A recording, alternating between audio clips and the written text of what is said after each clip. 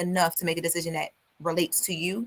And I don't think that administration always relates, not to me particularly. So when I hear people like you doing things like what you're doing tonight, I want to watch that and then go back and watch the program that you guys are doing to kind of, see where the balance should be and the correction of information should be. And you know me, Rye, I always ask why, right? Like, why? Like, what's the payoff? What should we be doing together? How do we unify and make sure that we're all on the same page, right?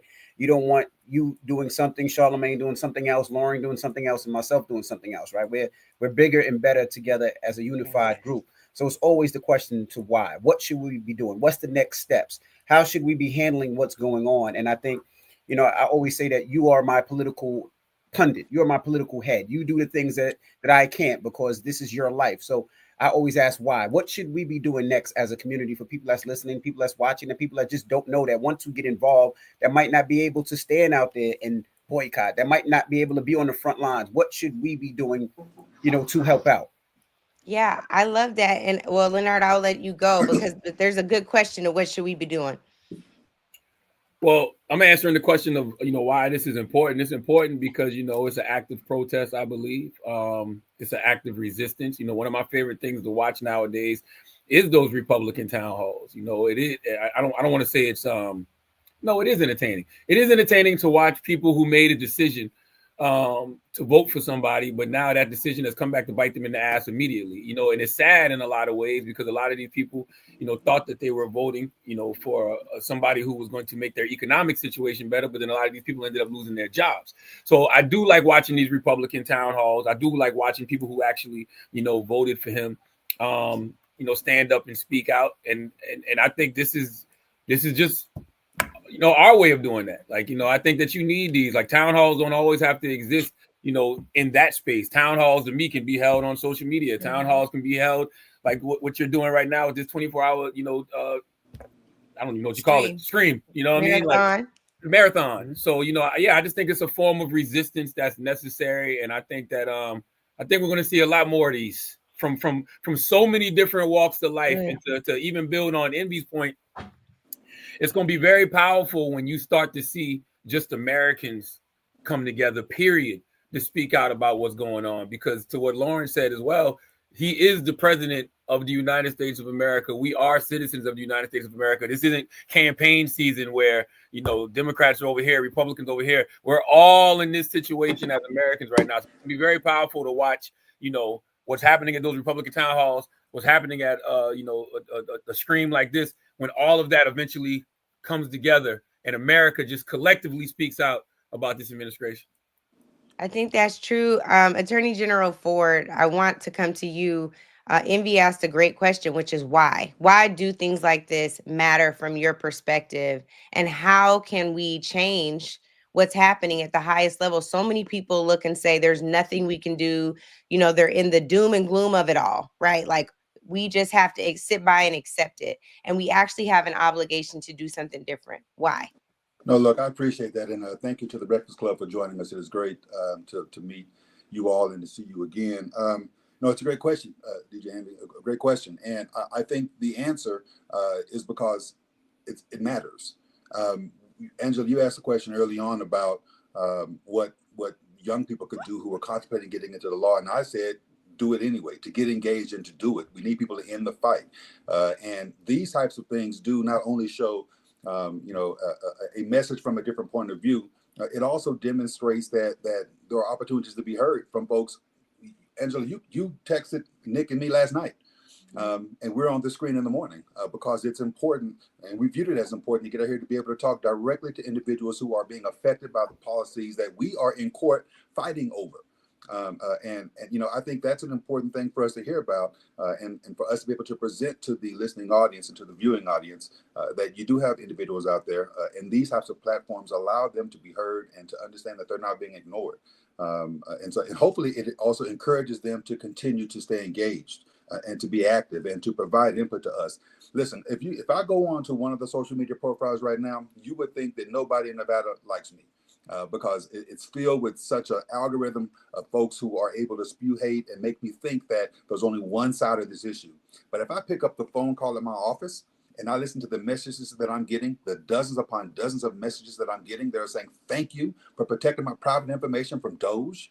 Thank you for keeping this National Institute of Health money flowing so we can do research. Thank you for protecting birthright citizenship from the executive order. I know that what I'm doing is important, and that's why these types of streams are important. Because look, as much as I'm going to stay engaged in the fight, don't misunderstand. This is hard. This hurts. People call me anything but a child of God. You understand? Right? And they think because I've engaged in the political process that I forfeited my right to be treated like a human. And sometimes you want to throw the towel in, but I don't. I don't, because I know that there are people who do absolutely appreciate what's going on. And I know that I sleep perfectly fine at night because I'm making decisions based on what's best for the interest of the entirety of what I call the Nevada family. So listen, you get me on a rant and I can go all day long, but that's really the answer to why this is important and why I hope you continue doing this. And in fact, I know you will.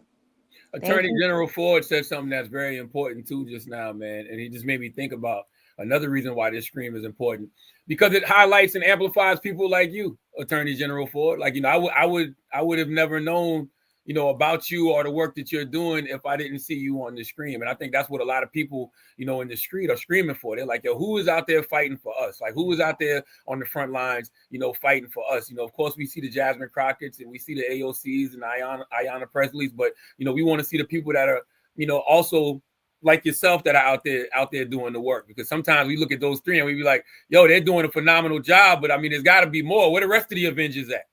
So it's good to see people like yourself. Thank you so much for acknowledging that. Yes, and I know you are off. You have to do the work for the people. So we got a pardons board meeting today, so I'm getting ready to go pardon some people. Please do in the name of justice. So we know as justice is being served somewhere, even if it's in Nevada, for those of us who can say it correct. I'm gonna get your name right next time too. But Attorney General Ford, thank you so much for your time. We really appreciate it. Thanks, everybody. Y'all take care. So Breakfast Club folks, I want to just say, I think it's dope that calling on folks in the 11th hour, we started throwing this thing together Friday night. And just talking to you all along the way and figuring out where we could lean in. I'm so excited about you all doing the stream as well. We are streaming it on multiple platforms, and to make sure that when people tune in, they're seeing this everywhere. It reminds me of like hurricane relief, or there's some other disaster relief where you're like, everywhere I look, I can't escape this thing.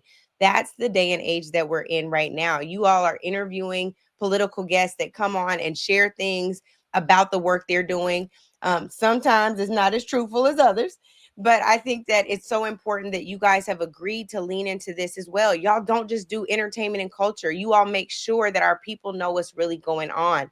When did that shift for you, and when and talk about why that's important in a platform like that, where y'all have fun too. It is so fun to be with y'all, but you also have taken the responsibility of sharing facts with your audience.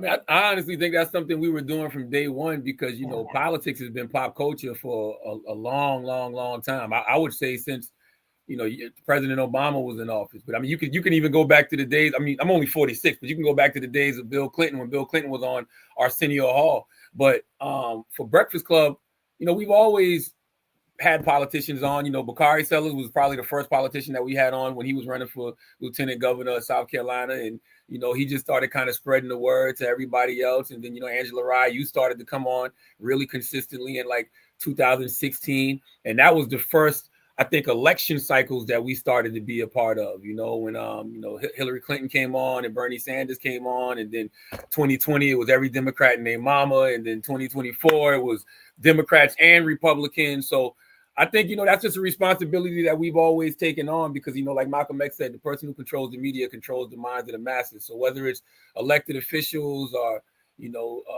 just Black thought leaders, period. Everybody from Dr. Claude Anderson to Dick Gregory to the Honorable Minister Louis Farrakhan, they've all, graced the Breakfast Club with their presence. So I just feel like that's a responsibility you have when you have a platform this big. Yeah, we've been doing this, 15 years, 16 years, closely. Wow. And I think we also grow up. I think the things that mattered to me when I was 21 didn't matter when I was 25. It didn't matter when I was 35. It didn't matter when I'm 40. You have a different outlook on life. I'm not living for just myself anymore. You're living for your family, your community, and other things. And some things that you don't understand, you want to change. I think a lot of times people were scared of politics because they didn't understand it. Yeah. And that's why I asked so many questions. And that's why I'm glad that, we actually met you, because you can break down a lot of things that people necessarily didn't understand until we understand. I can ask like a 3-year-old, I can ask like a 5-year-old and not feel embarrassed and not feel ashamed because it's something that I don't know or don't understand. And I think that's where it came from. We can ask why. Why is that like that? How can we change that? And I think, it's no more the days of somebody talking over our heads or using big words so that we don't understand. And now we can have those same conversations back. So for myself, I think it was just a matter of getting older, getting more mature and evolving a little bit and understanding that, this is not just for you. This is for your family, your community, and the people that really, ride with you. Lauren, oh, go ahead. Well, I was gonna say, Lauren, I was sitting here thinking they were talking about, or Envy was just talking about asking why, and that's one of the things I love about being with you all too, because I can ask why, or you guys will push me outside of the bubble that I know. Like politics has been my work, and I was thinking about the last time we were all together. It was on election night, and I know that I thought it was gonna go much different. We were like, oh, this happened last time. This is what happened in 2020. And I'm gonna be honest with y'all, I'm still very traumatized about the 2024 election results. I still can't believe it. I'm just gonna be honest. I'll save that for another panel and marathon another day. I don't believe it.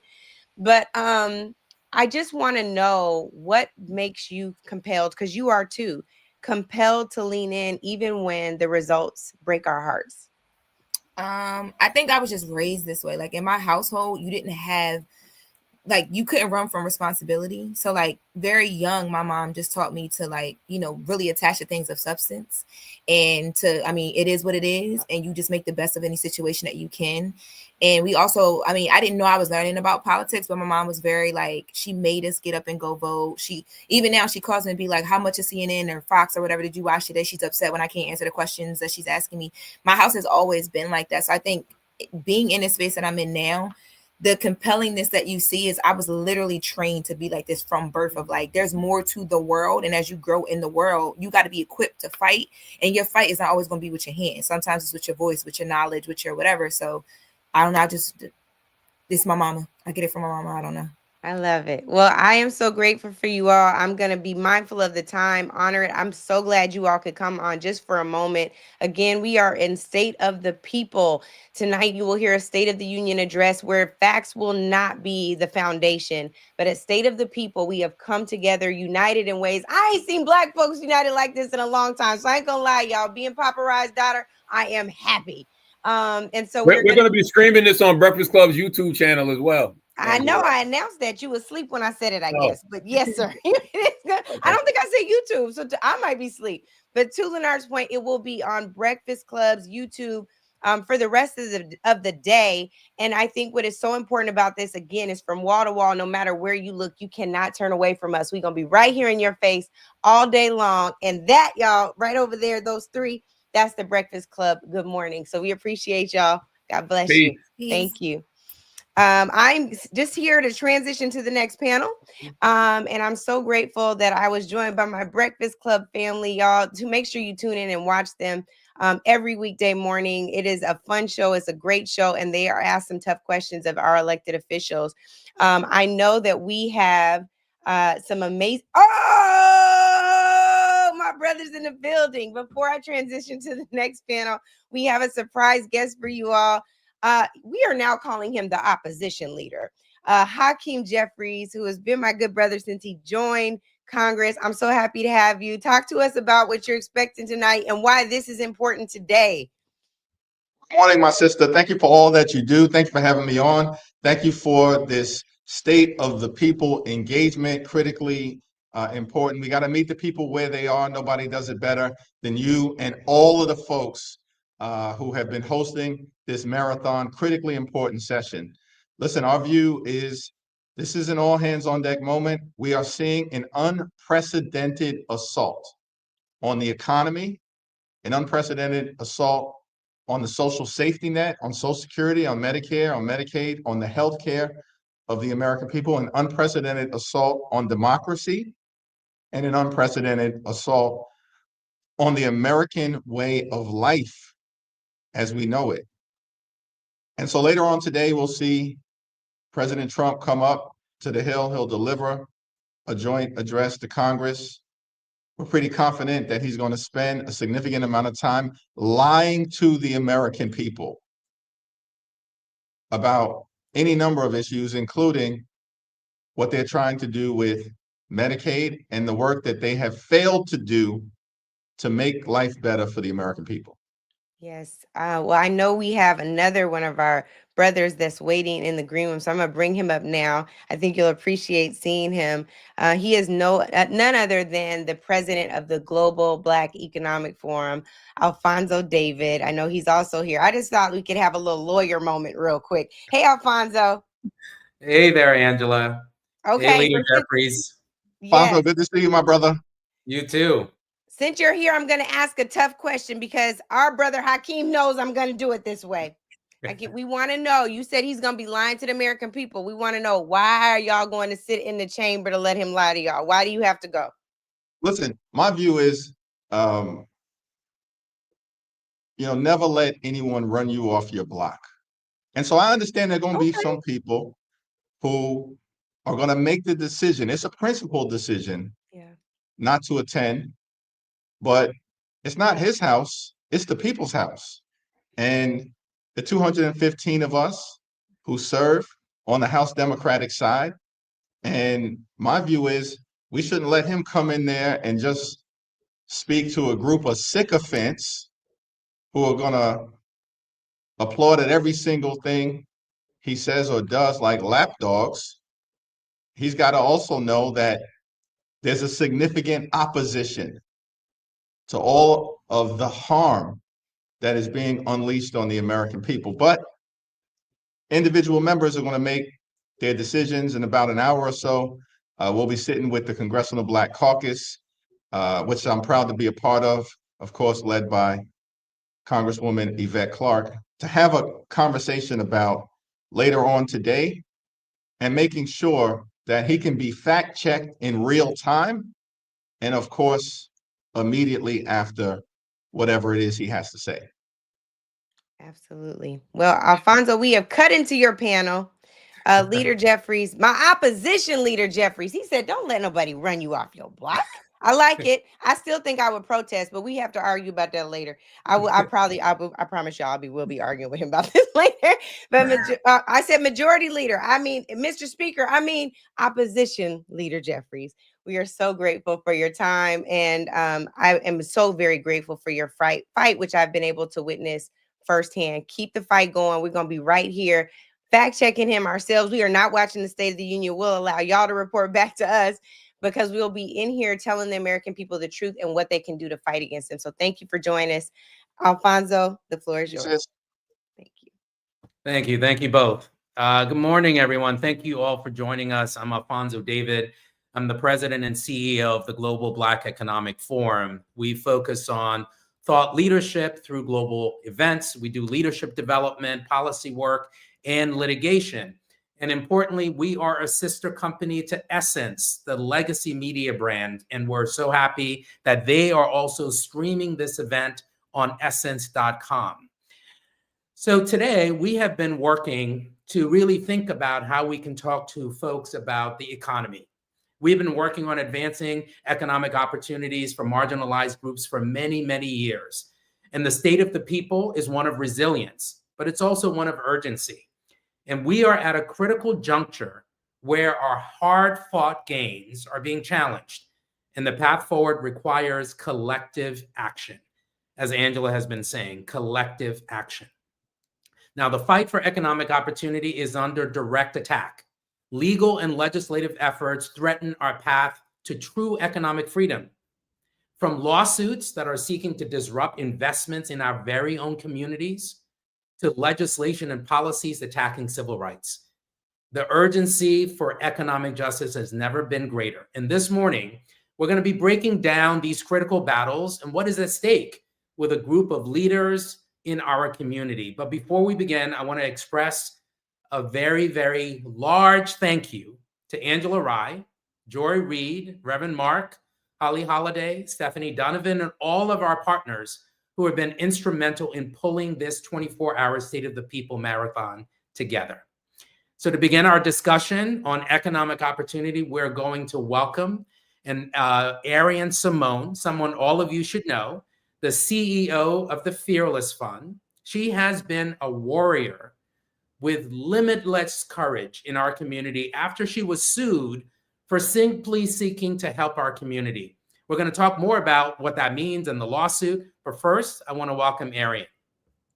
Well, thank you, Attorney David. Thank you all for having me. I'm honored to be here. I thought I was going to be tuning in today. And then when you asked me to speak, I said, well, hey, I am here. So thank you very much. You're welcome. How are you doing? I'm doing excellent. I mean, the world is going crazy, but I am, as a person, I'm doing excellent. How are you? Same. So let's talk a little bit about the Fearless Fund. There was a lot of press about the Fearless Fund. You went on the Breakfast Club, you went on The View, you talked about this case, and maybe some people may have missed it. So let's talk about what the Fearless Fund is and why you created it, and then we'll talk about the lawsuit. Yes, the Fearless Fund is the first venture capital fund that is built by women of color for women of color. It was created due to the racial disparities that exist in venture capital. Women of color receive only 0.39% of venture capital funds while making up over 20% of the US population. That's why we're stop there, because I people need to understand that number. Can you say it again?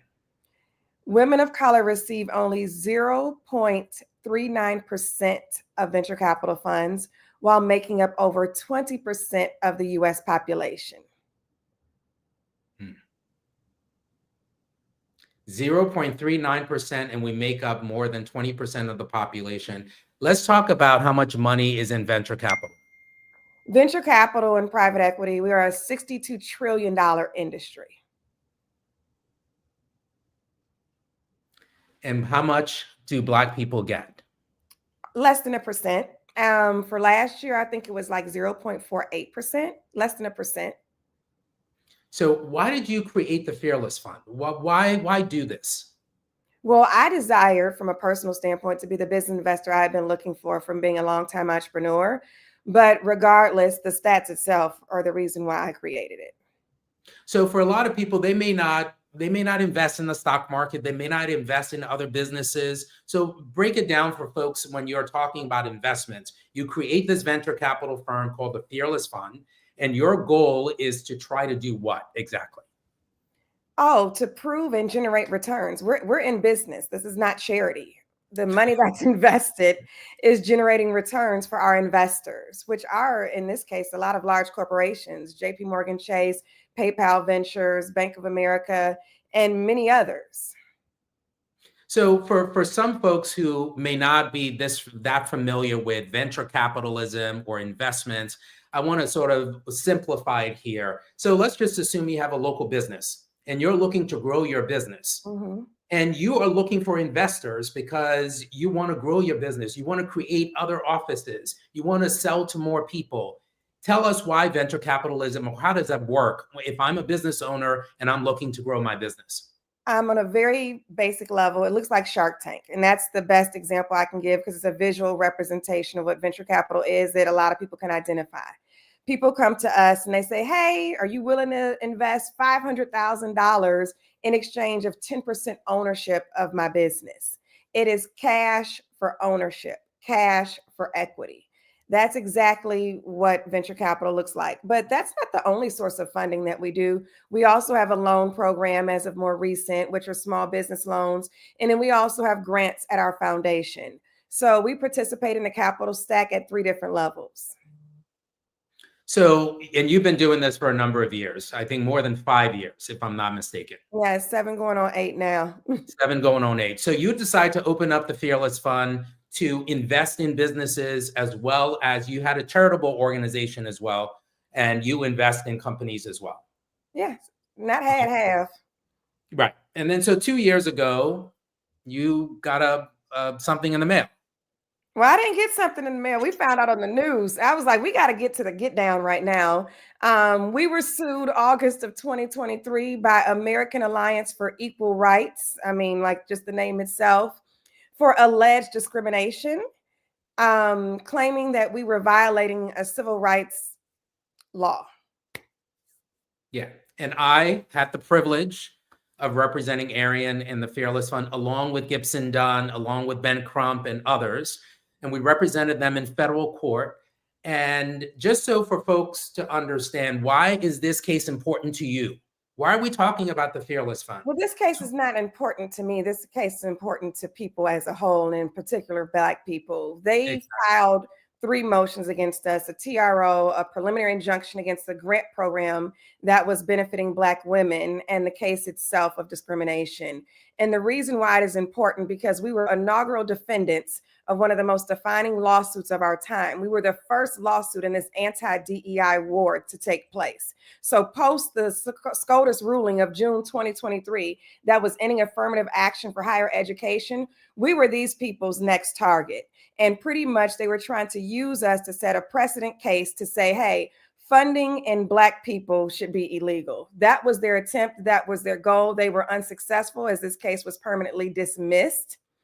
And that's why this is important to everybody. It was an attempt to put constitutional law flipped on its head to try to continue to oppress Black people. And as you mentioned, they lost, even though they tried to shut down the Fearless Fund. The Fearless Fund continues to do the work of investing in under-resourced entrepreneurs. Tell us a little bit about what you're doing now and how the Fearless Fund is doing. Well, we are doing the same thing we were doing prior to the lawsuit. We are investing, as you said, on the venture capital side in women of color co-founded businesses. We are still continuing to make investments. We're still deploying capital. It's just what we do. On the foundation side, we have gotten into more work, I will say, on the foundation side, but it has nothing to do with the lawsuit. We were getting to this area either way, which is on the subject of global economic inclusion. We are becoming more advocates in the space of different policy work that needs to take place. And my staff even has me on video January of 23, way before lawsuit, about, hey, you guys, we got to get into advocacy, because it's nice to have a fearless fund, but we need to have fearless funds. We need more people to be able to be check cutters and allocators in this space, because if we can diversify the investors, we can diversify the investments. Arian, what do you want people to take away from your experience in this lawsuit? Where, a few months into the new administration, you went through a full year of litigation where they tried to shut down your business and they were unsuccessful. You continued to do what you do. What is the message to the folks out there? What do you want them to take away from the Fearless Fund, from your experience, and what we are going through in this very moment? Yes. Well, one, we did try to warn everybody, Attorney David. We did. We said this was coming, and now we are here. From a state of resolve, that's just the spirit that I'm in right now. I think we need to identify and quit just talking around the elephant in the room. The reason why these things are happening, because white people who believe in supremacy are scared of the minority becoming the majority. And I think we really need to have some real discussions about what is actually taking place. It's no different than our current election results. It said that 7% of people voted for the current president because they believed he had good judgment. That means that something else was at play, and it wasn't the economy. It was their attempt to try to restore, or in their minds, white power or maintain.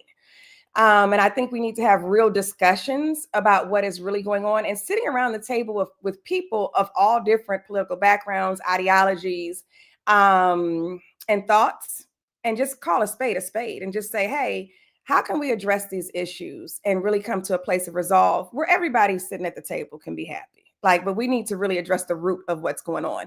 This attack on the Fearless Fund was just clearly out of the spirit of fear. We're dealing with $1 trillion issue, and you upset over what, a couple $100 million? It's $1 trillion issue, these disparities.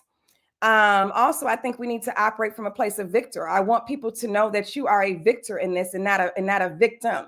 We've seen what happened recently with Target, and I was telling all the Black brands, you can walk off the shelf. The same way they can cancel you, you can cancel them. Why are we taking this stance of, oh my gosh, I'm scared to be removed from the shelf? Well, if you got to be removed from the shelf to stand up for your people, it's worth the cost. You got to be willing to stand on business. We lost millions standing on business, for real type of cash. But if it's a matter of the principle and helping and the liberation of my people, it just is what it is. And we have to be willing to stand united regardless of the cost of what that takes. So just operating from a place of victory and a place of a victor instead of a victim. Know your power and stand in it. Arian, thank you so much for continuing to be the warrior that you are. If folks are looking to support what you're doing, where do they find you? How do they get to you? How do they reach you? Oh gosh, so many places on social media. I'm at Arian Simone, at fearless.fun, at the fearless.foundation. Our 3 handles, our 3 websites. You can find us there. And thank you for having me. Thank you. Thank you for all of the work that you do, Arian Simone. And folks, in addition to the work that Arian is doing, there are a number of other folks that are doing work in this space that's important to our community. And one of them is Alencia Johnson. She's an award-winning leader at the intersection of social impact and culture change. She has extensive political, corporate experience. She's worked for 2 former presidents and published a book recently. And it comes out, I think, March 11th or something, at some point soon. Alencia Johnson, we are welcoming you to this conversation, the state of the people. Thank you so much for joining us. Thank you for having me. And I'm so glad I could answer your call, Angela's call. Look, we all made it work. So I'm glad to be here. And more importantly, glad we are doing this for our people. So Alencia, we're talking about economic opportunity, and all too often when we talk about money, we separate it from social justice as if they're 2 separate things, right? But the truth is economic justice and social justice are connected. They're intertwined. So what I want to do is get folks to sort of understand, and let's unpack this relationship between our money, our investments, our resources, and everything else that relates to our lives. We are seeing a direct attack on our civil rights and our human rights. So talk to us a little bit about why is that relevant to the dollar? Why is that relevant to our economic rights? Listen, I'm so glad you set this up because it's something that, particularly when I spent time when I worked at Planned Parenthood, it was a conversation that we constantly had about how having the ability to make decisions about your life and having agency over your body is directly connected to your economic opportunity, especially when it comes to Black people. And we know that the racial wealth gap continues to widen, right? We've gotten all of these opportunities and these programs, and yet where we are in the 21st century, the opportunities, the racial wealth gap continues to widen. Well, that's partly because of so many of our fundamental human rights are dismantled. Let's look at healthcare. We can also distill down to reproductive healthcare, but in general, healthcare. We know that one of the number one reason people go bankrupt is because of medical debt. Well, we think about Black people when we are disproportionately sicker than our counterparts, and yet there are so many systemic barriers to getting quality care. That in itself is impacting our ability to hold on to wealth or even build wealth or even get a job to increase our wealth and resources. We think about reproductive freedom, right? The ability to decide when and how you're going to have a family, or if you choose to have one or you don't choose to have one. That is directly connected to women and birthing people's ability to decide to get an education, to go into the career, to the workforce, how they are going to provide for their communities. We look at abortion bans. I was reading the stat a few months ago about how the states with the majority of abortion bans are also the states that have the majority of HBCUs. And as I think about HBCUs, I think about the work that you all are doing. I think about how we see that as the training ground of the next generation of Black leadership. We're teaching them about economic opportunity. We're teaching them to stand up, for voting rights, for climate change, for all of these things. And yet they are in states where they can't even access those rights. And so that is impacting the way that they are able to get this education, which is a key to their economic freedom. I could go on, but it's so important that you and I are having this conversation in the fact that this is what the Global Black Economic Forum does, is connecting these dots together because we can't see them as a silo, and it removes us. We can have real talk, right? This is what we're doing. We're having real talk. So yes. It shifts the conversation that I think happens sometimes in our communities that puts Black people in a position that says, well, I got my bag, so I'm good. But you're not good. You're not good if you're not healthy. You're not good if a white supremacist can decide that they want to roll up into your church with a gun and gun you down while you're praying. You're not safe when our communities are overwhelmingly impacted by not only climate change, but environmental racism, right? So we have to make sure that we as a people are smart enough to realize that our wealth won't save us like it's saving these billionaire white boys from other countries that aren't even here, but they want to kick everybody else out, right? Let's be honest, right? So we have to make sure we are connecting those dots for our people. Let's talk a little bit about, there are a number of things that you said that I want to briefly unpack. Let's first talk about reproductive justice, right? This is an issue that often gets labeled incorrectly, if I'll just say it that way. And when you talk about the economy and you talk about reproductive justice, let's break that down in terms of the impact that it's having on Black women and also Black families. Because often our voices, Black men, are not really a part of the reproductive justice conversation. So let's first talk about the economy specifically in our bodies, women's bodies, and how it affects Black women disproportionately than it affects other women. Well, look, we think about Black women's spending power, right? But even before we get there, if we look at, I started talking about the states with the abortion bans. You have all of these abortion bans and these restrictions. That is going to force Black women who are making certain decisions to have to decide between going to work, figuring out childcare, and crossing state lines to go get the services that they need. And that is impacting their ability to not only have a salary, but invest that back into the economy and to make those decisions that they're going to make. It also puts them, as a lot of Black women tend to be the pillars of their communities, the pillars of their families, right? If we think that some of them are heads of households, the inability to take care of the home because they can't take care of their body is directly correlated. I want to pick up on this piece that you said, though, this conversation about Black men not being in the conversation. It is so imperative, and I think about this, particularly as we're talking about maternal mortality.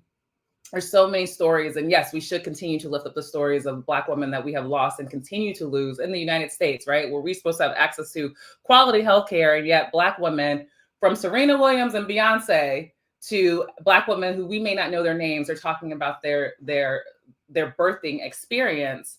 Black men are providers and fathers in this conversations and are also impacted here as well, right? When a mother is removed from the household, when a mother doesn't have the ability to parent, when a mother doesn't have the ability to maybe go back to work when she needs to go back to work, or vice versa. If there's not a conversation around a Black father being able to have time off to help take care of the family, these things are also connected to our economic advancement. There's so many ways in which we have to look at reproductive justice as an economic issue.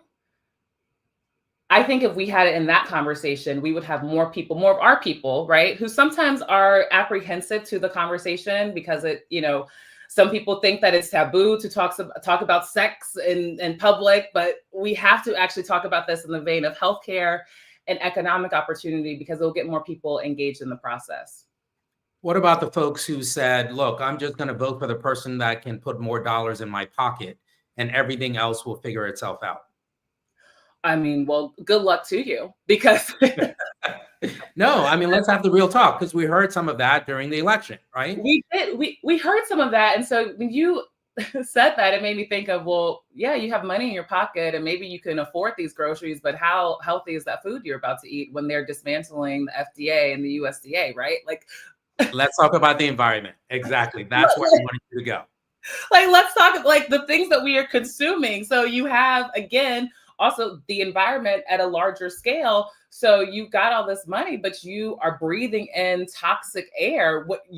Beyond breathing in toxic air, you are living somewhere where there are going to be environmental catastrophes and you're not going to be able to rebuild, right? So we know what happened. I think people often talk about Hurricane Katrina and when the levees broke, and that was really an infrastructure mistake to not be ready to withhold what was happening. But that does give us an insight to these environmental disasters and what it will do to Black communities. We look at what happened in California and all of the fires. Look what happened to Altadena, right? Like these are issues that, quite frankly, your money cannot save you when the fire comes, when the hurricane comes, right? Your money cannot save you when they are poisoning the water in the system in your area and you are still fighting for clean pipes so that you no longer have lead in your drinking water. I'm shouting out Flint, Michigan, as well as so many of the states in the South that overwhelmingly have a large Black population. I mean, look, we talked about the environment, we talked about healthcare, we could think about the police state, we can talk about voting rights. All of these things impact your ability to, even if you got the bag, you are not living the full quality of life that we, I believe, are deserved and owed. That is the promise of America, but we are not able to experience that because, again, the bag's not going to save you. That is the thing that I have been trying to say to everybody. You got a nice job. This is a nice event we're at, but this will not save us. And I think about Alfonso, I know our time is probably coming up soon, but yeah, I think about after the first Trump election and this hard conversation that I was having with a lot of people we know, they said, well, oh, those tax cuts, they'll actually benefit me. I said, but what about other people in your community that look like you? I'm not okay when the rest of my people are suffering. I'm not okay when just because I might have an economic benefit, right?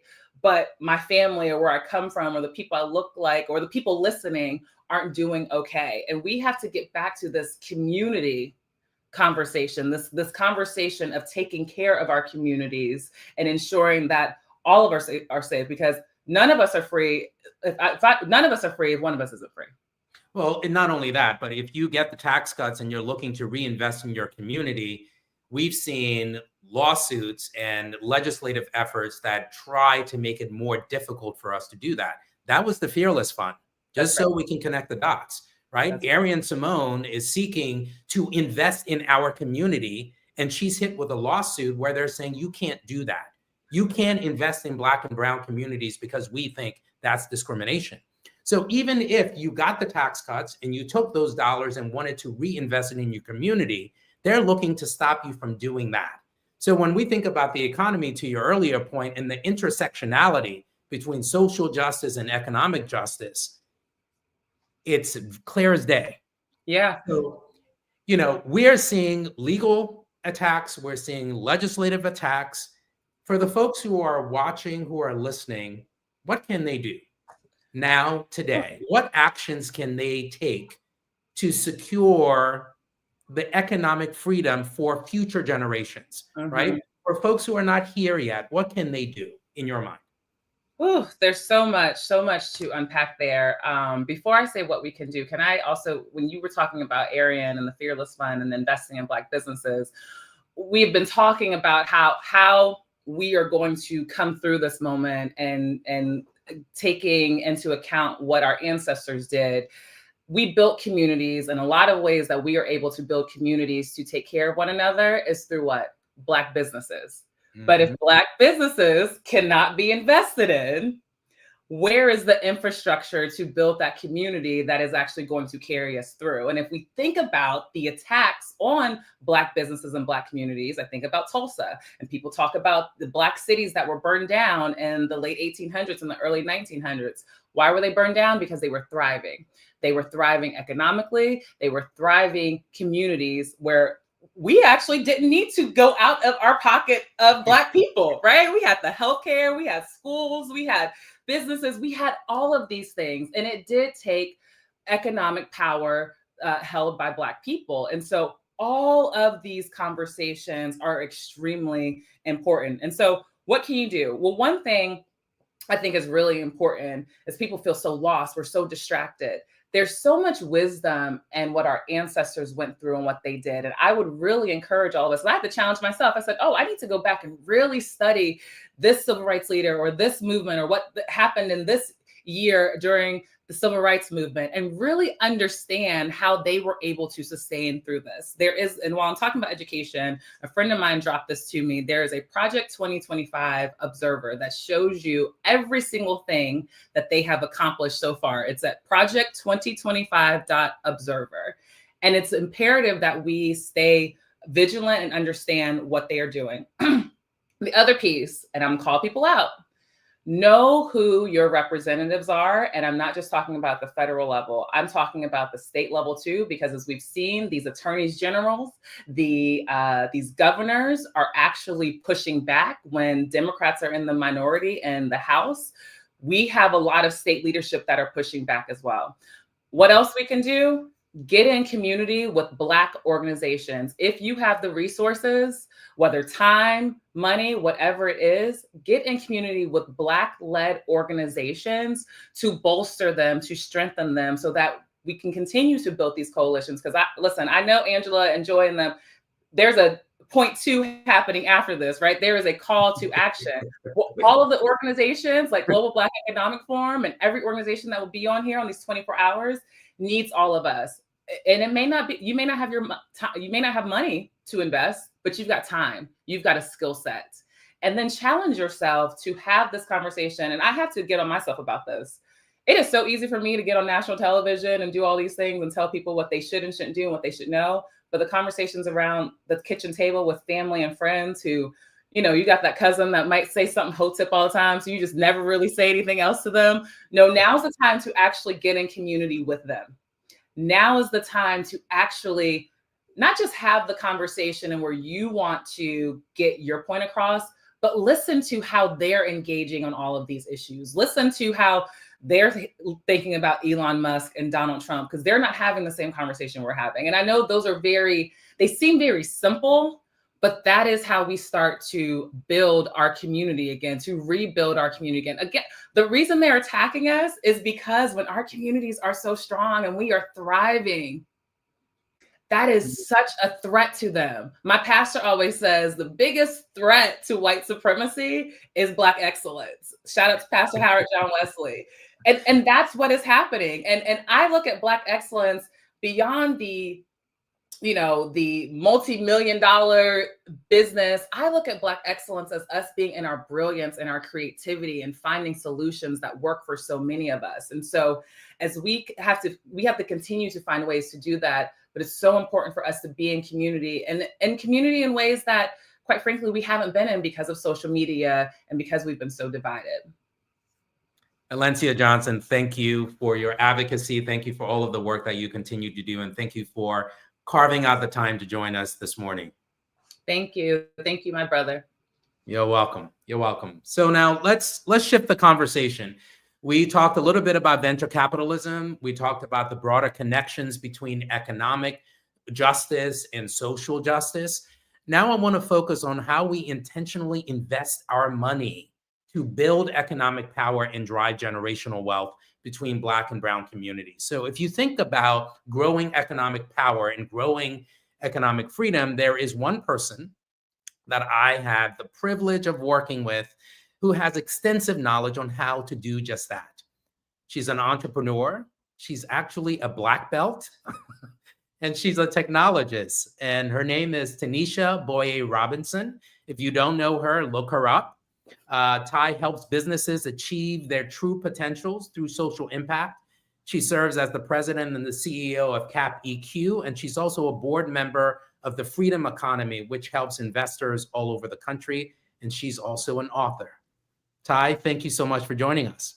Why you gotta laugh at me when you said black belt? What's up with that?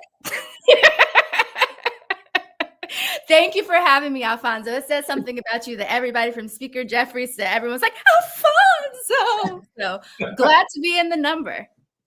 Absolutely. Ty, thank you. Thank you. So hopefully you've been listening to the conversation from Arian to Alencia, now to you, where we're talking to folks about economic justice. We're talking to them about economic opportunity. And in this moment of heightened opposition to racial equity, what does the next phase of investment in Black and Brown communities need to look like? Not what it looks like now, but what does it need to look like in the future for us to get to that point of really achieving racial equity and or generational wealth for our communities? Well, first of all, we need to be committed to elevate a new vision of a financial system that actually leads to more just and sustainable futures for all of us. And we need to kind of start at the beginning. When we think about this, capitalism as it operates today has consistently been harmful to people of color. And these existing racial inequities are a result of long-standing systemic decisions with consequences born over centuries. So undoing them won't happen quickly or easily.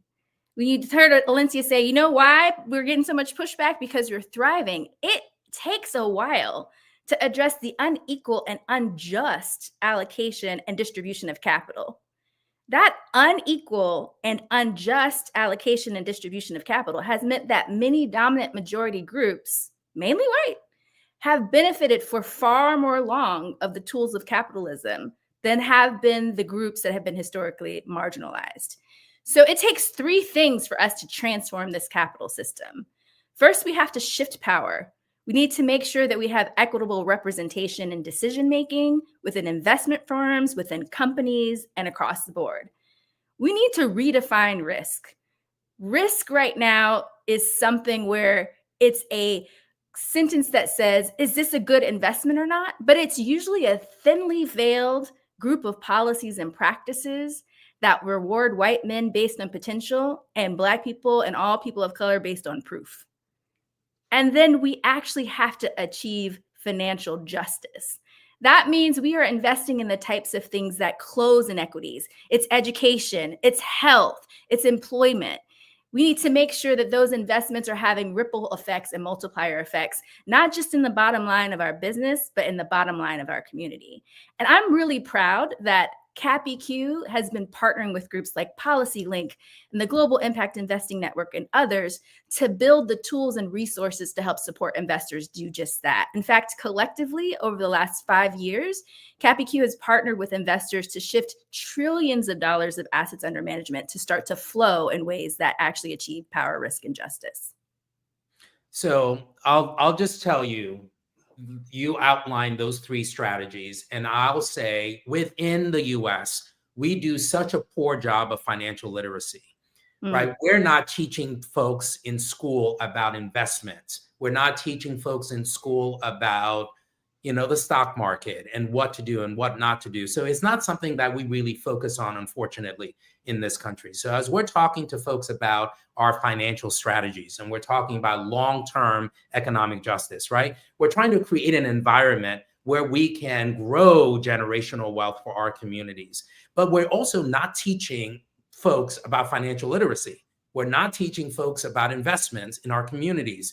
So as we're thinking about achieving this long-term economic justice, how do we ensure that the financial strategies that we're implementing reflect that commitment for folks who are very well versed in finance and folks that may not be? There was a lot of conversation from Ariana and Alencia about the importance of Black business. And I think Black business is a real great unit of change and unit of measure, because even if you don't understand finances, you understand Black business. One of the biggest group of Black businesses there are hairdressers. Everybody knows how much it costs to go to the hairdresser, how long it takes. And they know that that woman or man is running a business. And you can do things like that based on examples of real life people in your community. I have a great example. My daughter is in Jack and Jill, and we had a financial literacy exercise for them where they worked on selling lemonade. And it was, okay, how much does it cost to buy your lemonade?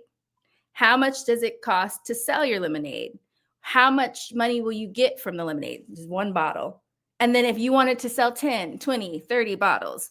And it was interesting watching the children as they started to internalize, oh, if it costs me $6 and I sell it for $3, I'm losing money. There are accessible ways to teach people financial literacy as young as my daughter, who's 3rd grade, or as old as someone who's never touched the stock market. There's also great tools out there now that allow you to take fractional ownership of stock and things like that, if that is something that's new to you and you're afraid of the overall investment.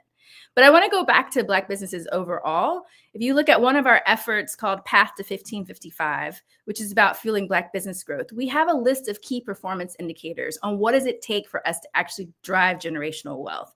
The other piece that's important about Black business ownership is that not only are Black business owners 12 times wealthier than their non-business owner peers, but they hire 1 in 5 Black people. So you get an economic ripple effect, not just from a wealth standpoint, but from an income standpoint. And we also know that people who are children of Black businesses are often more likely to become entrepreneurial and have wealthy options. So that's why, once again, the Black business ownership is a unit of change. And those key performance indicators are everything from removing barriers to capital, making sure policies are reinforcing a fruitful environment for Black businesses, increasing jobs and revenue growth, and actually shifting the narrative change to ensure that the fundamental goals of Black businesses are really about uplifting the community and seen as assets, not liabilities. So those are a couple of things. I really do feel that the literacy and the education piece, coupled with really investing in our own companies, is part of how you reflect long-term economic justice. So what do you say to someone who says, look, that's all great. I'm living paycheck to paycheck. And in some cases, I don't have enough to pay my rent. And in some cases, I don't have enough to actually buy groceries. How do I build generational wealth if I don't have enough money to meet my basic needs? You know, that is something that's really challenging right now. And back to the conversation you were having before, that's a crisis. That's a problem we're in right now, particularly without a lot of the safety net being cut. I really do feel like there are a couple of books out there. One's called Fuel, that's really targeted on low-income communities on how they save money and how they can make sure that they are mindful of living paycheck to paycheck. So a great example is, and this might sound controversial, but a lot of folks talk about paying down their debt or changing their credit score or all these things. If you're living paycheck to paycheck, you're trying to figure out between buying eggs and filling up your car with gas. So really making sure that you have accessible interventions where maybe it's things like you're selling some of your stuff on through Venmo or other places, or maybe you're taking, gig economy jobs, but figuring out ways to string together multiple revenue generating opportunities, even if you didn't see them initially, and then use that to start to snowball your savings. But frankly, if you're living paycheck to paycheck, this is really about making sure that you and your family have the basic needs to survive. And some of the generational wealth piece is one that you work into as you start to get your finances in order. So the State of the People, of course, is being held today 24 hours. And we've been talking a lot about politics, all right? We've been talking a lot about policy. And I want to end on this question for you. How do we hold public and private institutions accountable for ensuring that their investments truly support economic justice rather than just simply being performative, right? So I'm talking about government and I'm talking about the private sector. How do we hold both of those sectors accountable to make sure that they're actually investing in our community, they're truly supporting economic justice, and it's just not simply performative? We have so much power, and I think it's about the power of our purse, the power of our passion, and the power of our people. When you think about the power of our purse, do that one more time, Ty. The power of our purse, the power of our passion, and the power of our people. So when you think of the power of our purse, my sister just sent me a text that had me cracking up that Target recently released reports that they're concerned about the economy because of the low sales. It's like, no, you concerned about your sales because we all said we ain't shopping there no more. And that's just one example of the power of our purse. When we put our minds to it, we really can collectively mobilize. And it's not just about boycotts, it's about boycotts, whether it's supporting Costco or supporting Black businesses. One of my good friends, Marlissa Hudson, for I think every day in the month of Black History, showed things like, I bought this cool water bottle from this Black business, or I bought this lotion from such and such. Just things like that, where we're really amplifying and using our power economically, the power of our purse. The power of our passion is our community is amazing at cutting through noise, transcending the BS. I read some new DEI acronym the other day that had me cackling, like deserve every something. And our passion actually mobilizes people in ways that help us avoid the clutter that's happening right now and like the flood the zone. That is such an asset in this moment, which then leads to the power of our people. The passion then motivates and mobilizes us to move in force, whether it's voting, whether it's introduce legislation, whether it's introducing litigation, whatever the thing is. But our passion, our people, our purse is how we hold institutions accountable, because we are not a group to be trifled with once we have decided that we're going to work together and walk together. And I think that's how we hold people accountable. And this is why we're doing the State of the People. Amen, Alfonso David. Ty, thank you so much for joining us. Thank you for carving out the time. And thank you for educating us yet again on financial well-being and investing in our community so that we can achieve generational wealth. Thank you, Alfonso. So to close out our conversation, we're now turning our focus to the future, because the future is in the hands of young people. But the future isn't some distant idea. The future is really now. And the decisions that we're making today will shape the opportunities that are available to them. And we have to lean on their leadership right now as well. So they're not just inheriting the challenges that we've discussed, they're also going to be leading the charge for change. And so it's only fitting that we hear from a young leader about economic opportunity and what it really means for their generation and how we can work together to build an equitable future. And I'm so pleased to have Talik McMillan, who is an activist and strategist. He recently served as the National Youth Director for the Democratic National Committee. He works to develop and implement comprehensive outreach and engagement strategies to reach stakeholders and communities. Talik, thank you so much for joining us. Oh, thank you all so much for having me, and shout out to Angela Rye and Auntie Joy for putting this together. This is amazing. As I said, 24 hours and doing this is really impeccable. So shout out to them. And thank you, Alfonso, for your leadership and for allowing me to be here. Oh, you're welcome. So you're going to close us out.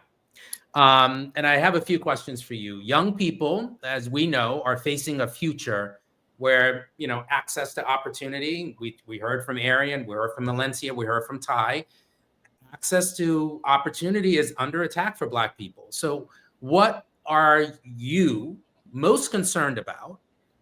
And what do you think your generation thinks their role is in shaping an economy that works for them in the future?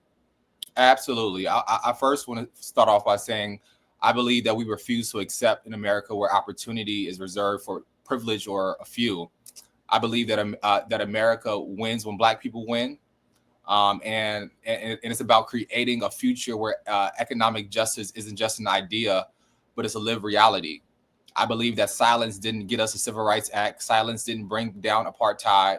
Silence didn't build Black Wall Street. It didn't birth the Harlem Renaissance. It didn't launch Black Lives Matter movement. It didn't give us the momentum for Black life after George Floyd, Breonna Taylor, Ahmaud Arbery, Dante Wright, the list goes on. And it will not protect us right now. But I really believe that our actions require a collective effort and a strategic intentionality.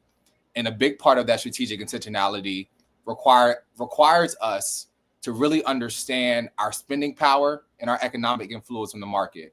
As we know, young people are the future of the economy. We are the driving force right now. Millennials and Gen Z control over $3 trillion in spending power. And it's undeniable that our economic influence is undeniable. And the way that we spend our money, the way we invest our money right now can really shape, the industry. It can really shape policies in the future of what America looks like. And I think even recently, I'm a proud product of North Carolina A&T State University, Aggie Pride, to all those Aggies listening. And I think even as we see the different legislation where the attacks on HBCUs and the funding, I think it all trickles down. And I think we have to be responsible and really how we allocate our funds and where we're spending our money. So I read your bio yesterday or this morning. I didn't know that you were actually a member of the clergy. So we'll have to add that as well. We didn't know you were going to be giving a sermon this morning. But Southern Baptist boy coming out. So it's in your bones. So you're talking about young people being the future of our economy. And I understand that philosophically. Talk to me practically about how young people can and or using their power to inform or affect the economy, right? Because you buy things, as you mentioned, a lot of money young people have, a lot of money, they're utilizing those dollars and buying products and services. How do you think young people could or are using their dollars to inform, policy as it relates to the economy? Absolutely. I believe we have consumer influence. Young people are huge consumers, and we demand brands that align with our values and our beliefs, that align with equity, that align with sustainability in the environment, that align with social justice and how we protect democracy. And so we should be forcing these corporations to be more accountable in their actions of how they're serving us. So as we see, with Target, if folks are pulling away from diversity, equity, and inclusion, you don't deserve our dollar. If you don't believe that the foundations of your business principles stands with equity and on the side of justice, then you don't deserve our money. And I think that is where we must be strategic and how we're placing our dollars. If these companies do not align with our values and our beliefs, our dollars should go elsewhere. When you talk to your colleagues and your friends about the economy, what concerns you the most about the economy, and what do you think people can do about it? What are you hearing from your cohort about the future of the economy? Yeah, absolutely. I think I hear a mixed signal of folks who believe like they do not have input or they don't have any stake in what's happening in our economy. But I think that is the basis that we have input and we have the narrative of what our economy looks like. And I think that's the question. And I think a lot of times it was stated before about one of our past panelists that folks sometimes get consumed in their own livelihoods. I think folks are worried about their successes and worried about where they are in life, that they oftentimes forget it is a collective fight of our dollars, of our power that goes into this. And so I think the question is oftentimes whether or not we have the power or not. But I think the question is, quite frankly, is how are we going to use our power in this moment to really shape what the economy looks like? So I'm going to ask you a question that may be a little controversial, right? Because I want to talk about this across political lines. So of course you work for the DNC, and I'm assuming that you have an opportunity to engage with people that may not necessarily think of themselves as progressives or think of themselves as Democrats, right? How do you have that conversation with those in our community who may have a different viewpoint ideologically about economic justice? Yeah, absolutely. I used to be the Youth Coalition's director, no longer Youth Coalition's director as the campaign has ended. But I always say Black folks are not monolithic folks. We all have different values, all have different beliefs. And I think, sometimes often our fight towards liberation may look different. Mm-hmm. But I think the end goal towards liberation must be that we all must be aligned on our message. We all must be aligned on where we're aiming to go. And that is economic, political, and political freedom and justice. And though that may look different for different folks, I think just standing keen to, the things that bind us together. What are the similarities that where we can come together and where, and I say it all the time. My mentor said to me, you know, this work is like a buffet. You know, everybody, you know, the buffet, the chef can only specialize in one particular thing. And it's not for us to be able to say, I know it all on this certain issue, but it's for us to all come together in our different lived experiences and backgrounds to come together to say, what does our future look like?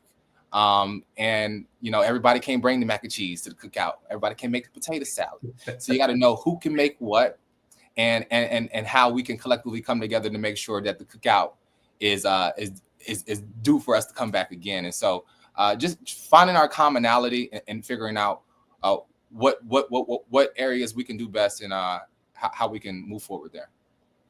Last question for you. What do you think that most people get wrong about economic justice? What do you think most people misunderstand when we say economic opportunity or economic justice? What do you think most people misunderstand or get wrong in your mind? Yeah, I think most times folks just think it's just about just investments, or it's just about what we see in the stock market. But I think even as Alencia said, it comes down to our health. It comes down to our education. It comes down to, you know, our how we're investing in our businesses, how we're, you know, investing in land, in our homes. And so there's so many ways, as we talk about, you know, like justice isn't just this one umbrella, but it touches so many different things. And just as the economy does, it's just not the stock market. It's in our health. It's in our how we drink, you know, clean water and breathe clean air. You know, it's encompassing of so many different things. And I think that's what's important. And that's what's missed most times. Talik, thank you. Thank you for carving out the time to join us. And thank you for giving us your perspective on economic justice.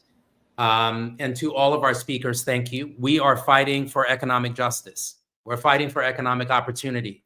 We're fighting for economic freedom, because true prosperity means more than just access, right? We're not just fighting for access. It means the power to build. It means the power to invest. It means the power to thrive without barriers. And this fight isn't just about the present moment. It's about securing a future where Black people, where Black communities have the resources, the support, and the agency to create lasting generational wealth. I want to again thank Arian, Alencia, Ty, and Talik for joining us during this segment. I want to thank the organizers, including the folks that I mentioned before, who have created this amazing opportunity for us to connect with community. You can find us at the Global Black Economic Forum on all of the various platforms. And now I will turn it back over to Holly, who will transition us to the next panel. All right. Well, look, you got the duo. You got Holly and Lolo, because we are transitioning ourselves. This has been amazing. Thank you, Alfonso. Really, thank you. Again, I will continue the trend that Angela started. We don't know why you agreed to do this, but we sure are glad that you did, because this has been an amazing conversation. And I am just excited to know that there are so many passionate Black voices out there from all the different walks of life. And so really appreciate you today. Thank you so much. Thank you. All right, y'all. So y'all got me for the next few hours, and I'm going to keep it pushing because we have so much going on. It's so funny. I just spoke with her, so I'm going to bring her on up here. Miss Busy. We was just on the phone call together. Listen, 2 seconds ago. It's been so much, and I'm so excited to be a part of this that I just said it doesn't matter where I am. I'm actually in the Sirius Satellite Radio Studios. Just finished doing the interview, and I ran downstairs, and I'm using their office like it's my own. So how dare I? But hi, Lolo. Hi, Tanika. Nice to see you on here. Nice to see you. Thank you so very much for everything that you have been doing all night long You all rock down. I mean, this is just so amazing. We can do things, great things together. We know that because we've done it before, but this was such a labor of love and a show that, just an example of how when we all put our minds to something, even though some of us only had a little contribution and you all had huge contributions, but here we are all together making this happen. So thank you, Lolo. I appreciate you and the Hollies and Ashley and Angela and Mark Thompson and everybody who's been involved. Yes, thank you so much. So I'm gonna get out your hair. I'm gonna bring everybody up, but thank you everybody for all that you do. So let me get out of here. Thanks. Bye, Lolo. Hey, everybody. How y'all doing, Until Freedom family? What's going on? Well, Listen. We've been up for just all night. I've been streaming all of this on our page on Until Freedom social media and on my personal, and I think some of that is happening on yours as well, which means that every 4 hours we're up and making sure that the stream is working properly. I see we have been joined by the one and only Mayor Ras Baraka, the mayor of Newark, New Jersey, who is our dear brother and friend. Hey there, Mayor Baraka, Hey, how you doing? I'm good. What's going on, everybody?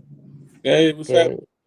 Good. It's good to see you. So we want to jump right into it because we only have a short time together. As you know, Mayor Baraka, we are 3 of the 4 co-founders of Until Freedom, and our organization works there in Newark on the ground, dealing with issues around gun violence and also police accountability and all those things, and working in community with your community. And one of the things we wanted to talk about today, as this 24-hour State of the People marathon is happening, everyone that's been on, and I mean, there have been some brilliant mind strategists, legal experts, media experts, journalists, so on and so forth.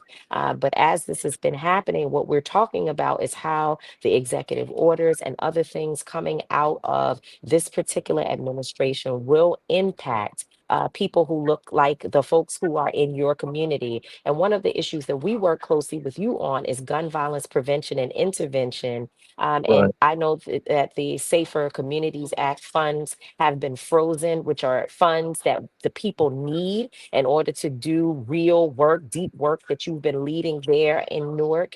And we wanted to hear from you. How will all of these things impact your community? What work have you been doing, and what will we need to do to support you so that we can continue to see the trend downward in violent incidents in your community as it has been, going that way?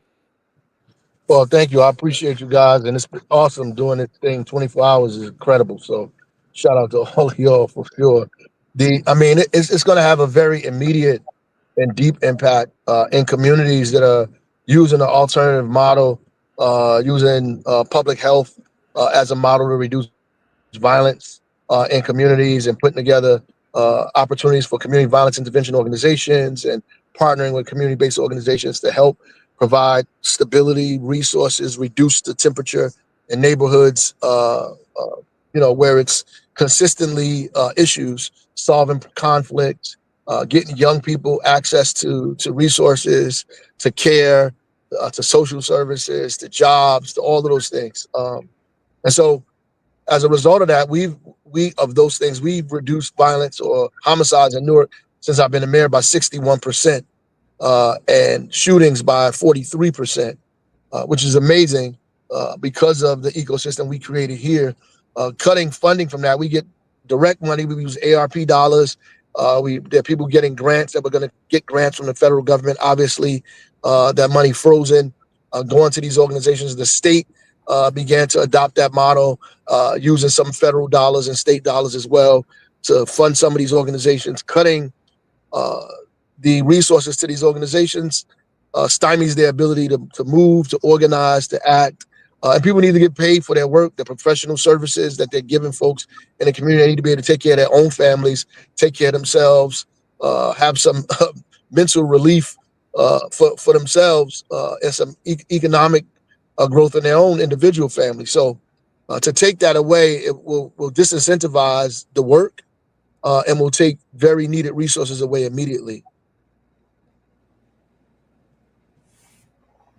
And Mayor Baraka, maybe quickly for those who don't know, we are, very intimately aware of some of the work happening in Newark, but you did something very innovative in how you got city funds to be able to fund the Office of Violence Prevention and Trauma Recovery. Do you want to share a little bit about that? Because that may be one of the most innovative approaches happening around the country to fund the work. Yeah, I mean, we began talking about taking a percentage of police dollars, but what we did was for every 10 police officers that they hire, that they had to hire a social worker. And obviously, you move just from social workers, you begin to hire outreach workers, you begin to hire other folks to pull them into the department outside of just social workers, because you need more than just that. And train them and graduate them with any academy or else with everybody else. So it's an extension of public safety. So you're really just changing the definition of what public safety is. So they can't say that you are taking dollars from public safety. What you really do is an expanding public safety, and you're kind of growing the definition of it to include other people. That's also responsible for public safety, putting public back in public safety, as we say over in Newark, and so I think that has been helpful for us to make sure we have a steady flow of people working for the city in those agencies. Certainly. And the idea of not just violence prevention, but really trauma recovery. Right, And trauma recovery. the role that therapists play in doing that. And as you mentioned, a tremendous decline in homicides over the course of a 2 or 3 year period. And one of the things that I saw a couple of weeks ago was the impact of ICE already in the city of Newark. So right. ICE is already in Newark. I saw that they're planning on reopening a facility in Newark, Yep. which from my perspective means that they are now going to make, in some ways, the city less safe. How do you respond to that? And what examples or what advice do you give to other cities who may be dealing with ICE coming in and the instability that may cause in their city? Well, it's certainly going to cause instability. The week that ICE raided that fish market, that month, we had a 50% reduction in immunizations, a 30-something% reduction in people coming to get social services from the Department of Health. So this can cause a really serious public health crisis. When these things happen, when people hide and not coming out and not taking part in the things that make our community safer, healthier as well. So it has a very immediate and dangerous impact. So we are right now struggling with ICE and the GEO Group, who stand to make $60 million, a month, damn near to house these folks. But at the $60 end of the day, million per month is what you said? they stand. Yeah, they stand to make billions of dollars. This is billions of dollars here. These folks aren't. This isn't a joke, and they're going to do what they can to open this place up. But they have to follow. What we're doing is making them make sure that they get all the permits, everything they need, because they think they're going to roughshod over all of that, but they're not. Like, they have to have community meetings. They have to change the use. So if you're changing the use of the building, you have to have the public planning board has to vote yes for that. And you have community meetings. If the community comes out and say no, and the planning board says no, then they can't change the use. And if you can't change the use of the building, then you're not supposed to open it with that use. That is the state and municipal law. So they can't just run roughshod over the laws. What they can do ultimately is get the federal government to come and take the property altogether. Then it becomes their property. But if they take the property, they lose the lease. They lose the lease. So it doesn't benefit them as a group, the GEO Group, to allow the government to take the property from them, because then they lose the money that they stand to make out of this. So there's an important role for community to play in this moment to push back in regards to what they're doing, because the community voice can actually at least stifle the process a little bit. It may not be able to permanently prevent them from figuring out how to get that building, but it certainly can stop them. Sure, absolutely. It certainly can slow them down, pause them. Absolutely. So when people say we don't have power, there are things that the community can do, and this is one of those examples. So how do people get that information, and when is it time for them to show up? Well, the information is public, and they have to post the building, the developer, whenever they change in the use or building something, they have to put a big giant white sign on it. Engineering department puts it up there, and the date of the planning board and all of that is on that sign, all of this stuff, so people can show up to those meetings and voice their concerns about what happens. And then the planning board has to vote on whether to grant them the change of use or not. I want to ask a quick question. As running for governor, which I'm sure you should be and will be, when you talk about leadership and we look at what this administration is doing, is this an effective way of leadership? Is this something that you would practice, or do you think that they should be going about it a different way? Because we definitely need a lot of things. There should be immigration control. There should be, budget controls and all those things. But what do you think it should look like, and how should they go about it? Well, I don't think really that all of that stuff is like a bait and switch, right? It's sleight of hand. It's really these people are trying to create chaos and instability. Strike in the east, make noise in the east, strike in the west, right? Really, they're just robbing the treasury and giving money to these people like Elon Musk, these oligarchs, but they doing it in a kind of thin veil of efficiency, that we're wasting money. The people said the Social Security was a Ponzi scheme. It's like the most bizarre thing I ever heard of in my life. They're doing this because if you just attack everything, you can't protect everything, right? So you can't defend everything all at once, because if you defend all fronts, you defend none, right? So we really have to figure out how to pick 2 or 3 of these things and push back on it so it does not happen, and begin to focus on the other 3 as we go, because we can't do it all together. Obviously, if we were working on efficiency, one of the efficient things to do was cut some of Elon Musk's contracts that he's getting for 800 or so millions of dollars. That's efficiency, making the wealthy pay their fair share.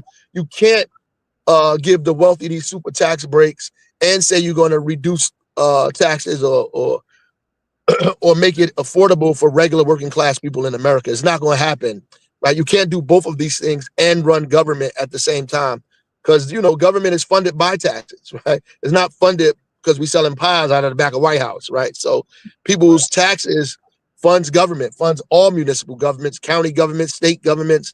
And so if the wealthy don't pay, somebody has to pay. That's middle class families. So who's taking care of working class folks? Nobody. So you pull the floor from under them, you make the middle class pay more, and you give breaks to the wealthy. And that's exactly what's happening. I would be trying to give resources to working class families, to poor folks at the bottom, to help them become part of the middle class, so they can own homes, so you grow the economy, investing in small businesses. That's how you grow things. That's how things develop, right? Not by giving money to people who are going to put it in a tax shelter, right?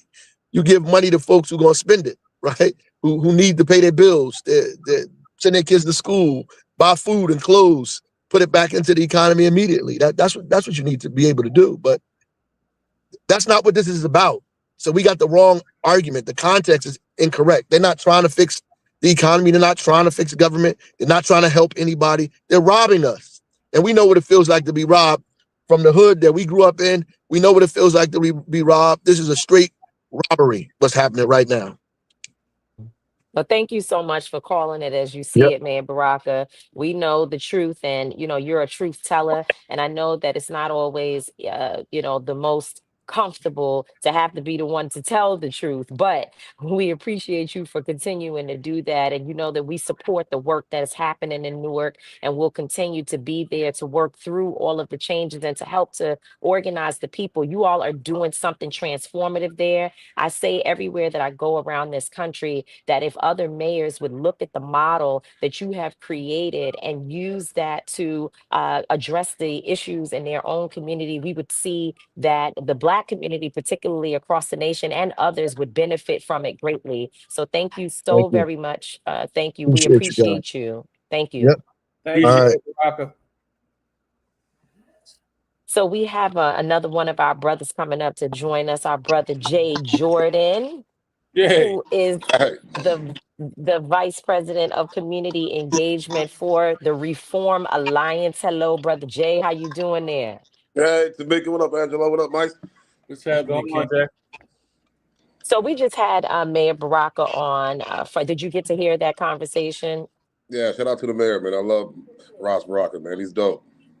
Absolutely. And you are sitting in a very important position at Reform Alliance, being responsible for community engagement. But even before this, you have worked with other organizations and have led efforts. And one of the things we wanted to do during our time on this 24-hour marathon, where an incredible team of individuals are working to ensure that we center Blackness, that we center truth, that we center ourselves and ensure that we have an organized space to come together when we know lies will be told this evening as the other events are taking place. And so one of the things I wanted to have you on, and we always talk to you, Jay, and Until Freedom's role here in many ways is to ensure that we bring some of the people who are doing work every single day in the community to address very specific concerns. And one of the things you talk about all the time are the collateral consequences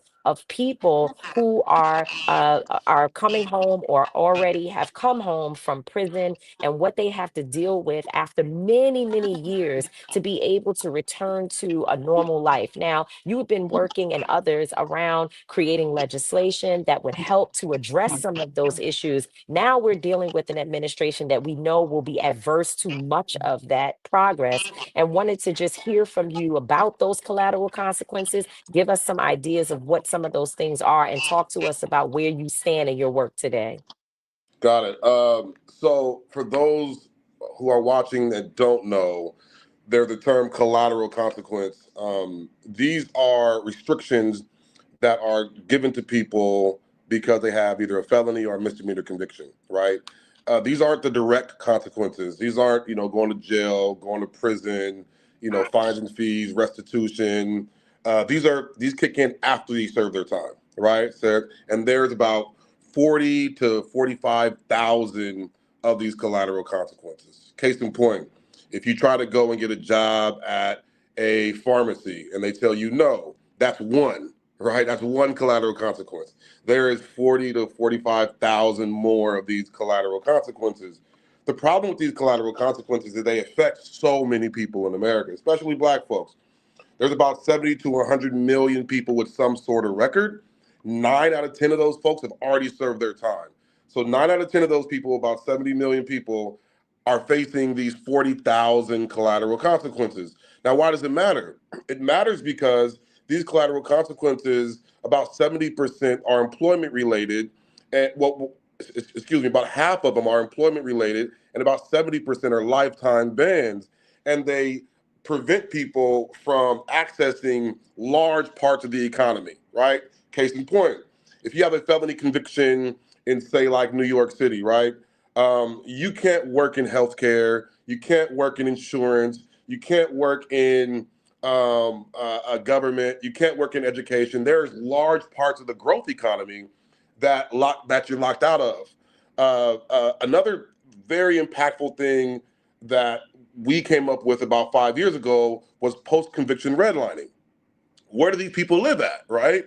Well, because property management companies do background checks, a lot of people with felony convictions cannot live in areas that are managed by property management companies. There are a lot of places in America that are managed by property management companies, and these places are usually the places with less crime.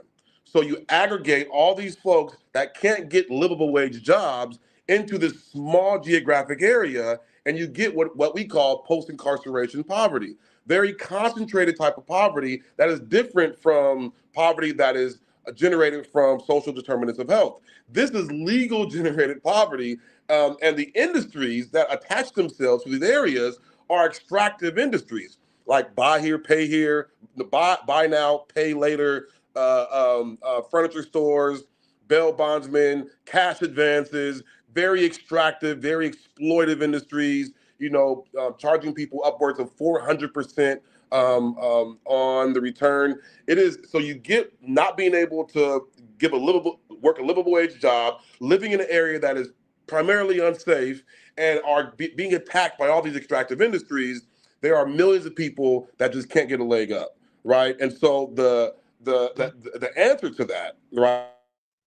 The answer to that is expunging records, is pardons, right? Is not allowing these industries to see the record and going off a merit-based system where if a person can cut hair, they should be able to be a barber. If a person wants to go to real estate school and get their and pass the real estate exam, they should be able to become a real estate agent. We have done that in multiple areas in the country. Shout out to Sheena Mead and the Clean Slate Initiative.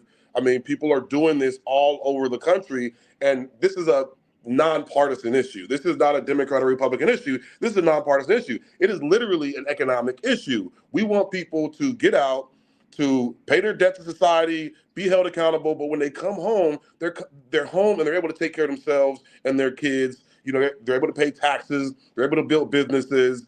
These are your neighbors, these are the people who go to church with you, their kids go to our school, and this is what we're seeing now. We're seeing a lot of progress on this.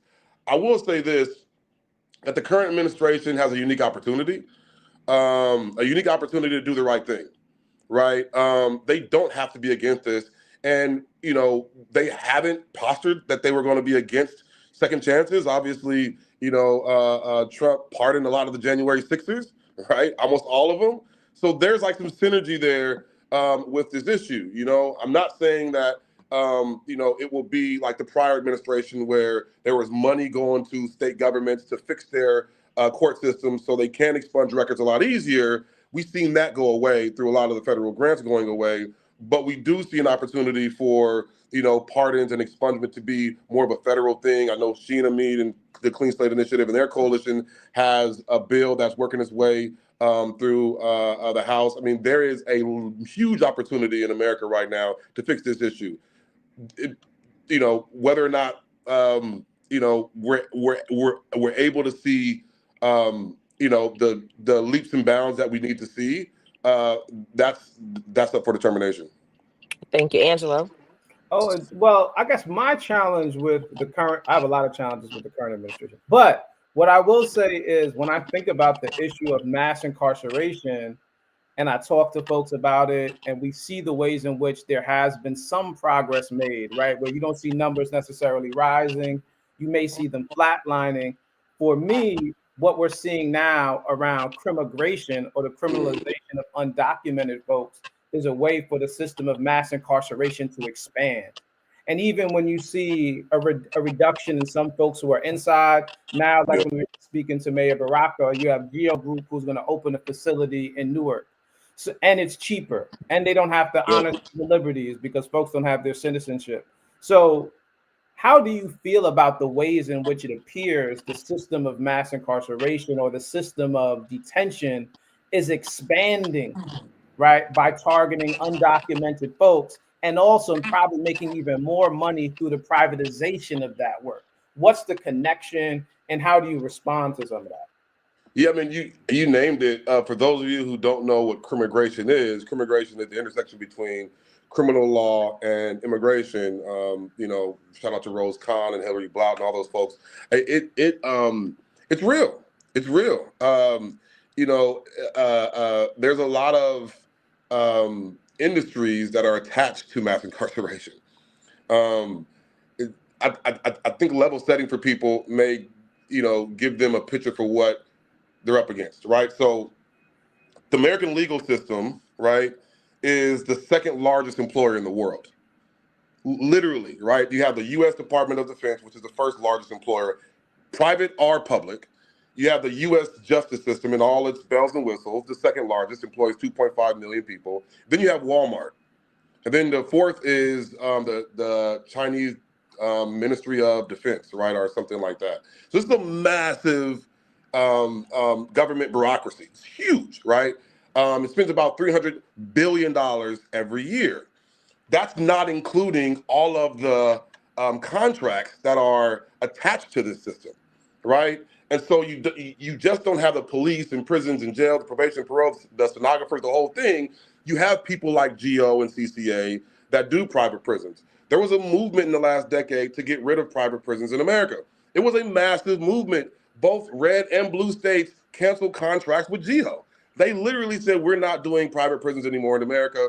And it wasn't, and I think about 80% of Americans agreed that we shouldn't use private prisons and use cost we shouldn't use profit as an incentive for public safety. The problem with that is, right, when you have a massive push to do immigration reform through mass deportations, that same industry that got kicked out of these red and blue states are now coming back in and being being pushed into the forefront in a lot of these budgets. Yeah. The major problem I have with this, and I think we all should have, is that money that could be spent on ensuring that we have domestic violence shelters, ensuring we have trauma recovery centers, ensuring that we give people treatment for a drug addiction, ensuring that our streets aren't riddled with people who are houseless. All that money now goes to private prisons, and this was the problem, right? Absolutely. Like, we have a Absolutely. very small public safety budget, right? Yeah. Very small public safety budget. And a large part of that already goes to responding to crime, not preventing crime. We respond. We don't have a criminal justice system. We have a crime response system. And so if we have a large portion of that going to crime response, and you begin to say, okay, well, we actually need to open up these prisons again, and then give this contract to GEO, right? And GEO does what they do. We're taking money away from preventing crime from happening. And I think every I Black hate person. I hate to cut you off because what you're saying is some good stuff, but we only have 2 more minutes here today. And we have to, if folks don't know who Jay Jordan is, we were so intentional about getting him in this conversation, even though it was last minute. But he has a wealth of knowledge that I want you all to follow. Jay, tell folks where they can find you. And then I want to give you, my son, any last words that you have as we kick this back over to our brother, Pastor Mike McBride, who will be taking us the rest of the way. Shout out to Mike McBride, man. He gave me my start, man. I'm a live free organizer through and through. Shout out to Mike. You can follow me on any platform, Mr. J Jordan, spelled all the way out like the color purple, MISTERJAYJORDAN. Love y'all. Thank you. We love you too, brother. I just want to round it off by saying we heard, the amazing things that Jay said. We heard the amazing thing that Ras Baraka said. And I just think when we look at this administration, that they aren't invested in, the protection of our communities. Even when we look at, reform, and I know the work that they do and it's bipartisan work, but the reality is if we are fighting to get pardons and we have a president who is making laws and we are locking up protesters, kids who are protesting and, things of that nature, then we're increasing the population in prison. And we can't get enough for that. We listen to Rock talk about how they're disenfranchising the community and everybody's in an uproar. Violence is going to have an uptick when you take away jobs from the community. Violence is going to have an uptick when you increase the scarcity and you increase the trauma in communities. Domestic violence is going to rise, like we've seen with COVID. When you're inside the home and you're dealing with all these traumas, violence is going to rise. So I just think for me, when I look at this administration, it's counterproductive to all the things that we actually want to do. And we have to do things that we know is going to be intentional about trying to solve those problems. Absolutely. Thank you so much. Thank you, Pastor McBride. We're giving it to you. Thank you, Until Freedom family. We appreciate y'all. Appreciate you.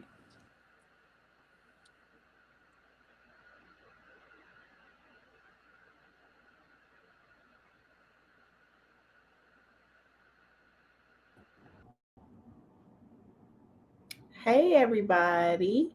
Okay. All right. There we go. Yes. Yep.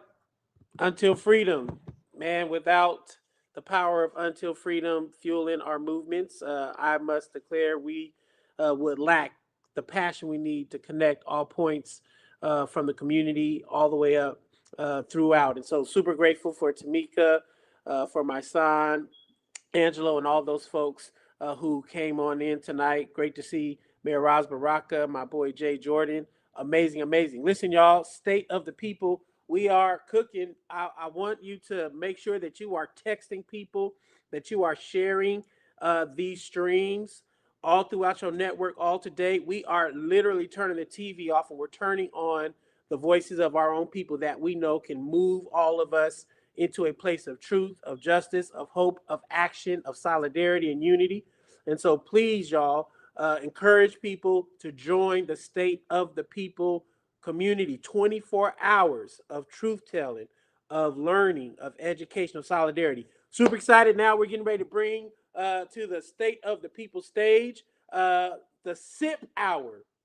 My goodness, get ready to sip something. Get ready to get your sip on with Adrian Shropshire. Is coming from Black Pack. Sis, my goodness.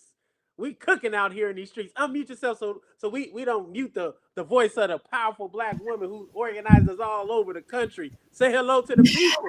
Hello and good morning, Pastor Mike. So good to see you. Oh, the pleasure is mine. I am a long-winded Black preacher and I already have my time. So I'm going to move on out the way and let you bring up the rest of your friends and your Lord have mercy, Judy. If I'd known Judy could have snuck in on this panel. My God, what's up, sis? Hey, love. Great to see How you. you I doing? think Fatima's coming on. Glenda Carr's coming on. These are some wonderful voices, organizers, co-founder Higher Heights Pack. Listen, y'all, it's about to go down. And as Jesus said, I will decrease so y'all can increase. Have a great time for the sip hour. Thank you so much, Pastor Mike. So we are waiting and will soon be joined by the fourth member of the SIP, Fatima Goss Graves. But good afternoon. I was going to say good morning to you all because it is morning for me over here. But good morning to two of the co-hosts of the SIP, Judith Brown Dianas with the Advancement Project Action Fund, and Glenda Carr, president of and co-founder of Higher Heights. Good morning, y'all. Hey, y'all. Hey, good morning. Well, it's morning for you. Yes. Well, here we are. Right. So I think I want to add to the chorus of appreciation for the folks who brought us here. So just a big thank you to Angela and Joy and Holly and Reverend Mark and Ashley and Lolo. I'm Team Lolo all the time. So just it was really, again, like just phenomenal to go from an idea one day or one night, I don't know when it popped up, to the actual Avengers assembling, right? Portals opening, people stepping through saying, sign me up. So just so appreciative of the folks who put in the time and all the other people too, who really put in the time to make this 24 hours real. So let me just do what we do all the time at the SIP, which is to ask two questions. One quick second. I know I was going to decrease. We got you.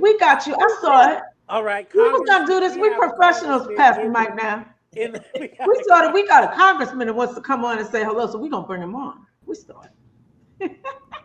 Hello, everyone. How are you? Hello, Congressman. Let me begin by thanking you guys for what you do for our people, for our country, and keeping the airwaves live with unfettered facts about where we are, and equally as important, where we have to go to protect ourselves, protect our democracy, protect our community. So God bless you all. Thank you, Congressman, for jumping on in here. Super appreciative for you and your work, and keep standing tall. We got your back. We got all y'all's back. CBC, fight for us out there. Thank you so much. Well, as you know, today is going to be the new president's first opportunity to address the joint Congress. And while there are multiple views on how we should handle this, the most important thing is that we aren't going to run. We aren't going to cower. We're going to stand up to the schoolyard bully, and we're going to make it clear that we aren't going anywhere, and that we're going to fight them tooth and nail to make sure that our Constitution is honored, that our diversity, equity, inclusion, however bad word they may want to make it seem, that we're going to fight to make sure that our community, our government, our world is diverse, that there is in fact equity, and we will be included. And we're not going to back down.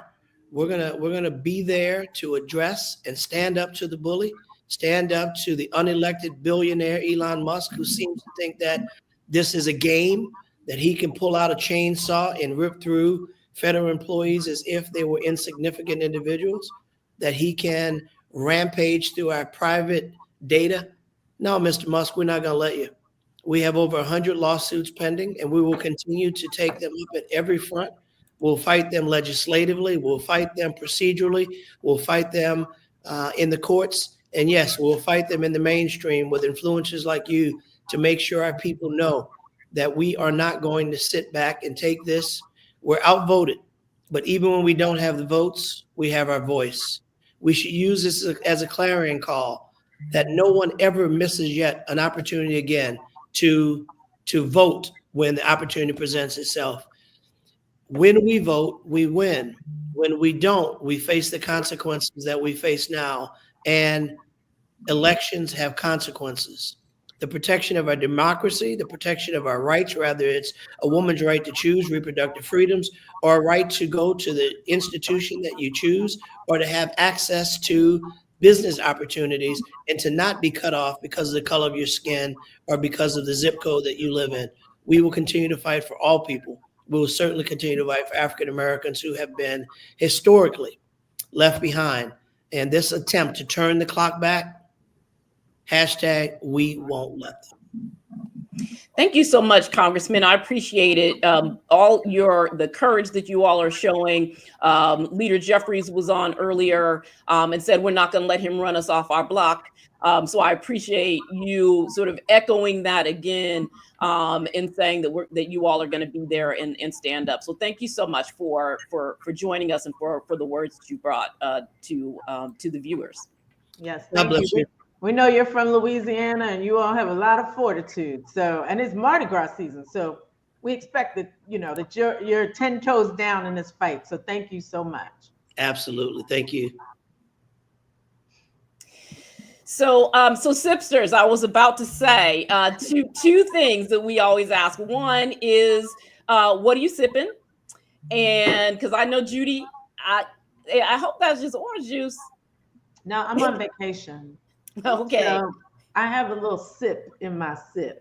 So yeah, if you see me drinking orange juice, know that 99% of the time it's got a little something in it. So, yeah. Well, we appreciate you, Glenda. So it's coffee. I haven't been feeling well. I keep going. Is it the state of the world, or do I just not feel well? But excited to be here with these amazing national leaders who make up the SIP host.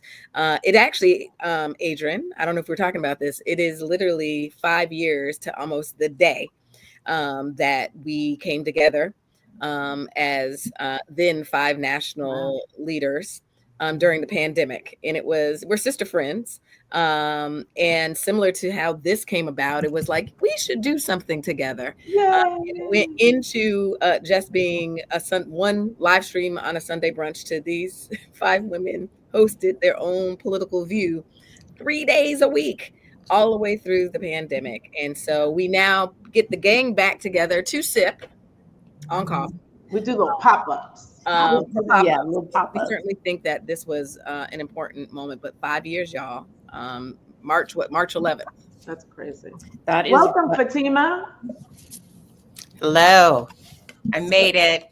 Yay. Yes. Hello, my sisters. So my second question, we have some guests that are going to come on and talk through some of the issues that we know that we're going to be hearing about tonight, or at least that we're going to be pushing back on for a long time. But I did want to get you all's perspective on a couple of things before we get started. One, just your sense of what it is that is going to happen tonight. And then the other is we just had the congressman come on and talk about they're going to be there, that they see it as important to stand up to the bully. As I said, Leader Jeffries was on earlier. He said, they're not going to let him run them off their block, which I can respect and appreciate. But I also think that there are moments where we need to be protesting. And that showing up in so many ways sort of legitimizes, right, normalizes this administration in a way that I just personally feel like we should not be doing. But I wanted to get you all's perspective on that, on members of Congress going in, and particularly on members of the Congressional Black Congress. Well, first, can I answer the first question first, and then y'all can, because this whole they go not go is, I'm conflicted on it because I love protests. Y'all know I'd be like, I'm standing up, I'm turning my back on your ass. But short of that, I think one thing that we should know is that there's going to be a lot of disinformation tonight, and that he's going to tell us how he rewrote the Constitution with the stroke of a pen, which he did not, right? That's part of the disinformation campaign. And he's going to let us know that he has deported thousands and tens of thousands, hundreds of thousands of immigrants, and how well that program is going. And that is, he's going to dig in on that, right? Like this is his top thing that he said he was going to do, and he's been executing. And he'll talk about Doge. He'll talk about his boy Elon and how successful he's been. And it'll be lies, right? Like the New York Times uncovered the lies in them talking about how much money they've cut from the budget, and they're lying, y'all. They're lying. They said one thing. They said $8 billion.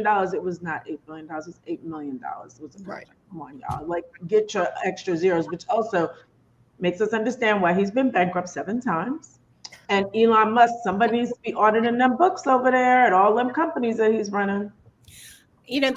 The thing that I think is the most important that happens is not just what it is that the president, whoever the president says, and we know tonight is going to be lie after lie. I feel for the fact checkers because it's a tough task.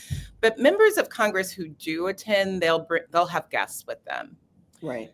And I actually think if you are attending, the story you tell by your guest is really important.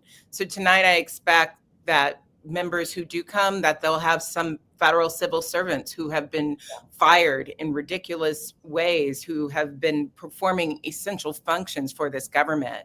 They may have people who have care stories that would be blown up if Medicaid is slashed and burned in the way that the Republicans' budget proposal would do. We may see people who have really had to navigate a healthcare system that has not worked for them. We may see people who have experienced the aftermath of Dobbs because of Trump's Supreme Court. And so if they do come, telling the story, not of the president's lies, don't give his lies oxygen, of what life is like under Trump for everyday people in this country. That is their task, not to go tack to tack, to remind people who they are actually fighting for. Glenda? I agree with Fatima. They also are creating space for new media under the direction of Hakeem Jeffries. And so I also believe that the strategy is there's guests. I have been a guest once to the State of the Union. Actually, it was a guest of Brenda Lawrence during the first Trump administration. And so you said the ability to storytell and then have those guests from their districts be able to be in the media room or the spin room, not only the spin room for the outlets that may not cover it, but also for the influencers that will be able to carry these stories and these real life stories, which is what we've been seeing with these town halls. When you take a chainsaw to budgets and to entire agencies, you are grabbing your own people, Trump. And so these Republican members and Democrat members have had to go back and do town halls, and their members, their constituencies are on fire. And so being able to tell the stories of the very constituents that have sent them to Washington, I think is very important. So to attend, to not attend, we certainly have some lines drawn in the sand, and there's some rigidness in our what resistance looks like in this moment. But I do think there's a multi-pronged strategy, and I look forward to hearing real life stories of the impacts. Mm-hmm. So Judith, I'm gonna actually hand it over to you. I think you on mute, Judy. Yeah. Are you talking? Hey, no, I was that was sign language. I didn't get that. I want to put your last word in, and then we're gonna bring up this guest. Right? Yeah, I'm actually handing it over to you too. Oh, okay. So we have this one or two or three men that we let hang out with the sipsters. And we're gonna bring on one of them. It's like 2, yeah, okay. It's like 2. So one of them is joining us right now, President Derek Johnson, who is the president of the NAACP. We let him hang out with us every once in a while. and he brings good insight. And so here, joining us to the stage is President Derek Johnson, who we are going to talk to him about what is going on with civil rights. Hello, President Johnson. How are you? I'm good. How's everyone doing? Good, thank you. Good to see you. We're good. I have my We're okay. You have your You sip. brought What your you sip sipping? with you. I learned quickly. What you sipping? Tea. Tea. Okay, that's good. That's good. I'm on vacation, so I have more than tea. So thank you for joining us. First, I want to start by saying condolences to the NAACP family and to all of us who care about the freedom of Black people in the loss of Hazel Dukes, a longtime board member of the NAACP and a warrior for all of us, and especially for Black women. I have to say, watching her make a space in the civil rights ecosystem when at a time when sisters weren't always invited to the table, that sister definitely made a way. So President Johnson, can you just say a word about Mama Dukes? So Ms. Dukes is a complicated figure, right, for the NACP in many, many ways. And Glenda can probably attest to this in terms of New York City politics, New York State politics, NACP politics, but she was definitely a force to be reckoned with. Whether you agreed or disagreed, you knew when she came to the fight, she was in the fight. And that's important to understand for someone like her at 92 years old, who've been engaged in advocacy for over 50 years. And for me personally, I can recall getting involved in ACP in 1990 and seeing this lady take the microphone and just raise holy hell. I didn't know what she was fussing about. I didn't know what the fight was over, but I was intrigued. And from that point to current, I've always respected her perseverance. On many occasions, we'll be on opposite side of the issues, and I'm not going to argue with a Black woman, and definitely not a seasoned Black woman. So every time we get into the fight, I say, "Oh, look at my angel! Ain't she pretty?" And she get to cuss it, and so we known each other as Angel, because at the end of the day, I can say three things about her. One, she had a level of strength, courage that many people are unable to display, and she was able to display it over time. Two, her commitment to the organization is almost unmatched. I think she was the second longest serving board member. My mentor, actually, former Supreme Court Justice Fred Banks, was the longest serving board member. And the fact that they would show up day in and day out for the association speaks volumes. When many people try to build their own personal brand identity, we can never move away from the need to have institutions, whether those institutions are new or old. As long as they are relevant, we always need to give wind to the sail. And then thirdly, though, she's one of those unique personalities that if you travel across the country and you look at the Black political infrastructure, there are names that pop up based on a city, based on a state that we must always pay homage to, because there are lessons learned. When I go to LA, of course, is Karen Bass, but it's also Anthony Thigpen. When I go to San Francisco, of course, it's Willie Brown, but there's a whole infrastructure. When I go to Detroit, we all lived off of Coleman Young's legacy and John Conyers' legacy. When I go to Alabama, it's Hank Sanders and Joe Reed. And when you go to California, it was undeniable Hazel Dukes and Percy Suggs and Basil Patterson and all those warriors. And so for a life well lived, we must celebrate. Thank you. Thank you, President Johnson. So, and we thank her for her life and works. So I want to talk about... Judy, let me share one thing that I meant to mention. Our board meeting was just in New York 2 Saturdays ago. And she showed up to give a report. Wow. We were both surprised, but also shocked, because we didn't realize how much suffering, health-wise, And she demanded to be at the board meeting, as vigorous as she's always have been, and she was there.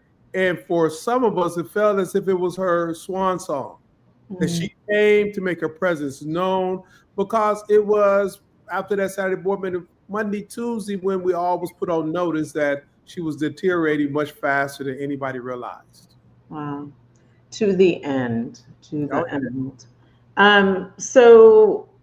We want to talk about the attack on civil rights, right? This by this administration, and want to focus a little bit on education in particular. So the Trump administration puts out this Dear Colleague letter, which just sent a lot of universities, schools just reeling, scared that they were going to lose their federal funds. People started, I know my university, University of Pennsylvania, that I graduated from, started rolling back their DEI programs because the Department of Education put out this memo that basically details all the ways in which you could be basically discriminating against white people, and that they're going to cut your funding. And it was a lot of lies in there. So let's talk some about that. And Fatima, you should feel free to jump in this, all y'all, right? But President Johnson, talk to us about this attack on civil rights, the Dear Colleague letter, and specifically, what should we be telling people about it? Because I'm telling people, ignore that. Are y'all crazy? He don't make law. An executive order is not law. I learned that in law school. I had to pay a lot of money for that. So we both did. So the timing is interesting. The strategy of this administration was shock and awe. And for the last 42, 43 days, they have shocked and awe everything. They are seeking to push as much as possible the limits of executive authority and power. And so if there's not a pushback, they're going to continue to push. But the timing is aligned with the House adopting the budget outline. The timing is also aligned with the March 14th deadline for the CR that must be adopted or government shuts down. It is also aligned with many farmers who were Trump supporters not receiving their subsidy checks during during this period when it's the planting season. It is aligned with the goal of disrupting many Americans' expectations around the things that they have grown accustomed to, not realizing it's the federal government and their tax dollars that are providing all of those supports. And so I'm not surprised that they have issued such an executive order to distract people. You know, the last 42 plus days has been about whether it's women or Black or Latinos, you name it, led by the politically charged concept of DEI, which I normally don't use other than saying it here because it's been so weaponized as a tool of distraction and to disorient exactly what they're seeking to do. And in my opinion, and others may disagree, it's about the money. It's about redefining the role of government, redirecting the tax dollars, giving tax cuts, privatizing services, and to do so without majority of Americans realizing that their pockets are being robbed. The beautiful thing about us being Black, we see exactly what it is. We've always seen it. And we may react to some of the targeted stuff against us, but at the end of the day, and I've said this for a while now, the most brainwashed population in this country, unfortunately, are working poor white people. W. Du Bois talked about the uniqueness of our caste system, that unlike any other country around the globe, that there was this buffer between the haves and the have-nots in the tool of race. And in that buffer was a set of individuals, many of whom were not even considered white when he wrote the book, but they were so trying to be a part of the class of whiteness that they would take up the mantle and fight against others who could never be seen as white under this illusion that there was a supreme race and an entitlement concept that would never be realized. And we're seeing that same thing now, that this illusion of white supremacy is something that should be upheld. And therefore, anything that I have not received that I think I'm entitled to is the fault of the others. And those others are immigrants or blacks or women or whatever the case may be. And those tools are still being used today. So Derek, I fully agree with you that it is designed both to distract and to divide, and in some ways is our a legacy playbook that they're using. But it also seems there's a second thing that's happening here, and that is that by calling things DEI, they have so frenzied people in this country around the notion that it is DEI that is harming you. They are also trying to hide that they are going for our very most basic civil rights protections. The very idea that you can, that you must be in school settings where they address discrimination, that schools have this responsibility, a responsibility that turned 60 years old last year. So I am curious if you think that point has gotten through, and whether it is a thing that NAACP students or others are animated around. So yes, I absolutely agree. So I'll step one step above that. We are in a ongoing fight that really kicked off after the stock market crash in 1929.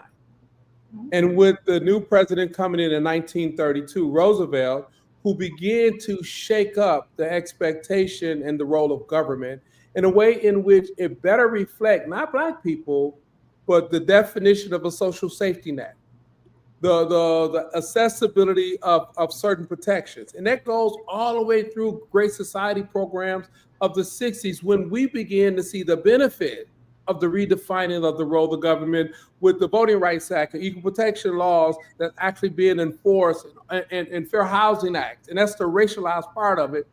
Up to this point now in 32, you also had the creation of John Birch Society. And then in the late 40s and 50s, you had William F. Buckley. And in 64, you had George Washington. All of them come together and create the Heritage Foundation, which is the author of Project 2025, which brings us here today. Right. So it's not decoupled, it's all a part of it. And they're now, you know, they've been doing this colorblind stuff for a while. This is not new. Color blindness that they have created is about turning civil rights on its head. And now we have this enddei.gov website where people are supposed to go on and put in, this is for Moms of Liberty, to put in a complaint about discrimination. And I'm telling people, y'all should put in complaints about race discrimination and gender discrimination, the real stuff, not the stuff where white people are the victims. And we have another. Let's welcome. Where'd she go? We had Congresswoman. And this was one of her issues, because I know she can talk about this. Please bring her back. There you are. Welcome. Thank you for joining us this morning or this afternoon. I'm stuck on the West Coast here. Oh, you're on mute, Congresswoman. I was saying, I was just enjoying listening. You all are giving me so much life in this moment. It's wonderful to be with you, family. Well, we know that you have a word to say about all this stuff. So thank you so much for joining us.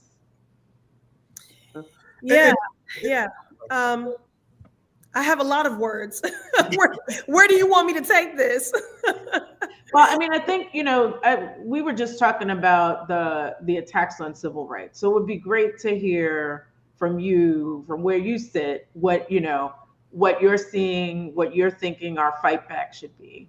Yeah, I just appreciate you so much. Just it seems obvious because of the work that you all do each and every day, but I think the frame has been so set within the context of a constitutional crisis, and I think it is important that we name that it is a civil rights crisis. It is a civil rights crisis. It is a constitutional crisis. It is an unprecedented power grab, and I think it's important, since their strategy is to flood the zone, is to overwhelm, is to shock and awe, that we not treat these draconian, these dangerous, these lawless executive actions, that we treat them as inevitabilities.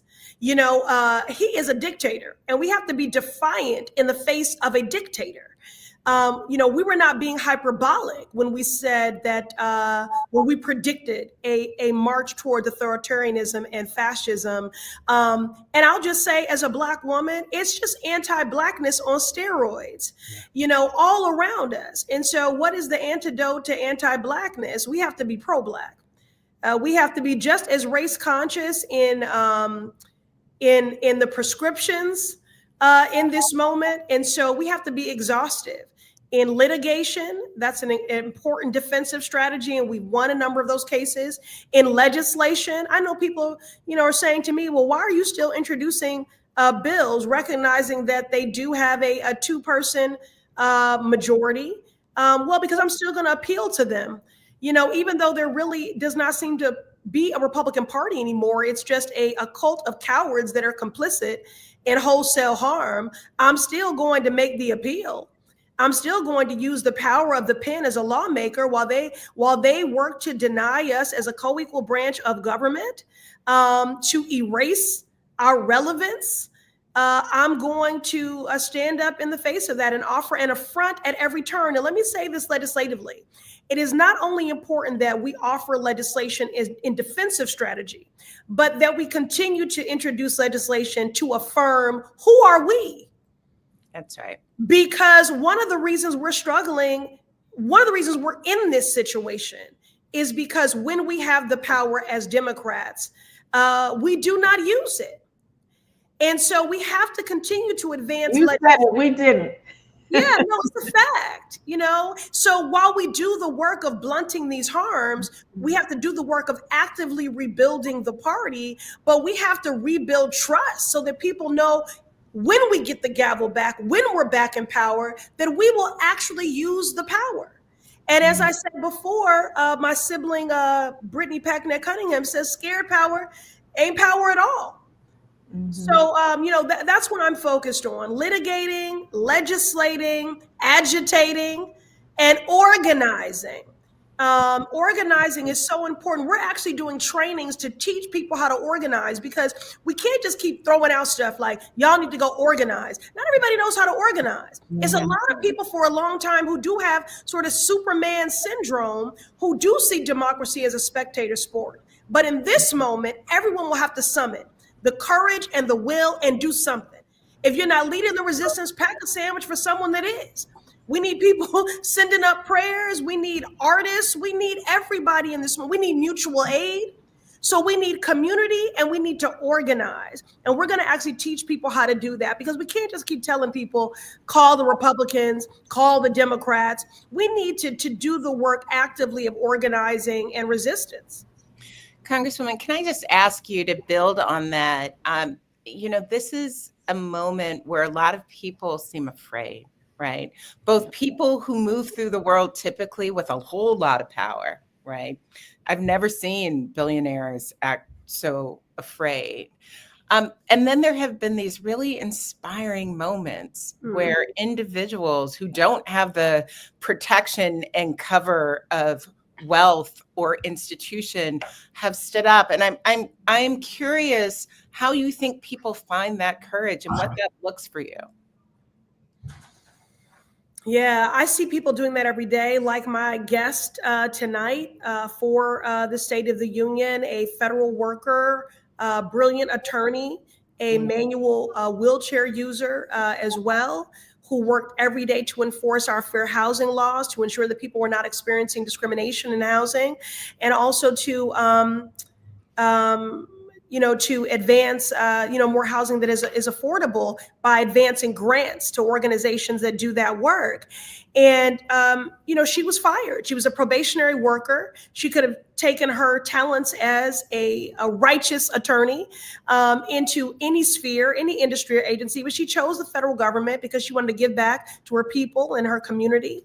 And, the fact that she received a pink slip on Valentine's Day, no less, it was demeaning, it was demoralizing, but she is one of those everyday people who, in the midst of that, 24 hours after she was terminated from a job that she was damn good at, that served the people and communities, she was already organizing to support those that were fearful that they might be terminated, and to do everything possible to advance that work. Her first concern to me was not her life, was not her livelihood, but what of the unfinished work? And so it's people like my constituent Claire from Everett, Massachusetts, my guest for the State of the Union tonight, an unjustly fired HUD worker who proves also the importance of diversity, equity, and inclusion. that those are our fair housing laws to guard against discrimination. So it is everyday people that are giving me, emboldening me, are fortifying me, that are inspiring me, that are strengthening me in this fight. I think it was Dr. Angelou who said courage is the most important, because without it, you can't practice any of the other virtues. It is the most important. And so we all have to summon that courage in this moment. But I do want to acknowledge that folks are tired. There is a lot of fear, there's a lot of uncertainty, and there is a lot of fatigue. But we can't back down, so we can sleep in shifts. But we have to stay on the front lines. All of us. But and since this is the civil rights crisis, I'm just going to remind people: please support. Honor Hazel Dukes. Honor the leadership of the NAACP, which is a volunteer organization, the longest civil rights, organization, the oldest in our country. We have to support with, we have to invest, sow a seed, and with our sweat equity of the work of the NAACP. Congresswoman, thank you so much for joining us. We appreciate your courage. We appreciate that encouragement that you just gave to not just us, but the folks who are watching. And while folks are tired, we've always been tired. We've been tired since we got here. So I feel like we understand the assignment. Folks know what to do. And it is particularly helpful, I think, and inspiring to hear from you who are in the midst, right, standing in the gap in the well of the House, and just appreciate you so much, always, and particularly now. I appreciate you all so very much. We have to match their energy, y'all. So they're not taking any days off, and unfortunately, neither can I. Like I said, so we have to match their energy. But thank you for doing this, because what we know for sure, as at the State of the Union tonight, it will be lies and propaganda. It will be visions for more hurt and harm. Yes. It will not tell the true State of the Union, which is that people are struggling and they are fearful. And so I thank you for telling the truth about the state of our union in this moment. Thank you so much. We appreciate you. Appreciate you. Thank you. Stay encouraged, y'all. Did you say it was a coat of cowards? I missed her. You're over here taking notes. I know. Right, so exactly. Lots of quotables up in there. I do want to move us to talking about the Congresswoman talked about the real state of our union, which is that people are struggling, and I do want to move us into a conversation with our next guest, Nana Jumfi from BAJI, the Black Alliance for Just Immigration, because we often talk about the challenges that our communities face.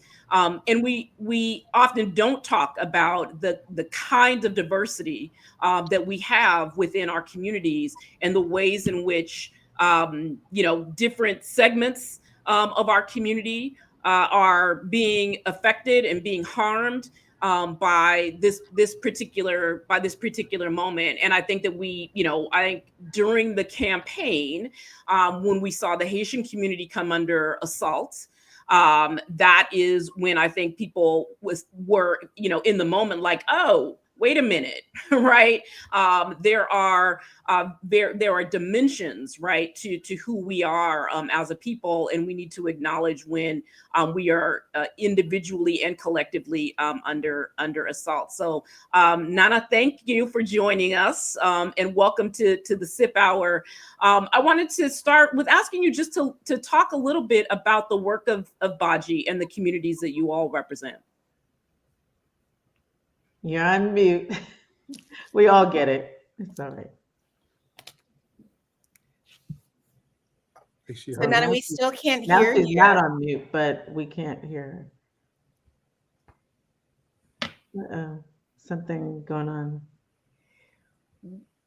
Well, let's try to. They work on behalf of Black immigrants across the country and doing advocacy work. And she's the person that I bring in all the time if I need some expertise on immigration law and criminalization of immigrants, and reminder that they always are reminding us that immigrants are not only Latinx folks, y'all. No, I think it's important to broaden the discussion around immigration, and that the face of immigration, it looks like us. Right? I'm a daughter. I'm first generation born.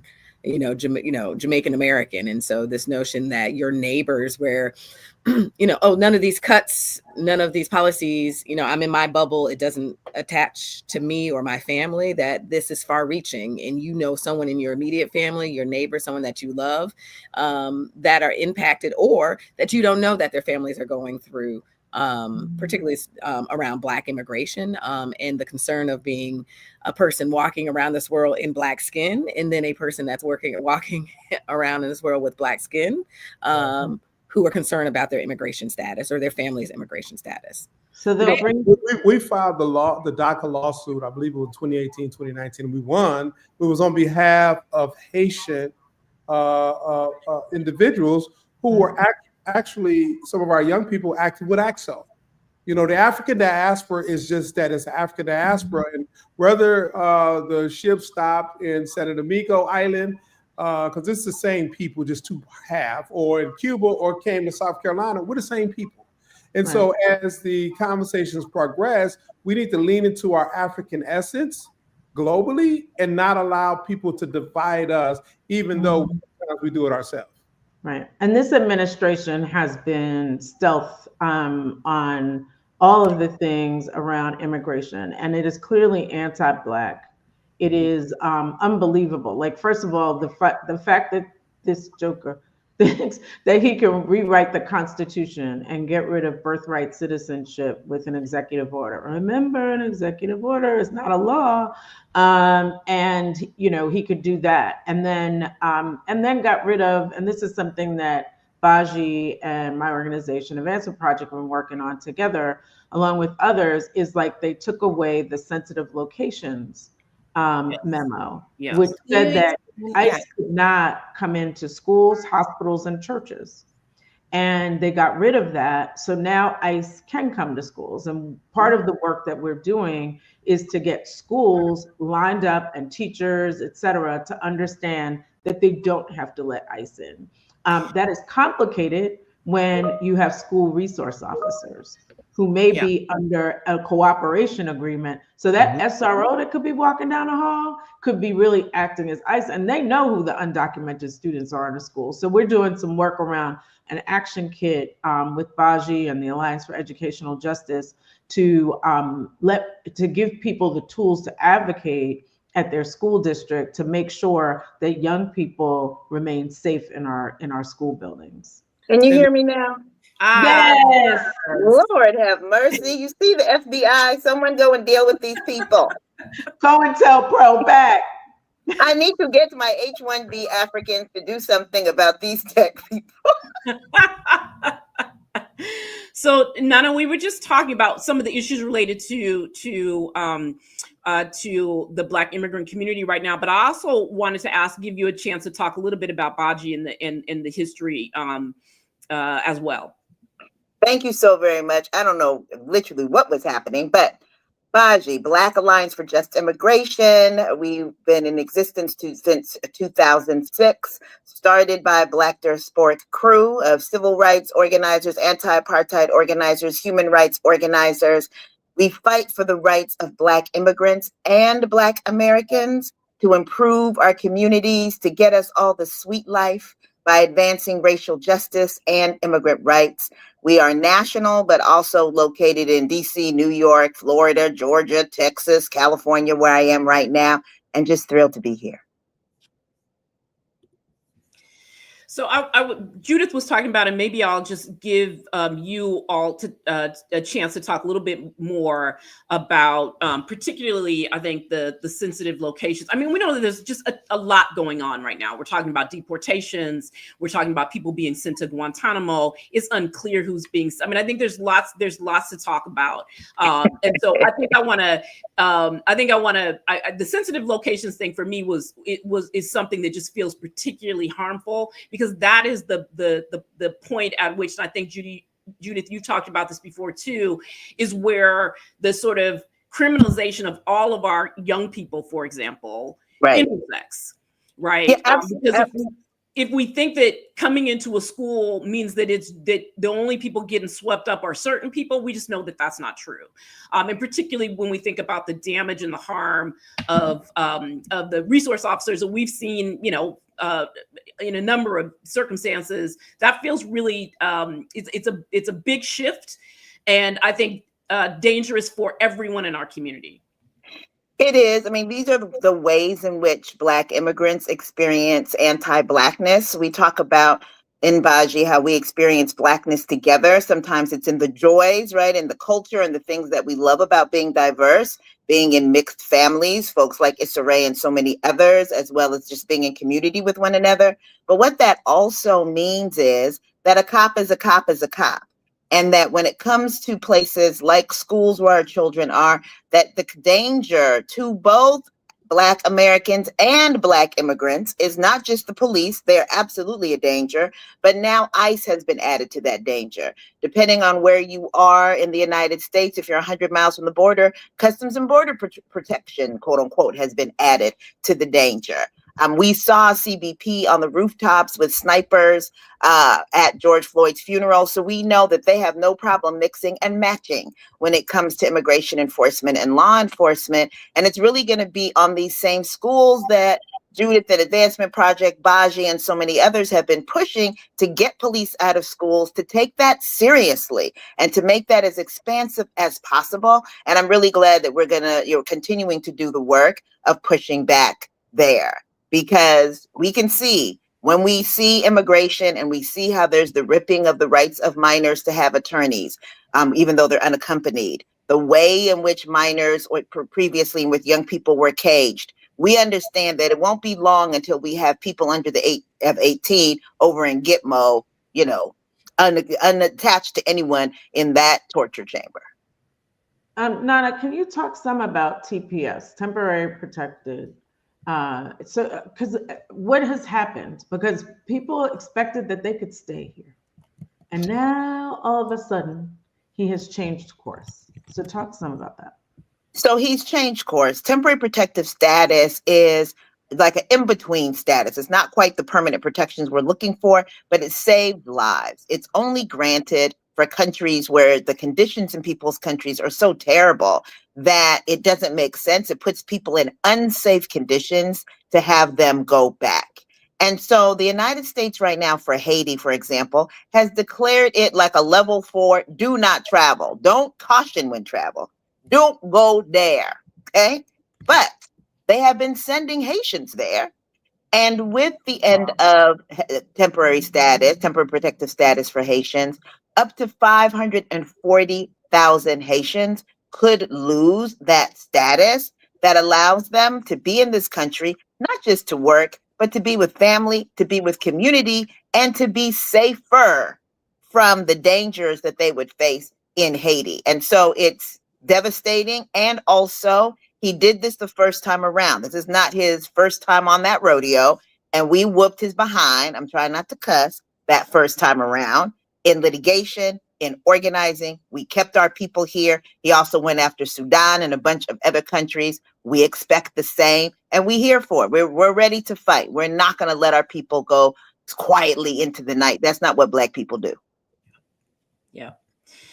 So I want to shift this just a little bit. I mean, we know that civil rights are under attack. We know that Black communities and Black immigrants are under attack.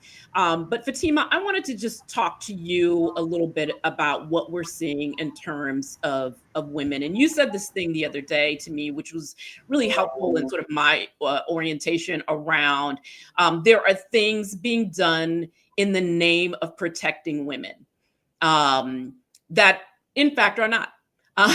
And so I wanted to give you some time just to talk about that, because I think we've seen, particularly on the question of trans athletes, we've seen this whole well, we're just protecting women, and that's why we're having this conversation, right? And so if you could talk a little bit about that and how that fits into this conversation.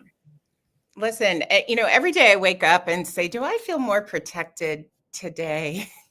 It turns out there has not been a day in the last 40 days that I have woken up feeling more protected by Donald Trump's efforts to defend women. But from day one, and one of his most high-profile day one executive orders was the protecting and defending women executive orders. And anytime you hear that phrase, I always ask myself two questions.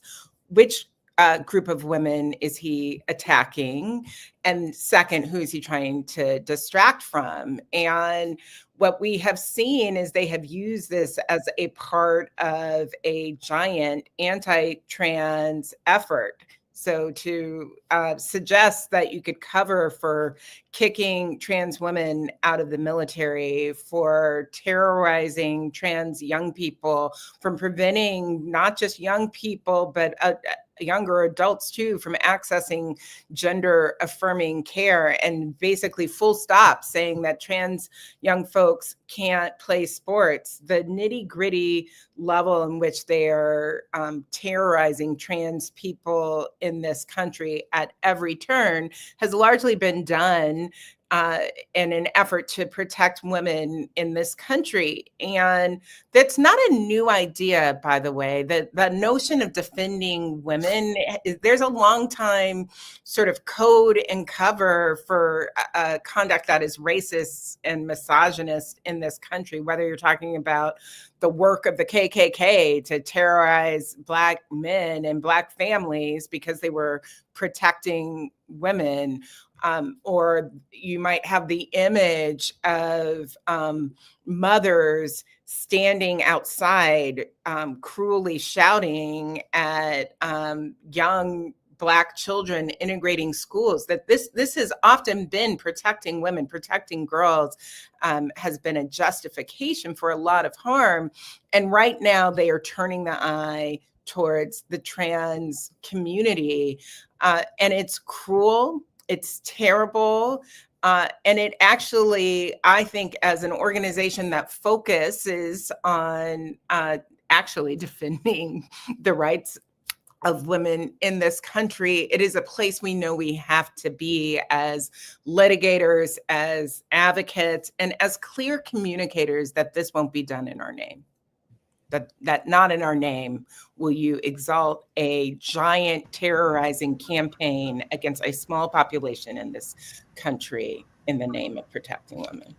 Yeah, so Fatima, you also over at the National Women's Law Center have been working around the diversity, equity, and inclusion executive orders, particularly as it relates to like women and women in the trades. Can you share a little bit about kind of the work that is being led by you and your team and others around protecting women, particularly in the trades and many of the, cuts to the workforce and contracts that can disproportionately affect women in this moment?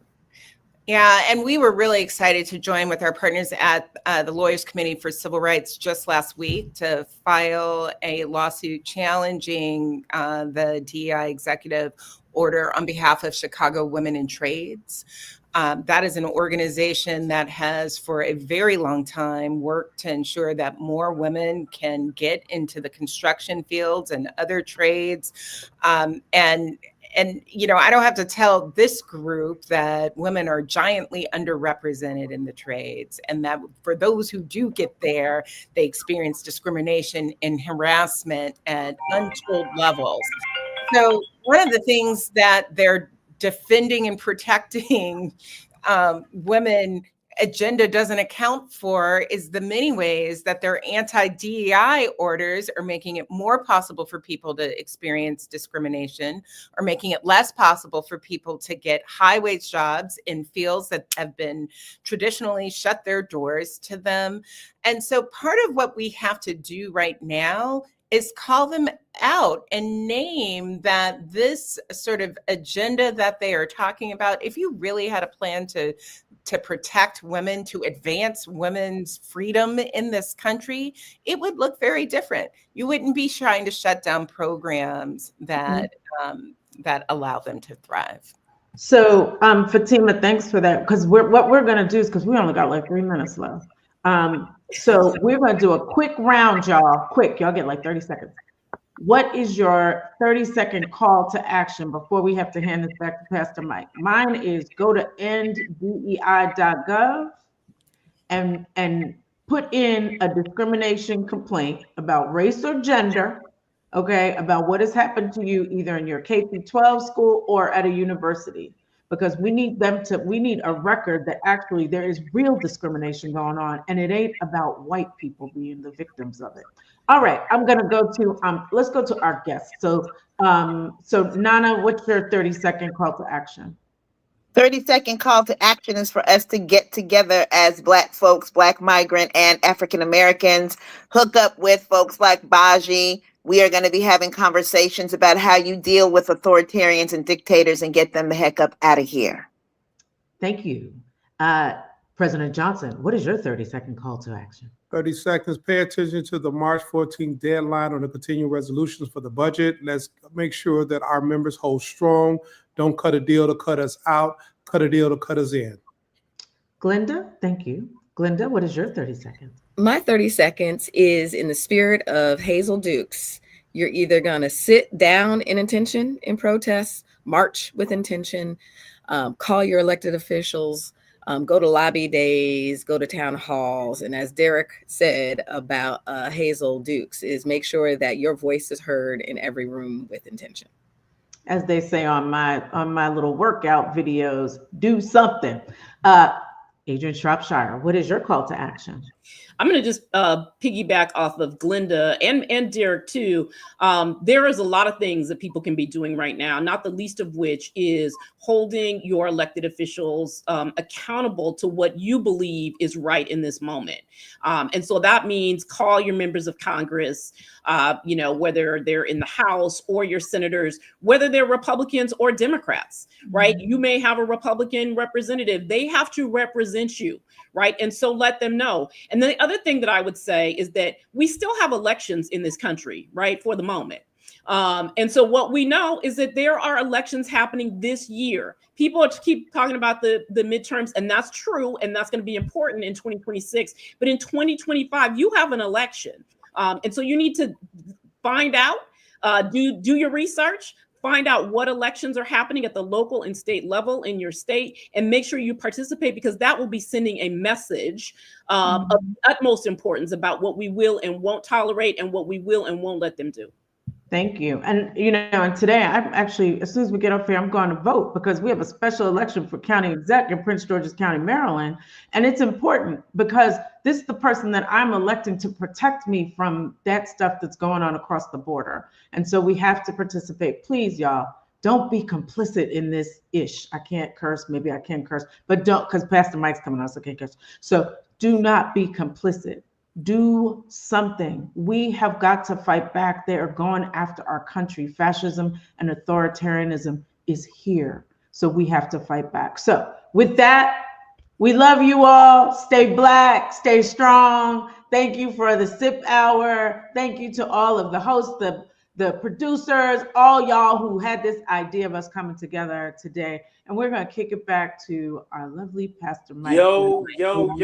The SIP hour was fire. My goodness, y'all need your own segment every day. The SIP we love you.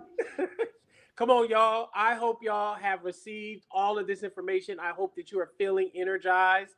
I hope that you're clear about all the many ways that you can resist this moment. As the wonderful Judith Brown Diana just said, don't be complicit. And if you need to put the cuss word at the end of that, it's okay. Sometimes colorful metaphors help drive the point home of the seriousness of this moment. Don't be complicit in this stuff. Let's do all that we can to take all the information we're hearing and let's distill it. Let's move forward in a super impactful and powerful way. I am super excited to introduce our next segment. The revolution is reproductive rights. And these loved ones, they're coming in already with the energy. Regina Davis Moss with the In Our Own Voice. Monica Simpson, Sister Song. My God, good to see you. And Brittany Packnett. Am I saying that right? Wonderful, with the National Abortion Federation. Listen, the revolution is reproductive rights. I'm so glad y'all are on the front lines educating us about this. As a father of 2 daughters, I want their body to be protected from all them folk out there trying to do crazy stuff. So it's y'all's time. Take us into the future. The revolution is reproductive rights. Thank you so much. I am so excited to be here. It has been quite a time on this here, platform, y'all. State of the People media, y'all are doing your thing. So I'm just really, really excited to be in conversation today. And I'm really grateful for everyone that's joining this live stream and for those who have tuned in since midnight. So thank you all for being a part of this inaugural State of the People. This is our alternative response to the administration's assessment of our country. We are speaking truth to power here today, good people. So welcome. Again, my name is Monica Simpson, y'all. I'm the executive director of Sister Song. We are the Southern-based national Women of Color Reproductive Justice Collective, and I am honored to be joined by Dr. Regina Davis Moss, President and CEO of In Our Own Voice, National Black Women's Reproductive Justice Agenda, and Brittany Fontenot, President and CEO of the National Abortion Federation. We're about to have a good time because these are my comrades. These are my people. And we are here today to discuss the state of reproductive rights and how advocates, clinics, and patients are navigating this shifting legal landscape that is so slippery and so diabolical right now for our people in these heightened political threats. Barely halfway through his first 100 days, this dude that they call Trump has issued a slew of executive orders designed to cause chaos and overwhelm our systems of our democracy. From enforcing the Hyde Amendment to eliminating DEI initiatives and rolling back critical environmental protections and attacking LGBTQ communities. And as a Black queer woman who has been out since the 2000s, always committed to LGBTQ liberation, this has been so horrible for me to see, and how much of an impact it's had on my community directly. And this administration is making true on its most egregious campaign promises. So however, I know that we're not throwing in the towel. I know that I come from a long legacy of Black women who have always stood up for what they believe. I know that my political home is rooted in a movement of reproductive justice that was created by Black women 30 years ago, who said that they knew that their collective power was going to be better and move better policies for us. This is a movement that is intersectional, and it's rooted in human rights, and it's given me the ability to bring all parts of myself to this work. And so I know that we have the power to fight back. And I know I have people on this panel who are already fighting back with me every single day. And nobody is more prepared to talk about how they're doing that than these folks who are on this panel with me today. So with that, I'd like to kick us off to Regina. Sis, it's so good to see your face up in here. Yeah, I know. And so my question for you today, as the president and CEO, my dear, of In Our Own Voice, you are focused on advancing policies that protect and advance reproductive justice. Can we say it again for the people in the back? Reproductive justice. And can you tell us what reproductive justice is a little bit more? And can you share about what policies you're tracking that will impact Black communities? Absolutely. And let me just say how excited I am to be here with you and Brittany to talk about what's at stake. I mean, we got to get into this. You talked about reproductive justice, and if I can, because, we can't say this enough, let me just go a little bit deeper on what reproductive justice is. You uplifted the fact that this was created by 12 amazing Black women in Chicago 30 years ago. But what I want to make sure people understand is that they were trying to address some of the most pressing issues that Black women, girls, and gender expansive people face. It's things like health equity, quality health care, gender justice, economic justice, and beyond. And basically what reproductive justice is saying is, I got the right to decide when and how and I expand my family if I want one. I have the right to decide that. And when I do have my children, that I should have the right to have the economic and the social supports that I need so that I can raise that child in a safe environment. I don't have to worry about state-based violence, community violence, intimate partner violence. And most important, I have the right to bodily autonomy and sexual expression. That's right. So that is what reproductive justice is. It's not reproductive, all these other ones. I'm not going to get into it. It is reproductive justice, and we need to name that proudly because that was created for us, by us. That's right. Now let's get into these policies. Now, this is my job. I'm here in DC, and we're tracking these things. We're looking at policies at the federal level. Just last week, the House passed a budget resolution calling for a $2 trillion reduction in spending, potentially cutting 880 billion from Medicaid. Now, of course, Black women and girls are disproportionately reliant, and I say reliant, on Medicaid access. That doesn't mean that there aren't a lot of white folks that are using Medicaid, okay? So let's be clear about that. That's right. But we are reliant on it disproportionately for a number of social economic reasons. So what we're going to see is that we're going to see more unwanted pregnancies. As access to contraception is cut off, more Black women who do not want to get pregnant are going to be getting pregnant, which is going to increase their risk for dying during childbirth. We're already in a maternal mortality crisis. There's trying to eliminate access to prenatal and postnatal care and emergency maternal care. And all that's going to make these things worse, because what people don't understand is when you make these cuts, we lose services. There's a reduction in services, and there's a reduction in people that can access the services. That's so right. Loss of preventive care, screenings for STIs, cancer, routine, OBGYN exams, all of that is going to increase our risk. We're also closely monitoring Project 2025. I got to give a shout out. We read that document. That's 900 pages, and we put together a brief on how these policies are going to impact Black women. That's right. Things like 150-year-old Comstock Act, which is what they'll try to use to ban abortion. It's ridiculous. So please go to our site, read it. At the state level, we're working with our partners in Virginia and Georgia and Michigan and Pennsylvania to push for legislation at the local level. We've got some great work happening in Virginia around the Reproductive Freedom Amendment that's working to enshrine abortion protections. And Georgia, we just came back from an advocacy day. I was there with my good sis, Monica. We were pushing for a number of bills around midwifery and doula care and more things to make sure that we have safe and healthy births. That's just the beginning of this. I'm looking forward to getting into that. But right now, I want to hear more from Brittany. Let's bring her into this conversation. Hey, Brittany's the president. Hey. President and CEO of National Abortion Federation. Brittany, you are more so than anyone acutely aware of how the policies and barriers I just mentioned are impacting abortion providers. Tell us more about this. Tell us more how it's impacting clinic staff, patients seeking abortion, and how the Trump administration is already hurting you all. Right.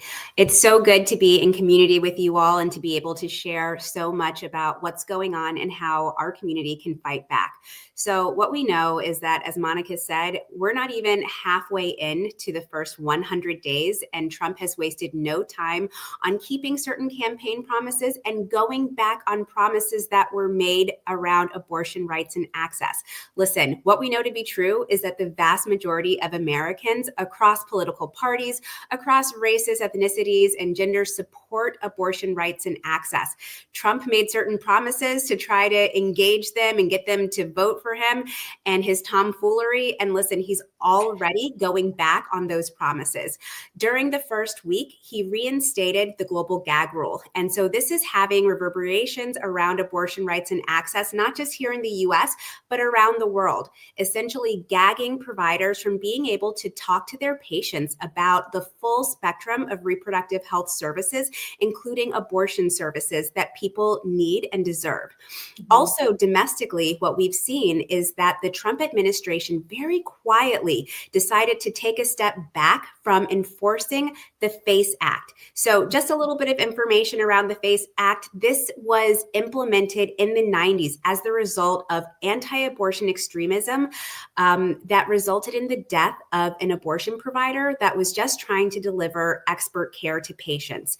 And so this act really incorporates the federal government in saying that they won't stand for violence for abortion providers or for patients. So right now we have a federal government who has said that they're washing their hands clean. They're taking a step back, and that anti-abortion violence and extremism is okay when it's at the hands of extremists who are targeting patients and providers. And this chilling effect has such a negative consequence on health outcomes and people's ability to access the essential care that they need. And we know that Black and Brown communities do access abortion care at higher rates for a variety of different socioeconomic constraints and factors that my colleague Regina talked about earlier. And so we know that any time that people face barriers to care, that is something that we're not going to stand for. The other thing that I'm going to highlight is that there has been a really strong rhetoric that's laying the groundwork around questioning the safety and efficacy of abortion at any point in pregnancy, whether that's procedural abortion or medication abortion, and also laying the groundwork for extreme disinformation about abortion later in pregnancy. We know that abortion at any point in pregnancy is a valid choice, and that decisions around people's personal family formations, about their health care and about their future should be left within their own hands. I could go on and talk about all of the threats that we've already seen and the threats that are upcoming, but I actually want to kick it back over to you, Monica. So you're the executive director of Sister Song, and you have incredibly deep roots in organizing and culture strategy. How are you harnessing that energy? Because we need so much of that energy right now to engage the community and the broader culture around the fight for our reproductive lives. No, for sure.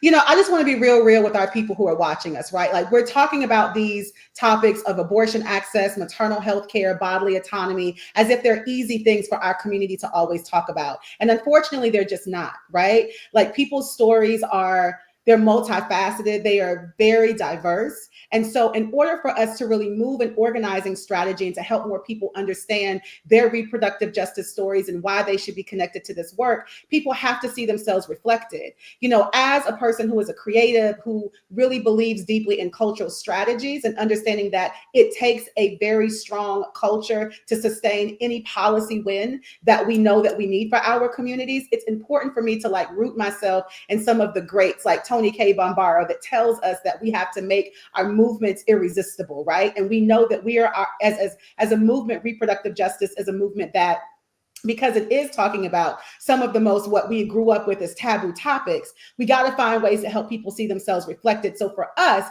it is about making sure that stories and narratives are at the center of our work, and making sure that we are tapping directly into the communities that we serve, and that their voices, that their experiences are the ones that are being lifted to the front, so that we can actually help to motivate and ignite and educate these folks on how to then move towards their political power. And so ways that we've been doing that is across a lot of our different programs. One of our most well-known campaigns right now is our Trust Black Women campaign, right? And this is a campaign that started because there was a direct attack on our reproductive lives, Black women specifically, in 2010, when there were billboards that were put up all across this country, in particular in the South, that said the most dangerous place for an African-American child is in the mother's womb, right? And so we knew that we needed a counter response, but we also needed to be organizing as Black women doing this work to ensure that we were creating a national collective of Black women ready to be on the front line for any attack on our reproductive freedom and on our reproductive lives. And so that's how we're doing that. We're connecting directly to community. We're using our campaigns and our messaging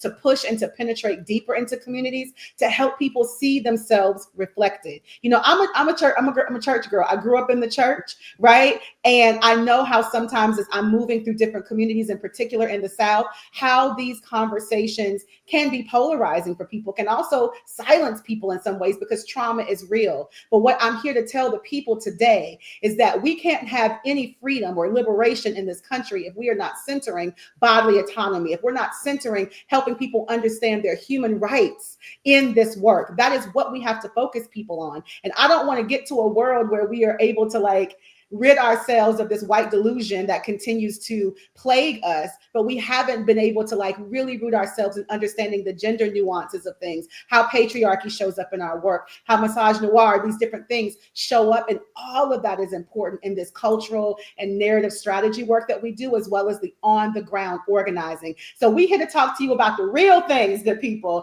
and making sure that you understand that you shouldn't be ashamed of your stories. Your stories are power, and those stories help us build strong organizing tools to get more people engaged in the work. So that's what we do every single day. You have to follow us and get involved. But you know, as I was saying earlier, y'all, despite the chaos and the division from this administration in particular, we gotta We got to continue to like push back and mobilize our communities. We're doing it through culture and through deep on the ground organizing. We do it through policy. We do it in so many different types of ways. But there is too much at stake for us to sit on the sidelines and wait for someone else to take action. So we have the power to stand up and make our voices heard. I mean, Regina, I see how you do it every day. I see how y'all are doing it at NAF. Like, we are on the front lines of this work every single day. So I'd like to invite each of you to share how viewers can get involved in the fight to protect reproductive health and access in this country. And Regina, I want to start with you. Yeah, listen, one of the most important ways to get involved is to hold your elected official accountable. I had dinner last night with a congresswoman, and she reminded me that she said, you know what's giving me hope is I remember that this has happened before. And there's three things that are consistent when we have these moments. There's propaganda, there's violence, and there's voter suppression. And I said, you know what, you're right. And I said, so, and what have you noticed? And like, what's the tipping point? How do we know when things change? And she says, it's when it gets so extreme that people rise up. So we saw that with George Floyd. We saw that with the water hoses during the civil rights movement. And so what I'm saying to you is that in all those cases, that was a public outcry. That was a public demand. We got to look at the reality. That's federal right. policy is critical in order to protect some of these policies that we're talking about. But with this conservatives controlling both chambers, they're limited in what they can do right now. So Yeah. this is our fight. That's right. There's so much important work happening in the states. We still need to apply the pressure. We need to be encouraging them to do the right thing. And as a constituent, these are your elected officials. They answer to you. So what does that mean for you? Number one, call the district and the offices, the DC offices, but in your home offices, learn when they're in recess, find out when they're back home so that you can attend town halls. I've been hearing about how people are blowing up these town halls. So, request an in-person meeting, call press, picket their office, make your voices heard. We got to go local, plug in, show up, be loud, run for office if you can, or maybe somebody in your family, somebody encourage them to run for office. That person that's always been championing issues.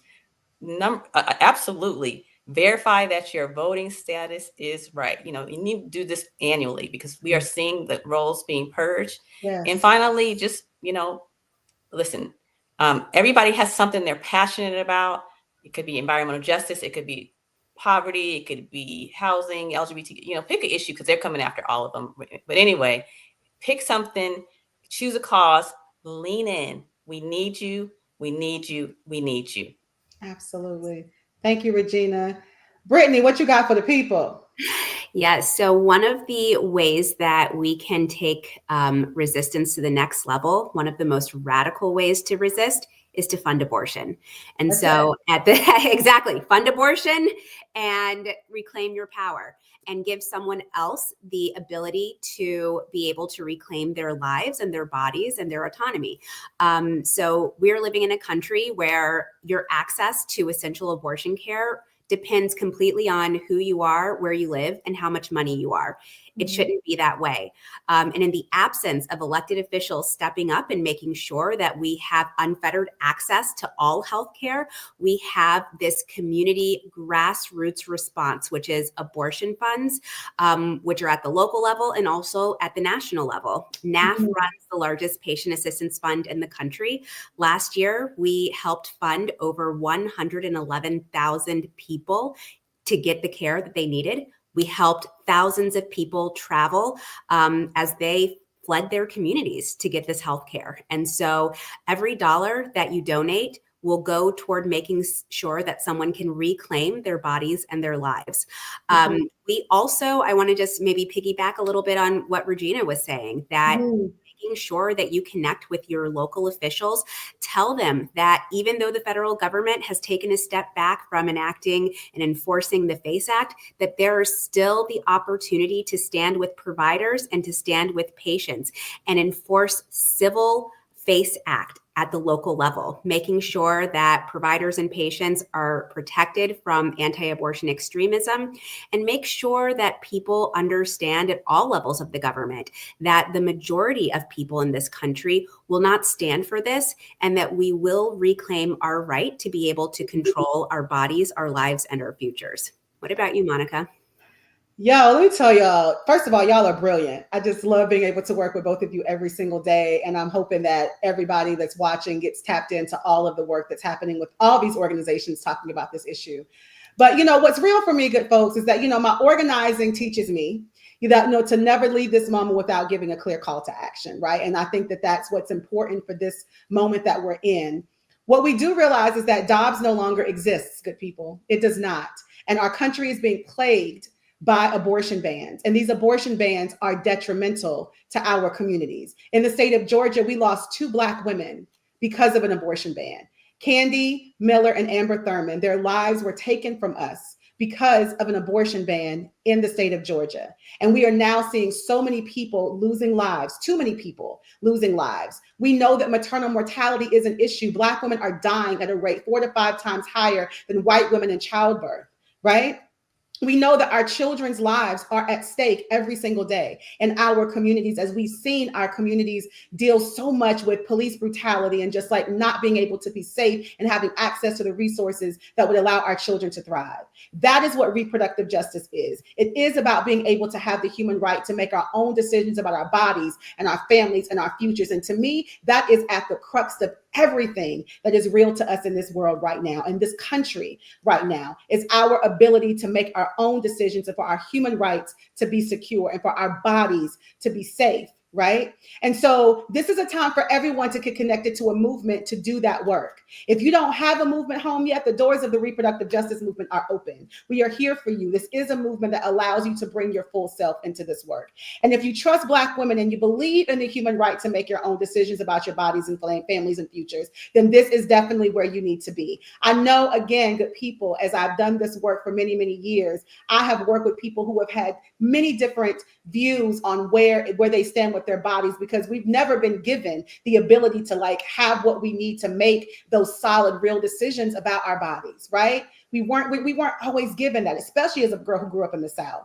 But we are creating a new day for our people, where our young people have the ability to change and to shift that dynamic and to be able to move into a world where we are thriving in all the ways, in particular within our bodies. So Octavia Butler, in honor of Women's History Month, right? Octavia Butler said there is no single answer that will solve all of our future problems. There is no magic bullet. Instead, there are thousands of answers at least, and you can be one of them if you so choose to be. So I am sitting in the legacy of like these beautiful Black women, these powerful Black women who have given us the blueprint for how we need to walk our way towards liberation. And we got to do that together. We can't do that by siloing ourselves off in movements. We have to center and understand that this fight for our reproductive freedom is essential to Black liberation. It is absolutely essential to Black liberation. We can't have Black liberation without it. And so I'm grateful to work with each and every one of you and so many other powerful Black women doing this work all across the country every single day. So we need you, Black folks, who are tapped in to this particular podcast. I said podcast, maybe it will be, but right now it is the state of the people. We need you all to tap in to this work. See how your work is directly connected to the fight for reproductive justice. And let's build a powerful collective energy where we are all moving together for what we need. So thank you, Regina, so much. Thank you, Brittany, so much. Thank you, State of the People, Angela Rye, all the folks behind the scenes for creating such an amazing platform for us to speak truth to power today, for people to see themselves hopefully reflected more and more. So I'm going to now pass it back over to Pastor Mike, who brought us in so powerfully. Thank you, brother, so much for what you're doing in this hour. And let's keep building power, good people. Peace, everybody.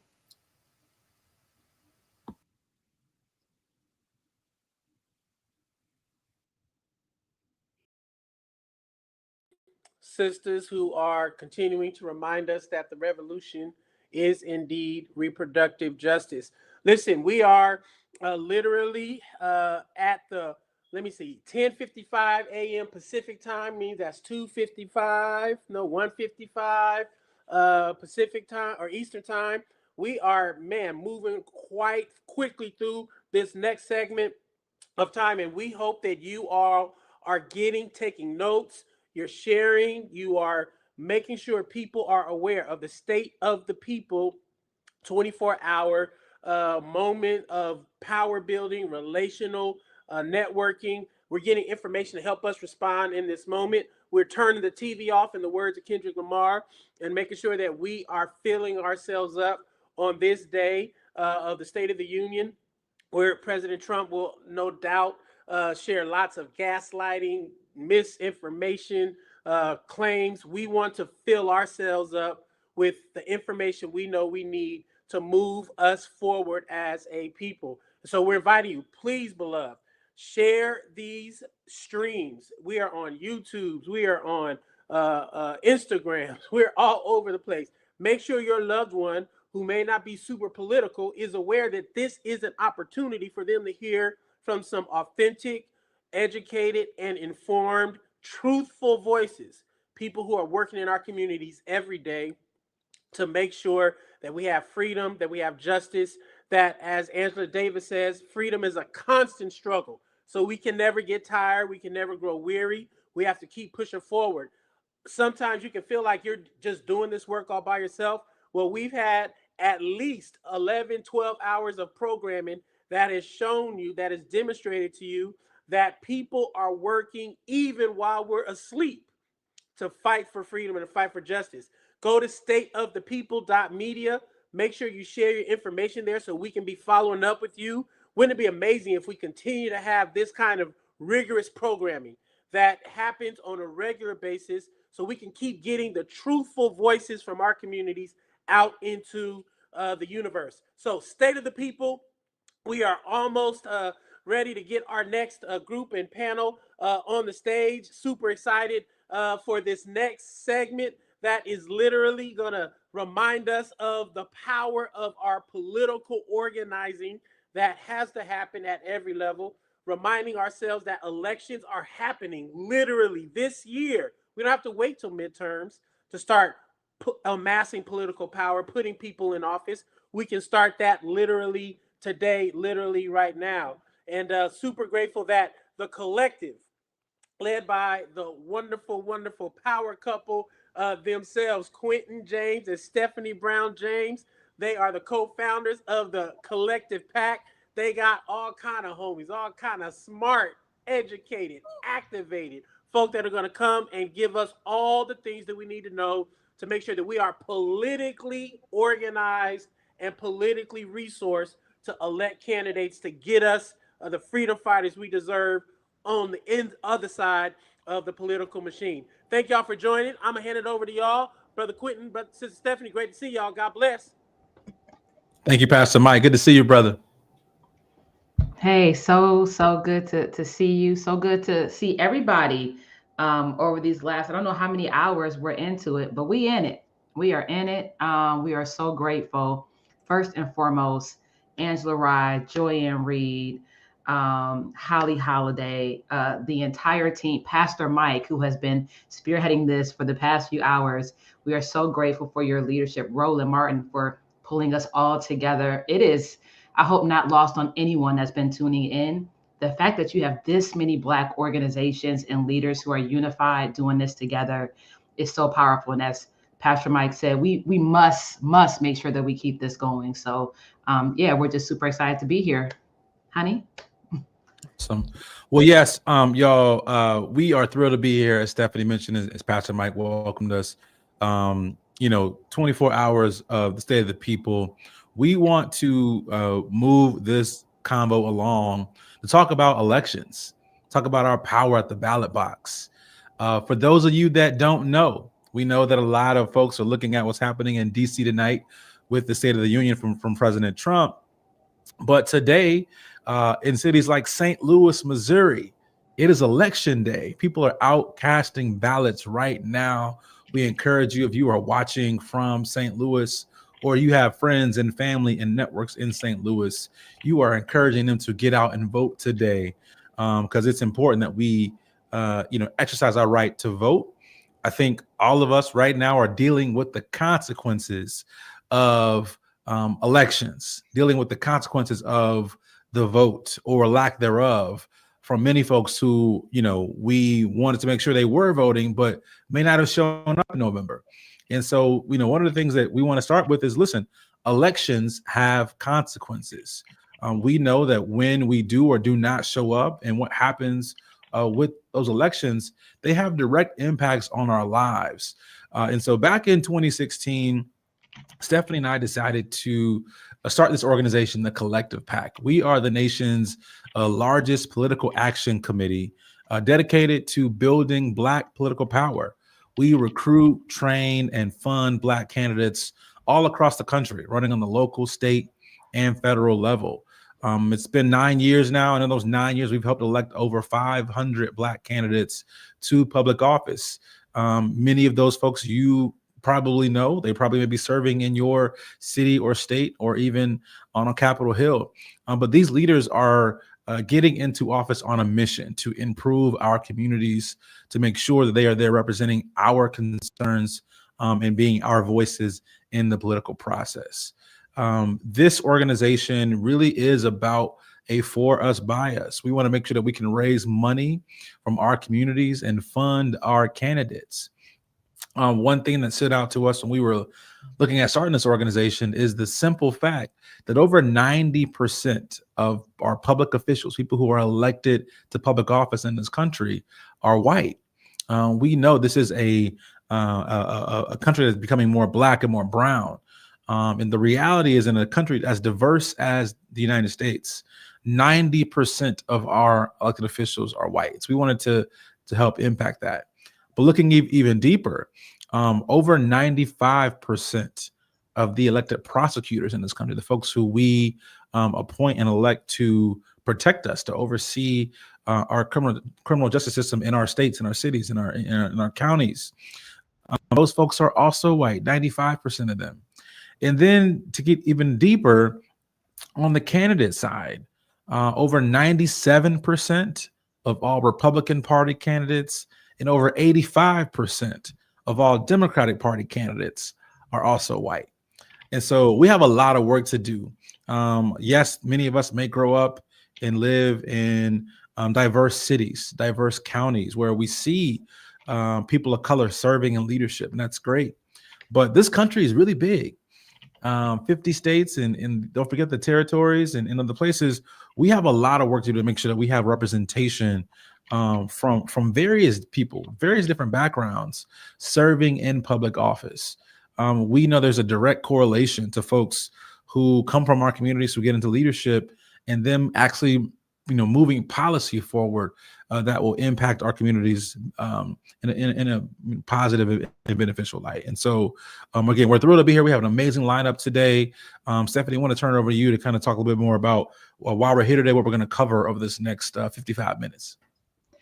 Yeah, I think one of the unifying aspects of this 24 hours is a couple things. One is that this is unapologetically Black space for us to talk about our truths, to talk about what's happening in our communities, but most importantly, to be geared on action and to be proactively geared on action. And so we are hopeful that throughout this 24 hours, you're able to hear information that will make you feel empowered, but we need you to spread that word. And so we're going to say throughout our hour here that all of us can only be as strong as we are individually, but also collectively coming together. And so please make sure that whatever you hear here, learn here, does not stay here, that you spread it to your family, your friends. I could tell you, my mother is more engaged than she's ever been in politics and what's happening. And that's great that people are feeling like they have a space to get involved. And so please continue to spread that. I would also say, for us, we are very much focused on supporting Black candidates that are running on a local, state, and federal level. Every position is important.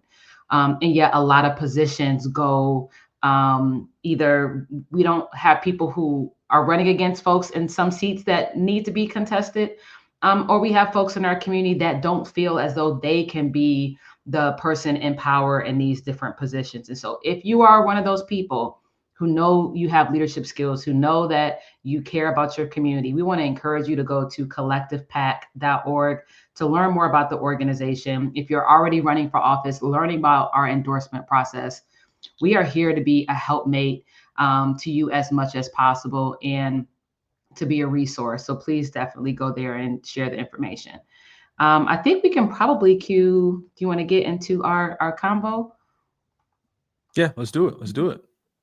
Alrighty. So first up, we are thrilled. We can go ahead and bring Phyllis up to the stage. We are thrilled and honored to have such a phenomenal partner, leader. Yeah, she also helped us to be a Delta woman as well.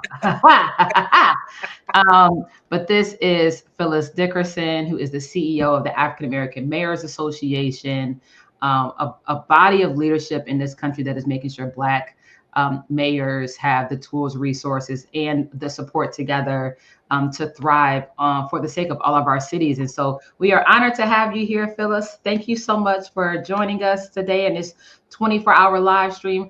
Want to start off first by having you introduce yourself and the power and work and role of the African American Mayors Association. Thank you, Stephanie and Quentin. You guys, I apologize. I'm in conference mode right now. My conference is in 6 weeks, so we're in the office working, getting the work done. And so I thank you again for inviting us. And yes, we represent over 500 Black mayors around the U.S., most of which you help get elected into those seats. And so thank you for your commitment to AMA, making sure that we fill those seats. We represent 50% of the top 20 cities across the U.S. So everywhere from New York to Chicago to Los Angeles, Baltimore, D.C., Charlotte, you name it, we have it. I think Quentin alluded to today is election for Tashara Jones in St. Louis. So Tashara serves on our board also. And so we advocate for policy on the Hill. We also make sure that our mayors are trained. Our mayors are getting younger and younger. If you remember, Jalen Smith won when he was 18 years old. And then we make sure that we share some best practices. We just left LA talking about natural disasters. And so we went to Altadena to look at the fires, look at the devastation. So we talk about fires, tornado, hurricane, floods. And so we were able to do that in LA. But I think my takeaway from LA this week was Mayor Eric Simmons in Greenville said that natural disasters do not discriminate, but this recovery does. Sad, but it's very powerful. So my first question for you, Phyllis, and thank you so much for being here. We know that there's a lot of maybe confusion happening right now with whether it may be DOGE and what they're doing in the federal government to some of these executive actions. Tell me firsthand, how Black mayors in this moment are responding. We know that, again, there are separation of powers between the different branches and also the different levels of government. But we know our Black mayors are in charge of our cities. People are expecting them to deliver on city services and to respond to their concerns. How are Black mayors responding in this moment of so much upheaval in the nation? So most of you know I'm originally from Little Rock, even though I'm in DC right now. So I'm used to working with blue and red governors, right? So one thing I teach them is try to figure out where you can find commonality. If it's just one or two things where you have commonality, figure out where those common threads are and stay in that part of the sandbox when you first start a new administration. The other thing that we're telling our mayors is paint a picture to the federal funding. Because right now we're just saying, oh, the federal funding is frozen. But when people are on the ground, they don't know what you're talking about. They have no idea. So you have to paint a picture as to what that looks like as it relates to public safety, what that looks like as it relates to public housing, what that looks like as opposed to your Medicaid funding or your Social Security funding. What does that look like with your social services? Will you still be having your summer jobs program? How was that funded?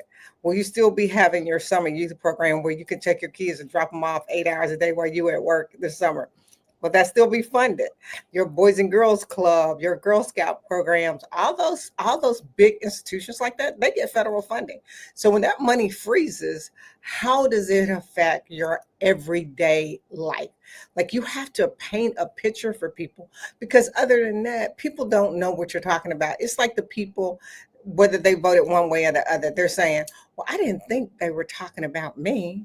And they're saying that because they have no idea what we mean when we say these terms. And you mean, you guys speak this language every single day.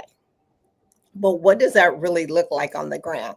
It was like my former employer, when you guys started this organization, I got a call from a mayor and he said, Phyllis, can you make sure they get some funding? I had never seen you guys before. I never knew who you were or anything. So I went to my former employer.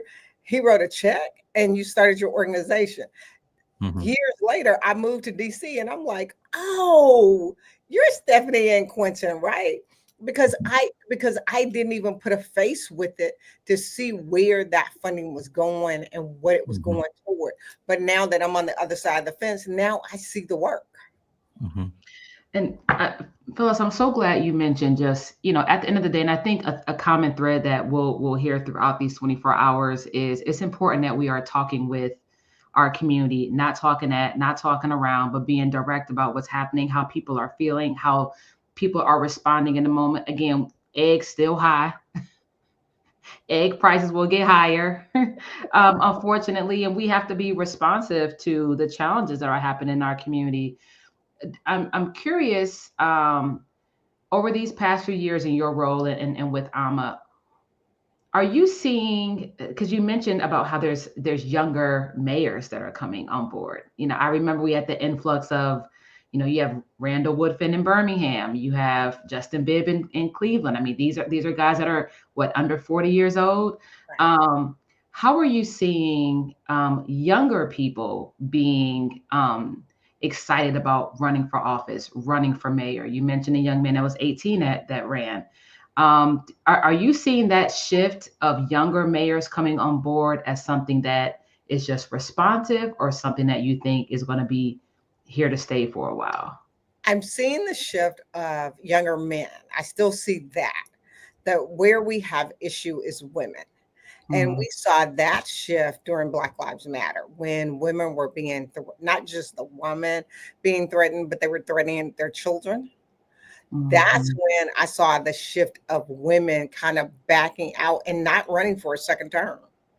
And so that's the trend that we're kind of seeing now, because one way to really piss off a woman is to threaten her children. So you see a different side of her, and so she's like, I can't be in political office because I already know what I'm going to do if somebody continues to threaten my child. Right. Saw that with Keisha Lance Bottoms, when she decided not to run again. And so those are the kind of things that you're seeing. So Phyllis, we have a lot of folks watching around the country right now. We mentioned this really important race in St. Louis, Missouri, with Tashara Jones. There was an article that came out, I believe yesterday or on Sunday, talking about the race in Pittsburgh and how there are now conservative efforts to really try to take out some of our Black mayors using this, anti-DEI or frames around crime, intimidation tactics, as you mentioned. What should the people know about what's happening, and how can we be responding in terms of whether it be making contributions, making sure our friends and families are voting? How should we be responding, and what's happening that people may not know about on CNN or MSNBC around our Black mayors? So the first issue is the strategy in making sure that your mayor is an AMA mayor at the end of the day, right?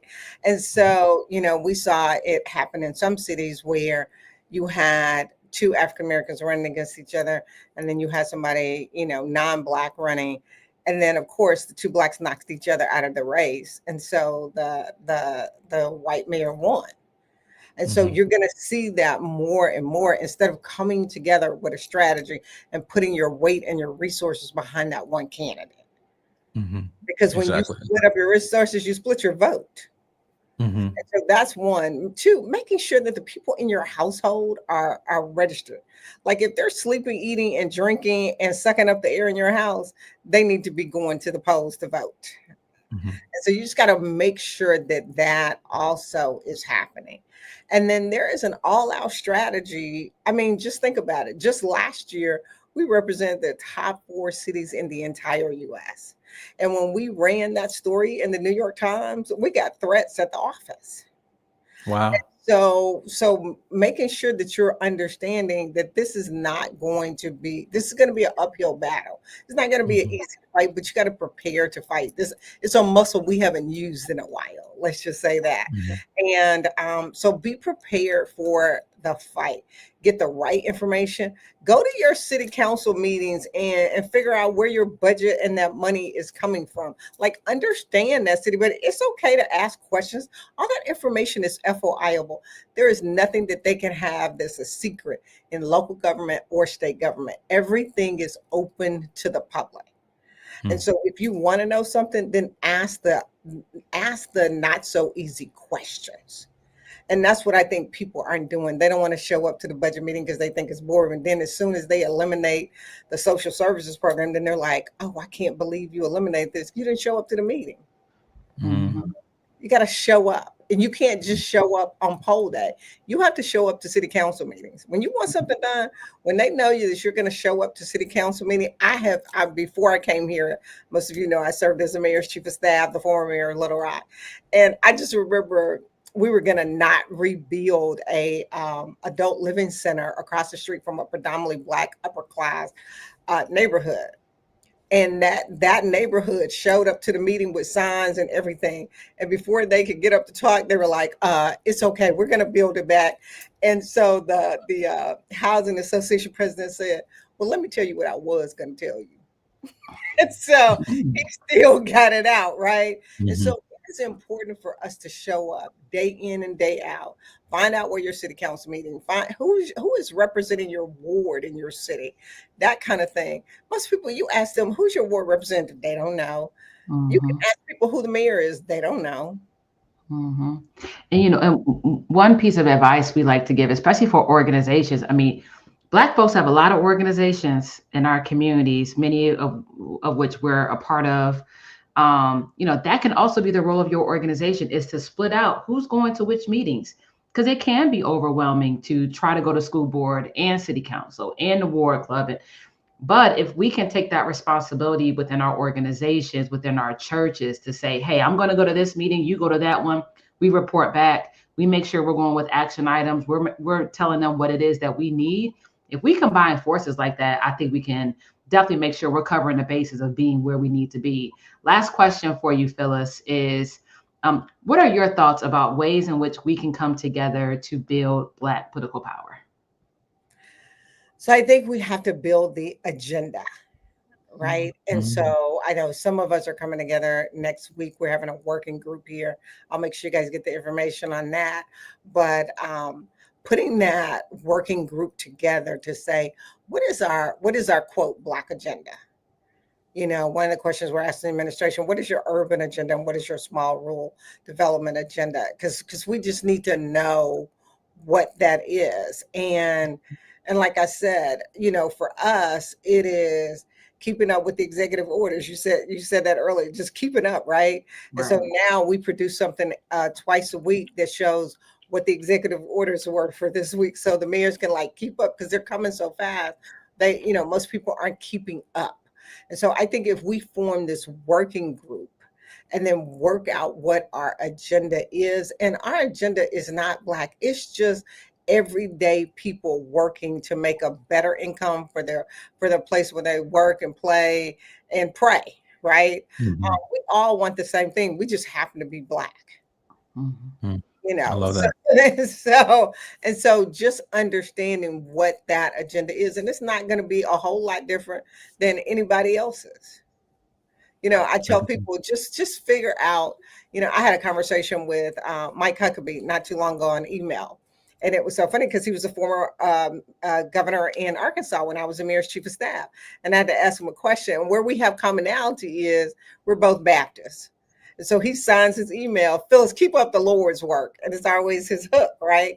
But that is where we find commonality. And so figure out, because this is not going to be an anomaly going forward. Sometimes you're going to have a Democratic president. Sometimes you're going to have a Republican. But be respectful of each other and find out where you have commonality and shared values and work in that space. Because we're not going to always agree on everything. Even when you're on one side or the other, you're still not going to agree on everything. Very true. Awesome. Thank you so much, everyone. Give it up for Phyllis Dickerson. Thank you so much. Thank Really appreciate you. your time. And we will see you at your national conference in DC in April. Yes, Stephanie, I got a call. I'll call you after this. Okay, sounds good. We'll talk to you soon, Sora. All right, bye-bye. Thank you. Bye-bye. All right, folks, we're going to keep it rolling and bring up our next guest. We are thrilled to have one of the brightest minds in politics, period. You've seen him on national TV. You've heard him in national print media. Please join me in welcoming our amazing friend and pollster, founder of Hit Strategy, Mr. Terrence Woodbury. What's up, Terrence? What's up, Quentin and Steph? How y'all doing, family? Good. How are you? I'm good. It's good. You know, it's just good to be amongst family right now. I feel like this is exactly what we need. This is what the people need. This is what voters telling me they need. So for that, we thank you. Excellent. Awesome. So Terrence, I want to start first, let everybody know who you are. I mean, a lot of us know you, but let everybody know you are, but also tell us about some of your work in 2024 and tell us about kind of what you're seeing and hearing from people right now in this moment. Absolutely, Q. He froze, but you know what he's saying, Terrence. Yep. Well, look, I appreciate you all. I appreciate Angela and Holly and everyone that's organized this. And I appreciate the viewing and listening audience.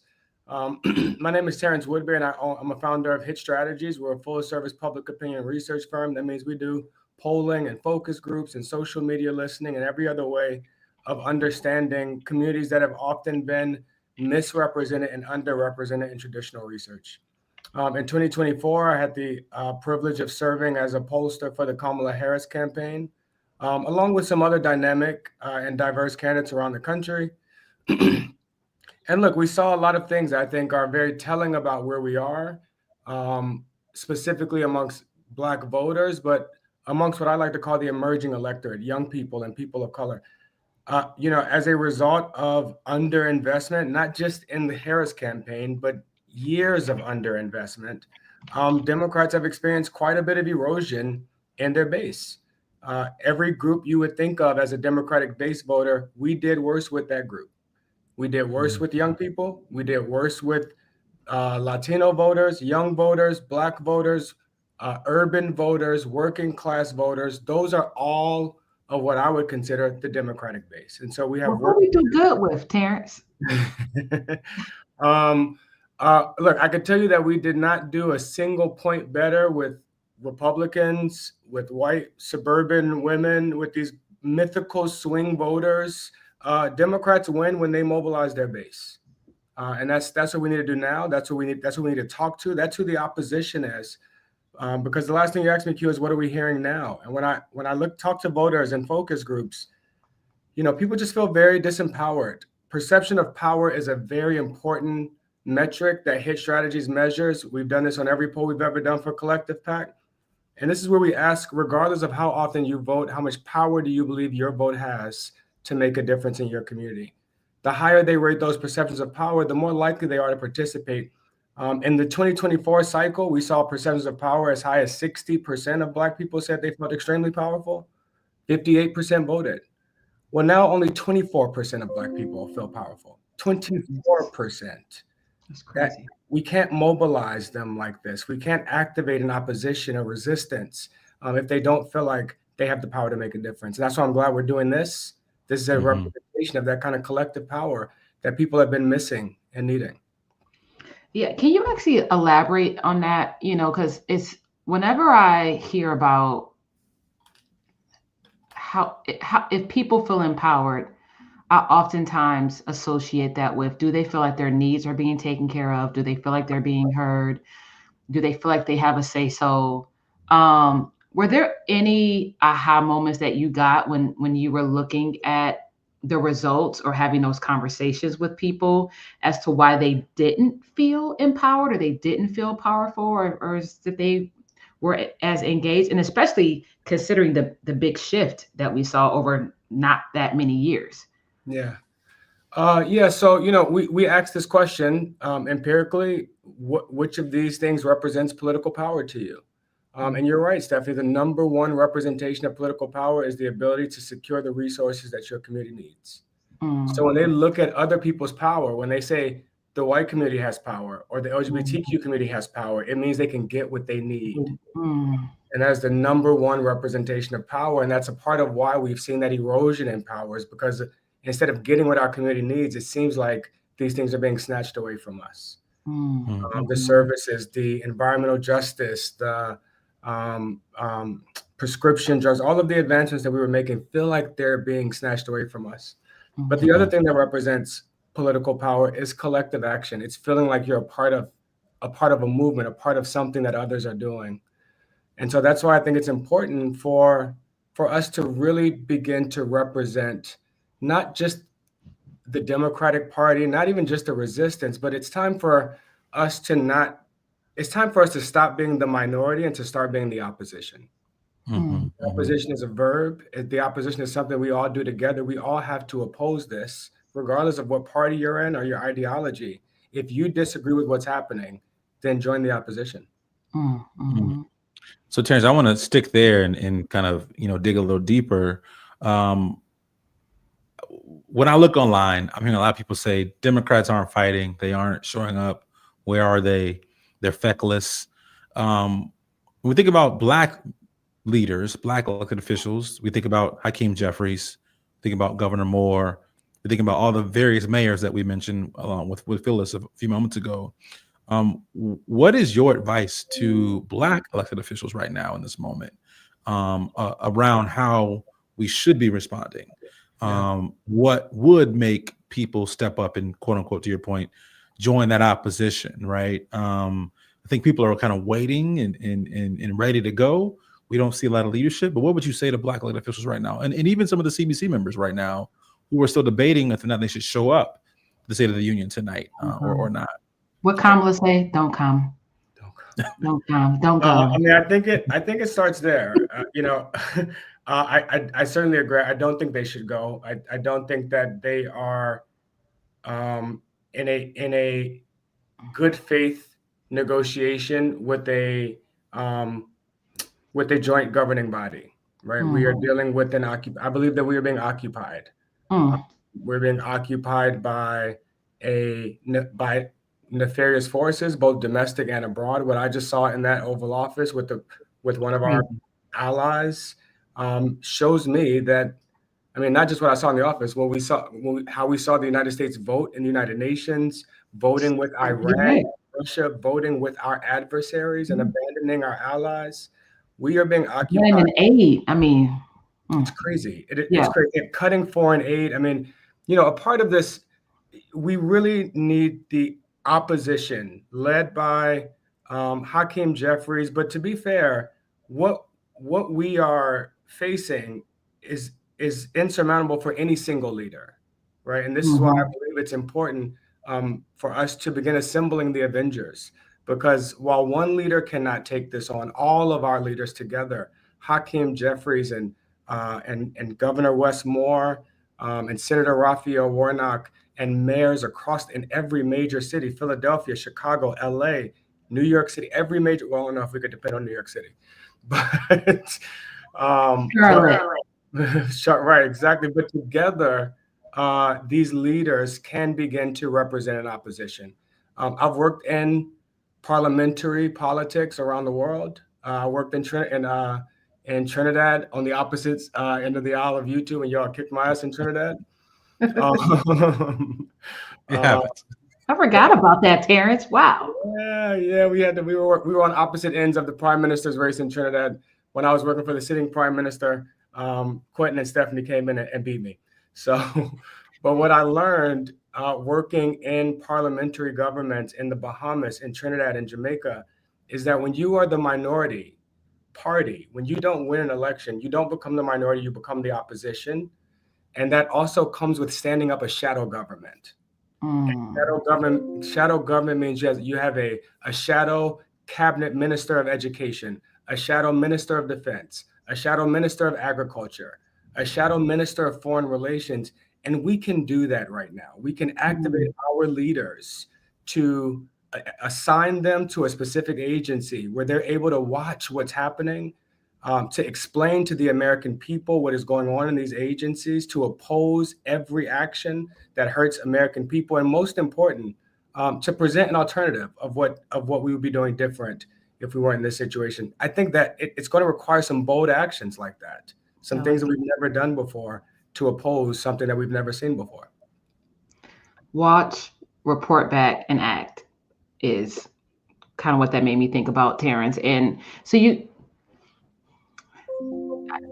use the word opposition, and when you said that, it kind of like put like a little tingle in my spine, because I so much think of things as we're the ones that's right, you know, like we are. I think there's more of us who are, well, maybe not by the electoral sense, but there's more of us who are concerned about what's happening. We don't want what's happening in this country. We don't want the leadership that we have. People know they made a mistake. They were dead wrong in how they voted. And it just makes me think like, no, we are the prevailing thought, the value system. And then when I pair that with, in how many years are people of color going to be the majority in this country? In your thoughts, how do the next 5-10 years look for us as people of color become the ones that make up the majority of Americans, and not just Americans, but the ones who are also, in my opinion, in a lot of ways, working to uphold true American values and patriotism, because we built this country. Right. How do you see the next 5 to 10 years going for us? Man, Stephanie, what you just said reminds me of a Barbara Jordan, Congresswoman Barbara Jordan from Texas, was giving a speech during Nixon's impeachment, where she said that because she had been omitted from the Constitution for so long, that because it took so much toiling and pain for her to be included in the body politic, that is why she stood as the best inquisitor. That's why she stood as the best judge of our democracy, because of how hard she worked to be included in it. And I think that's what we're going to see as we become a majority minority nation, as people of color become a majority of the population and a majority of the electorate. Is that there's going to be demands for it for the body politic to better represent the country. And I think that's both in race and gender demographics, but also in generations. You know, young people are already, millennials and Gen Z are already majority minority, right? They beat the country to it. Yeah. Right. And they're also they're also more than 50% of the American electorate. And so young people are no longer, I used to say young people got next. Well, now we got now, you know. We are no longer the margins of the electorate. Young people are the biggest voting bloc in America, the most diverse voting bloc in America. While we represent 52% of the electorate, we're only 12% of Congress. But I believe that as young people and people of color take their rightful place in the body politic, we're going to make it more fair. We're going to make it more just.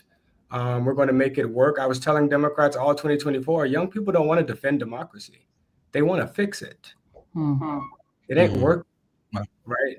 That's right. So fixing it is going to require us to take some bold actions. But I am confident that if we can survive this moment, what did they say? What did the founding fathers say? A republic, if you can keep it. If we can survive this moment, I'm quite confident in what young people and people of color will do to make this a more perfect union. Awesome. Terrence Woodbury, thank you so much for joining us today, brother. Thank you for the bars you just dropped. A republic, if we can keep it. Thank you so much. We don't want to, what'd you say? Not save democracy. We want to fix democracy. That's right. I love that. So thank you so much. We'll be in touch. Folks, you'll be seeing and hearing much more from Terrence Woodbury, but you can follow him at Hit Strategies, I'm sure, online. Anywhere else they can follow you, Terrence? At Hit Strategies and at T Woodbury on Instagram, Twitter, wherever else we are. Threads, all the rest of them. Thanks, everybody. Thanks for having me. Terrence. Good to see you. Thank you so much, Terrence. Bye-bye. Ooh, so good. So good. Q, we're at our a little bit over our halfway mark. How you feeling? I'm feeling good. I'm getting some real information. I'm feeling like a lot of us are in a similar place, so I don't feel so alone right now thinking about what's happening. But I do think like people are ready to start moving. And so hearing that some recommendations from Terrence on how to respond, hearing from Phyllis that mayors are getting their stuff in line. I'm feeling good. I'm feeling good right now. So last night, before we bring up our next guest, so last night Q and I were watching this new. So we like to watch TV shows at night. That's our bonding time. If anything, I would say make sure you are keeping your joy up, spending time with the people that matter most to you. So anyway, so we were watching this new show on Netflix. No plug to Netflix, but it was about this fake basketball team. And the owner had a motto that we have no rebuilding years. We have no rebuilding years. There's no time to rebuild. There's only time to act. And that just made me very much focused on, we have to keep the momentum up. We have to keep the hope up. We have to keep, all of our actions up. And so, yeah, so one of the great organizers, leaders, voices that Q and I have been so fortunate to learn from, to love on, is Jeffrey Johnson, who, if we can bring him to the stage, I could speak for the entire hour about Jeff Johnson, many of whom were introduced to him as Cousin Jeff back in the day when he was on BET. But I know Jeff from home, from the Cleveland, Ohio area, from the NAACP, where we both really grew up in. He was National Youth and College Division Director. I was National Youth and College Division Director. We both followed after Jamal Bryant, who was National Youth and College Division Director. And so Jeff is a phenomenal leader. I think he has some of the best reasoning and just real life perspectives on not just what's happening in the world, but what we can do about it and how we can do it together. We also didn't mention that there is a affiliated sister organization that we have to the Collective PAC called the Vote to Live Action Fund, which is a C4 organization. There's also an organization called the Vote to Live Foundation, which is C3. Jeff happens to be one of our leaders with Vote to Live. And so, yeah, if we can bring Jeff up, just phenomenal leader, dad, we would love to chat with him a little bit. Jeff, are you there? Okay, and I think, and just while we're waiting for Jeff, wanted to mention, because we didn't say this for Phyllis, if you go to our mayors, AUR mayors on Instagram, you can follow the African American Mayors Association there. They're having their upcoming conference in DC in the second week of April. Also, make sure that you follow us. Stephen Reed just left as the president of AMA, is that right? Or did he just leave? Not until April. So Stephen Reed, phenomenal mayor, is the current president of AMA. So please be sure to also follow him. Jeff, what's up, bro? Good to see you, brother. Good to be with you too, man. What a moment. What a moment. Yeah, how you want to start this conversation, Steph? Because we can go for hours. Yeah, listen here. Let me say this right now. We ain't got that long because we got a last final guest, but because we could talk all day to Jeff, because we usually do talk all day. I just personally, Jeff, I think that you're able to frame not just the state of where we are as Black people, but more so be inspirational on where it is that we can go when we work together. But I'm sure you have your own thing of whatever you want to say. So I'm just going to turn it over to you, Jeff. No, I mean, I actually always love being engaged where Terrence is, because I think we so often haven't focused on data. In our community, especially Black men are less polled than anybody else there is. But I think there's a couple things. One, I really love that you talked about joy. I have had to stop having conversations at this moment with people that want to start from what we don't have versus what we have. And so I think it's critically important. I don't care where you are. I don't care what kind of work you are. I don't care if you're trying to make a difference on the business side or on the political side. The moment we start with what we don't have, we lost already. Right. And stuff is difficult, is challenging. There's losses that people are dealing with. That doesn't mean we don't have. And so I really want to start with our folks from places of what we have. I think the other piece that's essential for me, and where I may differ a little bit or want to add more from what I heard Terrence say about joining the opposition. I think one of the things that we saw in this last race and is that people aren't really ever inspired in this day and age about what you don't like.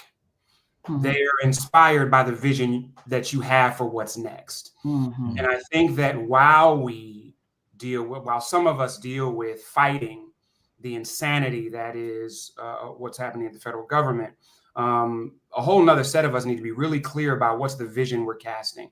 What do we want America to look like? What do we want our cities to look like? What do we want our states to look like? What do we want education? There are people right now that are jumping up and down about defending the Department of Education, but I don't hear what they want education to look like.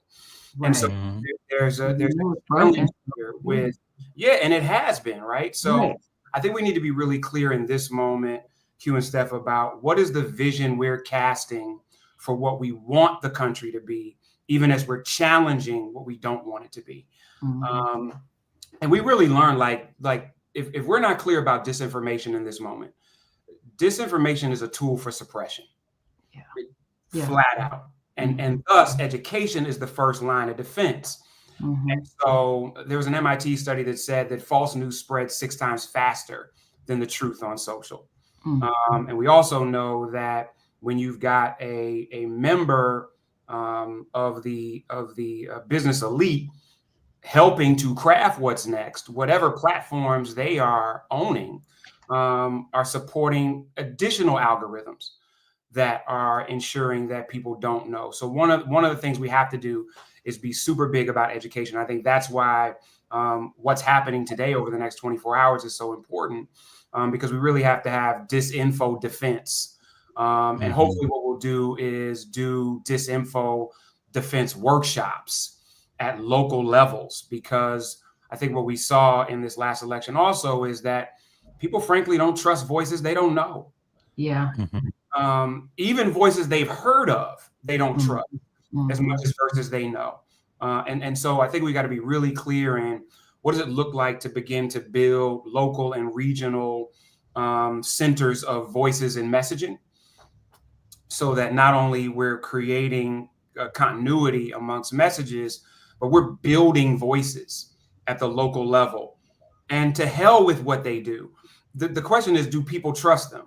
So I'd rather have a bunch of aunties that this community trusts than a bunch of influencers that it just knows. Right. And there's a clear difference between people you know and people you trust. So what does that look like? I think that the other thing, Steph, is that in this moment, politics aren't the answer. Culture is the answer. And so what I hear us doing often is trying to deliver to the culture politics with a big P and culture with a small c, versus culture with a big C and politics with a small p. What do I mean by that? Yeah, what do you mean by that, Jeffrey? Everybody we engage ain't trying to be down with the party. And even if the Democratic Party is in opposition to the party they don't like, they still don't trust the Dems either.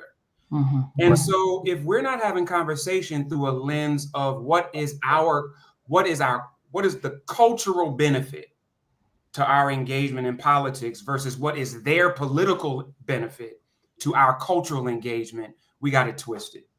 And I just know a group of people, some young, some not so young, that literally like to hell with everybody but us.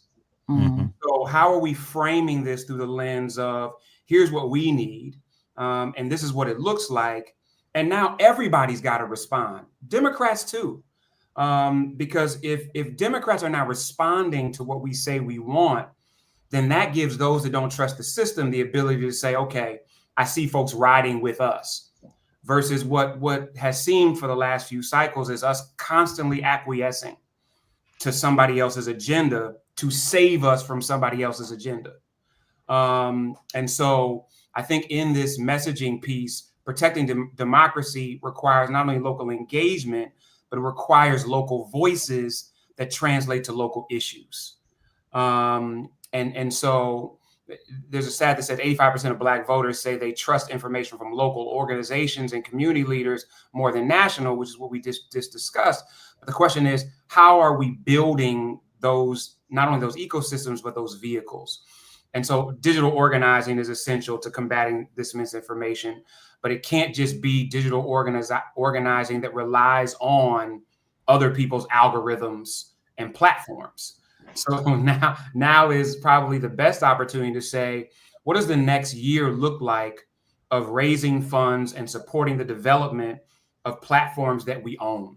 And whether you're talking about, Isaac III and fan base from a social media perspective, or whether you're talking about how do we fund these 5 college students in Cleveland that are going to develop an information platform that's specifically around Greater Cleveland, Ohio, right? So there's an opportunity there. And lastly, if this is going to be real, I think you all said it's the power of collective, no pun intended, goes beyond elections. And Q, you and I have been talking a lot about how do we begin to create a culture of civic participation versus a focus on elections.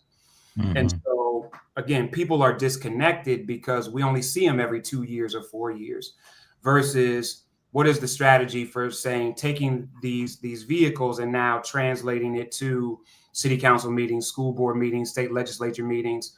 I mean, in Maryland right now, we're in the midst of our state legislative cycle. And I'm constantly having conversations with elected officials in Annapolis about what's happening. So I think for me, that misinformation piece as a tool of suppression and education as the tool for real mobilization is just really key with me. Doubling down on who are the messengers, how are we elevating people that are trusted, how are we building local apparatus, and last but not least, how are we recognizing that collective is not just about supporting party, but it really is about even if we do, listen, we gonna be for real. Even if we just we got to call folks and be like, listen, I can't support you yet. Like, I support you. Oh, I can't support you yet. Because I need you to be clear that we're not running after you. If you are not responding to what we need, don't come to us talking about how you're going to save us from somebody else that's not saying they with what we need. So I hope we're playing the game differently moving forward. And it's going to require some of our allies to understand what allyship really looks like.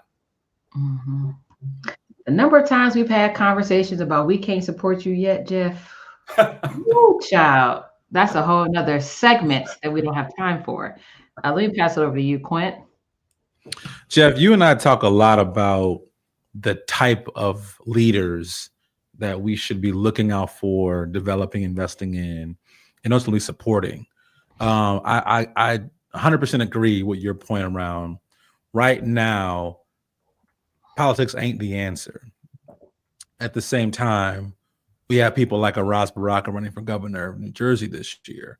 People like a LeVar Stoney running for lieutenant governor in Virginia this year. We mentioned Tashara Jones in St. Louis, Brenda Woodfin, a re-election in Birmingham.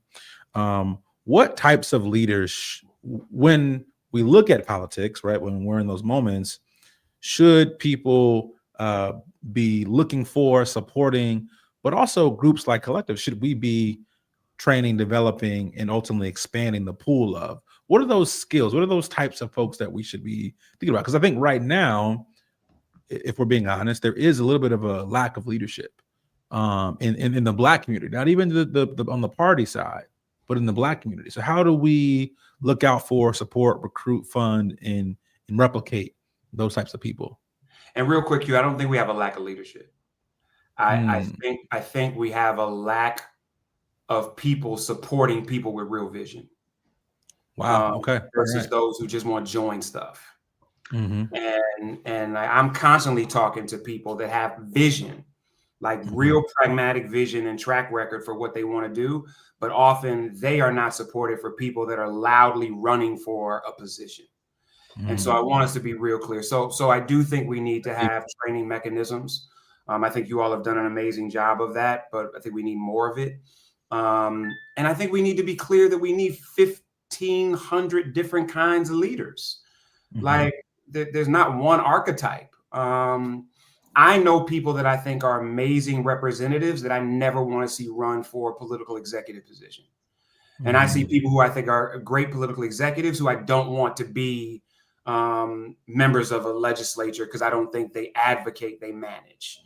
And so when I think about political executives in this moment, and when I think about mayors and governors, I want people who have management experience.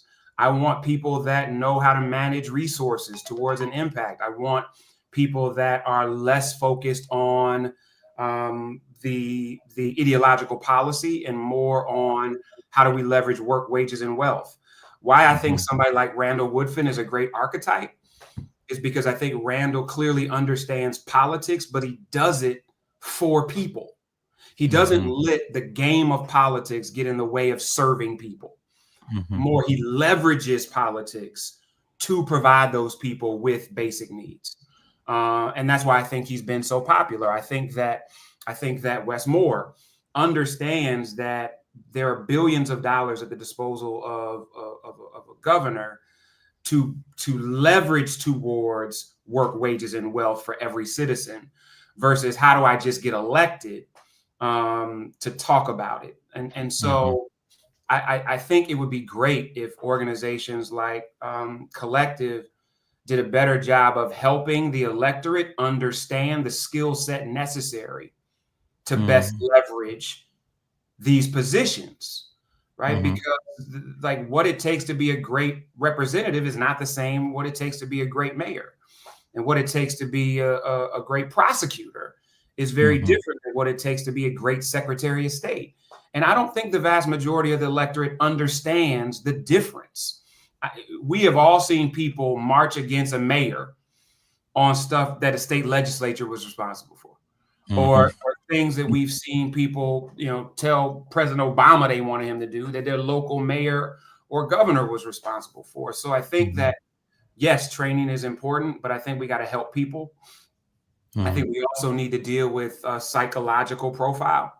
There are some people that I know that just don't have a temperament for certain stuff. So I need you to think about that.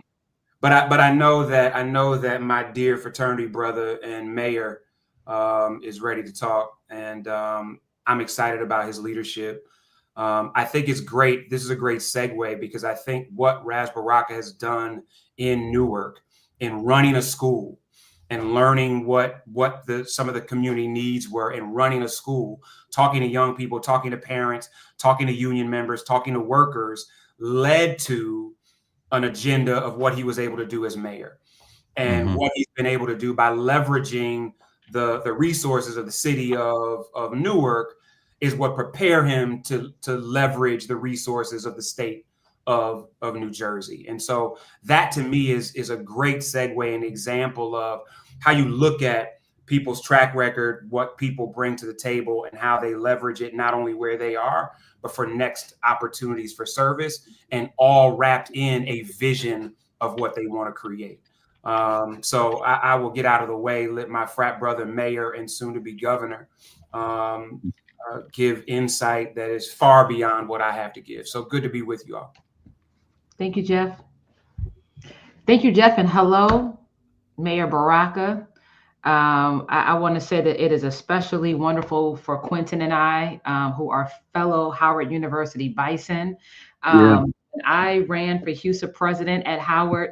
You were the prototype for me, and I didn't even know you, but your legacy preceded you on campus. And so I know we only have a few minutes left. We want to turn it over to you, Mayor Baraka, to talk about not just a little bit of your journey where you are now and your candidacy running for governor of the great state of New Jersey, but really where you see us as a community moving forward to make sure we're building power for the Black community.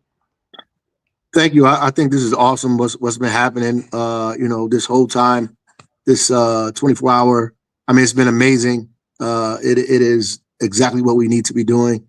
I'm here in Newark, predominantly Black and brown city in a predominantly Black and brown county in New Jersey.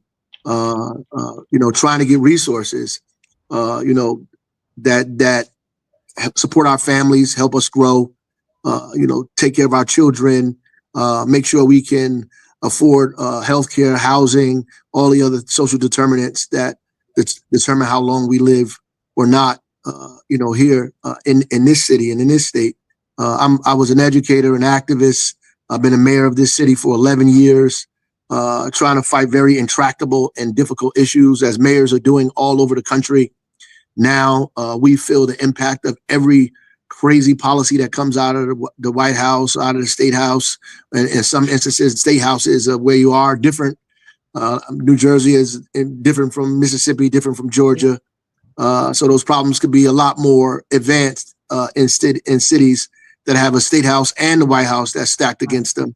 Right. But so we are, trying to keep people afloat more than anything. I mean, if you take Newark, for example, which is 8 miles from a city like Livingston, you can ride your bike there. There's a 14-year life expectancy difference between the two cities because of the social determinants of health. So the work that mayors and people on the ground do actually add years to people's life or, take away from their life. And so it's important that we have resources and opportunities. So the things that are coming out of the White House now, taking away Medicaid, making it difficult, to get education, attacking the Department of Education, attacking housing, all these things are very real issues that we have to deal with in Newark, really day to day.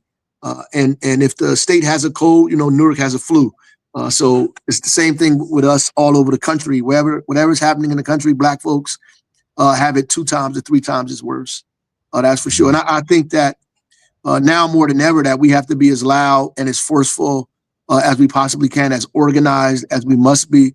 We have to be pushing for democracy no matter where we are, to be included, to have our voices heard, to be in rooms that we've been excluded from, because people have already paid the price for the ticket to get in that room. So we need to go in those places, stop giving people credit for digging us out of holes they put us in the first place, and begin to go into spaces where we're supposed to be, because somebody already paid for us to be in there, and stop acting like we don't belong there. And then on the other flip of that, we need to be fighting for self-determination. I mean, my father always talked about democracy and self-determination, the two sides. We fight for democracy, for inclusion, like W.E.B. Du Bois talked about. So we're not looking at ourselves through the eyes of people that hate us, that we are fighting to have the same thing that most Americans have the access to because of the Constitution of the United States, because of the Bill of Rights, because of the things they said on paper, because of our blood, sweat, and tears, frankly, fought for these things. We ought to have access to them, and we ought to force them to be inclusive. And then on the other side of that, we have the right to set up our own institutions, and should be our own institutions, our own schools, our own, churches, places of worship, our own social organizations, our own economic institutions. We ought to set those up and continue to fight for those. We have the right to represent ourselves, the right to, institutions that look like us, with people in them and led by people that look like us. We have the right to those things, and we shouldn't be ashamed to say we need to stand those things up. And that's what we're doing. We're encouraging people in Newark to buy property, to own property, to open up their own businesses, to buy their neighborhood, to open up their own bookstores, to not lease stuff, to own it, and at the same time to get into organizations and fight for democracy. Both of those things we need to do. Just like I think we need to push the Democratic Party, but we still need to organize outside of the party at the same time. Awesome. Well, Mayor Baraka, thank you so much for joining us today. Everyone, he was running to be only the 4th ever elected Black governor in this country. You can find out more about going to riseforgovernor.com to be part of his campaign. But Mayor, thank you so much for the time. We look forward to supporting you and being with you even later tonight. Pastor Mike, we're bringing you, turning it back over to you. Thank you all so much for joining our segment of 24 Hours of the State of the People. This is Quentin and Stephanie signing off. Thank you so much. My, Quentin, Stephanie, thank y'all for your courageous leadership for the last, at least, 2017, 8-9 years, you all have been the tip of the spear in helping us to make sure we are getting the political power and resources funneled to our candidates that are taking a step forward to lead us representing the people. We are in, I think our 12th consecutive hour. Lord have mercy. State of the People, We are moving. We are cooking. Again, I'm making the appeal again. Share, share, share. We got another 9 hours of programming that I know will bless, encourage, inspire, and activate you. So share all of the streams. Get your friends, your family, your partners, your homies. Have them come on, tap in with State of the People. Super excited to bring up to the stage. Oh my goodness. One of the co-founders of Black Voters Matter, Brother Cliff Albright, along with April E. Albright. They are leading us in our next session. Look at that setup. See, I need to you come in and you come in. I mean, you just blowing up the spot. The Albrights coming in, blowing up the spot. Resistance, right. Resilience, and reimagining. Come on, y'all. Take us up to another level. What's up, Pastor Mike? It's always good to see my brother. I'm just saying, bro. Y'all fly. You pop your collar a little bit, man. You got a little lean to the side, look at everything. You're looking good. Looking good. Just trying to be like you, brother. Just trying to be like you. But for real, thank you, your team. Mark, of course, Angela, Holly been thrown down. Y'all, this is what this is about. Like, this is Black excellence right here. 24 hours. But this won't be the last 24 hours. So we're excited to be here. We're excited to be following our brother and sister, Quentin and Stephanie. April was just sitting here gushing. Because one, she's a soror. Anytime I'm in the company of a soror, I'm always going to be excited. But because, they have been leading the way, making sure that we have powerful representation all over this country, not just at the federal level, y'all, but also at the state level, which is equally important. So yeah, it's dope coming after them. That's right, our family over at the Collective. Of course, we're going to be joined by our sister, Latasha Brown, who is literally getting off of a plane, y'all. She's like getting out the plane and hopping right to her camera. So she'll be joining us in just a couple of minutes. But as you heard Pastor Mike say, the theme of our show is resistance, resilience, and reimagining. That's right. So we're going to be talking a little bit about resistance, like what's the resistance we need to be doing in this moment. Then we're going to talk about resilience, which is in the face of all that's going on and all these cuts and all these attacks, what do we need to be doing to look out for ourselves, for our community? With a special focus, we're going to be talking about the need to feed ourselves, right? And we're going to have some special guests joining us for that. And then we're going to end it talking about reimagining, right? Because after we resist and after we're resilient, we also got to reimagine what is the society that we're trying to build, not just what we're trying to fight against, not just what we're trying to survive. What are we trying to build, right? So we're going to talk about all three of those things. And we got some dope guests that are going to join us, including our sister, Cori Bush, the former congressperson, right? The people's congressperson. She'll be joining us, I think, in just a second. Are we still going to put up the king? Oh, there's Cori. All right. What's going on, sister? Oh my goodness. This is amazing. Amazing. Around the clock info, Blackness, beauty, what to do, how to do it, experts, everybody. This is amazing. And I'm so glad to be on. No, we're glad to have you here. Just great. And I just can't compare with this. I feel inadequate now. This background is killing me.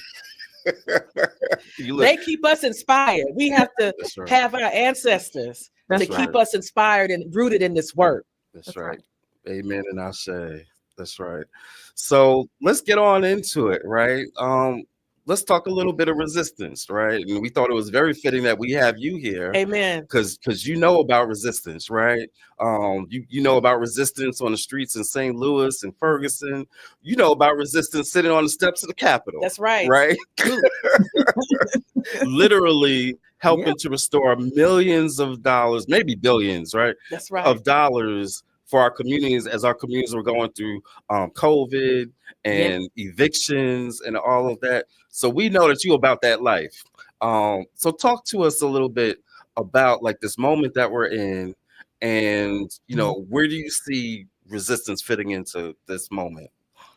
I think about how when Mike Brown was killed, and may he rest in peace. When Mike Brown was killed in 2014 at the hands of a then Ferguson police officer, I remember saying to people when they were calling us this leaderless movement, saying, well, hey, there was no instruction manual telling us what to do and who should be in place doing what should this happen in your community. We just reacted. And what we had to look at though was, like for me, I spent so much time watching Eyes on the Prize, and my dad has so many books on, teaching us about, Black history and African history and so much, the great kings and queens and all of the things. So I think about, though, we didn't know who was supposed to do what, when, and what that would look like. But now we have had time to figure that thing out. People have moved into what they know and how to be strong where, and what makes them uncomfortable, who, we know those things now. And so I feel like we were not to reduce what happened at that time at all. But I feel like it's been building blocks, getting us ready for this moment. And Yes, so amen. what we can't do, though, as we resist, is we can't forget to think about who people are in this moment, because everybody wants to do something. We all need to do something. Everybody has a role. I don't care if you tie shoes well, tie somebody's shoes out there that's marching before they fall. Like, I don't care what it is, but know your role. And I think that that's what real resistance is. We get so much further faster. So look, we have great communicators. When it's time to speak, put the great communicators out. We have people who are fighters that will go up toe to toe and will go do the thing, whatever that action is. They're not afraid. Let's put them up to do the fight. Let's put those up that's in the boardroom to make change in the boardroom. Like, to me, that's real resistance, having everybody doing their thing. Because if everybody's doing their thing in their places, and like for me, I'm in the street, that's who I am. Have everybody doing their thing, and it all adds up to change. I want to, people always think that change happens when they go and vote, right? And even you hear this subtle message around, let's get ready for 2026. And there's truth to that. Let's be clear. But I think what Ferguson shows us, and even some of the earlier civil rights movements, is that there are things that we can do now. There are acts of resistance that we can do now that actually will impact policy even more. And so, like in Ferguson, right? People weren't voting to get those changes. They were hitting the streets, and just hitting the streets allowed for there to be some changes that were made in Ferguson, even before we got new elected officials. Can you talk a little bit about that so folks can feel empowered right now, even as we wait for another chance, perhaps, to use the ballot to help us? Absolutely. And we can't wait. All of this has to, that's what the movement is about. The movement evolves. It has ebbs and flows. It changes. It grows. And so, yes, as we're waiting on 2026 and 2028, we're looking at what do we need for now? Because right now people are hurting now. People are losing their jobs now. People are hungry now. So how do we take care of one another? So that's one bucket. There are people who are great at that. There are people who know how to get the resources, get the money, save, take care of the people on their blocks. We need those people doing that now. There are also folks that are the ones that say, hey, we're the ones that'll do the action.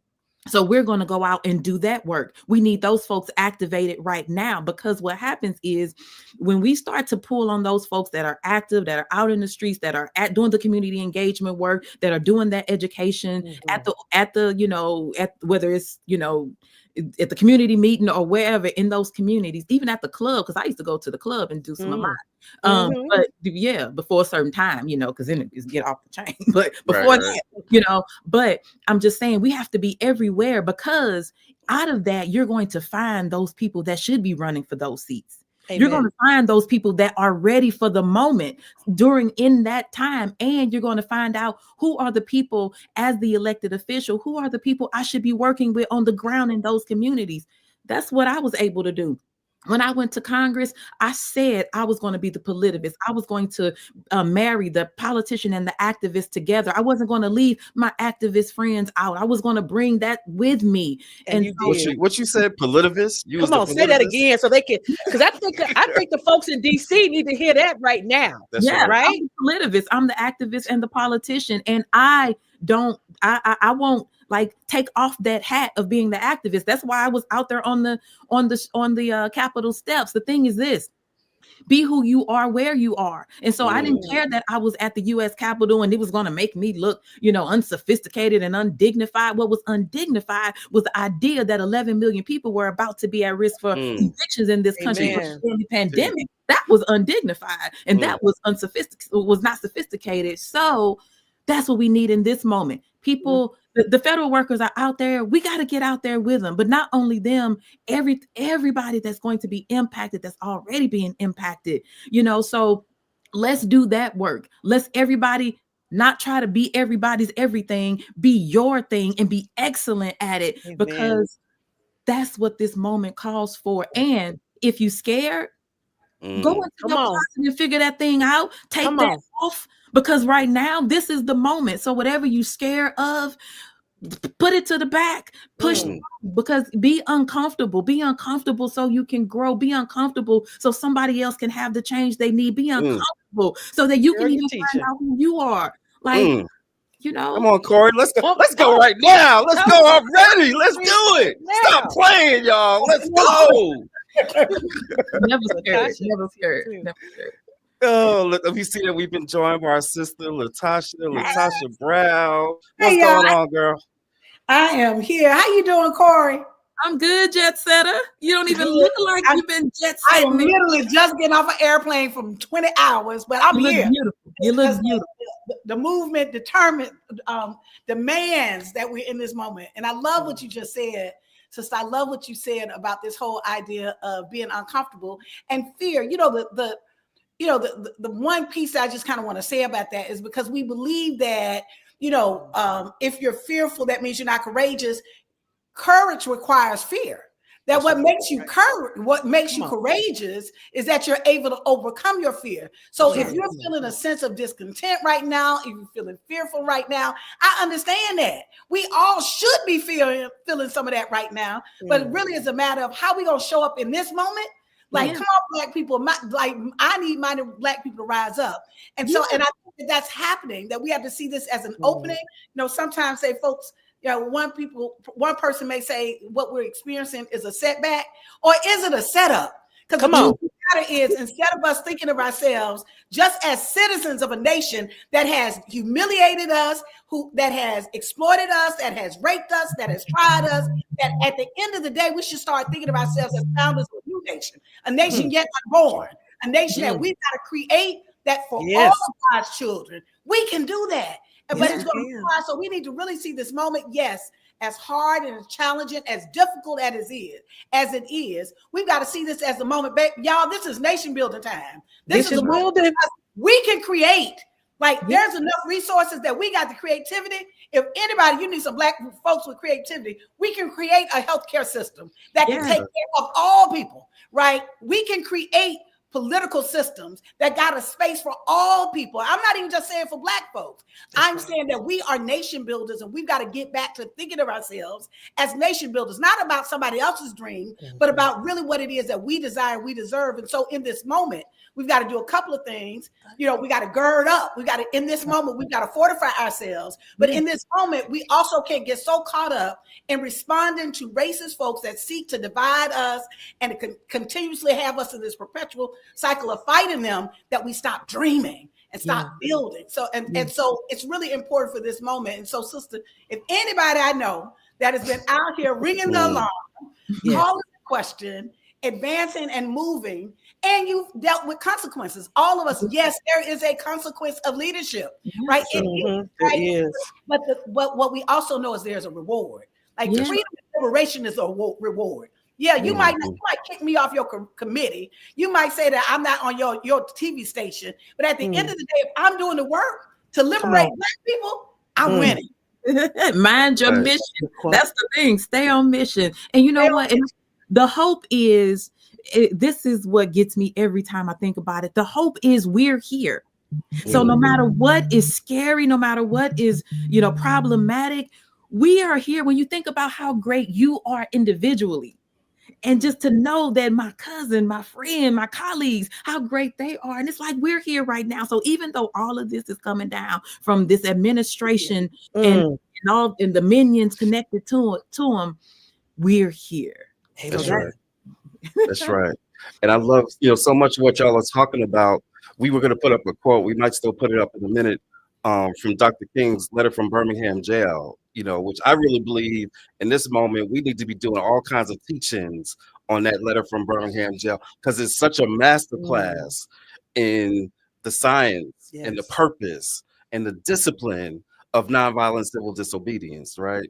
And part of what he talks about a lot of stuff. He talks about the white moderate, which we really need to be talking about today, right? But he talks about like extremism, because I know we've all been called extreme. I know you've been called extreme, Corey, right? We've all been called extreme. And one of the things King says is, ain't nothing wrong with being extreme. He said, wasn't Jesus an extremist for love? So the question isn't about whether or not you're going to be an extremist. It's about whether you're going to be an extremist in the name of hate, and division, or whether you're going to be an extremist in the spirit of love and justice. Come on. I don't mind being an extremist. And right now, we need a little bit more of that, because these are not normal times. But you know what, Cliff? I don't even know if like really what we fighting is not even extreme. According to these folks, being black is extreme. That's right. Wanting to get paid for my work is extreme. Wanting to be able to vote, So I think this is a moment like to step back. So and I know we've got a lot to talk about, but this is a moment that I do believe that we need to have the discipline to figure out what is happening. A lot of the things that are happening, a lot of things that the Trump administration is they're just throwing spaghetti on the wall. And the chaos is the point, is to have us so fearful and so paralyzed that we don't move. And so it's really important for us to realize what's going on, but also recognize that they are not our source. Sorry, y'all. My humanity ain't determined by the American Constitution. My humanity is determined because God said that I have value, right? And so part of us, as we're doing this work, we have to, one, kind of get grounded and really get the facts. The facts of what's happening right now. What are the policy issues? There's a budget issue that's coming up right now. There's a budget that is coming up right now. Right. And what are the implications on that? Two, what is it that we can do in this moment? But we can't stop there. Three is, what are we building and what are we dreaming? What are we radically reimagining? That we've got to think about something greater. That at the end of the day, what is it that we position ourselves in this moment to actually create so that all of the people in this nation can actually benefit, that we become the solution drivers. And I just want to add, because I want a question that we need for you to talk about, because the threshold of discomfort, right? Especially when you're a representative or you're a congressperson or you're a mayor or a county commissioner, right? You're an elected official. And there are times that call upon us, right, to break decorum. And I know that it is hard. Like today, we're raising the question and we've asked congresspeople to not show up tonight. That's right. And that's a big deal, right? As a former congressperson, that's a big deal for a congressperson to not show up. It is. Can you share how you were able to master and be disciplined and get over the decorum and go protest and do sit-ins that caused your other colleagues to have to show up, even though it made you not look like you were a traditional congressperson? What can you share in this moment to help our elected officials know that you got to be a part of this resistance and be okay with that? Yeah. So first of all, we signed up for this. And we signed up for this knowing that the tide can turn at any moment, that there may be a moment that makes us uncomfortable, makes us, push past ourselves, that there may be things we will have to do that we may not agree with or understand. We signed up. So since we signed up and we represent people, we represent every single person in our communities, regardless of faith, nationality, socioeconomic status, whatever. We signed up for every single one of. We signed up to represent those that hate us. So those that did not vote for us. So when the moment calls for it, who do you put first? Do you put first the people, or do you put first your my committee, or my standing with these folks? Do I put first what looks dignified? For me, I didn't go there for any of that. I mean, for any of that, I went there for the people. I went there to make sure that the people of St. Louis, that their voices were heard. I went there to make sure that we were actually doing something about police brutality and Black infant mortality and homelessness and so many other issues, because I've been there and I know what that policy violence feels like when people who think that they're doing good, because it sounds good and it feels good when I can talk about it in my community, but I didn't really do jack. I didn't go there for that. I went there to flip tables because I know what the pain is like. Okay. I know what it was like to be left for dead at the hands of an abusive partner. I know what it was like to sit in that car and wonder if my children would be awake by the time the daybreak came because it was so cold in the car. I know what it was like to not feed myself for days and only feed my kids because I was so hungry. I know. And so I went there for that purpose. And if it makes people uncomfortable, you need to be uncomfortable, because the people you're leaving out are uncomfortable. Amen. Say Say that. So that's what. So, but as a legislator right now, what you are in that position for a purpose, and this is what I think about, especially on days like today. And I've said it before, is sometimes I would have to balance between, I know my community looks at me like, Corey, you made it somewhere where most people won't go. So go and show up and represent us. Like, even though it's hard, still represent us because we can't be there. What do I do with the fact that I have this privilege to be able to walk in the room? But for tonight, yeah, I do believe that the answer is don't show up. Don't give that to that man. Don't give him the stand-ups. Don't give him that moment, So it's tough though when you're Black, especially, tough, because your people are like, but we want that representation. Right. Yeah. Well, Corey, we are so thankful for you. We're so glad you were able to join us. We know you got stuff you got to do because you're getting ready for your own show that you got coming out. And you want to talk about that? Yeah. I have a show with none other than the Jamal Bowman. It's called Bowman Bush. It's, it'll be on YouTube on Zateo coming out this week. And everybody should take a look. We're going behind the curtain of Congress. We're going to talk about what happened to us. We're going to talk about what happens to Black folks when they stand up for what is right. When we stand up for all people, when we do it unapologetically, what we put on the line. But for us, if we had to do it all over again, we would. Thank you so much for joining us. Absolutely. We're looking forward to talking to you soon. Thanks again. Corey Bush, y'all. Thank you all. And let me say this lastly. Thank you all for the support for people like me when we were running. Thank you. Always. So you won't back down. So we just been talking a lot about the resistance piece, and now we want to transition a little bit and talk about the resilience piece. And those two things are connected, right? Because being resilient in this country is an act of resistance. So they're not opposites or separate. But we want to talk a little bit about resilience, particularly in the face of some of these policies, some of these cuts. Latasha mentioned these budget cuts. They just passed a budget that's going to be cutting things like Medicaid, food stamps, SNAP. There was a story yesterday about Social Security might start missing payments in the next 30 to 90 days. So we've got some folks that are going to come on and join us. And I'm not sure, we might have a special guest. I don't know. Do we still have a congressperson trying to pop in, or we waiting to hear about that?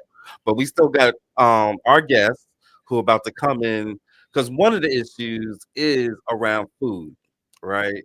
And no matter what somebody once said, no matter what you say about your enemy, a people that cannot feed themselves is lost. So we got some folks that specialize on food sovereignty or food independence. And so we got some folks from the National Black Food Justice Alliance. We got Sister Kenya that I think is going to be coming in just a minute.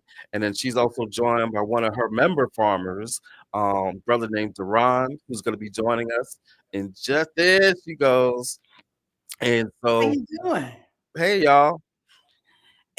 Hey, how y'all doing? All right. Great to be here. Thank you.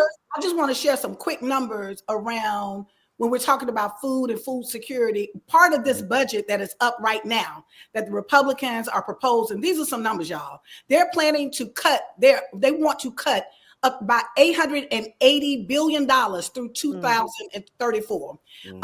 They want to, this is coverage loss for over 36 million people in this nation. They want to cut SNAP over 230 billion by 2034. Over 40 million people are covered by that. They're literally looking at Head Start. They want to cut Head Start, which now provides early child care to 650,000 poor and low income people. Like, we have to really be able to recognize that we're not making this up. We're saying that millions and millions and millions of people who are already on the borderline of food insecurity, now you've got a budget. The Republicans are trying to pass a budget that would have devastating impact on them. And all of that happening as what's going on, as these food prices are going up, grocery prices are going up, Trump and his tariff. Look, you don't need to know all the science around what's a tariff and the mechanics of how it works. Know this, it is a tax on what we pay when we go shopping. And that includes a lot of our food items, right? And so those bills will be going up even as these services and this assistance is getting cut. So that's why this conversation right here, and I'm gonna pass it over to Kenya. Tell us about the National Black Food Justice Alliance and what y'all do. Sure. And it's beautiful that y'all were just talking about Ferguson, because our founders, Dara Cooper, Beatrice Beckford, and Malik Yakini, birthed the alliance out of what was happening in Ferguson 10 years ago.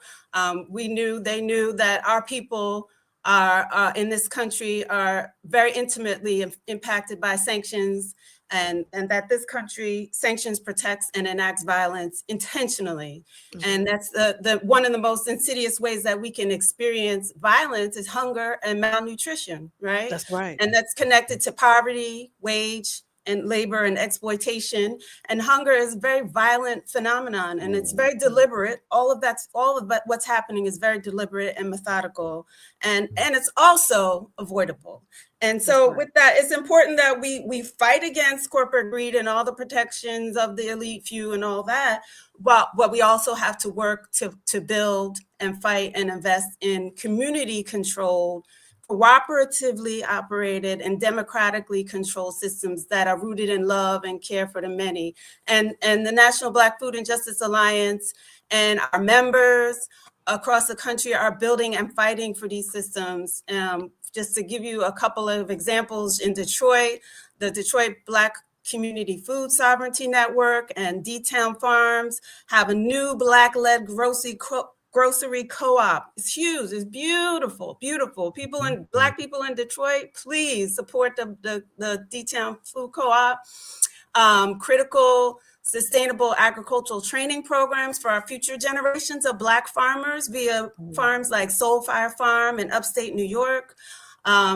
Community land trust and sustainable agricultural work that is happening in Virginia, like Duran can talk about, and the Black Oak Center for Sustainable Renewable Living is a 40-acre ecosystem completely off-grid in Pembroke, Illinois. And our members are all leading a resilient path towards liberated Black futures. And that's just some of the work that's being done. And I'm not a farmer, so I really, really want Duran to talk a little bit about all the work that and how he's being impacted by the freezes, but also what are we doing to resist? Yo, man, I just want to thank y'all, man. This is exciting just to hear you all get revved up. Sister Ms. Brown, I heard you, loud and clear. It's nation building time. Right. Recently, what I call the Trump First 48, we done had the contract cancellations for farmers, and these are not just, contracts that are just the regular contract. These are reimbursement programs, right? Things that we've already paid for, that we have a signature that says we were to be reimbursed. And it's not little money, y'all. These are hundreds of thousands of dollars in contracts that have been made out, and that can devastate a farmer if we don't get that money back, right? That's right. The other piece is the mass firings at the USDA. It was already a challenge for Black farmers to get the resources and programs that we are entitled to as Americans at the USDA. But to fire all of these people creates a bottleneck where individuals can't access the programs that they were already fighting to not be discriminated to see.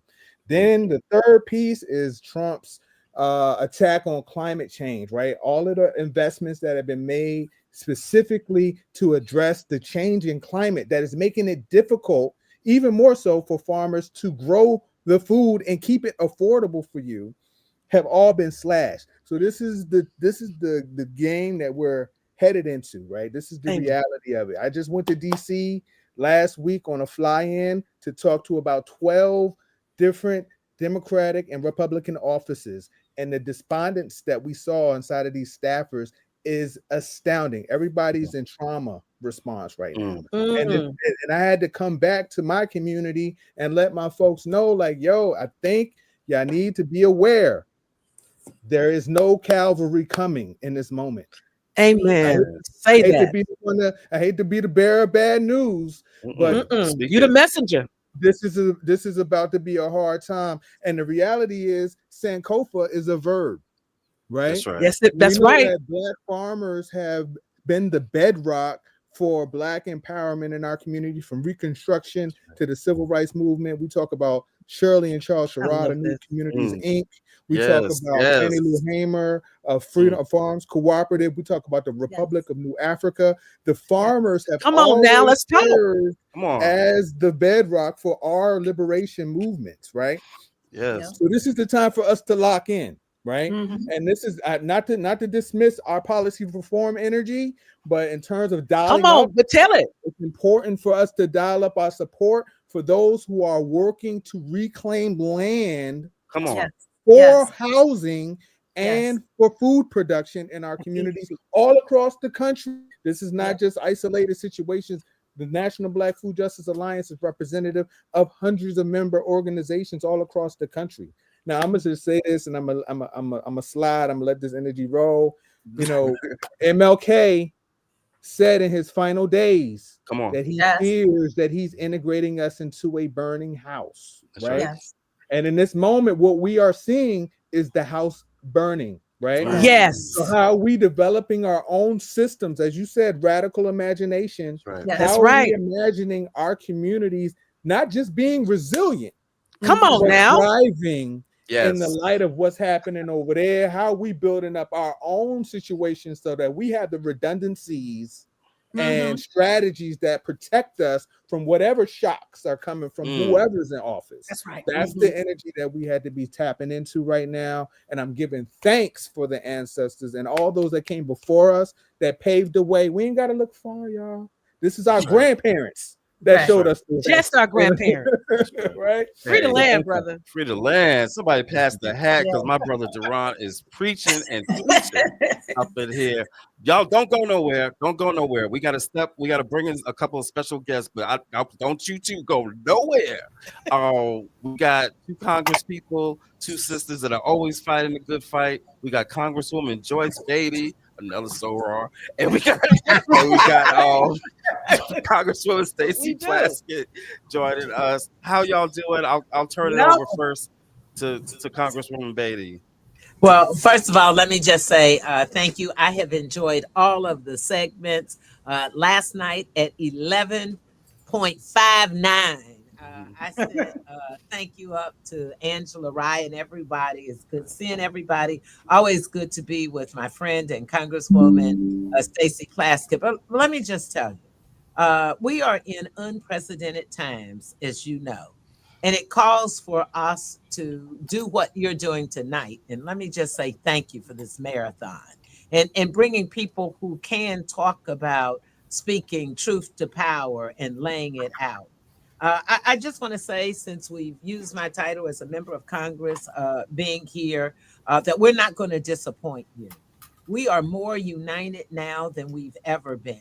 And if we're going to talk about unity and being together, it's going to take us with media and with civil rights activists, and we've all got to be on the same page. But we can't do what we've just been doing in the past. And Duran, you said it so well with the quotes from Martin Luther King and just laying it out there. And that's what you're going to see with us. You're going to see some of us on the inside fighting. And since you brought up Martin Luther King Jr., he used to always leave some people back.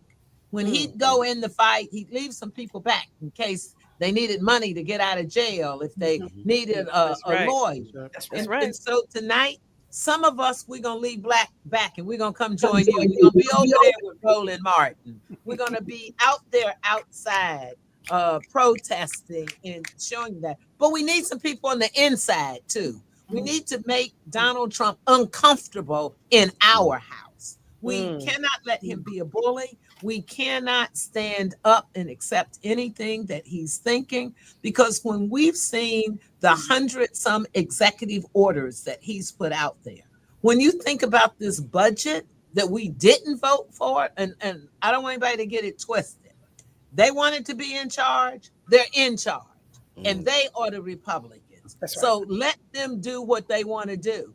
And now what they're finding out, with our 215th, for the first time in the history of the Congress, we have voted in unison. We have voted Hakeem Jeffries. We all voted no. We brought people in from their hospital beds. We brought a lady in that brought her 3-week-old baby with her. Yes, she because sure she did. said, I'm going to be here to vote with my colleagues against this. And why?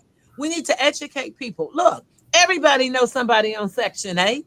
Everybody got somebody in their family that gets a voucher, or on the other side of it, somebody that owns property that's allowing people to have affordable housing. Well, they want to cut 50% of that. And we could go on and talk about SNAP, as people brought up earlier today. We can talk about Medicaid. When we look at the number of sick children and families that receive Medicaid, that is their lifeline. That's right. And as Black people, we understand how fragile a lifeline is. Amen. And so Amen. we're going to be out here telling our stories. We're going to be communicating. We're also going to be litigating. And it's important for us to do it in amicus briefs. It's important for us to do it as legislators, because if you look to that damn Supreme Court, you know what you're going to get there. Well, and you know what you're not going to get there. And we know the two folks that are going to be fighting for us. And we are so grateful to have Ketanji Brown Jackson there, because she is fearless and she speaks up for us. So when we look at the victories that we've had, that's why they're scared. That's why they're not meeting with constituents. That's why they're canceling their town halls, because people now are getting it. Just don't call me. Look, I'm going to answer your calls when you call me. But we need to call those folks on the other side that's voting against our rights. We need to call those who are on the other side and tell them, we're coming after you. That's right. And I can tell you why I know this works, because I was here during the Obamacare and the Affordable Care Act. And we were in the minority in the House. 71 plus times they tried to repeal the Affordable Care Act, because it was keeping Black people healthy. It was letting our kids in college stay on their parents' insurance. They're going to come up with if you had a pre-existing condition, you couldn't have insurance. Well, hell, everybody's had a cold, or everybody's had something that was a pre-existing condition, but we united. And we were able to fight and maintain our health care. Well, right now, everything's on the line. He is a bully. He is somebody that is a convicted convict. And so we have to treat him that way. And to add on to it, he's got Elon Musk doing a lot of his dirty work. But I've been saying this, and I want to say it right here so you all hear it. They're going to get a divorce soon, because Democrats going to split them up. We're going to come after both of them. There will be a divorce in the future, because we're going to split them up. And how dare Donald Trump come back to the same place, the same scene of the crime, where on January the 6th, he incited those folks to come, break into our house of democracy, disface it, and put lives at stake. You know, the Republicans forget about that. They were lying on the floor, scared and crying like other people. So I think we have to remind them. And I think having members and civil rights activists and other interested parties come on this marathon show to support you all in media, to support Angela and Joy Reid. And I'm leaving here, and tonight I'll be over there with Roland Martin. And That's let me right. just tell you, it's folks who don't look like us as well. We've got some Tri-Caucus supporters. They're wearing black for justice and unity today, and we're rocking shades of pink for protesting today. But it's more about, it's not just about what we're wearing, it's about what we're doing. It's about how we're standing up, how we're fighting together. And that's the only way we're going to get through this. We have a new chair of the Democratic Party. Ken Martin was with Jim Clyburn and I this morning, and we went live for 1 hour. And the first thing he said, I'm going over there to sit with Hakeem Jeffries because I know our power if we band together. And then he said, I'm going to Roland Martin's with you. And so this is the time that we have to come together because everything is at stake. So I don't want to keep going. I know I got Stacy here, and That's Stacy's right. always a fighter and setting us straight. Yes. So Stacy, I'm just glad that I'm on with you. And you know, she's a soror. That's So, right. That's right. That's what we do. Thank you, Congresswoman Beatty. We know the listen. Part of what you said. You just got to give me a verse or a song or or something. I can't ever be on the stage without you. And we're going to have truth to power. And you don't set us right with a verse of some song because we got to rest it together. Listen, we sure did. Shut it down, and we'll do it again. Because when you said we'll do it again, we'll do it again. And when you said we outside, I'm like, oh yeah, we outside. Come on, it's time for us to be back outside. So thank you, Congresswoman Beatty. We're so grateful to have your leadership, and it's a moment. This is, I think, the message that we're hearing everywhere we go when we're talking to people is that this is a message that's not normal. So we can't act normal. We can't just validate and normalize what's happening to us. And that means oftentimes we got to step outside and do some things that are uncomfortable, including our folks that are in office. And just know that when you fight for the people will fight for you. We got your back. Well, I'm gonna send y'all a clip at 9 o'clock because I'm gonna be coming live, and I'm gonna send you a clip for 9 o'clock to show you what we're doing when Donald Trump's trying to bully us. All right now. All right, Representative Plaskett, you wanted to say something before we wanted you to. Sure. Thank you so much. And it's so good to be on with my sister and my soror, Joyce Beatty, on this to have a discussion with you all. Thank you so much, first of all, for making this space and this opportunity for Black Americans, for Black voters, for our community to hear and to understand what's at stake and to let them know that they have power. Listen, I am a Black woman. I represent a territory. We have limited rights as it is. I understand what it is like not to have full representation, not to have full power. And I want you to know, though, that has never stopped me.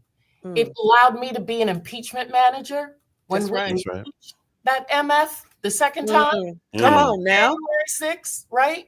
We also, I spoke up during the speaker race to talk about individuals who don't have rights. So we can raise our voices and we can be heard and individuals can hear from us. And we need to hear from you because right now, the Democratic caucus does not have the votes. We are in the minority, which means that we cannot bring a bill to the floor without the speaker's approval. We cannot call a hearing in Congress. We do not have subpoena power. We can sign on to litigation as amicus briefs, but we do not have standing as members of Congress to be involved in lawsuits. Therefore, we need you. We need you, the people, to be with us in this fight, to elevate us, to direct the energy that you have on 3 Republicans.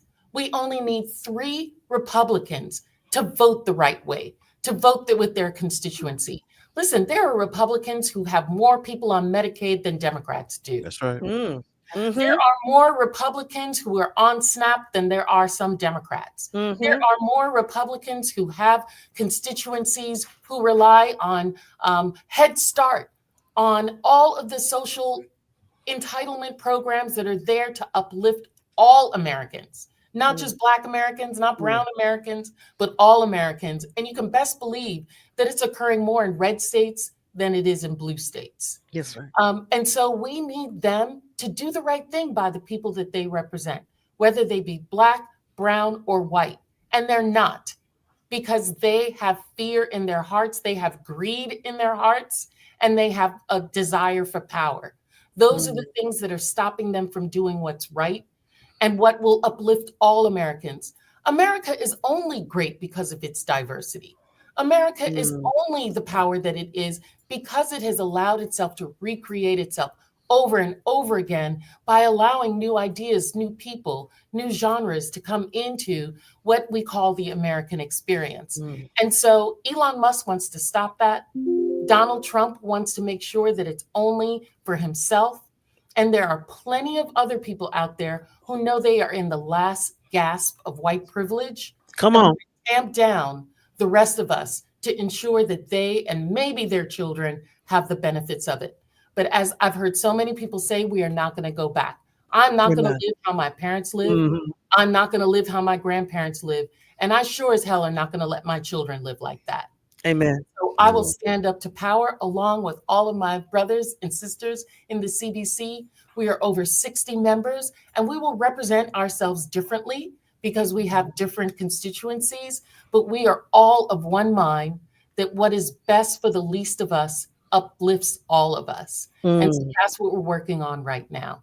And so, we've got to continue. I'm so grateful that you guys will be going on and be in the time that Trump is spewing lies and hatred and division during that speech. We know that that's what he's going to have. And so we've got to direct truth to those people in our communities, particularly our young sons, whose algorithms are getting them a whole bunch of misinformation, which we saw that was occurred during this past election cycle. And so we've got to get truth to them. We've got to flood them with the truth and with love. I know that that is also something that I recognize that our community has not entirely felt from us. And so not only do I want to show them power, but I want to show them love, sacrificial love that I'm willing to do to put my life on the line, my voice on the line for them each and every day. Representative Plastic, a quick question before you leave. So you were saying that you all are in there. We know that you're fighting. You're fighting. We know that there's a fight going on in there. We know it's an intense fight. And so people that are listening right now, that are looking right now, and they are deeply, deeply concerned about the budget cuts, and they want to put pressure, as you said, there were 3 Republicans. What do you suggest that they do? Do you have any recommendations of what they can do? I think, the best Republicans to go after are those who barely won those seats against Democrats. Right. The ones who are in those purple districts and those red, what we call red to blue districts, those seats that we were trying to flip, as well as those members. There are some in California. There are some who are in Michigan and other places, Illinois, even Ohio and Florida, who have large pools of Black individuals who did not come out and vote. We've got to ignite them. We've got to wake them up. We've got to get information to them. We've got to share with them, Sister Brown, that they are about to not only, you may not be on Medicaid, but that's going to mean that uncompensated care is going to happen in your hospital, which means that nurses aren't going to be able to be paid. Services are not going to be available to your entire community. Head Starts are going to close. School lunches aren't going to be available. We know that when children are hungry, they can't learn. When children can't learn, they drop out. When they drop out, they can't find a job. When they can't find a job, they move to crime, and the prison pipeline begins. We know that this is an insidious attack on our communities, and we've got to share that with them and let them know that their vote, their voice is their power. And that we cannot allow some soon-to-be trillionaires' algorithms stop them from their power. Well, thank you. Thank you so much for joining us, for sharing that advice on that strategy. And just know that even as we get past this immediate moment that we're in this immediate fight, that, as you continue to raise the alarm and the need for our brothers and sisters in Virgin Islands to have full representation, just know that you have a friend in Black Voters Matter. Thank you. And I know that my soror, my sister, Congresswoman Joyce Beatty, talked about Martin Luther King. But I'm from the Caribbean, and I'm of the Stokely Carmichael. Hey, come on. Wait, what we got? You can't see the other picture we Y'all got. know where I'm gonna be. Y'all know what I'm gonna be doing. Love you guys. I want you to know that Brother Stokely is in the room. is in the room. So we'll show it at some point. Yeah. But, We don't want to mess up the. We don't have a lot of time left. Yeah. But this conversation that we had with y'all, yes, and that we want to end with is kind of related to what y'all were talking about, right? Oh, Because it's important for us to understand resistance and how, voting is one form of resistance when That's it's right. done right. Right. Right. Like Malcolm said, when it's done intelligently, it can be an act of resistance. That's right. And we want to talk about the things that we can do in our own communities to help insulate us, right, from the policies and the regressiveness. So if they're going to cut off our food, we're going to provide our own food, right? That's right. If they're That's going right. to make it so that our education is not going to be taught to us, right, then we're going to teach ourselves, right? And so that part of what y'all are talking about is important, but it's also connected to reimagining, because the one thing the Declaration of Independence had right was the section when it said that when this government ceases to give you life, liberty, and the pursuit of happiness, it is the right of the people to abolish it and create something new. And so that's the part that Black Voters Matter, we cleave to, and I know y'all cleave to it too. And so we want to make sure that we end this, making sure we send a message to our communities that it is time for us to, what Latasha always says, radically reimagine, right? Be founders of a new nation that is going to give us the rights, because you don't get no rights from interpretation of a law or the Constitution. You get rights because you have decreed and drafted a Constitution that gives you that right. So we as a people have got to start thinking differently, and we want to open up the floor to start talking about that as we talk about how we fortify ourselves in this moment.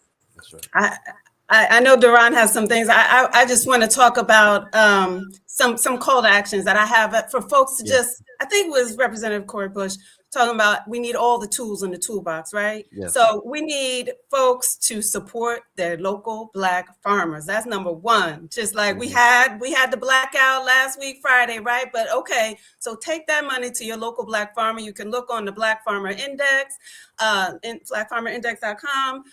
The Alliance has a Black food map on our website. You can buy seeds. Give us that website. blackfoodjustice.org. There's and you don't have to, I'm not saying everybody's a farmer. I'm just saying if you organize your block and I'm growing tomatoes and you're growing cucumbers and we can share what's surplus, we can feed ourselves. We can get seeds from a Black seed company, Ujama Seeds, UJAMAA. They're beautiful Black organic seeds. You can buy an organic cucumber at the supermarket and dig out the seeds and save them and plant them yourself. You don't need an acre or half an acre. Just start with a container, put it by the windowsill. You just need some window, some soil, and I was just going to chime in. Some water, right? So organize your block, support your Black farmer. Oh, go ahead, Duran. Oh, I was just going to say, you brought up Kwame Ture name, and he said that it's important for us to organize, right? There's two pieces of this puzzle that I feel like we haven't really figured out the strategy, how to hold these things together. Back in the day, we did. How do we hold policy reform and direct action in the same hands? It's not an either or, it's a both and. Right. And when we're in line, those that are doing the grassroots activism, the direct, tangible things that you can taste, touch, see, and feel are married with the folks that are doing the policy work, then we see that impact over time. Amilcar Cabral taught us, tell no lies. Come on now. Victories. That's right. This is about to be real. It's about to get real, y'all. About to get real. I'm going to tell you on the food tip, right? Spring is 30 days away. There are farmers that haven't been able to plant because they have no workers in the field due to the mass deportations. There are folks that have had canceled contracts of the money that they were going to spend to hire staff, to get seeds, to get fertilizers is now out in the wind. So you ain't going to feel it right away. You know what I mean? It's going to be a slow trickle, but then it's going to hit summertime when it's time for your babies to be at home from school and you're looking for that lunch and that breakfast program and the food ain't in the stores like you thought it was. This is prepare now. right? And by prepare, I mean organize. Get That's connected to organizations that are already doing the work, that have That's right. established ecosystems of That's real right. people and real relationships that exist outside of social media, that That's are right. in real time. The people that I can go knock on my neighbor's door. That's the energy that we need in this moment. Farming has taught me that this social justice work is a communal work. It's not an individual thing. It's about our individual contributions to a collective good, right? That's So right. let's figure out the mechanisms to, if you ain't got an organization that's close to you, start right. one, right? And lock in when it comes to the most basic thing that we want to do every day. Eat. You know what I mean? Y'all, Jordans might go out of style tomorrow, but broccoli ain't. So we got to figure out the Amen. That's right. so that our families can eat. This is the land That's right. conversation that Shirley Sherrod and Fannie Lou Hamer was Yes. driving Yes. Say for those the last names. days, Fanny's in right? here. I got to keep Fanny's in here reiterating too. that She over because we there. seem to be forgetting. We like to forget that the work that our civil rights ancestors and the legends did as they got into their final days was, how do we get land, That's Mhm. right. space That's right. that we Right. own and That's right. control, so that we can have housing and food to feed our community. And if we lost sight of that, y'all, maybe this is Hey. the warning shot. This is the Mhm. that's hopefully Hey. going to wake us up, so that we understand that we need to have our own self-determining communities, That's right? right. That Yeah. interface with this system however it needs, but we need to be able to be resistant to these shocks. So that's all I got to say. Thank y'all so much for having us. Listen, Thank you Hey, said you've we given are us an a whole. organization. What you Go said, on, Cliff? No, I No, said go on. Go ahead. we talked about resistance and resilience, and now we talking about radically reimagining. We got what we need, y'all. So it's a moment that we really are we got to think about how we're going to feed and take care of our people. And so That's we're right. so grateful for the networks that exist. I'm hearing you. I heard that we've got to find and support Black farmers. There are networks that already exist. I'm hearing that we also have to find organizations that are already existing in our communities that are doing this work. You don't have to start another organization. We got plenty of organizations that are in our community. Another thing is about Black spaces. We have to reclaim spaces that we have. We can't have churches that are closed for 7 days and only on Sunday are open. All those spaces got to be open. We need Black spaces so that our people can gather and organize and work together. We need our Black institutions. As we're thinking about that, ultimately, it has to be self-determination. And so given that, I know, Cliff, you were going to say something, and I want to say one more thing before we leave, a quick piece, but that's it. Just real quick, because we got a couple of minutes left. First, I want to thank the two of y'all for joining us. As we said before, this is not the end of the conversation. This is just the beginning of a conversation and relationship. So we'll be seeing a lot more of y'all. We talked about like organizing, right? And connecting with organizations. I just got to shout out the way that we even got connected with Kenya and then Duran, is that we reached out to our fam at Movement for Black Lives and for BL. And we all in this together. We all family. And so shout out to them. And then lastly, I just wanted to mention, as you were talking about land, the brother behind me, Malcolm, said land is every revolution. Land is the basis of every revolution. That's right. Right. That's right. And so that's what this is partially about, y'all. We have got to have our own land and be able to feed ourselves in order to be truly independent and have true self-determination. So thank you, Kenya. Thank you, Duran, for joining us. We'll be talking to y'all soon. Latasha, I'm gonna pass it to you for the last word, because we don't want to be late, because I know Holly's about to come on here. Holly ain't playing, baby. Us, Holly coming down. I am going to end real quick. Well, the first thing I did right was the day I started to fight. Keep your eyes on the prize and hold on. This week marks the 60th anniversary of the people who had the courage to sing that in Selma, Alabama, at the foot of the Edmund Pettus Bridge. They didn't have politics. They didn't have a president. They didn't have a party. They didn't have resources. What they had is they had a vote. They didn't even have a vote. But ultimately, they were able to change and shift the direction of this country. So in this moment, y'all, it is nation building time. Thank you. It is nation building. It's nation time. Let's go, y'all. Nation time. Black voters matter. Sister Holly. No, it's just who coming on? I'm here. I'm All here. right, I'm so Sister inspired. Amy. Nation building time. I'm right with you. All right, I'm now. right with you. Thank you so much. Thank you for Thank your brilliance. y'all. Hey, Holly. Beautiful. We did good, Holly.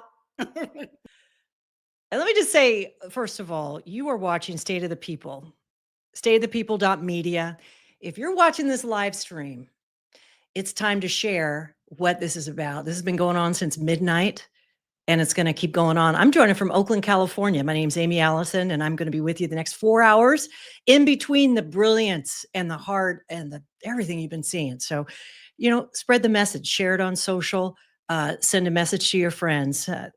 This is what we're doing tonight. And this is a 24-hour channel breaking down what's happening with Black people. And we're just getting started. I'm so excited for our next group of brilliant organizers and leaders. The next segment is entitled Undistracted Presents the Group Chat Live with our friends Brittany Packnett Cunningham, Dr. Brittany Cooper, and Dr. David J. Johns, the awesome. Thank you so much. And I'm going to pass it on to you. Oh my gosh, Amy, first of all, you came on here looking gorgeous. Can we talk about it? Just snatch, okay? You said yes. It's the state of the people, the state of beauty, the state of Black don't crack, all of the above. All right. That's right. I love it because we show up and show out everywhere we are. Family, it is so, so good to be with you all.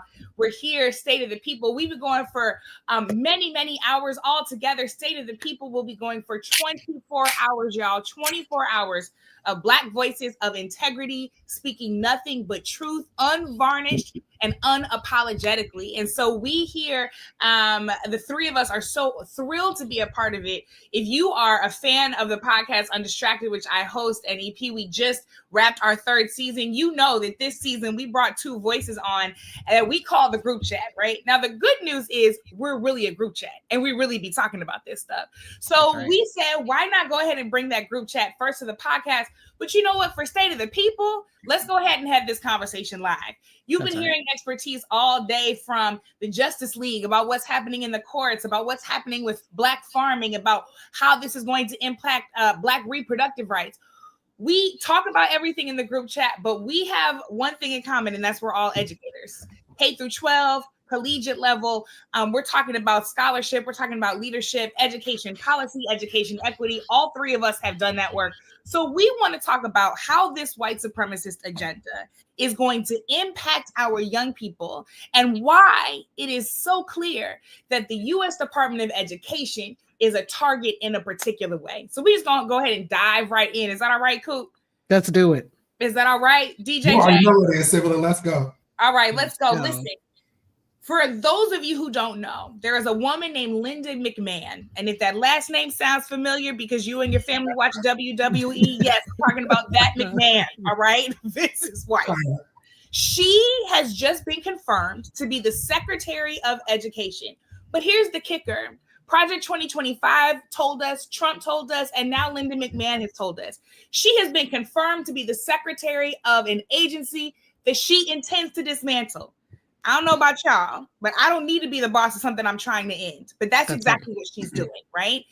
She just got confirmed at 9:30 p.m. last night. She sent out an email, wasted 0 time, and said a couple of things. First, she said, quote, "My vision is aligned with the president's to send education back to the states and empower all parents to choose an excellent education for their children." That is what we call coded language. But before we get into that coded language, David, let's talk about why abolishing the Department of Education is not just bad, it's real bad. Tell us just how bad it is. Yeah, in short, first, let me say thank you all for creating this space. I love the 2 of y'all, and shout out to everybody who's powering this. Y'all are the real MVPs. Also want to offer up a consideration. I know that many of us are used to naming white supremacy, but I want to take back the power and name it for what it is. It's white delusion. Part of the way that white delusion works is to divest in the people, the communities, the institutions that support equity, that are about fairness, that are about investing in the people who built this country for free, as our sister, my twin, Angela Rye would say. And if we think back 51 years ago, This is in part why I started the Teach the Babies podcast, to celebrate and remind us about the lessons that we should have learned from Brown v. Board. But 51 years ago, Brown versus the Board of Education, one was tried. And before that case was tried, it was the reality that states and local municipalities abdicated responsibility for developing our babies. Now, let's be clear, that is not new. What we know is since the transatlantic and trans-Pacific slave trades, Black people have had to do the work of ensuring that our babies know who they are and whose they are. We've never fully trusted public education as a system, but having a Department of Education that provides federal oversight to ensure that states aren't legislating genocide, like what's happening in the state of Florida with the failed history teacher turned governor and all of his antics, or what's happening in the state of Texas, where I am in this moment with Greg Abbott. If we lose the federal protections, we should expect that our babies will be consumed, they will be terrorized, even more than they have been heretofore.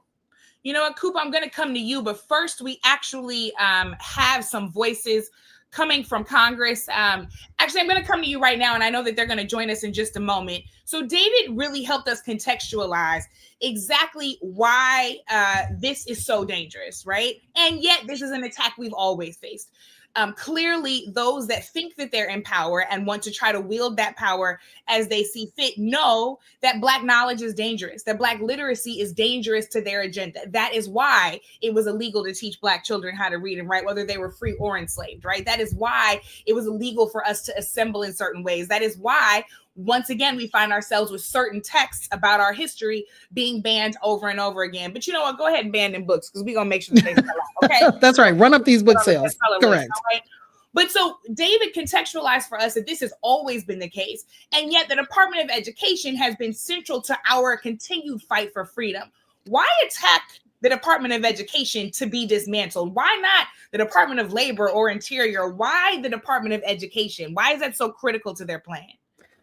So thanks, B Squared. It's good to be here with you and good to be here with my brother, Dr. David Johns.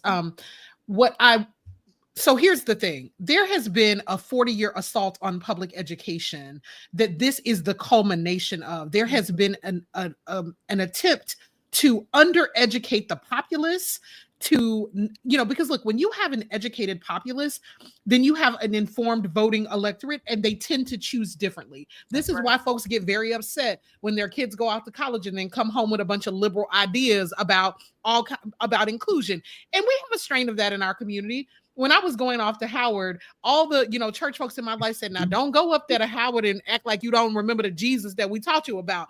So there has always been this suspicion about the kinds of liberalism and inclusion that you get when you start to mix people in different perspectives. But our folks have never let that take away their good sense. They always meant stay grounded in the things that are going to keep you and don't walk away from the people who loved you and who raised you. And that's the difference, right? So look, I work in higher education, and these assaults are not just going to come for our people in K through 12. They are also going to come for kids who need Pell Grants to go to school. They're also going to come for departments that grew out of the civil rights movement, like departments of Africana studies, like departments of women's and gender studies, like these, programs like McNair and Upward Bound that give our kids a leg up. So you have to ask, what is the ultimate goal? The thing that distinguishes America from the rest of the world has been our public education system. You didn't have to come from nobility to deserve an education in this country. You didn't have to come from money to be able to walk into a school and be serviced. Even sometimes when the quality of the services weren't great, there was this sort of democratic ethos that we educate everybody. There's also this desire or a set of legislation that comes out of the Civil Rights Act that also protects kids with disabilities. That's why your kids that have disabilities can get special education, can get IEPs. When you begin to dismantle the Department of Education, you take away all of those kinds of protections. And the reason they want to do it is because access to education has been Black people's pathway into the middle class. That's it. I am the daughter of a single mother and a father who passed away when I was a little girl. You don't become a PhD from the projects unless you have access to a good public education. That's And right. even though I grew up in one of the poor states in the Union, in Louisiana, in rural northern Louisiana, I still had good teachers and an advocate mother for sure, but I had access to a public education that put me on solid footing with my classmates and made a pathway for me to be able to go to college. And then there were programs like Upward Bound and McNair that helped me to chart my path. They want to dismantle every pathway into the middle class. So this is also firing all of these public workers because Black people are overrepresented in federal government employment. This is of a piece with that. They want to shut down our pathways to make ways for ourselves. Brittany, can I? David, just give me one moment because we've got two members of Congress with us that I want to make sure that we bring in ahead of this joint address tonight. We've got Representative Hank Johnson and Representative Kelly. You all have been doing this work for so long. Thank you so much to both of you for joining us. We know that your time is limited. Congresswoman Kelly, I want to come to you because you know that the fight to protect public education for all families, but for Black families in particular, has been critical. What is the Congressional Black Caucus prepared to do to make sure that those protections are in place for us, knowing that Trump's got a plan and it's not in our favor?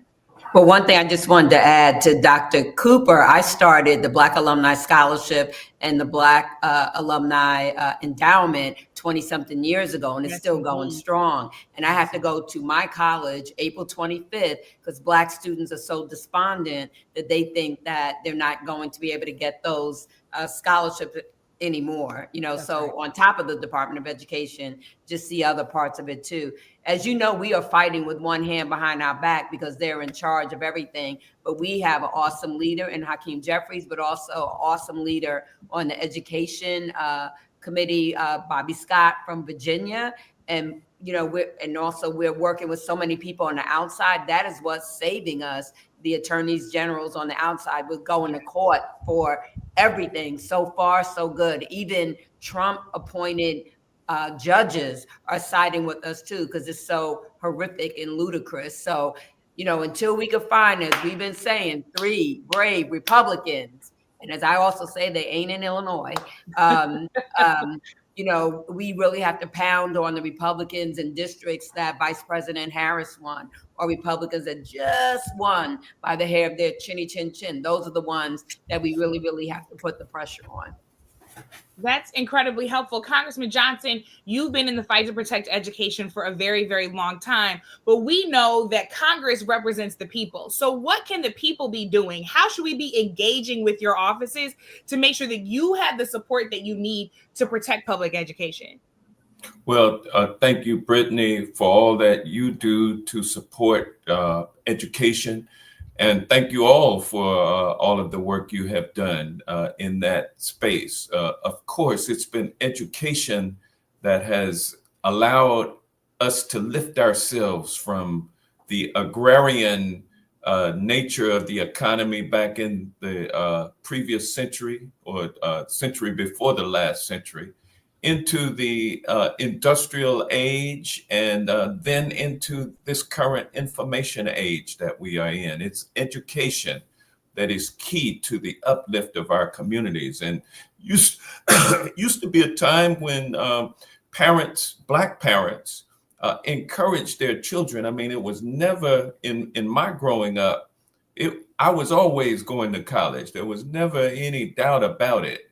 That's the direction that I was steered in. And we had good public schools. I'm a product of the public school system here in Washington, D.C., where I was born and raised.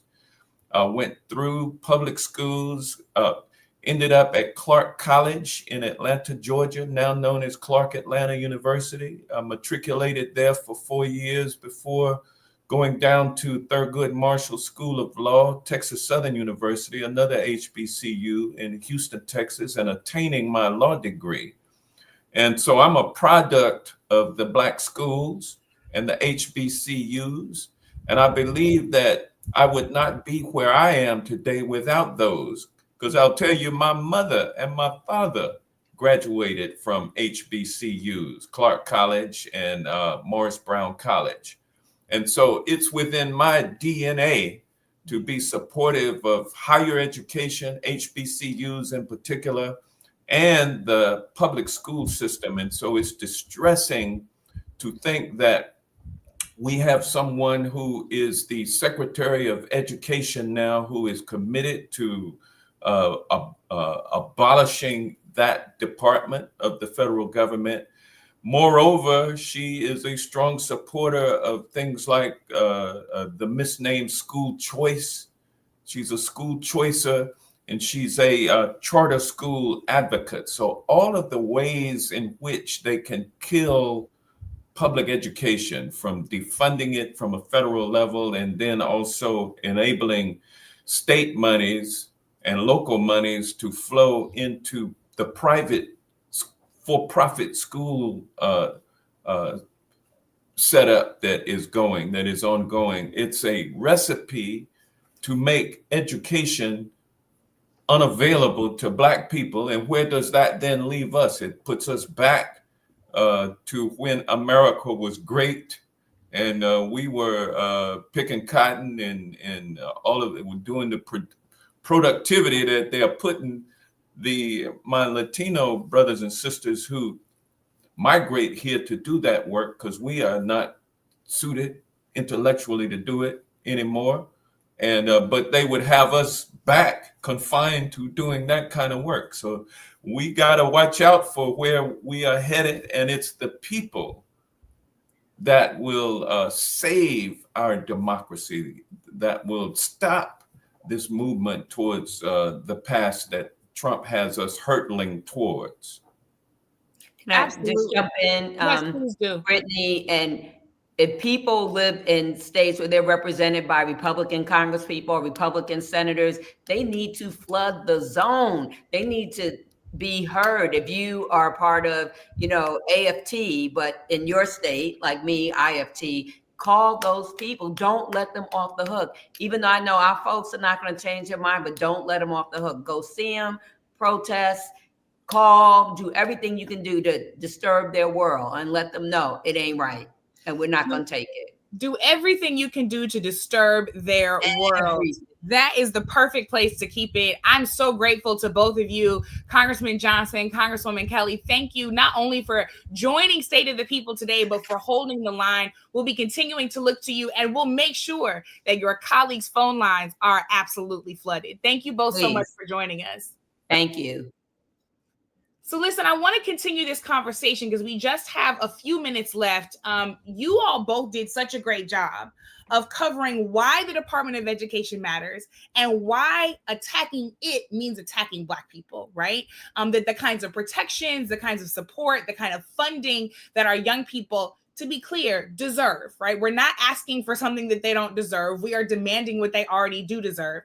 But that those things are critical to to our collective ability to rise as a people, to the middle class, to educational attainment, to generational wealth, and to the kinds of thriving that all Black people deserve to experience across the diaspora and certainly in this country. So as I said earlier, Linda McMahon laid out for us exactly how she's going to create that attack. So it's going to be through the lens and the language of states' rights, which, if that doesn't sound familiar to you, if you think back to when you were in school and you studied the Civil War, states' rights is code for keeping things racist, because then Mississippi can do what it wants to do and doesn't have to pay any attention to any kind of federal law that would stop people from discriminating against folks, right? So states' rights is code for keeping things racist. And the other way that they're going to do that is through parents' rights, but they're not talking about all parents. They're not talking about me, even though I have 2 sons. They're talking about white parents, those moms for liberty who like to run for school board and then ban all of the books, right? Ban all of the queer books, ban all of the Black history, ban all of the books where young people see themselves. So that is the language of the attack, right? Race and gender, states' rights, and parents' rights, right? Then we know that the mode of the attack, as Congressman Johnson just said, is siphoning off public money to then put it into religious schools and to all of these places that can control the pocketbook without any demand or opinion from the people. And then we know that the end game of the attack is ultimately creating obedient robots. Let me read you something else she said in this email. She said, after President Trump's inauguration last month, he steadily signed a slate of executive orders to keep his promises, combating critical race theory, DEI, gender ideology, discrimination in admissions, which we know means letting the white folks in, promoting school choice for every child, and restoring patriotic education and civics. So let's get the kids in here. Let's teach them the patriotic education and civics so that they can be compliant and obedient robots to the fascist agenda that we can intend to continue throughout. So that's what's happening, right? And we want to make sure we lay that out clearly. But the good news is that Black people have been victorious against those kinds of attacks and more for generations, as both of you have talked about. So I want to really take the last half of this segment and talk about how we resist. We just heard from Congresswoman Kelly that we need to light up these phone lines every single time. There's a great app called 5 Calls that makes it easy within the push of a couple of buttons to call those representatives. But in these last 10 minutes we've got, let's talk about exactly what resistance can look like. What should parents be doing? Students be doing? Educators, leaders? What should neighbors and loved ones be doing, whether or not they have children in these school districts, right? Let's get tactical. Let's get specific. Dr. Cooper, what can people be doing to make sure that we take back education into our own hands? That's right. So there's 2 scales on which we need to respond. First is if they want to play these states' rights games with us, then we have a bit of power in our back pocket that we might not recognize. Most of the red states where these Republicans have taken over are the states where Black people live. Most Black people in this country live down south. We are a mass of political power in states like Louisiana, Mississippi, Georgia, Alabama. We've got to know it. We've got to come out to vote. We've got to join school boards. We've got to go to school board meetings. We've got to be on these teachers' behinds about our kids. We've got to ask questions about curriculum. We've got to make sure that libraries get funded. So, yes, we are seeing a dissolution of the federal government, which has historically been a space to protect Black rights from the machinations of the local. But we also know how to play these local games, right? So go to your school board meeting, go to your city council meeting, be loud and vocal, because these white folks came to school board meetings and spat upon people and turned these meetings upside down and inside out. And so we can be a critical mass in our own communities that, and it's more local and you have more control, right? So first is let us also play these state and local games because it is a critical place to amass power. The second thing is, when I was a kid, I didn't grow up reading Black books in school in the 1980s and 1990s. I got to do that when I got to a Black college. Yeah. So we didn't grow up with this whole sort of culturally responsive education model. We got that because of folks at church, because of our Sunday school teachers. One of my aunties lived in a big city, so she would go to the Black bookstore, buy books for me, and then send them to me. And then I would go to school and read those books. And on occasion, I had teachers who were like, "What you reading?" And I remember producing the 4th grade class play, which was about Rosa Parks, because I had been reading a young adult bio of Martin Luther King Jr. And my teacher allowed me and my little white best friend at the time to co-produce a Black play. There are models of resistance, and those models begin in libraries. They begin in book circles. They begin with stocking your children's books, your children's bookshelves with books about them. I write children's books. I write middle grade books. And one of the reasons I write those kinds of books is because I know that that's the place where revolutions begin, even in moments of repression, even when we're being disappeared. We have always known how to educate our children in a system that is not interested in educating them. And we have to go back to doing that. And we should have been doing it all along. That's right. David, how do we resist? Give us some practical how-tos here. Yeah, I very much appreciate that and the opportunity to remind everybody that how we fight matters. So my first is going to be my prayers that you have a good therapist. And by that, I mean that you are doing work outside of the session. In addition to taking things to the altar, my hope is that you are enlisting every resource available to make sure that you are well. The second thing is with regard to the proliferation of attacks, the goal of the OMB director and others to terrorize us. We should not capitulate. We should make them fight for everything that they are desiring to take. In the words of the laureate Kendrick Lamar, we need to squabble up at this moment and be prepared for the fight. Don't concede. Don't act unless you have to, especially with regard to these executive orders, which are not laws. I also think, to underline the points that have been made, organize in community. I'm asking each of you, do you have a political home? Is there a place where you are organizing with people who have like hearts and like minds? Do you have a place where you are tithing to protect and deepen the institutions and organizations that we can go to get through this moment? I'd highlight two resources in addition to us ensuring that we teach our own babies the model of the Panthers, Sunday school, Saturday school, after school, whatever that is. There also are digital resources we can use. Our sister, Kaya Henderson, created Reconstruction so that we can leverage existing curriculum to teach, because people say silly things like teaching isn't rocket science. They're right. It's a lot harder. Not all of us are called to do this work, but each of us have a role in supporting the learning and development of our babies. And then the last thing for me is this. The thread throughout everything that I think we've talked about, and this goes back to the first question you asked, Brittany, about why neo-fascists are attacking the Department of Education. Bell Hooks taught us this some time ago. In Teaching Critical Thinking, she writes that too often we literally don't have Schoolhouse Rocks because the Republicans have defunded PBS, but we don't teach that democracies have to be defended and born anew by each generation. And she also says that education is its midwife.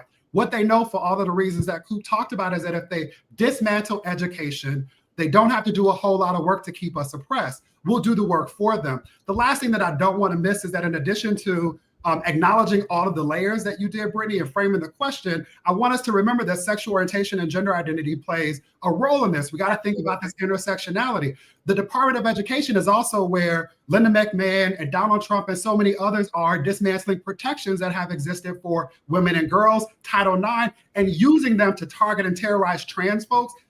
I want to say generally, but trans women specifically. And so acknowledging how all of these intersections show up in our lives, let's be as expansive as possible as we're thinking about solutions and organizing. And let's recognize that then pitting us against each other is a tactic that does not help any of us, right? Absolutely. So I want to close with this. This is one of my favorite stories to tell, and I'm telling the very short version, but y'all know I'm from St. Louis, I'm from the Lou, and I'm proud.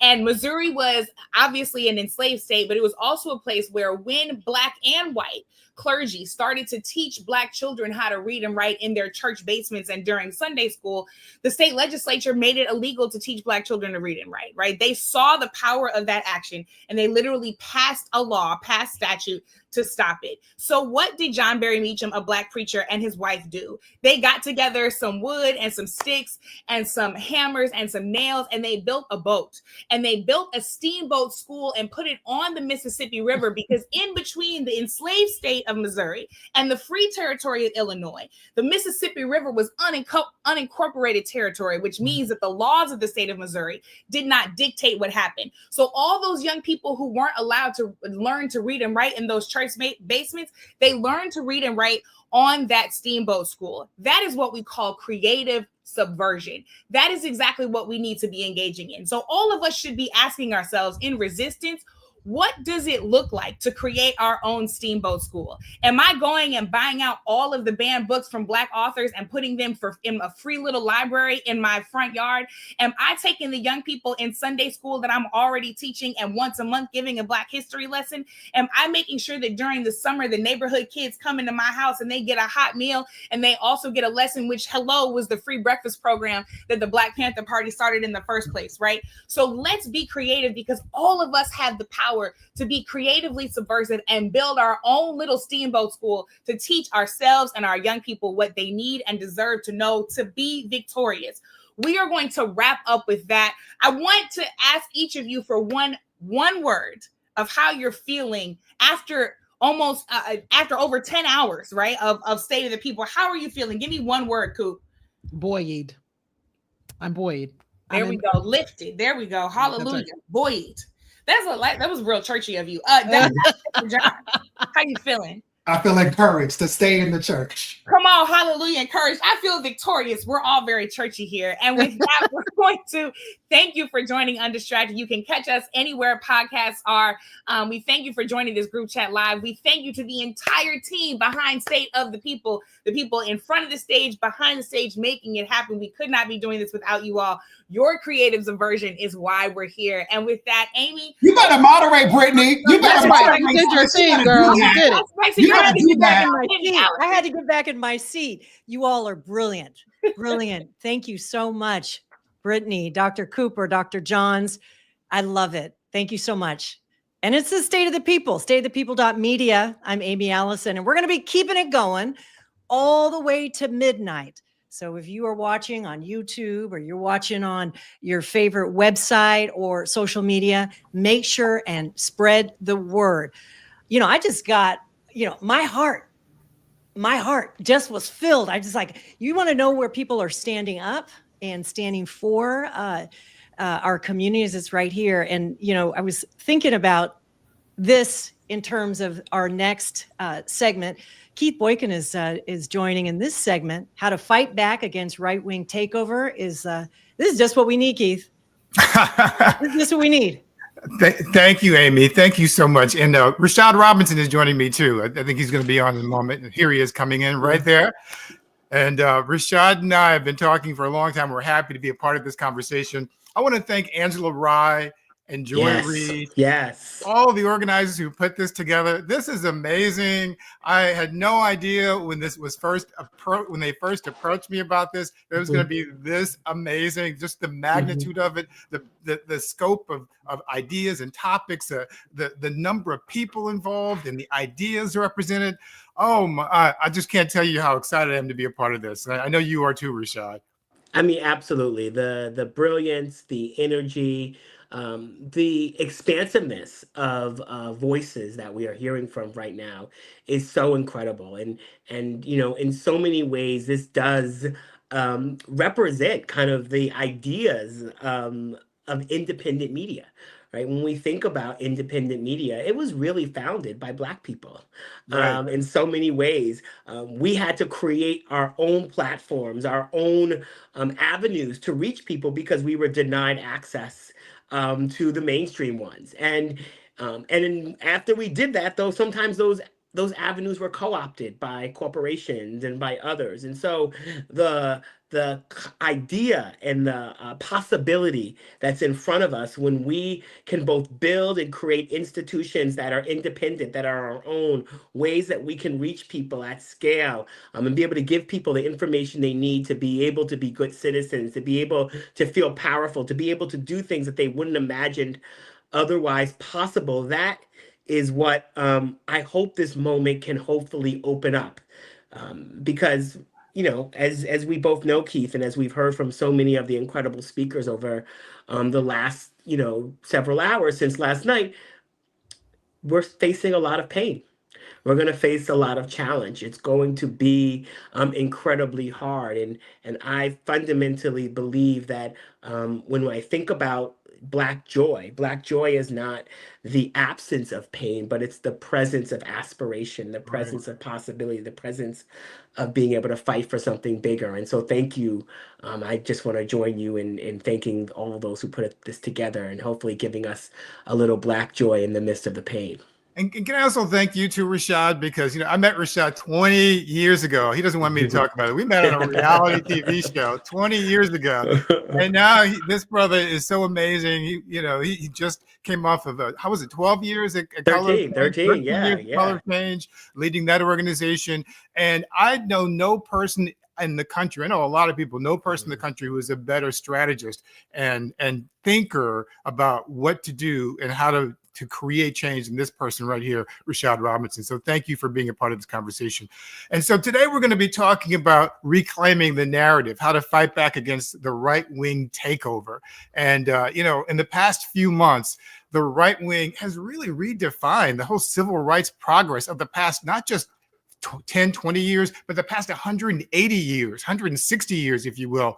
And they've defined that civil rights progress of the past as somehow racist. They've twisted the constitutional guarantees of the 14th Amendment that gave Black people birthright citizenship way back in 1868. And they've defined that as somehow dangerous. They've distorted the meaning of Lyndon Johnson's 1965 executive order ending racial discrimination in the federal workplace, which Trump just rescinded.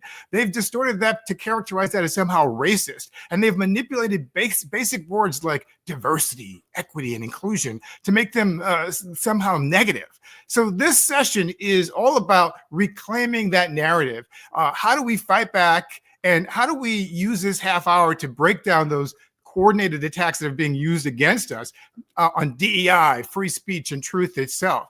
And so as Trump and his allies are working to dismantle diversity and to try to weaponize corporate power, we need to recognize the tactics that they're using and what we can do to take action. So we want to focus on three quick questions here. The first is, what exactly is DEI and how is it being misrepresented in the media narrative? The second is, how do the legacy media and social media algorithms amplify right-wing voices while silencing progressive perspectives?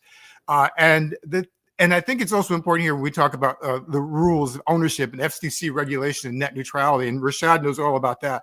And the third is, what strategies can we use to organize, to build independent platforms and mobilize our communities to push back and win?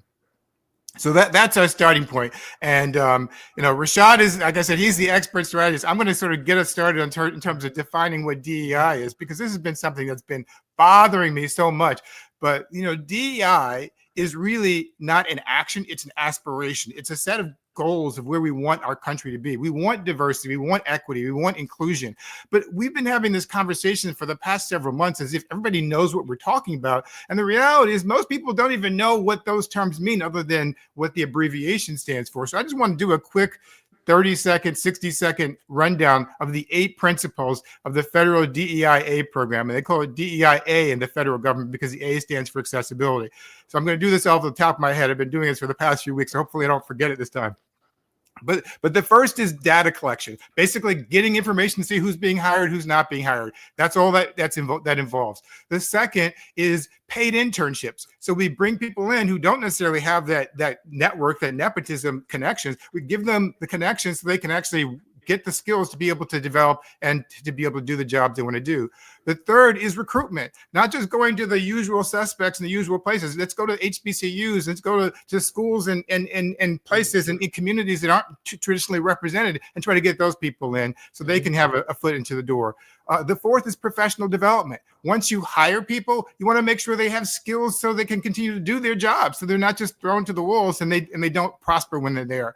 Number 5 is opportunities for people with disabilities, which is something we don't think about often when we have these conversations because it always seems to focus on Black people. But people with disabilities who were included in the law and federal law in the Americans with Disabilities Act in 1990. Number 6 is opportunities for LGBT people. And this is something we don't often talk about in the conversation too, because there are a lot of LGBT people who are excluded from protection because of marital restrictions or protections for their partners and spouses. And LGBT people just got the right to marry 10 years ago. The 7th is pay equity. This is critically important because people who are doing the same job shouldn't get paid pay different amounts for doing the same thing. And the 8th and the last component of the federal DEI initiative is opportunities for formerly incarcerated people. Those are the 8 components of the federal DEIA program. Absolutely nothing in that list has anything to do with hiring unqualified Black people, but they somehow twisted this whole conversation into something that it is not. So I want to pose this to you, Rashad, since you're the master expert on this. How did this happen? How did we get to this point where something so innocuous and so positive got twisted into being something that is so negative? Well, one, it was successful. It was moving things forward, and it was dismantling a set of barriers for people. And when you remove barriers for people, you then create more fairness and equity. And when you are unqualified or when you've always had a leg up, equality can actually feel like oppression. And so that was a piece of was underlying. But it's important to recognize, right, Keith, that narrative is what people believe, whether it's true or not, right? And so people have certain beliefs. Let's say I'm looking outside the window. People have certain beliefs about gravity, for instance, right? And that belief about gravity will dictate how close someone will get to the edge, how close they will get to the edge. And the thing about gravity, though, is gravity is real. But so many things that people, let's say, believe about Black people are not actually true or not actually real. But it still dictates how close people will get to Black people, how close people will get to our community and to us. And it doesn't matter whether it's true or not. And so narrative is a tool of change, not simply an object of change. And as a tool, what the opponents of equity, the opponents of progress have tried to do is really resegregate us. And so the attacks on affirmative action, the attacks on ending discrimination have all been about closing the door to education opportunities, closing the door to government contracts, closing the door to employment opportunities, and resegregating us. And in many ways, that strategy, right, requires rule change. It requires both written rule change and unwritten rule change. And so this is decades long worth of investment, investment in telling a story through media, both sort of media that was reaching conservatives, but also then influencing the ways in which conservative media operates. It's an investment in a pipeline around judges, right? And sort of making judges and the courts a focal point for the right wing in terms of how people would engage and where people would see the importance. And so they don't always have to like who they're voting for. They don't have to like them personally. They don't have to want to have a beer with them. They have to understand that that person's going to give them what they want on judges. And that sort of creating of a litmus test around judges, a threshold, a standard, has been incredibly important, right, to getting us to where we are. And then there is the role of corporate America, the role of sort of corporate power at recognizing that they could get certain things along the way if they were connected to a certain side of the aisle, right? They could get lower taxes. They could get less rules. And I know we're going to get to social media platforms, but that's deeply connected, right? In terms of how social media platforms have even changed some of their politics. Many of these platforms in the early days cared a lot about climate change and the leaders talked a lot about sort of ensuring that there were regulations for the future of our environment. And you see them completely silent as we see our federal government pull out of all sorts of agreements that are meant to keep our air safe, our water safe, both here in this country and around the world. And so all of that, right, is a result of kind of the role and the way that capitalism works, the ways in which trying to take as much money from the bottom and moving as much to the top, and along the way privatizing every single aspect of how our society works. And then along the way, you actually then have to make people less powerful who are going to stand up to that.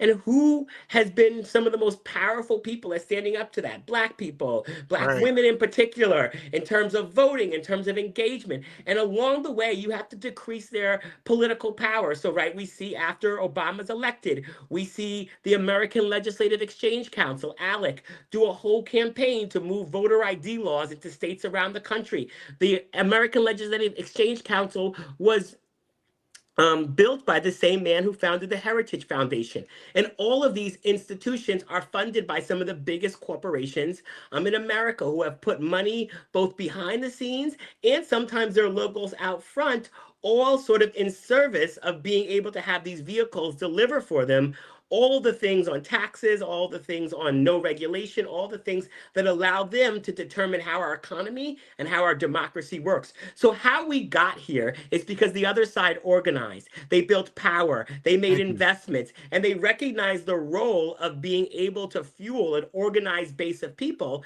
to be able to make these demands, to believe that these things were for them. And on our side, well, Rashad, before you get to our side, I want to jump in for a second, because I mean you were preaching here. You were saying all the things I wanted you to say, and I'm glad you're saying it. But I'm really glad you mentioned Black women, and I'm really glad you mentioned the importance of having a long-term vision, because we have somebody who's joining us right now, Congresswoman Ilhan Omar, who is a Black woman who knows more about the importance of the long-term strategy of doing this than just about anyone else, who's able to see the vision. We don't have to agree with the presidential candidate on every issue in order to support the policy, the initiatives that person can deliver, and the Supreme Court justice and the federal judges that person delivers. So Congresswoman Ilhan Omar, Representative Omar, I want to thank you for joining us, and I want you to chime in, if you will, and add a few words about the importance of long-term vision. Yeah, thanks, Keith, for having me. I think Rashad was preaching Some real facts. I mean, I think I'll just pick up from where Brother Rashad stopped. I think it's really important for us to look at the Republican playbook on what a long-term vision looks like, right? Oui. If you even just think about Roe versus Wade, that was a 50-year plan. Yes. That was a meticulous, slow-moving 50-year strategy to get that overturned. And I think for many of us, we want instant gratification. We want to go to the street today, get a policy change tomorrow, and then go home the day after that. And that is not how any sort of movement is able to get any kind of changes. Even if we think about the civil rights movement, many people don't know that the Montgomery bus boycott, that actually lasted over a year. Thank you. Right, we hear the story, we learn about it in the history books, but we think of it as a week. We think of it as a week, right? We're like, oh, they were able to get this done. And even now today, when we're strategizing about what it means for people to boycott Target and other spaces that are basically saying they don't need Black business, we are already celebrating some victories on the amount of dollars they're losing. So that tells you that people might be willing to go back. Feel like they got a punch, and that is enough for us to teach them a lesson. Yep. If we are ever going to have any sort of sustained wins, not just as Black people, but people who care about this country and who want it to work for everyone, we have to understand that, nothing happens over time and nothing happens in a vacuum, that we all have to collectively work together, whether it's lawmakers like myself, whether it's journalists like yourself, whether it's change makers like Brother Rashad, like we all are in this movement together. And that this small building, whether we pick on an issue that's on a local level and we drive it all the way up to federal level, or whether we do it the other way around, it's important for people to understand that resistance takes time, and it takes a lot of effort, it takes a lot of energy, and also change making takes a lot of time, a lot of energy, and it's not something that happens overnight. And once we get the change, this is what the last thing I will say. Once we get the change, we have to also continue to be in that fight. Yes. Right? The losses from the civil rights movement didn't happen over time. We didn't win, and then they didn't, elect their people and change everything. Right? They slowly tried to work to dismantle every single win, and they still have more to go. And so we have to stay vigilant. We can't say, oh my God, we've won these rights. We have these rights as Americans, and this is going to stay in the books. No, they're fighting us every single day, whether it is through local government, whether it is through state, whether it is through the federal government, whether it is just the rulemaking process in these different levels. And it is up to us to pay attention and not to fight each other, but fight for each other. Well, Representative Omar, I thank you for joining us. We really appreciate that. And I want to thank you personally, too, because I remember during the election, during the campaign, when a lot of people were concerned about Gaza, as you were one of the leading voices about this as well. And I just wanted people to see that, yes, you can speak out about injustice in Gaza and still support a candidate for president, because you understand the long-term consequences of electing somebody like Donald Trump as president. So thank you for your leadership. Unfortunately, we are seeing it today. So yes, hopefully people learn from it. Thank you so much, Representative Omar. Thank you. And Rashad, I just want to go back to this whole point about like what we can do on two levels. First is social media, and the second and the corporate media. I've been confused for a long time because it seems like every platform is compromised right now. Yeah. Twitter X is owned by Elon Musk, which is problematic. I had to quit that. Meta, Instagram, Facebook, Threads, all owned by Mark Zuckerberg, and he's ended content moderation over there, and he's sitting next to Donald Trump at the inauguration. TikTok, they're now in bed with Donald Trump and the Trump administration in order to stay alive.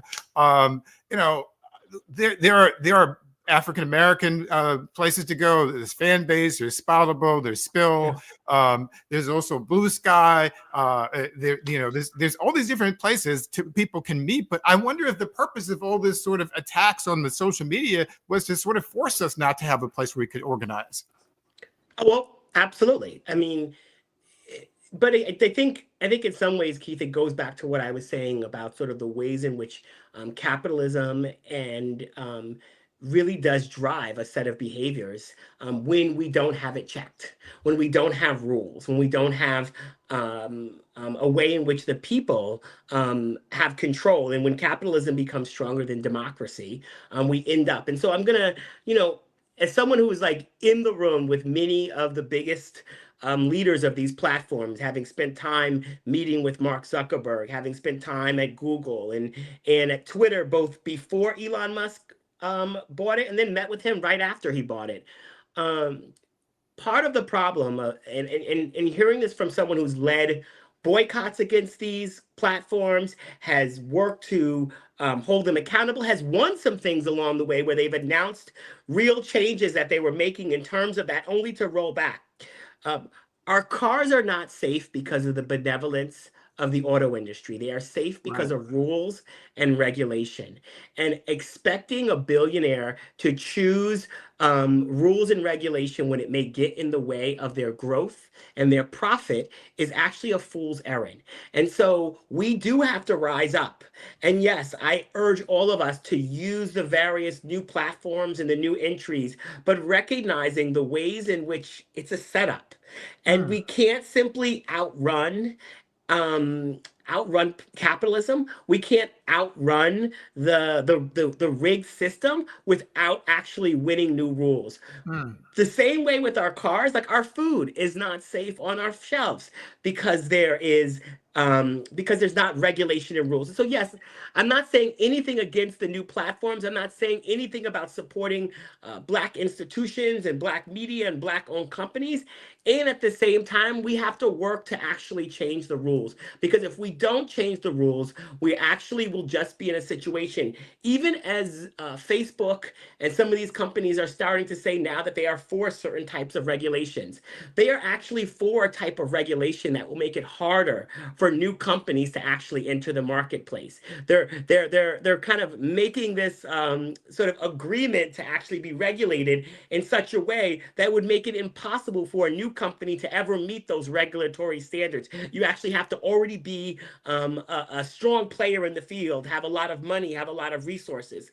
And so as we even think about what type of rules and regulations, we will need people at the table who actually do believe that we need many choices. And we can't have it go the same way as our media environment has gone, where we did have opportunities for many voices on the media, and we see a shrinking of that as well, that is aided once again by rules and regulation. So I am not trying to push back against the innovation, but this is why who's in power, who's elected, who controls the rules is so incredibly important, because it's not just about our brilliance and our creativity. They will stifle that with the rules and the regulations if we don't, or the lack of rules and regulations, if we don't actually have a real strategy and a real game plan. And I'm glad you said that. And it also reminds me of one of my favorite passages from Audre Lorde, who said, "The master's tools will never dismantle the master's house." But on that note, we have another member of Congress who's joining us. Representative Gregory Meeks is here. And Representative Meeks, you are a member of Congress, a person in power. What's your take on what's happening right now with the State of the Union and President Trump? And what's your plan for action for tonight? Well, first, I've been enjoying Brother Robinson and his dialogue and conversation, because I think he's absolutely on point, particularly when you're talking about rules and understand the power of what that means. Because when you are in the position that I'm in, and those who are members of the Congressional Black Caucus, when we are in power, we help set those rules. We then, when there's a hearing that's being had, we determine who testifies. We determine and hold any administration accountable as a result of that. And that's why elections are really important. And that's why the guy that is current, the president of the United States, he's going just the opposite way, because his interest is just to empower the billionaires who are his boys that he sees that's around him.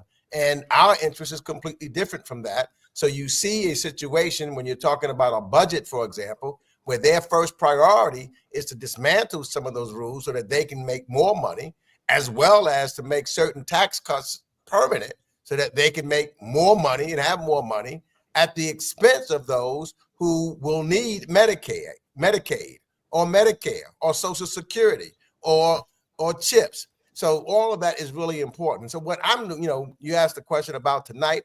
Tonight is significant for all of us, because I think that we have to have a multi-plan moving forward with everybody understanding that they have a role, even if those roles are different. I'm, been a member a long time, and I understand. I saw Congresswoman Ilhan Omar talking about civil rights movement, etc. But I understand that we also have to make sure that we need both. We need the person that's going to be the strong advocate on the outside, and we need the individuals that's going to be on the inside to then use that advocacy to help them make those changes that are necessary. And we need to make sure that we're doing it and working together and understanding that. So, for example, I can recall growing up as a kid, hearing individuals, I'm from New York, those who supported and loved Malcolm X at the time did not love Dr. King. And those who loved Dr. King did not like Malcolm X. We needed both of them. The inside-outside strategy. Inside, outside. And so I'm hoping and looking at that we're planning today to do an inside and outside game, which is tremendously important. So some of us will be inside to look that guy in the face, just like Dr. King looked Bull Connor in the face when he's working. And some needs to be on the outside, making sure that they're making all the noise that they can so that we can help turn this thing around and make sure that we then are together when it comes to elections, for example, of which people died for. And when we do those elections, we understand, for example, Hakeem Jeffries would then be the Speaker of the House of Representatives. 4 members of the Congressional Black Caucus would be chairs of major committees, and over 32 members of the Congressional Black Caucus will be chairs of subcommittees. And then we work, and everybody doesn't have to know everything that we're doing because we talk among ourselves. We work with folks on the outside and pull some in, like Brother Robinson. He should be one of the guys that was on, for example, the Energy and Commerce Committee to talk about what he knows in regards to technology and moving forward and giving us, one of the biggest secrets, I think, in town is when I was chair, for example, of the Foreign Affairs Committee, I would go to people who looked like the people here and said, this was all, when I was on the Financial Services Committee, also with Maxine Waters, we would go to you. And when we had when we had a Musk or a Zuckerberg or somebody coming for us, we would go to you and say, what do you want us to say to them? What questions do you want us to make sure is addressed so that we're dealing with those issues with those of you who are the experts in that particular area?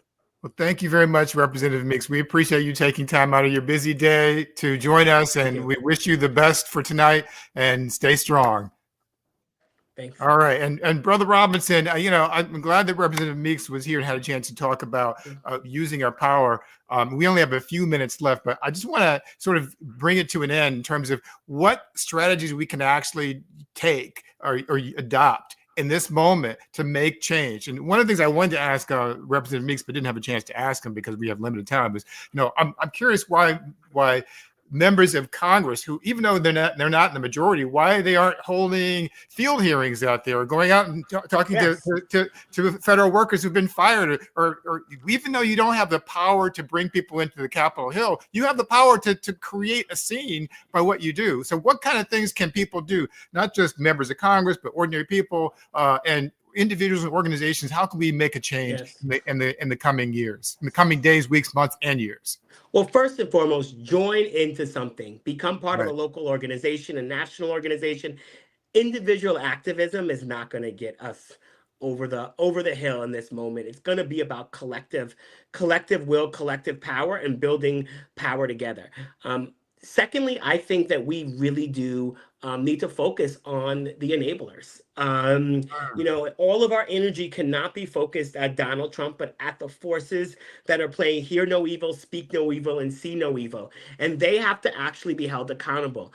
Corporations, media institutions, other elected officials, creating an environment that makes it incredibly hard for people to go about their day to day if they are supporting and they are aiding Donald Trump and this administration, if they are aiding and supporting Elon Musk takeover of the government. And so that enabler strategy actually has to then have a real strategic imperative that it has a long game behind it, that actually sort of goes after the bottom lines of corporations. And that's why I think we have to focus very much first on public facing companies, companies who come to our community and say, buy our products or use our services, and actually get very clear with them around that. And then have very clear demands around how they should operate and engage in this current environment.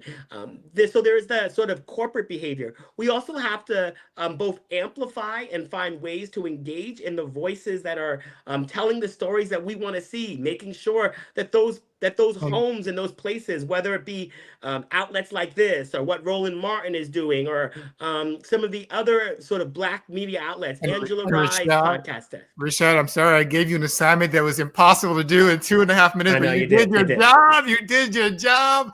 And, you know, I want to, you know, and they you say, are always so great, my brother. And I appreciate you so much. Yes. They say all that is necessary for evil to prevail is that good people do nothing. And you are doing something, and the people who are watching this are doing something. Don't let anybody take away your power. Know that you have power. I want to bring back Amy into the conversation, and thank you for allowing us to be a part of this for this past 30 minutes. And thank you for all of those who've been watching, because it's been a great opportunity to just get people mobilized and know that you can do something.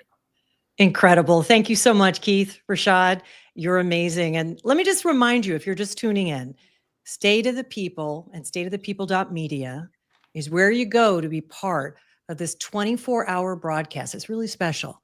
It's an alternative. Like, you know, the State of the Union with all the lies, the misinformation, all that stuff is happening tonight. But what's happening here are, you know, the nation's best thinkers, organizers, strategists, journalists who are sharing their best thinking right now. So if you haven't had a chance to share this broadcast and live stream, do so. We are in 14 of 24 hours. We're going to be here 24 hours. So we're 14 hours in. And this next hour, I'm really excited. I want to say thank you both to Keith and Rashad for sharing your brilliance.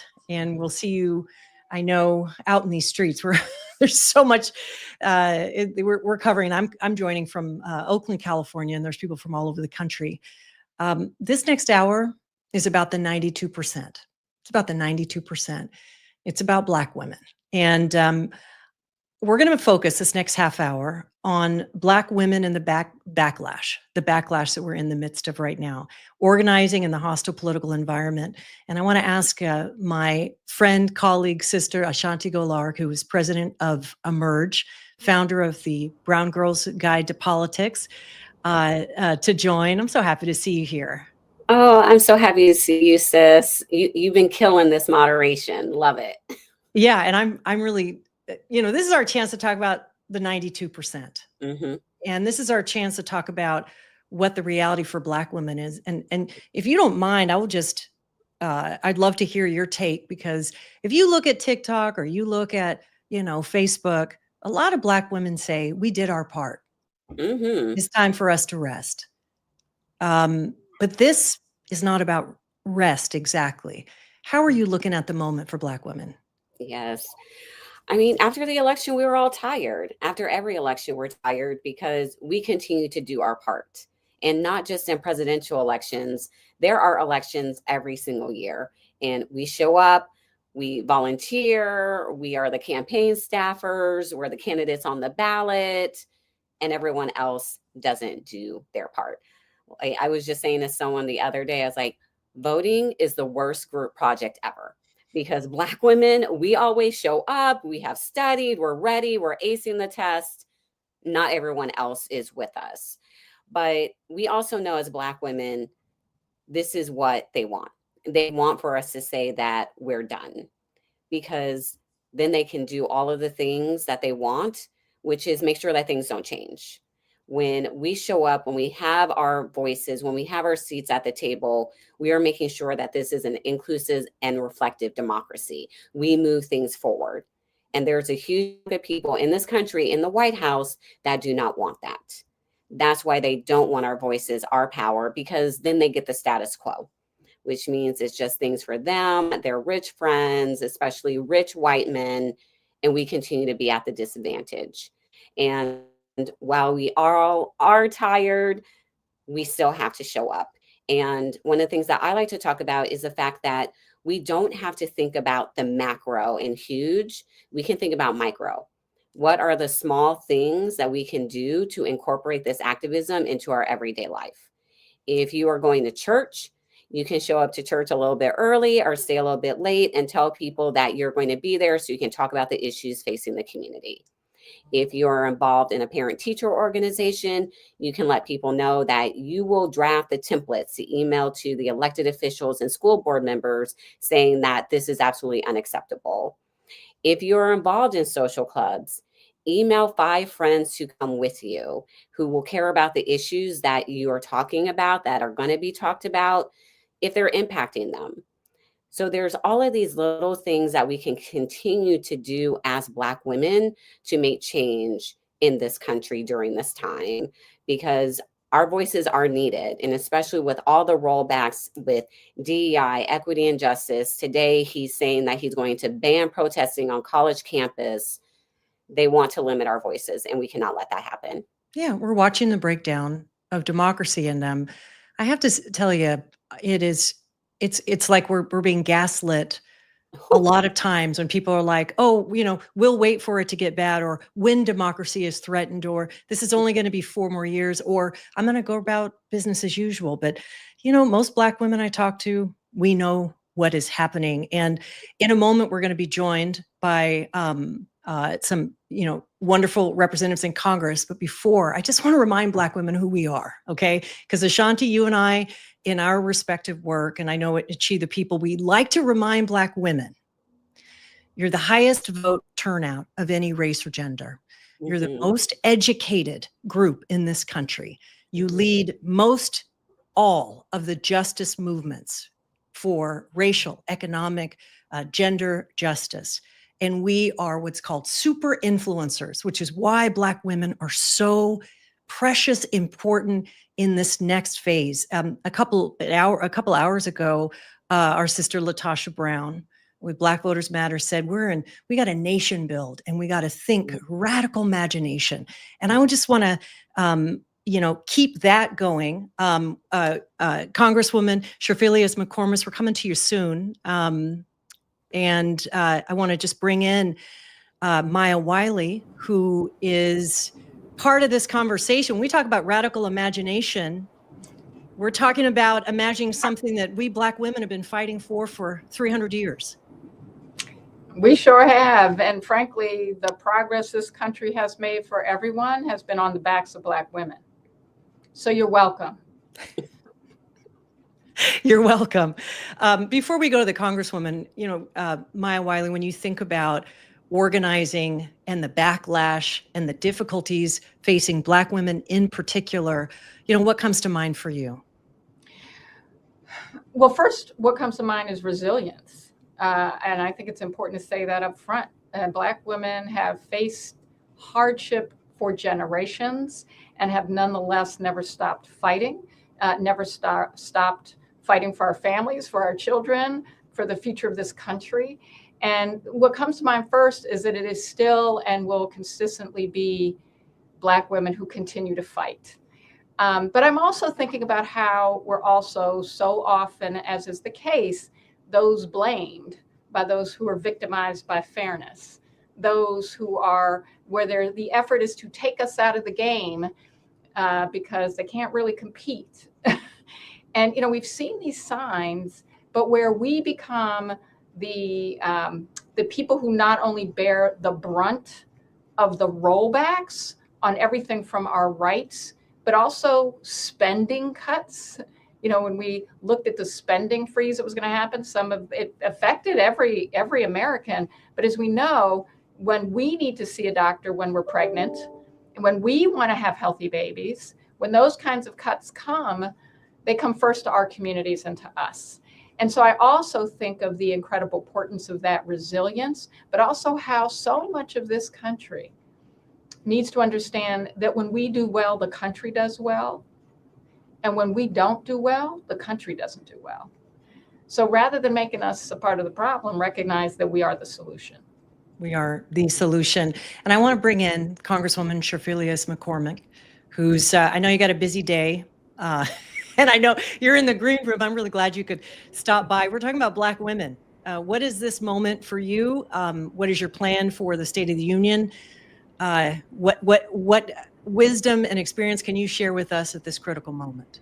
Well, right now, as a Black lawmaker who is a woman in Congress, our goal is to really be strategic. We need to be strategic at this moment and understand when we step in, when we fight, and what we're fighting for. I think we haven't heard the president or any Republican articulate a vision that not only incorporates us, but our families, our parents, every single generation.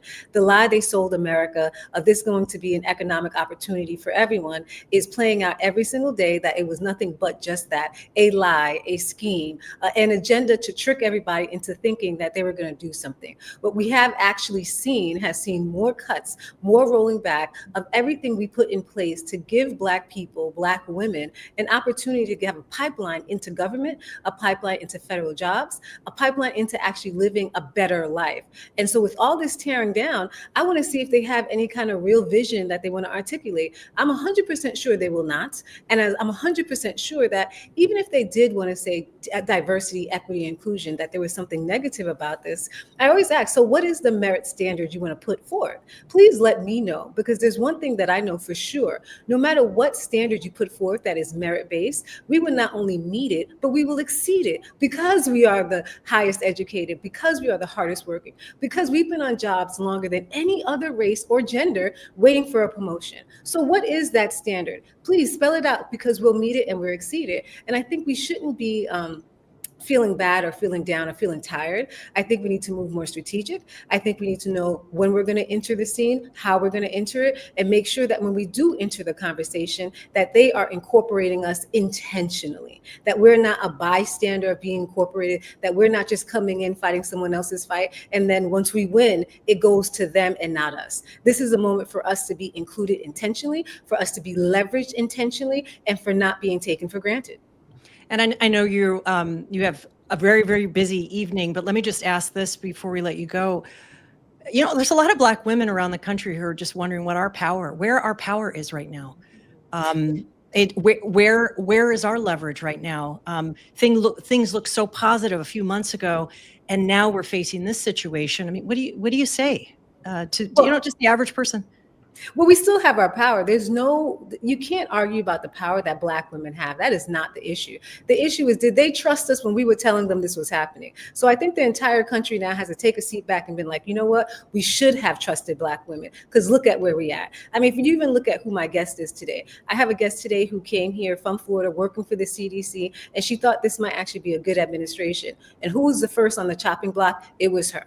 Right. And if you had believed us and realized that they're not just coming for us and our family, they're looking to elevate only white men in a certain situation, that this was never about all of America and Americans being first. This was about the billionaires being first. Everyone was duped.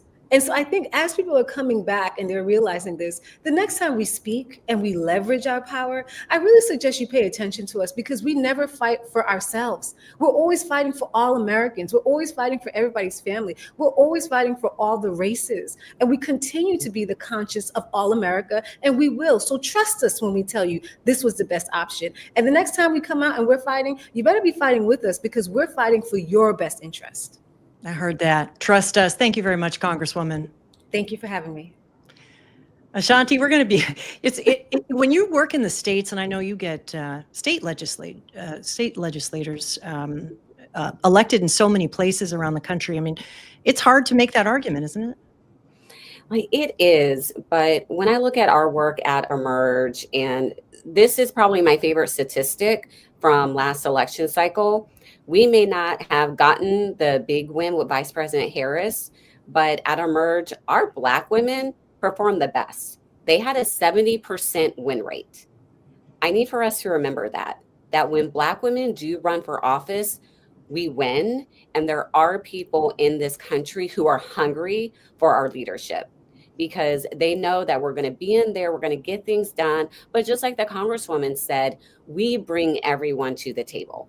That is how we are. Because when we focus on the issues that are impacting us as Black women, Black people, it's just going to make life better for everyone. So we do have to know that there is good happening out there, and they want to drown us out with the negative. They want to keep the narrative going that, oh, Kamala didn't win, so we shouldn't have Black women in office. They're not electable, viable, which I can't stand those words, electable and viable, because they are code for straight white man with money. That's who we need to run. That's who can win. And our Black women, they won in districts that were majority white. They won in districts that were majority Black and brown people, mixed. Black women can win everywhere. So it is important that we show up, and we have to put our names on the ballot. There's 520,000 elected offices in this country, everyone. That's 520,000 people that get to shape our lives with a stroke of a pen. The majority of them are at the state and local level. Let's be those people as Black women. When I look at our work in state legislatures, as Amy was talking about, when I look at the top 10 states that have the most women serving in state houses, Emerge has affiliates in 8 out of 10 of those states. 3 of our alums are speakers of the House, including Joanna McClinton, the first Black woman speaker in Pennsylvania, the first woman speaker. There's still so much progress to be made, but that doesn't happen if we just say, nah, I'm out, I'm gonna wait. Let's run so we can truly run this down country. I mean, this really could be a time. Yeah, this could be a time where we do see a whole new cadre of leaders and different kind, bolder, courageous leaders standing up. This is the thing though, Maya, it is true that we want leaders to run, and it is also true that we are in a hostile environment. What is the reality? I mean, you're one of the top civil rights leaders in the country. What's the reality there? And is the battle going to be in the states and locally? How do you see this rolling out? Well, first of all, let me say the battle's everywhere. So yes, to state and local. And I think Shanti's exactly right about recognizing that we can contest, that we are not just highly qualified, but often the best people for the job, particularly when we're talking about public office. And that at the same time, we're not going to go away and turn our backs on the national, and should not. But it's both. It's all of. And particularly in an environment like we are in right now, when from a civil rights perspective, we have been watching them, and I say them because it is a specific group of people who ideologically are working to make it harder for us in our communities to vote in order to hold on to power. And not just Black communities, but also Latino communities, Asian American communities, Native American communities, but often Asian American communities, targeting communities of color with the big lies about whether or not our elections are free and fair. I mean, the reality is we're making it harder for them to be free and fair by using the lie that somehow we can't be trusted about whether or not we have the legal right to vote. And I say that because that affects state and local, not just national. That's congressional races, but that's also state house races. It's when you see the attack on the census, just the way in which our Constitution says count everyone, and making it difficult. And this is another thing this administration is going to come for, the count that impacts apportionment of our of seats in state houses. That's about how much power and voice we have. So I think we have to fight everywhere. I mean, we're very fortunate that we have Congresswoman Terry Sewell, who is continuing the fight for voting rights at the federal level, as we also have to fight in state houses, in local government, to ensure that we have the right to do what we have the right to do. And we can't concede any of it. But that is a big part of the rigging. The other part is by kind of suggesting to people it doesn't matter if they vote or not, that things won't change for them. We know that's not true. We know it makes a huge difference to have people in office who know and understand the experiences of our communities. because they know and understand the problems, and then they solve them. Is it more dangerous for Black women to organize in this moment, Ashanti? To run for office in this moment? Here's the thing, Amy, it's always been that way. The racism, the misogyny, the attacks, it's part of wanting to keep us not involved. It's part of them wanting to limit our voices. So this backlash, it isn't new. We have always dealt with it. Like every single woman who has stepped up and said, I want my voice heard. I'm going to make a difference. I'm going to be appointed to a commission. I'm going to serve in elected office. I'm going to organize my community. The backlash, it's always there. I think right now it's a lot more evident because we live in this age of social media and we have 24/7 coverage.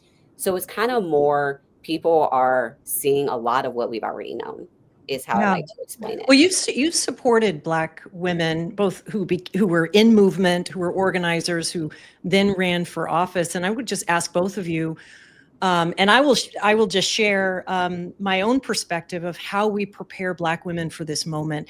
If Black women are called, as we know we will be, as we're getting over the shock of the election and our disappointment with other people in the so-called Democratic coalition for staying home or not supporting us at the rates that we did, as we emerge from that, we do have to have clear eyes about what the challenges are for us as Black women.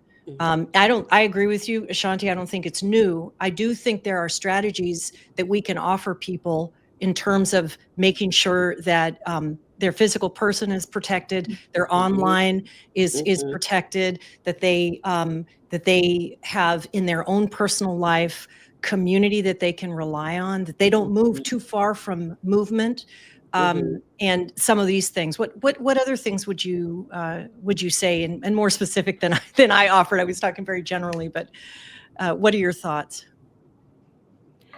I'll go ahead and start. And I think, Amy, I want to really hit on something that you have said is make sure you have your sisterhood. That is going to be something that is really going to hold you down during your time in leadership, no matter how you serve. Like, I'll tell a quick story. I celebrated 5 years of being president of Emerge 2 weeks ago. I'm the first Black woman to lead this organization. And the first person to call me when I landed in San Francisco for my final interview, not even quite sure how she knew I had landed and I was there, was Amy, who was telling me, I got this. So have that sisterhood and know that there are so many Black women that have your back. We may not know each other, but we are out there rooting for one another, because it is just so imperative that we show up and that we're leading and we are in these positions, but also take care of yourself. I have an app on my phone called Opal, which I love. It limits my social media to an hour a day. I highly recommend it. And guess what? I still get the news that I need because the group chats are always popping, because the sisters are making sure that I'm getting this article, I'm seeing this on Blue Sky.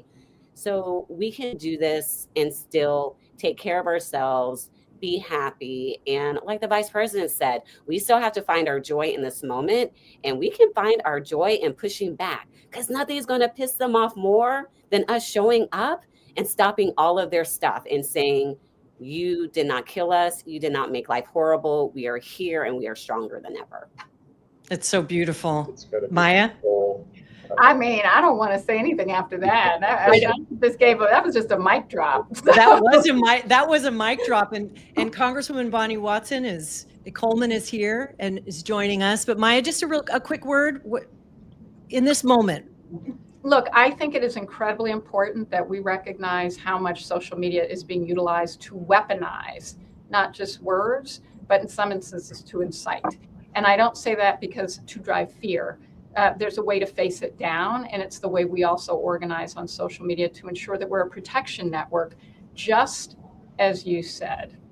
We have to be ready to flood the zone when the attacks come on social media. For any Black woman who's either running for office or leading in some way, whether it's in a corporation or in a federal government or in a state house or locally, because that is actually how it works. And the internet spaces to do that, and also to demand and go after the companies that are not protecting us online. That is also something we can do collectively and together, and that includes especially how our elected sisters are targeted and how we can help keep them safe. Yeah, and speaking of elected, Congresswoman Bonnie Watson Coleman, thank you so much for joining. We're just talking about Black women. We're talking about the backlash. We're talking about how we survive, dare I say thrive in this moment. And you know, you're there in DC. We got, you know, tonight, State of the Union. You know, talk to us more about this moment. This is an unprecedented moment, and I hope that this moment is turning into a movement, because we do see these organic demonstrations that are emerging around issues, but we don't see that collectiveness that we really need to see, that volume. Tonight we don't know what to expect, and so we're kind of like sitting on our seats wondering, you know, how do we respond to this? I'm going to the joint message tonight because I have a guest who's been very instrumental in going back and forth to Gaza and delivering healthcare. And I think Gaza is something that we haven't been talking about lately, talking about Ukraine, talking about the craziness that's happening with all the EOs, and not really focusing on us. Depending upon us as Black women on in everything from elections to families to communities to just being the sacrifice that's necessary to keep the things. We're the glue, you know, but at the same time, we're the glue that has the economic disparity. You know, we've got housing insecurity, we've got food insecurity, we've got children that we need to nurture and don't have the capacity to do that. We have the healthcare disparities. We're still at the sort of bottom of the rung when it comes to caring about us. That's why I was just so impressed with the study that was done, and Economy for All, Black Women Best.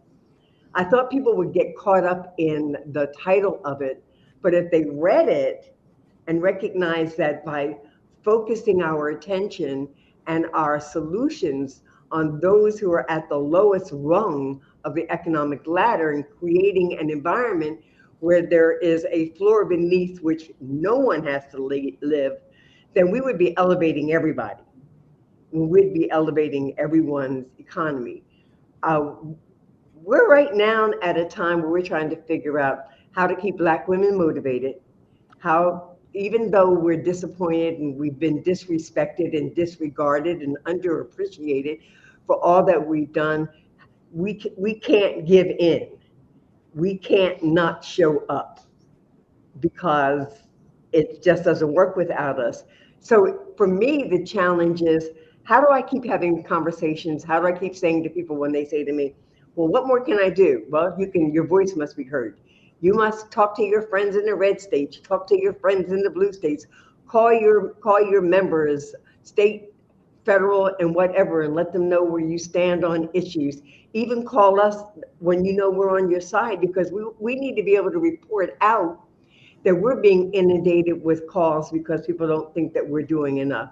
And so my greatest frustration is that I know that the sisters in the House and in the Senate, because we got two over there, doing as much as we can to be on whatever platform anybody wants to interview us, you want to tag us, you want to do whatever. You know, we're willing to be out there and do it, but it seems that the media is cool on us unless we're saying something that's real salacious or doing something that's real salacious, like being at an award show half naked. You know, and it is a very difficult time for all of us, because we could allow ourselves to be depressed. Oh, we have been depressed, Congresswoman. Let us be honest in this forum. We can't be depressed. We can be momentarily pissed off and hurt, but to be depressed means that there is a daunting of our power, a lessening of our energy.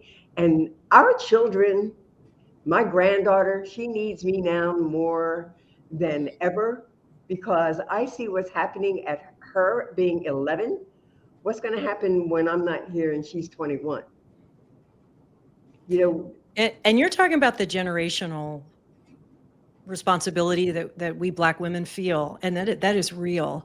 That is real. And Congresswoman, we're gonna wrap up this conversation. I'll ask you, Ashanti, and you, Maya.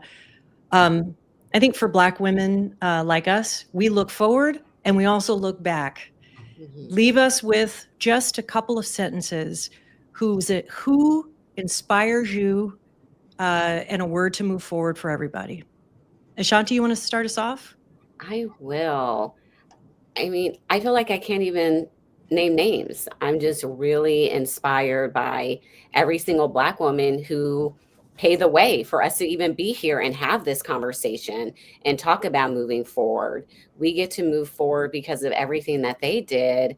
And my word is just power. I want for us as Black women to continue to own our power because we have it. They want to take it away, and we're not going to let them. That's it. That's it. Maya? Well, look, you see this photo behind me? Is that Shirley Chisholm? That is Shirley Chisholm. And I'm both someone who lives in Brooklyn, from the first Black woman to sit in Congress, but also to run for president of the United States. And what Shirley Chisholm taught us, not both in word and deed, was don't let anyone tell you you can't. And one of the things that she also, and she famously said, if they won't give you a seat at the table, bring a folding chair. We have more chairs at the table and don't need a folding chair. And we have to remember it and use those. So thank you, Congresswoman, for having one of those chairs. But she also, when she ran for president, when everybody kept telling her, but you can't win. And when even some of the Black members of the first Congressional Black Caucus disrespected her for running. And people claim you can't win. Why are you doing this? And she said, someone has to be the first. And that determination, so my word is determination. I love it. She was determined for Kamala. She was determined for everyone who is holding a seat that a Black woman hasn't held before, but also for telling all of us, just because we don't get the seat doesn't mean it didn't matter that we didn't try. And I think we have to remember that as well. No, these are words. And listen, I'm so grateful, Ashanti and Maya, for both of you. And Congresswoman, do you mind staying on? We're going to keep talking about the 92%. Okay. In this segment, as we wrap up, I just want to wish you, Ashanti and Maya, to go in grace, determination, power in your work. Thank you so much. I really appreciate it. And you are here with State of the People, stateofthepeople.media. Thank you very much, Maya. Yeah. And as we get ready for our powerhouse panel next, I will just say that State of the People was a brainchild. It came together very quickly. The people behind the scenes are brilliant.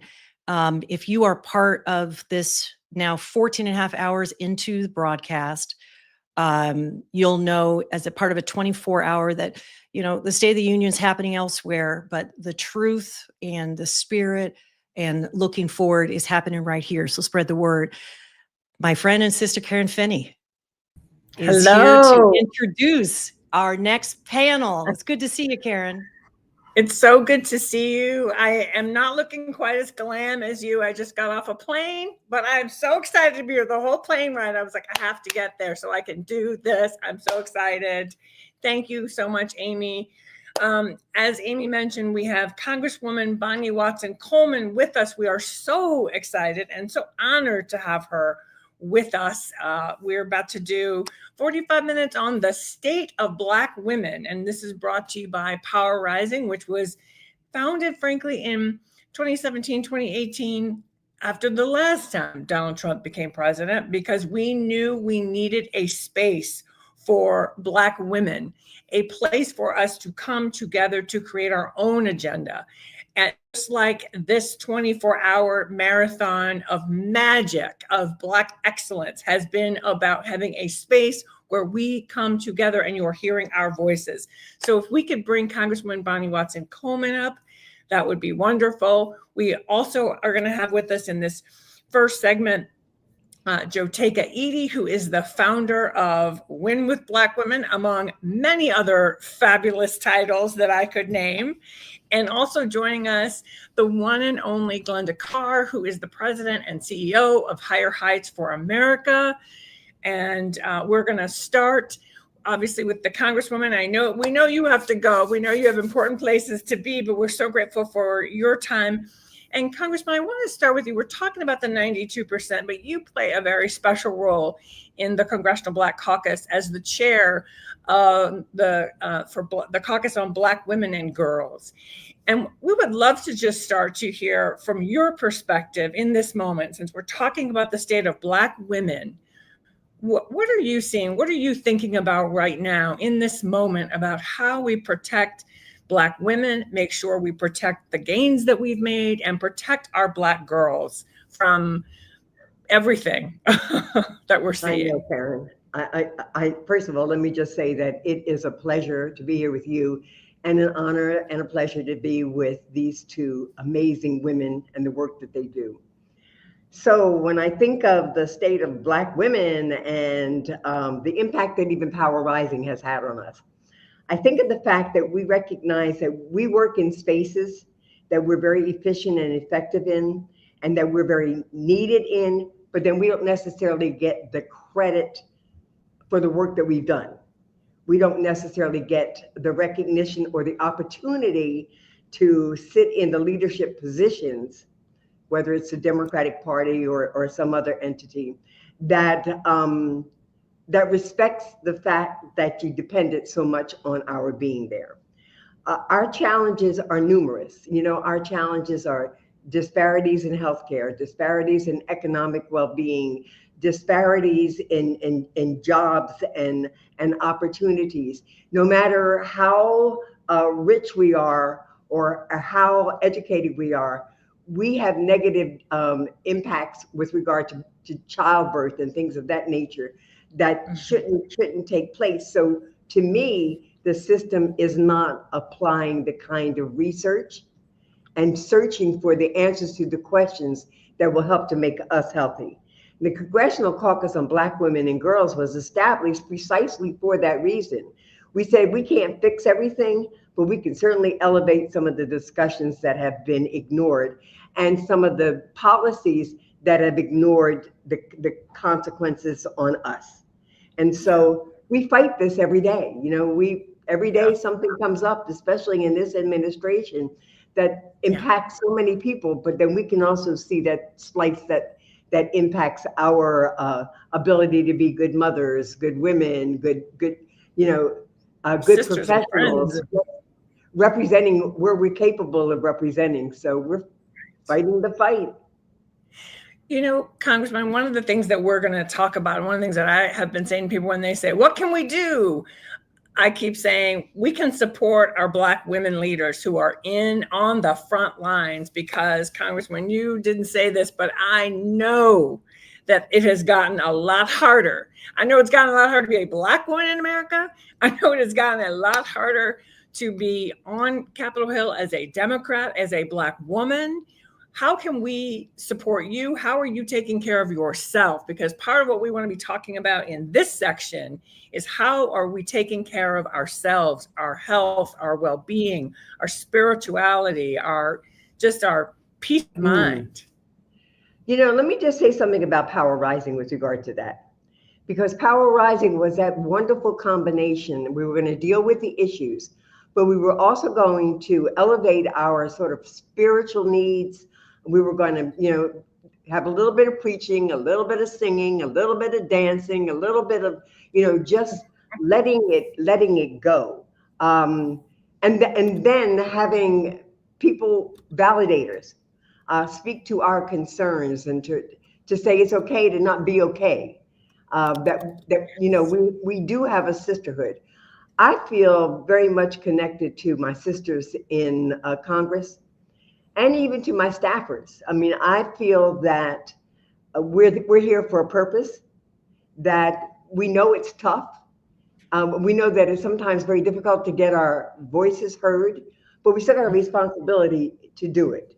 I believe that, you know, we do keep increasing in number, and we have to recognize that collectively, if we work together, we could have more say in things.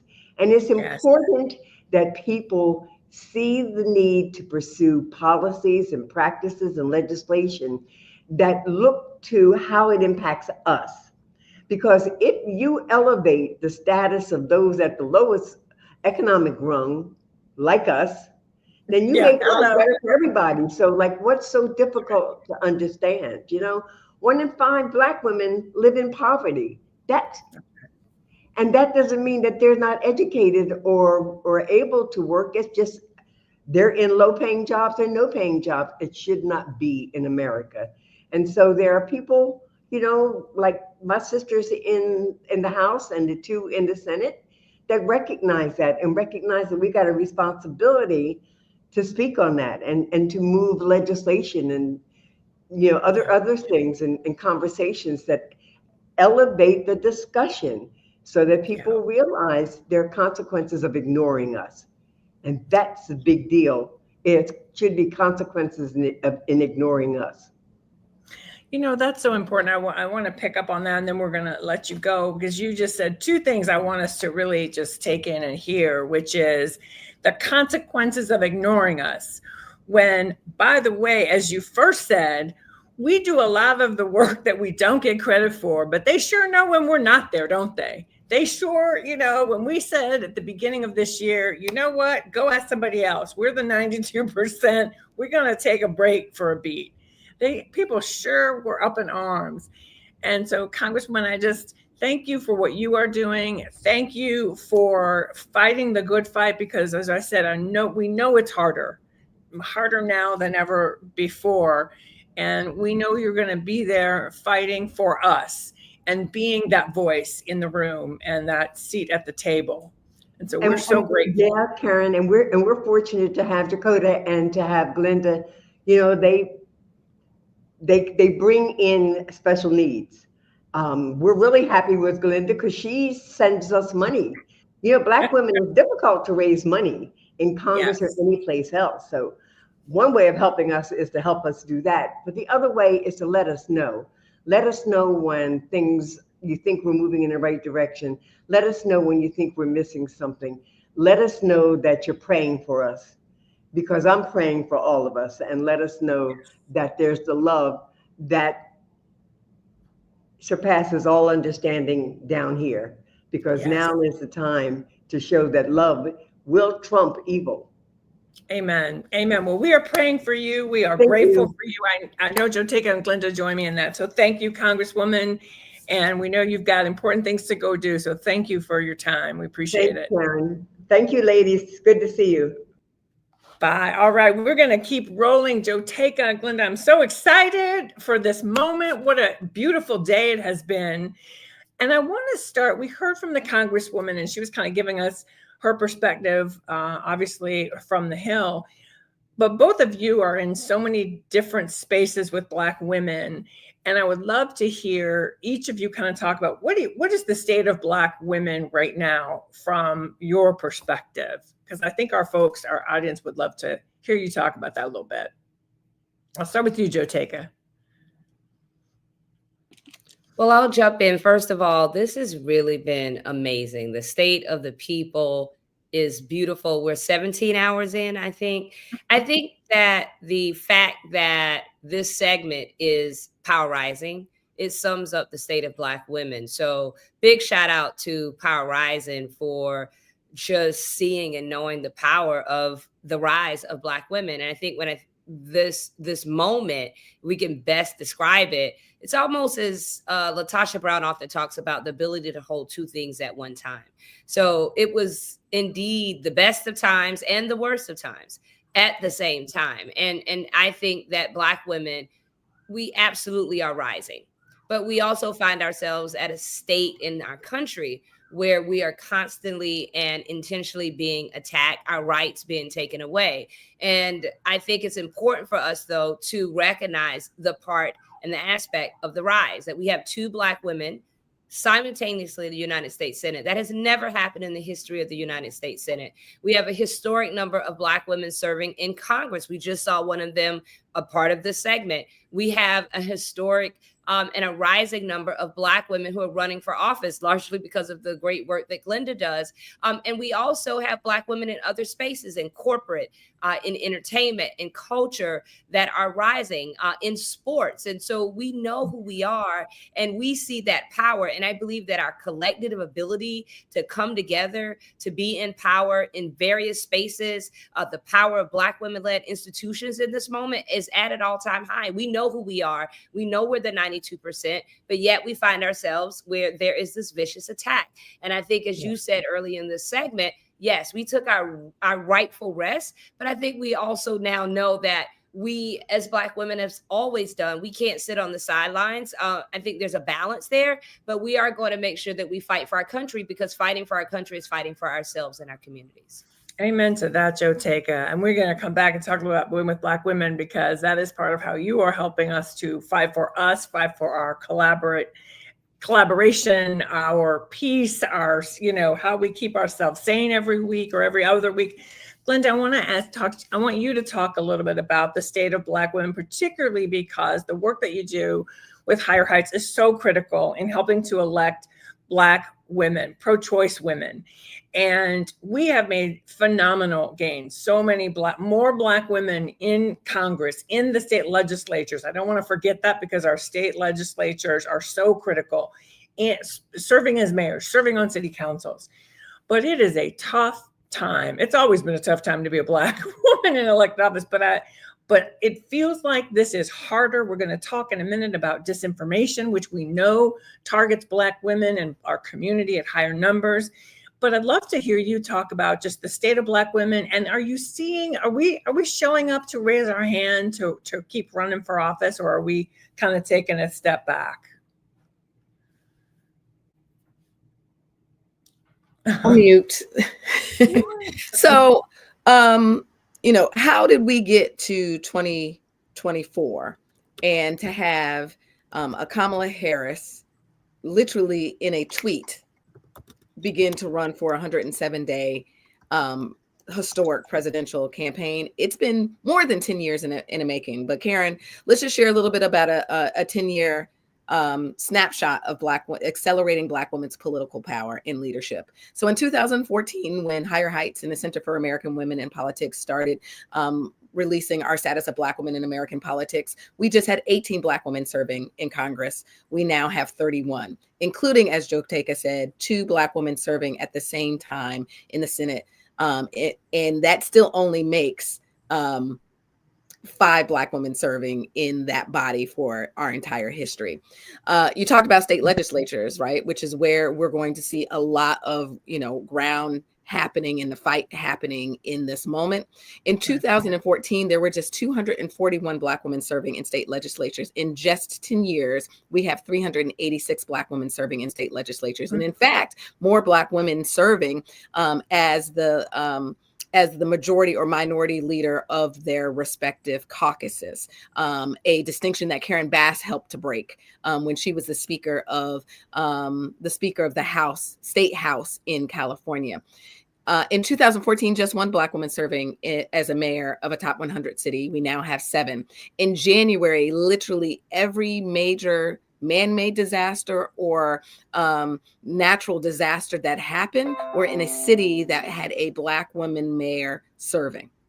And then our state-wide executive offices, just 2 Black women serving in 2014. In 10 years, we now have 10, including Attorney Generals Letitia Tish James and Andrea Campbell, who are leading the Attorney Generals at fighting back many of the executive orders coming out of this administration. And so we have positioned Black women in 10 years to be those who are going to help fight for this democracy, which we have always done from the voting booth to elected office. And we have not seen Black women saying, no, I'm not going to run for office. In fact, we know that there are current elected women who are developing blueprints to run for higher office. And there are Black women who are fired up to run for local office like school boards. And you know what? Can we just mention the Vice President of the United States of America, a Black woman who in 107 days did something unbelievable. And by the way, a lot of people don't realize this. She won 10 million more votes than Hillary Clinton did in 2016. And she moved, when she got into the race, she moved herself and the Democratic ticket 15 points in 30 days. So when we talk about Black women's leadership, yes, we have headwinds, but Glenda, to what you're talking about, America is ready. When we have the chance to really, because I firmly believe if she had more time, we would be in a different position right now. America is ready for Black women's leadership. We're seeing that, to what you just said, in our cities, in our state legislatures. And I want folks to understand that these roles are so important because that is where the money is getting moved. That is where the decisions are getting made about what legislation is being, I was just in Arizona, some of these legislatures, they meet once every 2 years. So everything goes through real quick. So if you're the one in charge, you're deciding the agenda for that state, sometimes for 2 years at a time. I think that's so important. And I would just add this one quick thing, Karen, because I know that we needed 2 hours, y'all. Power Rising. I know we did. For 2 hours. The way we get a Kamala Harris is her trajectory. Here is a woman who has run and won and governed on every single level of government, a local prosecutor, a statewide executive, attorney general, a U.S. senator. She served in the White House as the vice president. And so she was uniquely able to step into a 107-day election cycle. I say that to say is she's the byproduct of, as she would say, the Chisholm effect from the 1972 historic run from Shirley Chisholm.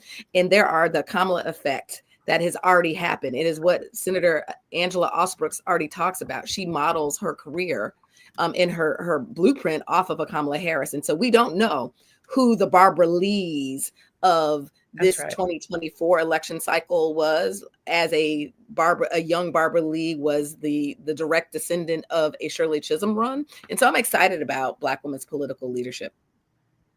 That's right. That's right. And so, let's talk a little about Win with Black Women, because that is also part of how we got to, we are now able to support. It's another way we can support Black women, both in office and in all the spaces you talked about. And I think part of what I want us to be talking about in this time, in this frame, is ways that we are supporting women, ways that we can support Black women. And I think Win with Black Women is so important. And then I'm going to ask you to talk about that and then shift gears a little bit, because you also hold a very unique space in the tech sector. And we know that social media and technology, Lord knows I know more about the tech bros than I ever wanted to, but you have a unique view. And I would love for you to give us some insights there. And then we're going to have Osa come on, and she's going to talk to us a little bit about disinformation. So take it away, Joteka. Yeah. So Win with Black Women, and both you and Glenda are inaugural, on the very first call we had nearly 5 years ago. And I think it's important. It's about the consistency. And I think in this moment, the way that we support Black women simply is just checking in. I think that's the first thing that we can do. That's something that anyone can do. You can just check in with your sister, your friend, your family member, and just check to see how they're doing in this moment. But also what we could do more on a macro level and in community is making sure that we are creating spaces where we could come together and we can exercise our power. And I think we cannot allow ourselves individually, we might feel defeated in this moment, but together we're unstoppable. We're that force multiplier. And so being able to come together and putting together our energy towards a common goal. And then when we're successful, celebrating that. And that's very important as well. And that's what Win with Black Women seeks on every other Sunday, to be a space for information I'm so glad we're going to be talking about mis and disinformation because that's so rampant right now, but also creating an opportunity for us to act collectively together as Black women and as Black women-led and centered organizations. And I think that's a way to segue into this question about tech bros. My background is I worked in civil rights and advocacy, but I also was a C-suite executive in Silicon Valley. And I spent many years in Silicon Valley. I still do a lot in Silicon Valley, more so as an investor now. So I know a lot of these tech bros. And it's unfortunate that we are in a time where the tech bros and leaders of some of the largest tech platforms have made a financial decision to side with an administration that is devoid of much of the values that Silicon Valley really set itself to be. You know, Silicon Valley really kind of, when it started out years ago, was this is a place where anybody can thrive, and it's a more inclusive place. But there now have been decisions to side with an administration really for monetary gain. And I think in this moment, we all have to be very conscious of the platforms and the decisions that we make in these platforms, and making sure we use more secure platforms, recognize that our data is not our own, making sure that we're paying attention to when we are releasing our data.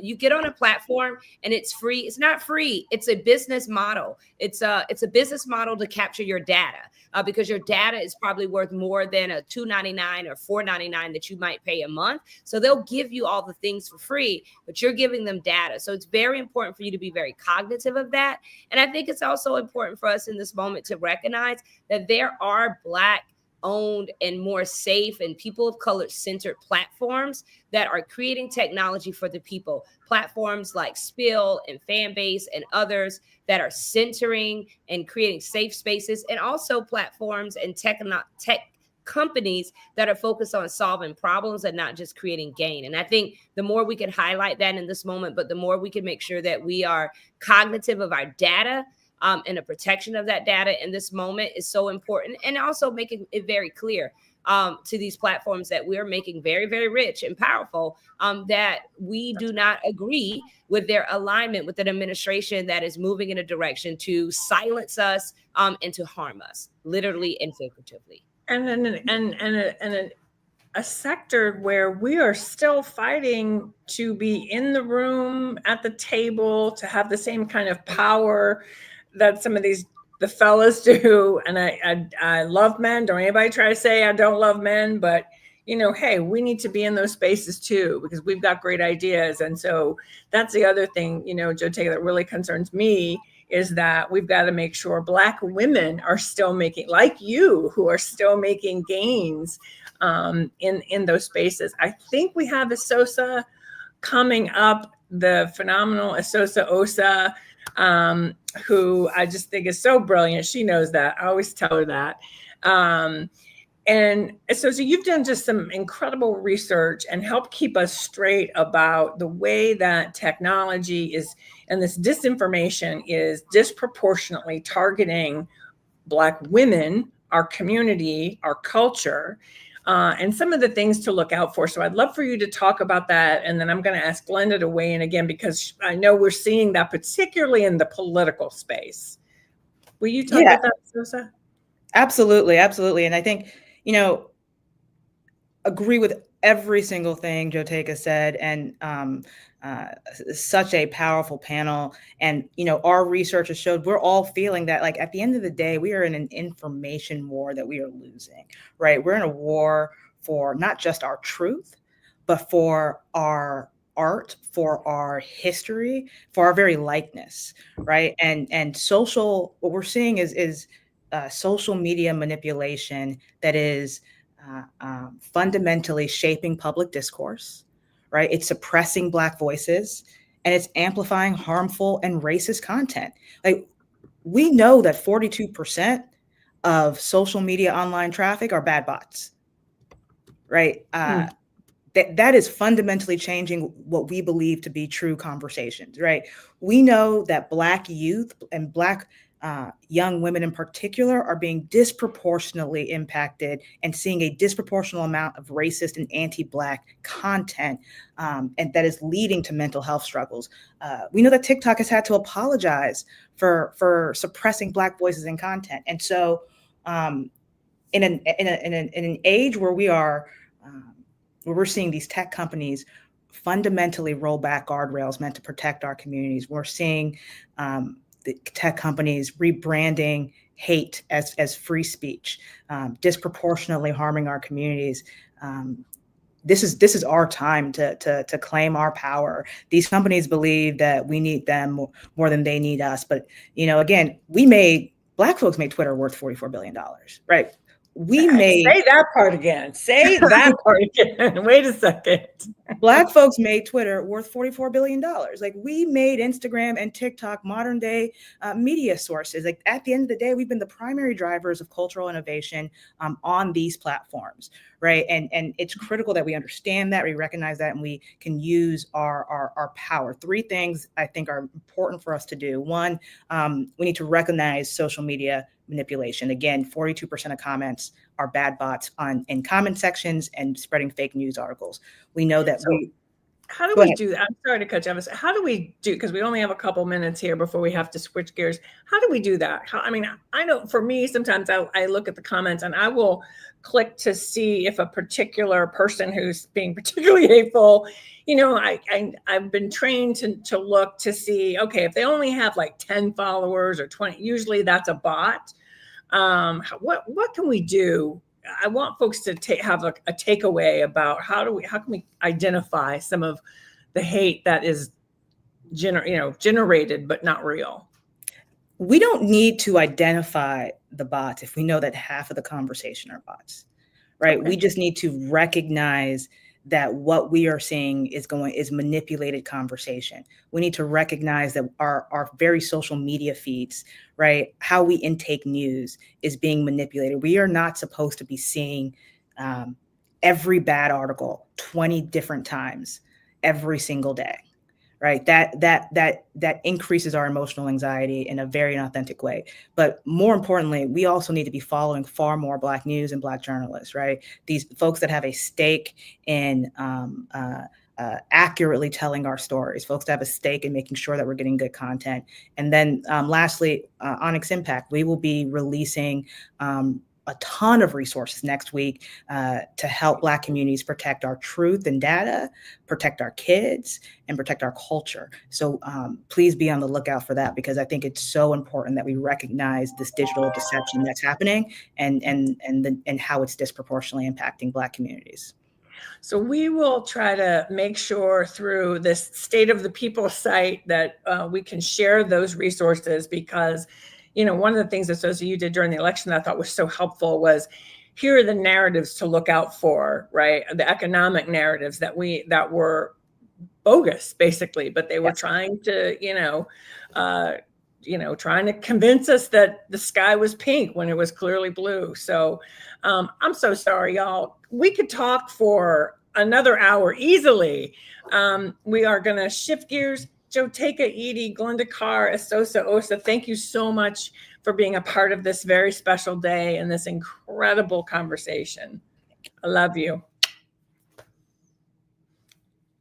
All right, we're going to keep rolling, and I'm so excited. I'm just realizing that in my haste to jump on, my setup is not great. Okay, so joining me now, we've been talking about Black women leaders.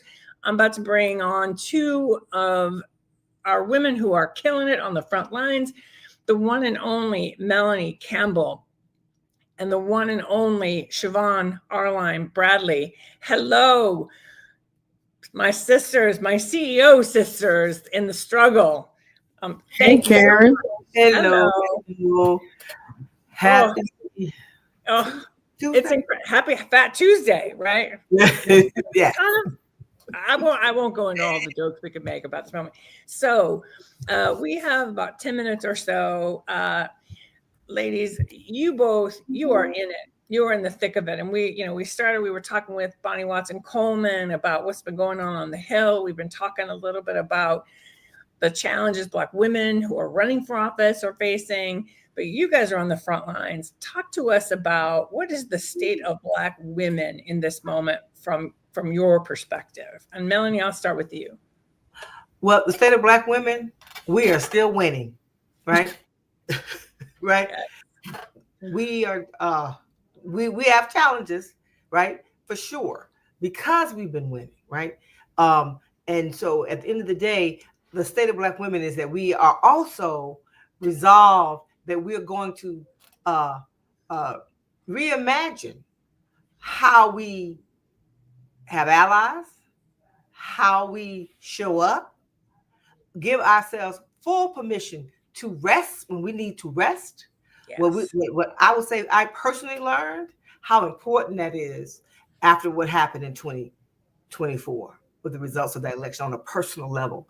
And so it made me rethink some things that I thought I had understood. So for me, I feel like Black women are winning. So I'll start there. All right. Siobhan, my sister. So, hey, everybody. Let me just say, I will also add to the winning. Black women are also more intentional now than ever before. I sense a sense of commitment that was already there, but is now just increased in a way that I don't think we can even understand. Black women are so strategic. We are so intentional. We have focus. Let me just say this as a someone who's sitting in a Black woman-owned building right now. Yes, and the only one, right? Only one on Pennsylvania Avenue. We are also putting our money and our time and our talent where our mouth is. I think that Black women have seen this movie before and are prepared to be the victors at the end of this tale. It's a tale as old as time, fighting racism and sexism in America. Black women are still moving and moving the needle. Yeah. So I want to talk a little bit. I know there is a lot that's been going on the legal front, on the organizing front. Can you talk to folks a bit about what people have been hearing about it all day? But for those who are tuning in for this evening portion and may not know some of what's been going on and how they can get involved with what both of your organizations are doing, can you talk a little bit about that? Well, one of the things that we are doing, our civil rights organizations, have come together. We've been together, but we had to come together, but also build coalitions.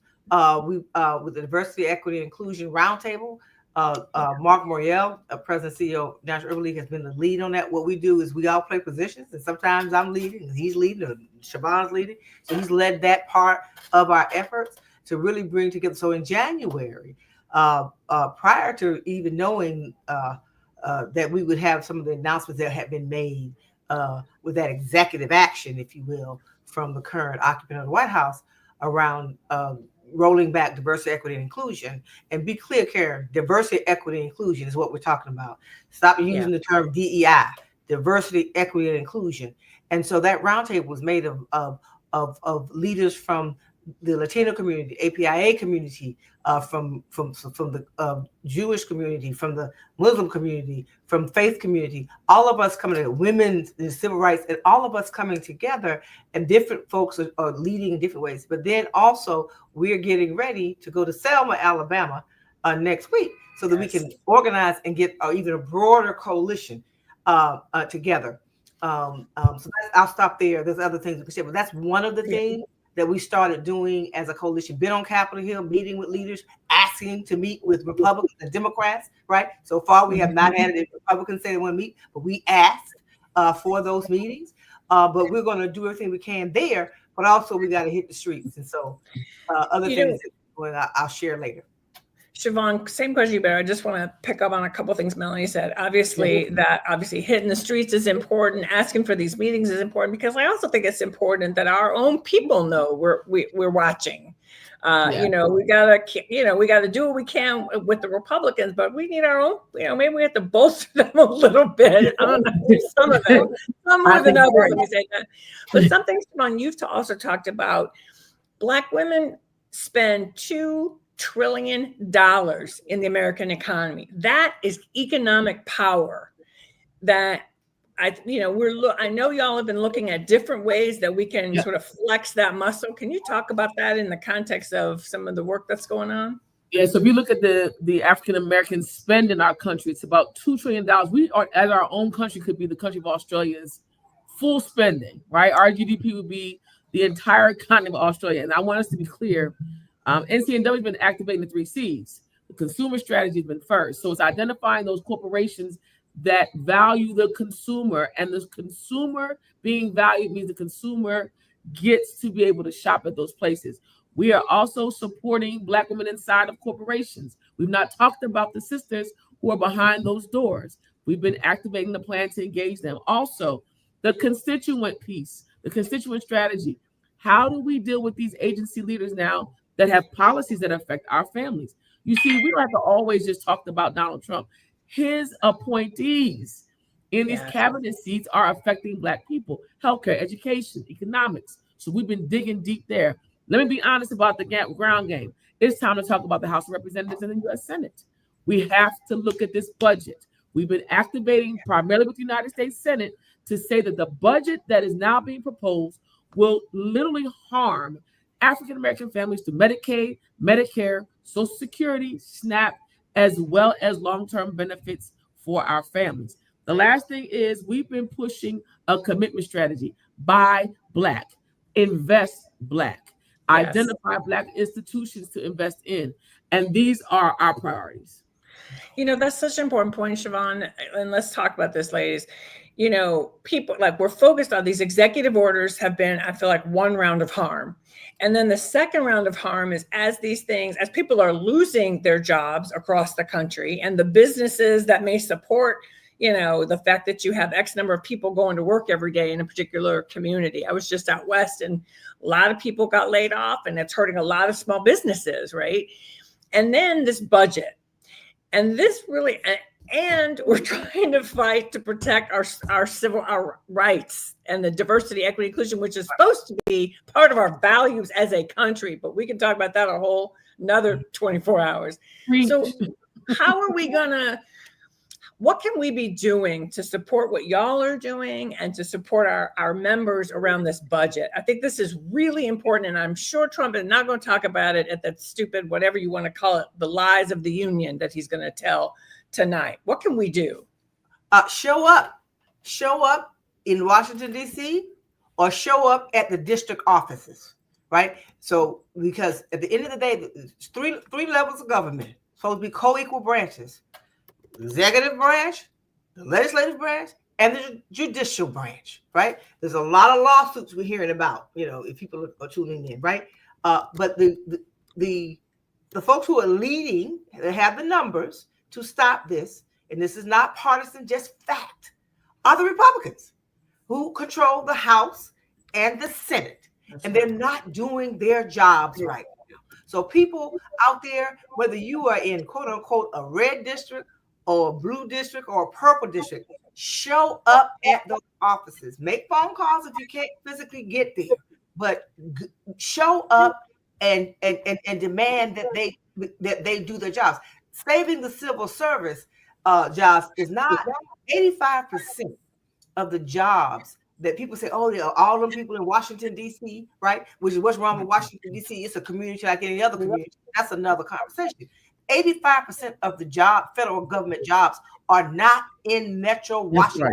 Right. They're all over the place. Social Security office, your post office is in your local community, right? You don't come to Washington when it's time to get your Social Security. You go to your local community. There are cuts that are being made. I'm hearing about people losing the whole. They have 2 people who had federal jobs, who lost their jobs. They have mortgages, right? They have children in school, right? And what's going on the federal level is also rolling down. Hey, Bishop,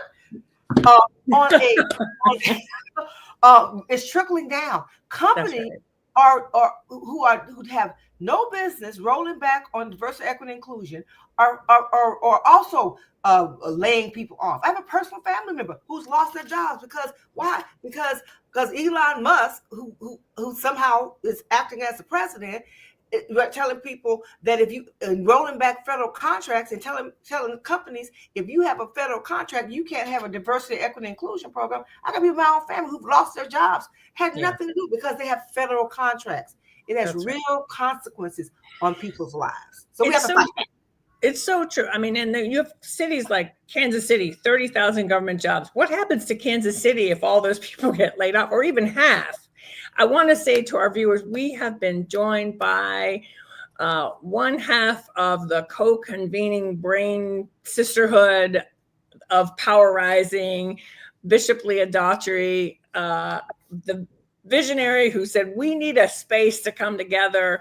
And we're so thrilled to be part of this state of the people coming together. It's so exciting.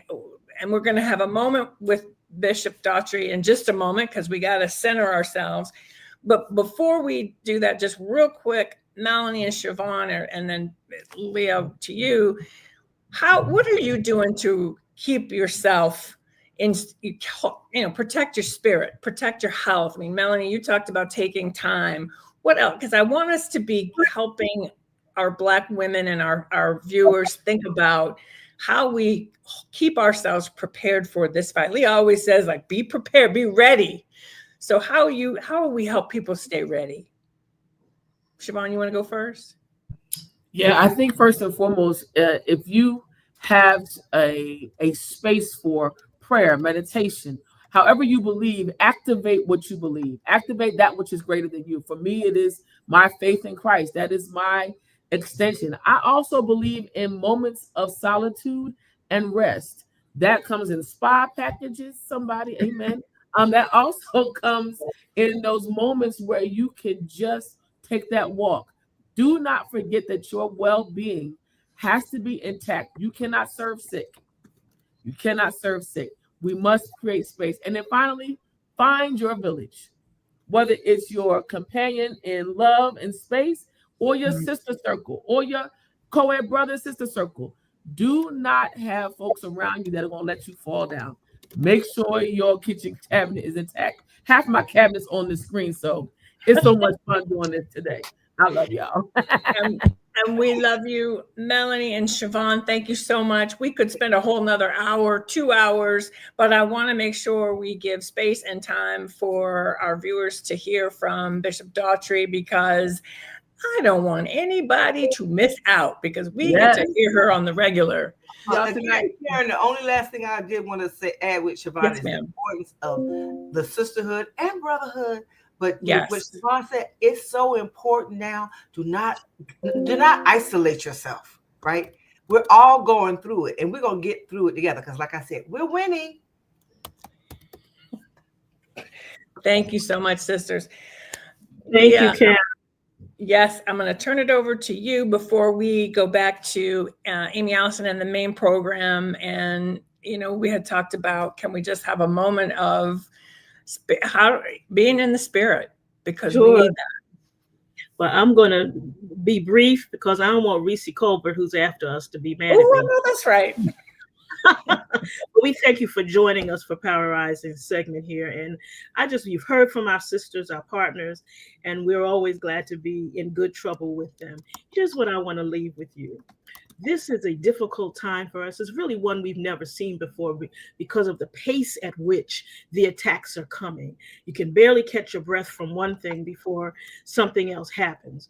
Here's what I want to assure you of, something that the old folks in my church used to say.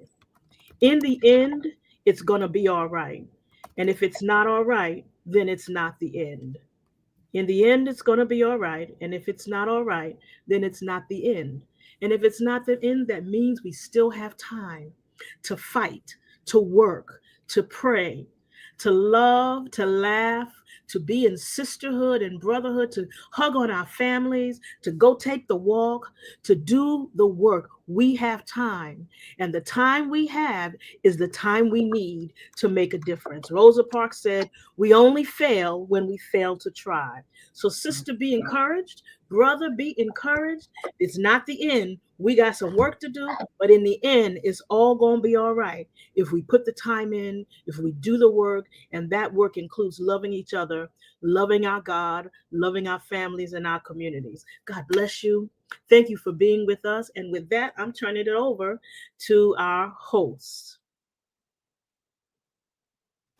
Oh, okay. I guess that's me. Thank you, Bishop, for for that wonderful word. And I want to bring in Clay Kane.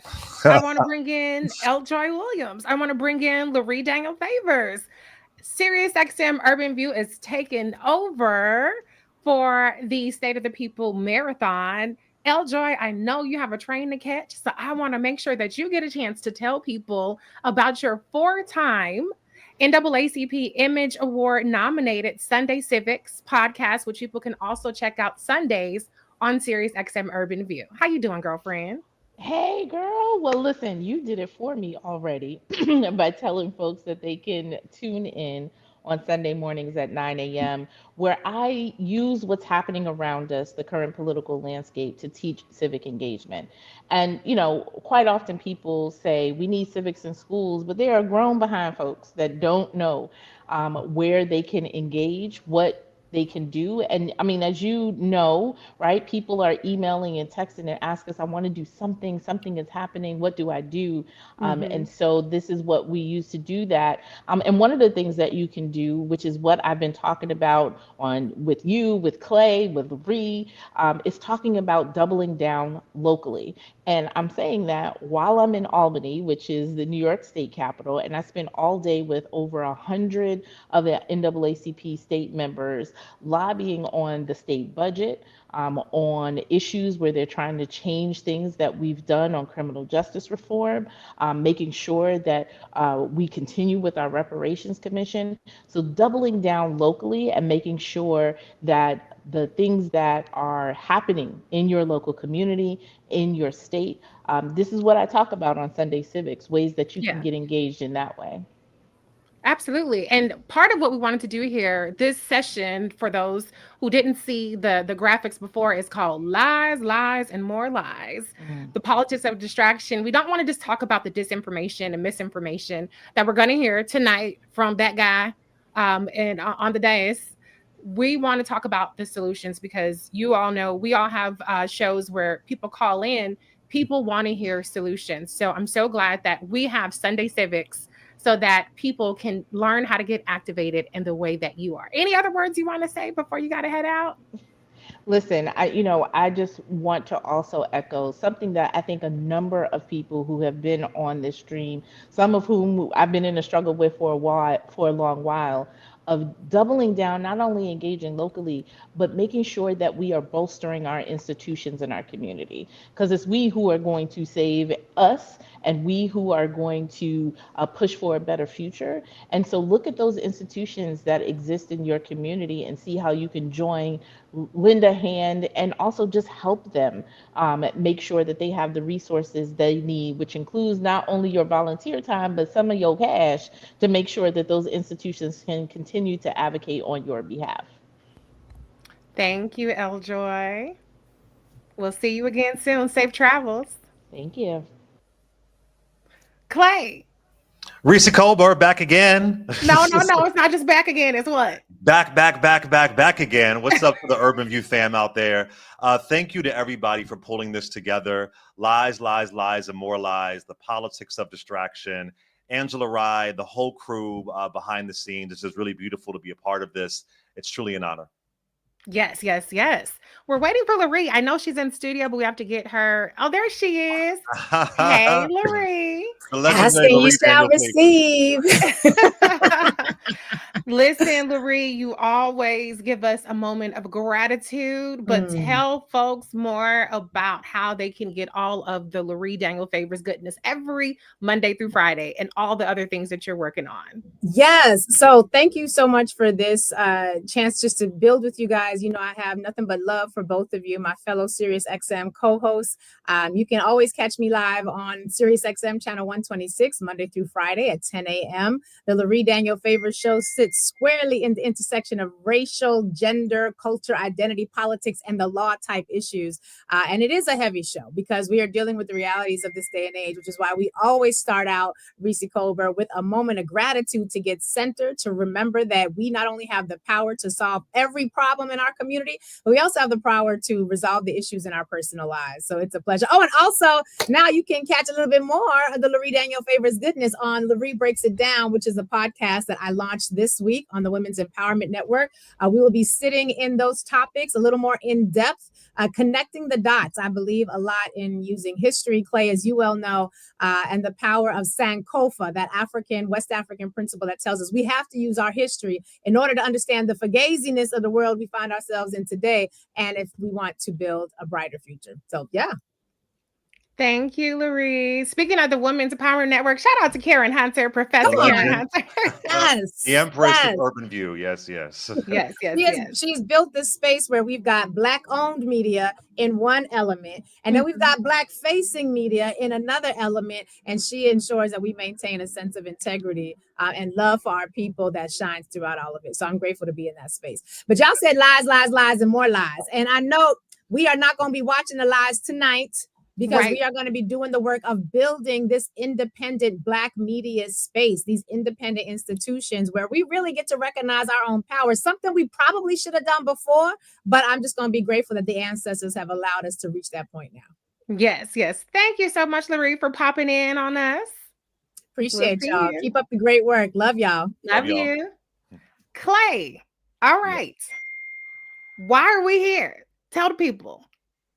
So part of this is to debunk in advance the foolishness, the demise of the union that you're going to see tonight.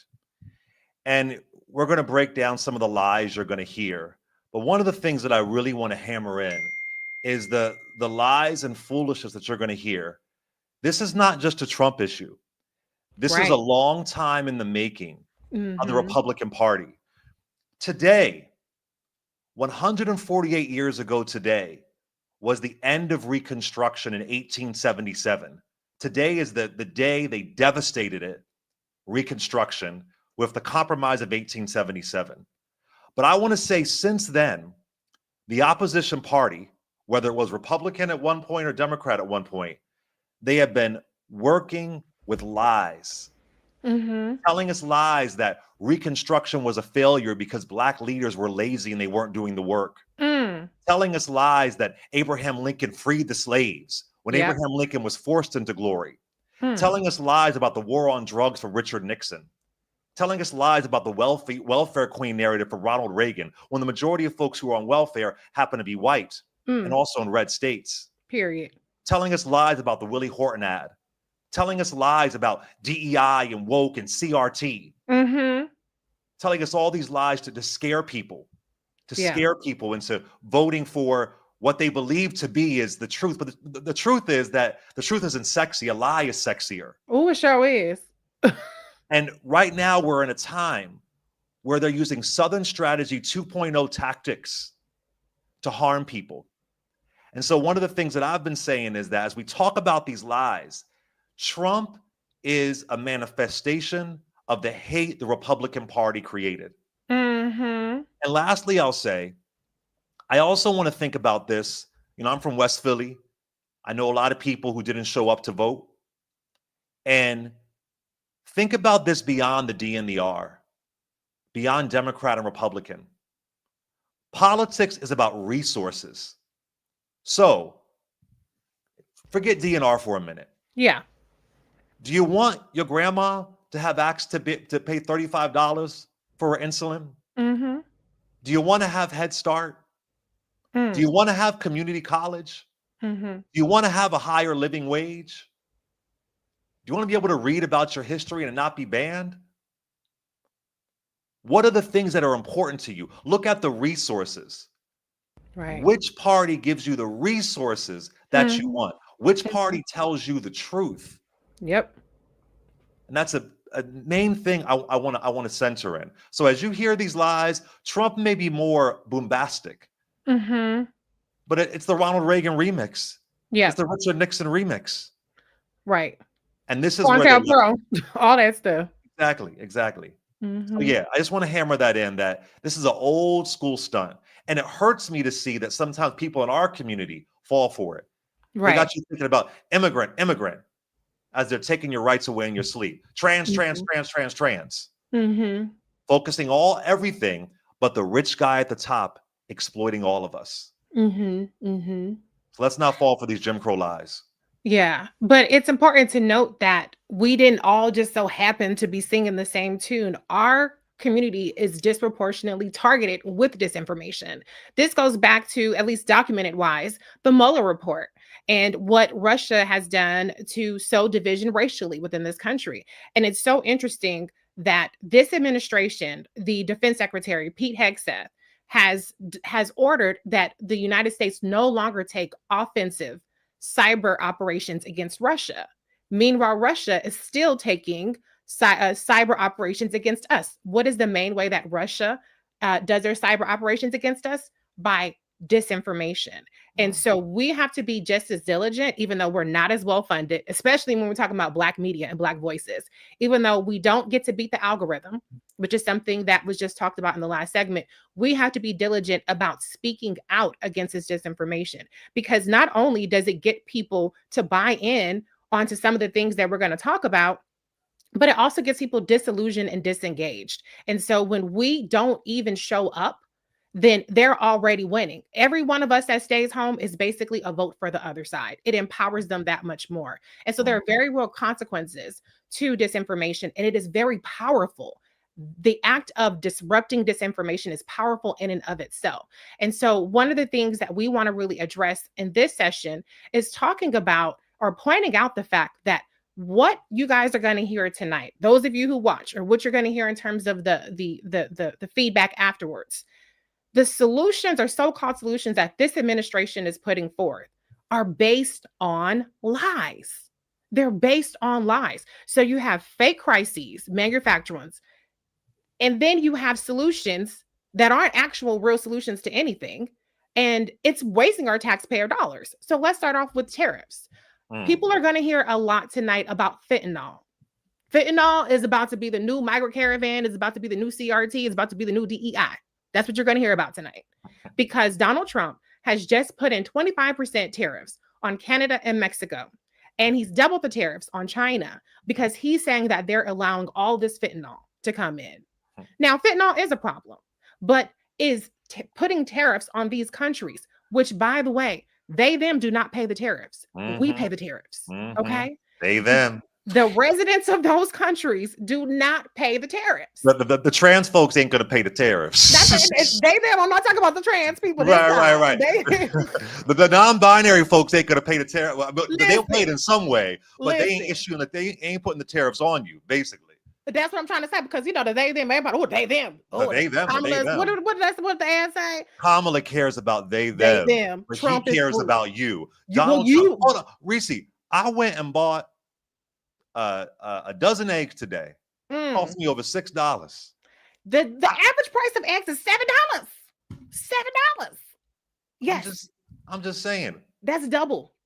I'll take a drag show any day over. I've been to a drag show that was cheaper than $6. I went in for a $5 cover charge. So I'll take that any day over these damn price of eggs. But you know, I guess she didn't talk about the economy enough. But anyway, go ahead. That's why I'm trying to talk about the economy right now. Exactly. Okay, and we're actually going to bring in a special. That was sarcasm, y'all. That was sarcasm. And somebody give me the cue when she's ready. But you know, like I said, we're going to hear, or the country is going to hear a lot tonight about fentanyl. And fentanyl is going to be used as a justification for tariffs that are going to increase the price that we all pay. Meanwhile, it's not going to actually resolve the problem with fentanyl. And because tariffs don't resolve fentanyl problems. They just don't.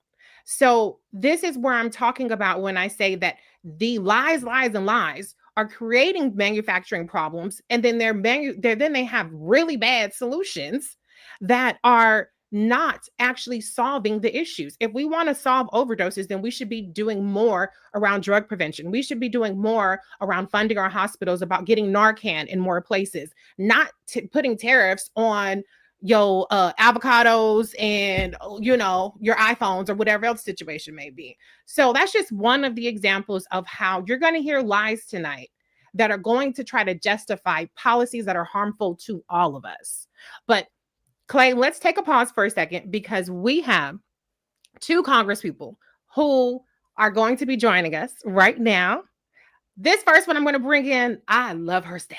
I call her a cussing congresswoman because she just has the spice of life that we all need. So I want to bring in Congresswoman Kamlager Dove. Let's see if she's ready. Hey, how you doing? Hello, Congresswoman. I think you're on mute, Congresswoman. I am on mute. Hello, how are you? Doing great. Good, Thank you how for are being here. you?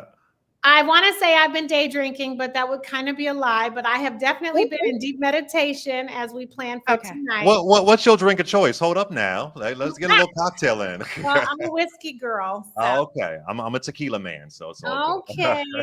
Okay. Mezcal if you're nasty. Exactly. Ooh, I know that's right. Well, I'm a whiskey girl like you, so we got 2 things in common, Congresswoman. That's right. That's right.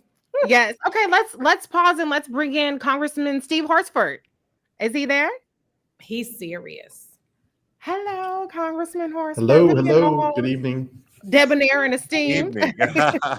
Hey, Reese, how are you? Good. How are you? All right. Well, yeah. Hey. Well, let's talk about tonight. Who wants to get started? Well, let me. I'm sorry. Go ahead. I will defer to my colleague, Miss Kamlager Dove. Let's bring it. You used to be the chair of the CBC. I know. That's how I was trying to. There we go. Go ahead, Congresswoman. We're sorry. Yeah.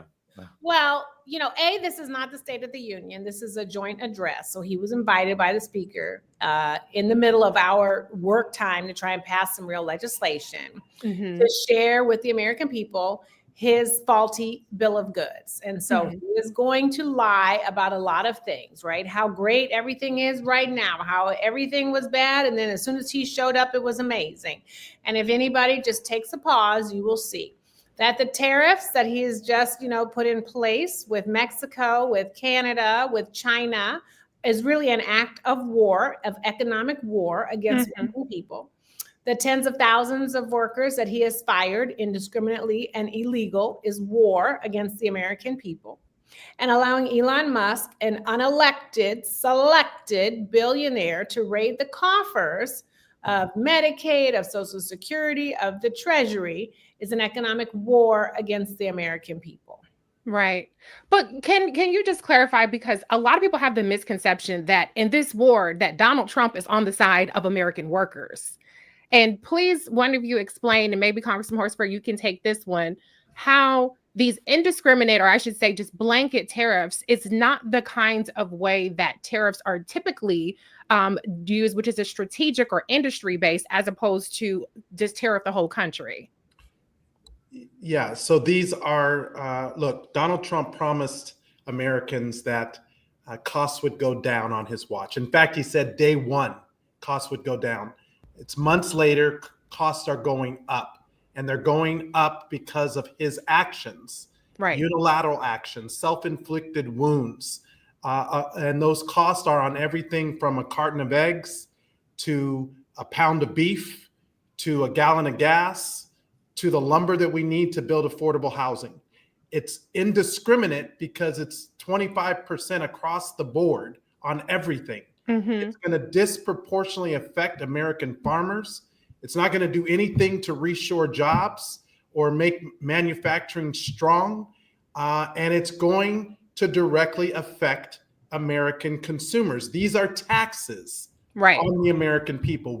We will pay the cost. And already he is feeling the pain because the stock market tanked today, 700 points. And in addition to the cost that everyday consumers are going to feel, it's also his rich friends who are not going to be happy because they're losing money on the stock market.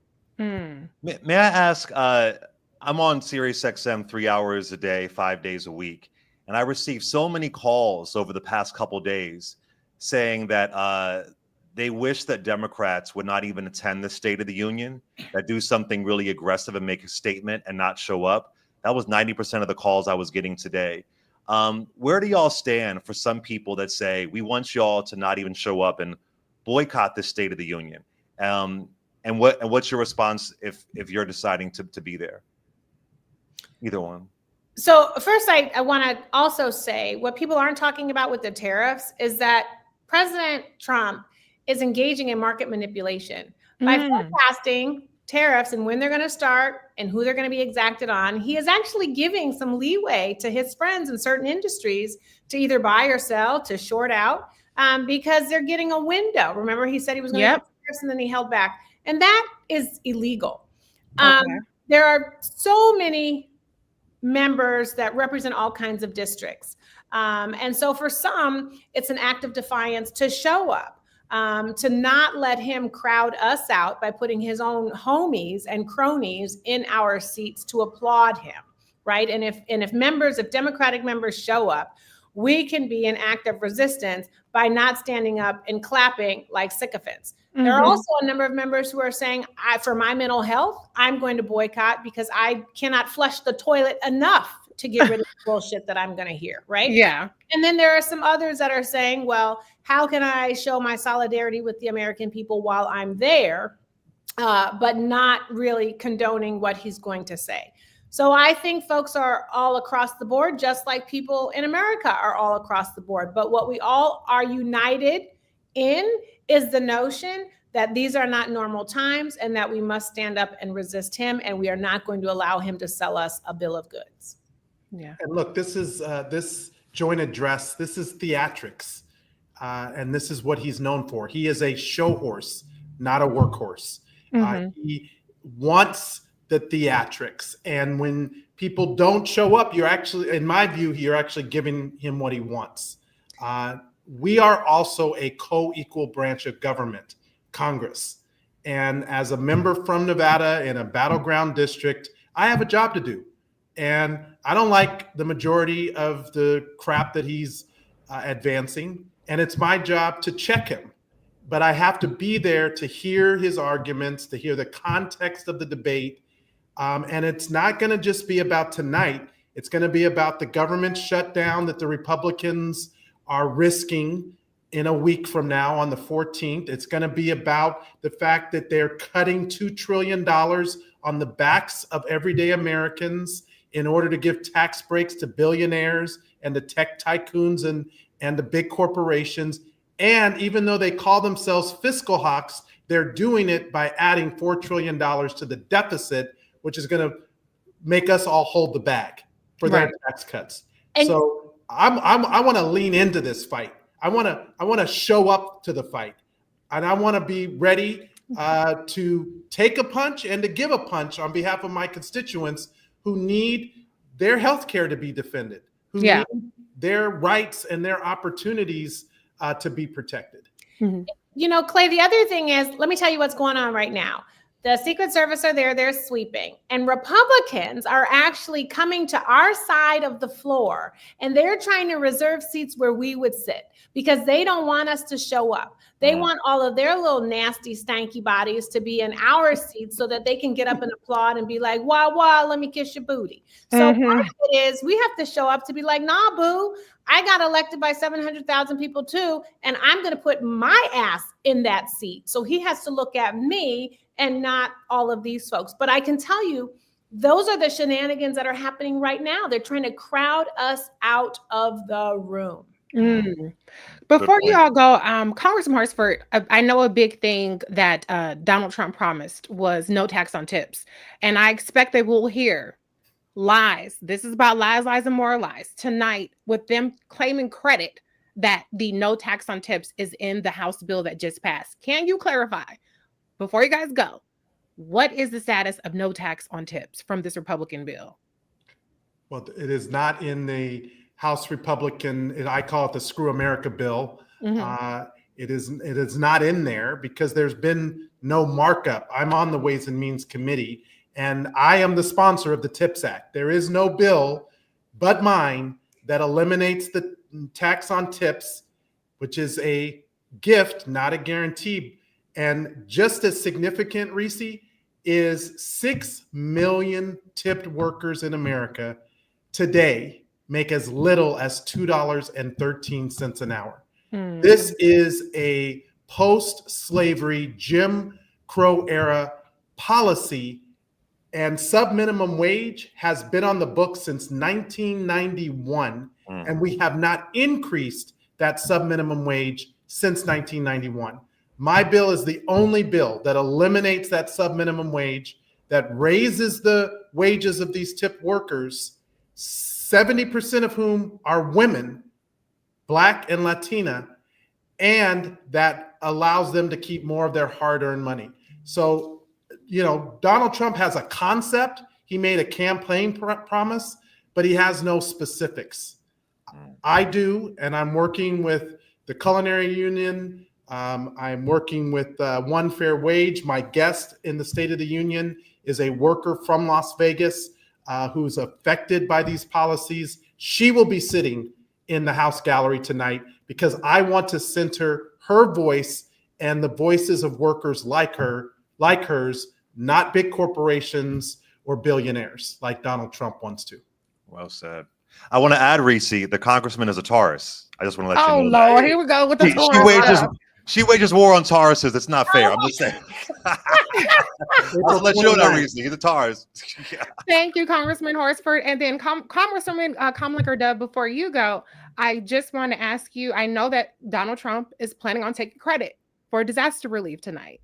Can you tell us a little bit about how he may or probably did not, how he has hindered the disaster relief? I know that you cover Southern California. So what kind of light can you shed to preempt the lies he's going to tell about the disaster response from this administration? So in December, Republicans and Democrats passed a CR that included $100 billion in disaster relief. So the money that is going out to states to deal with disasters is actually reimbursement money, because they pay to get, their states back on track. We are using some of that money for the urban fires that have taken place in the Palisades and in Altadena and Pasadena. He has not given us any new money. We, in fact, have asked for $40 billion.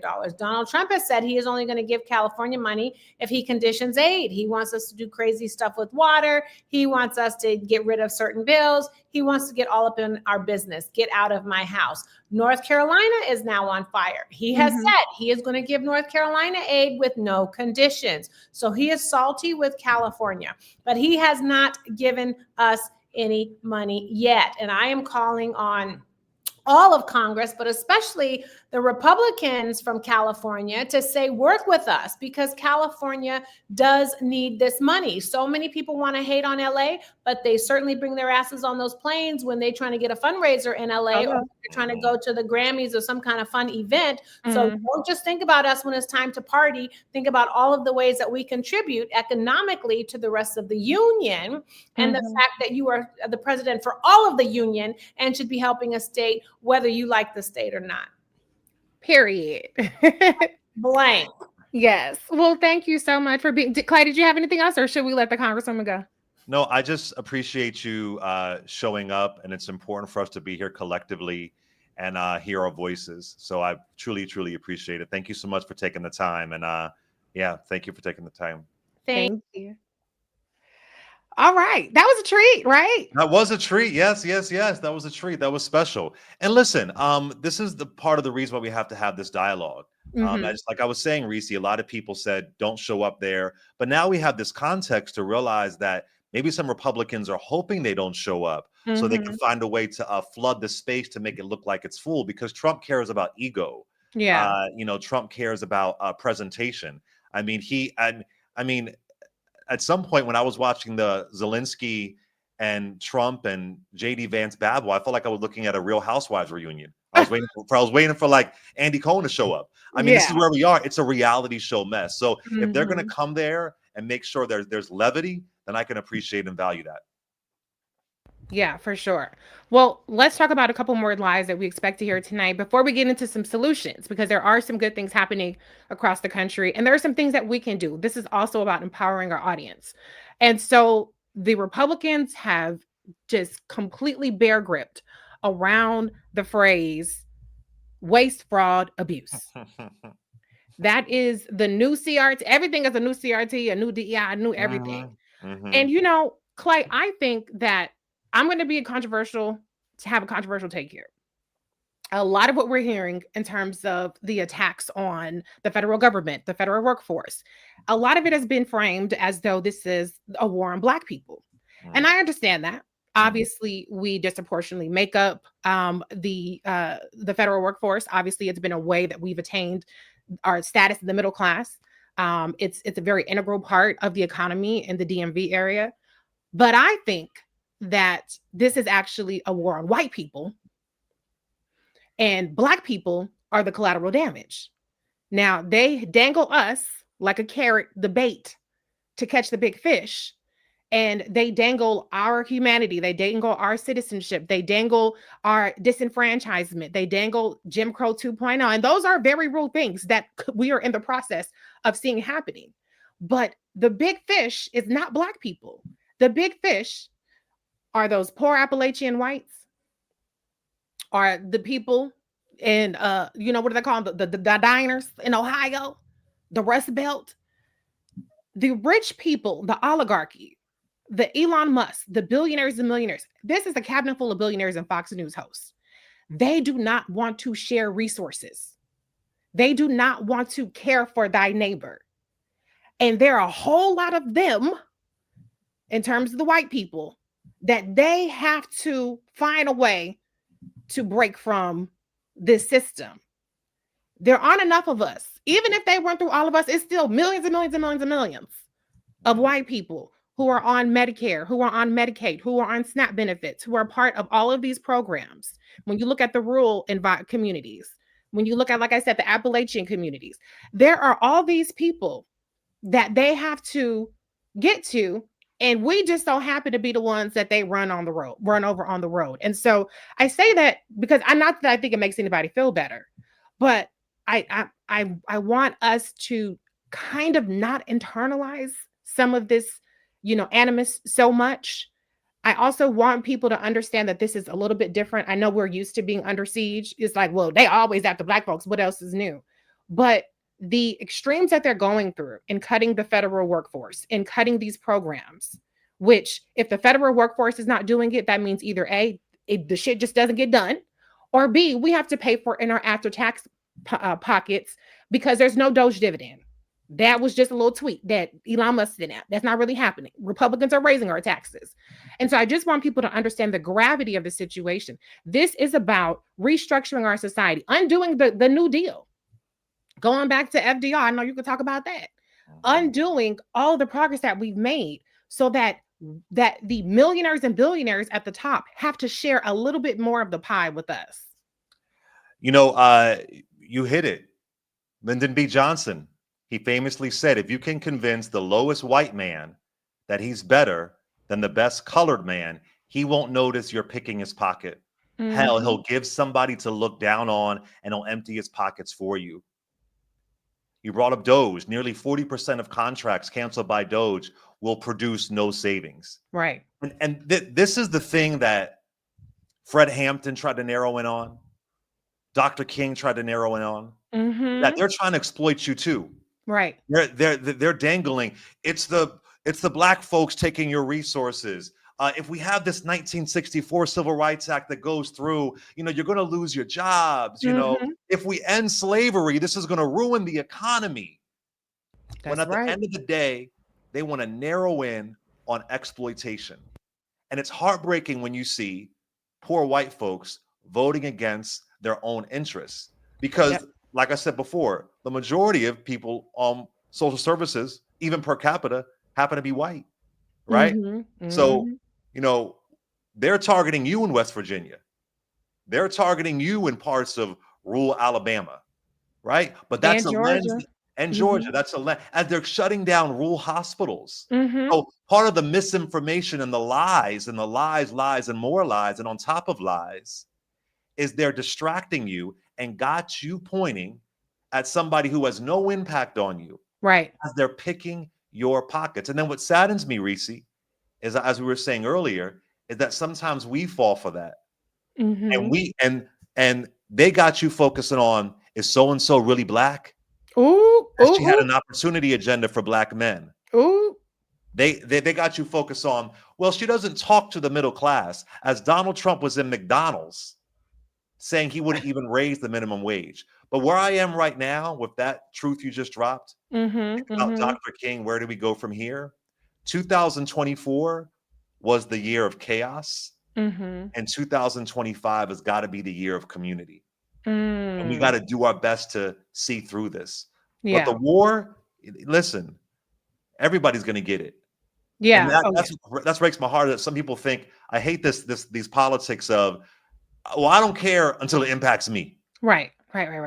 Oh, it's them over there. It's them over there. It's them over there. Then when it impacts you, you've seen these Trump supporters. I had no idea. Right. I didn't know. I could have told you.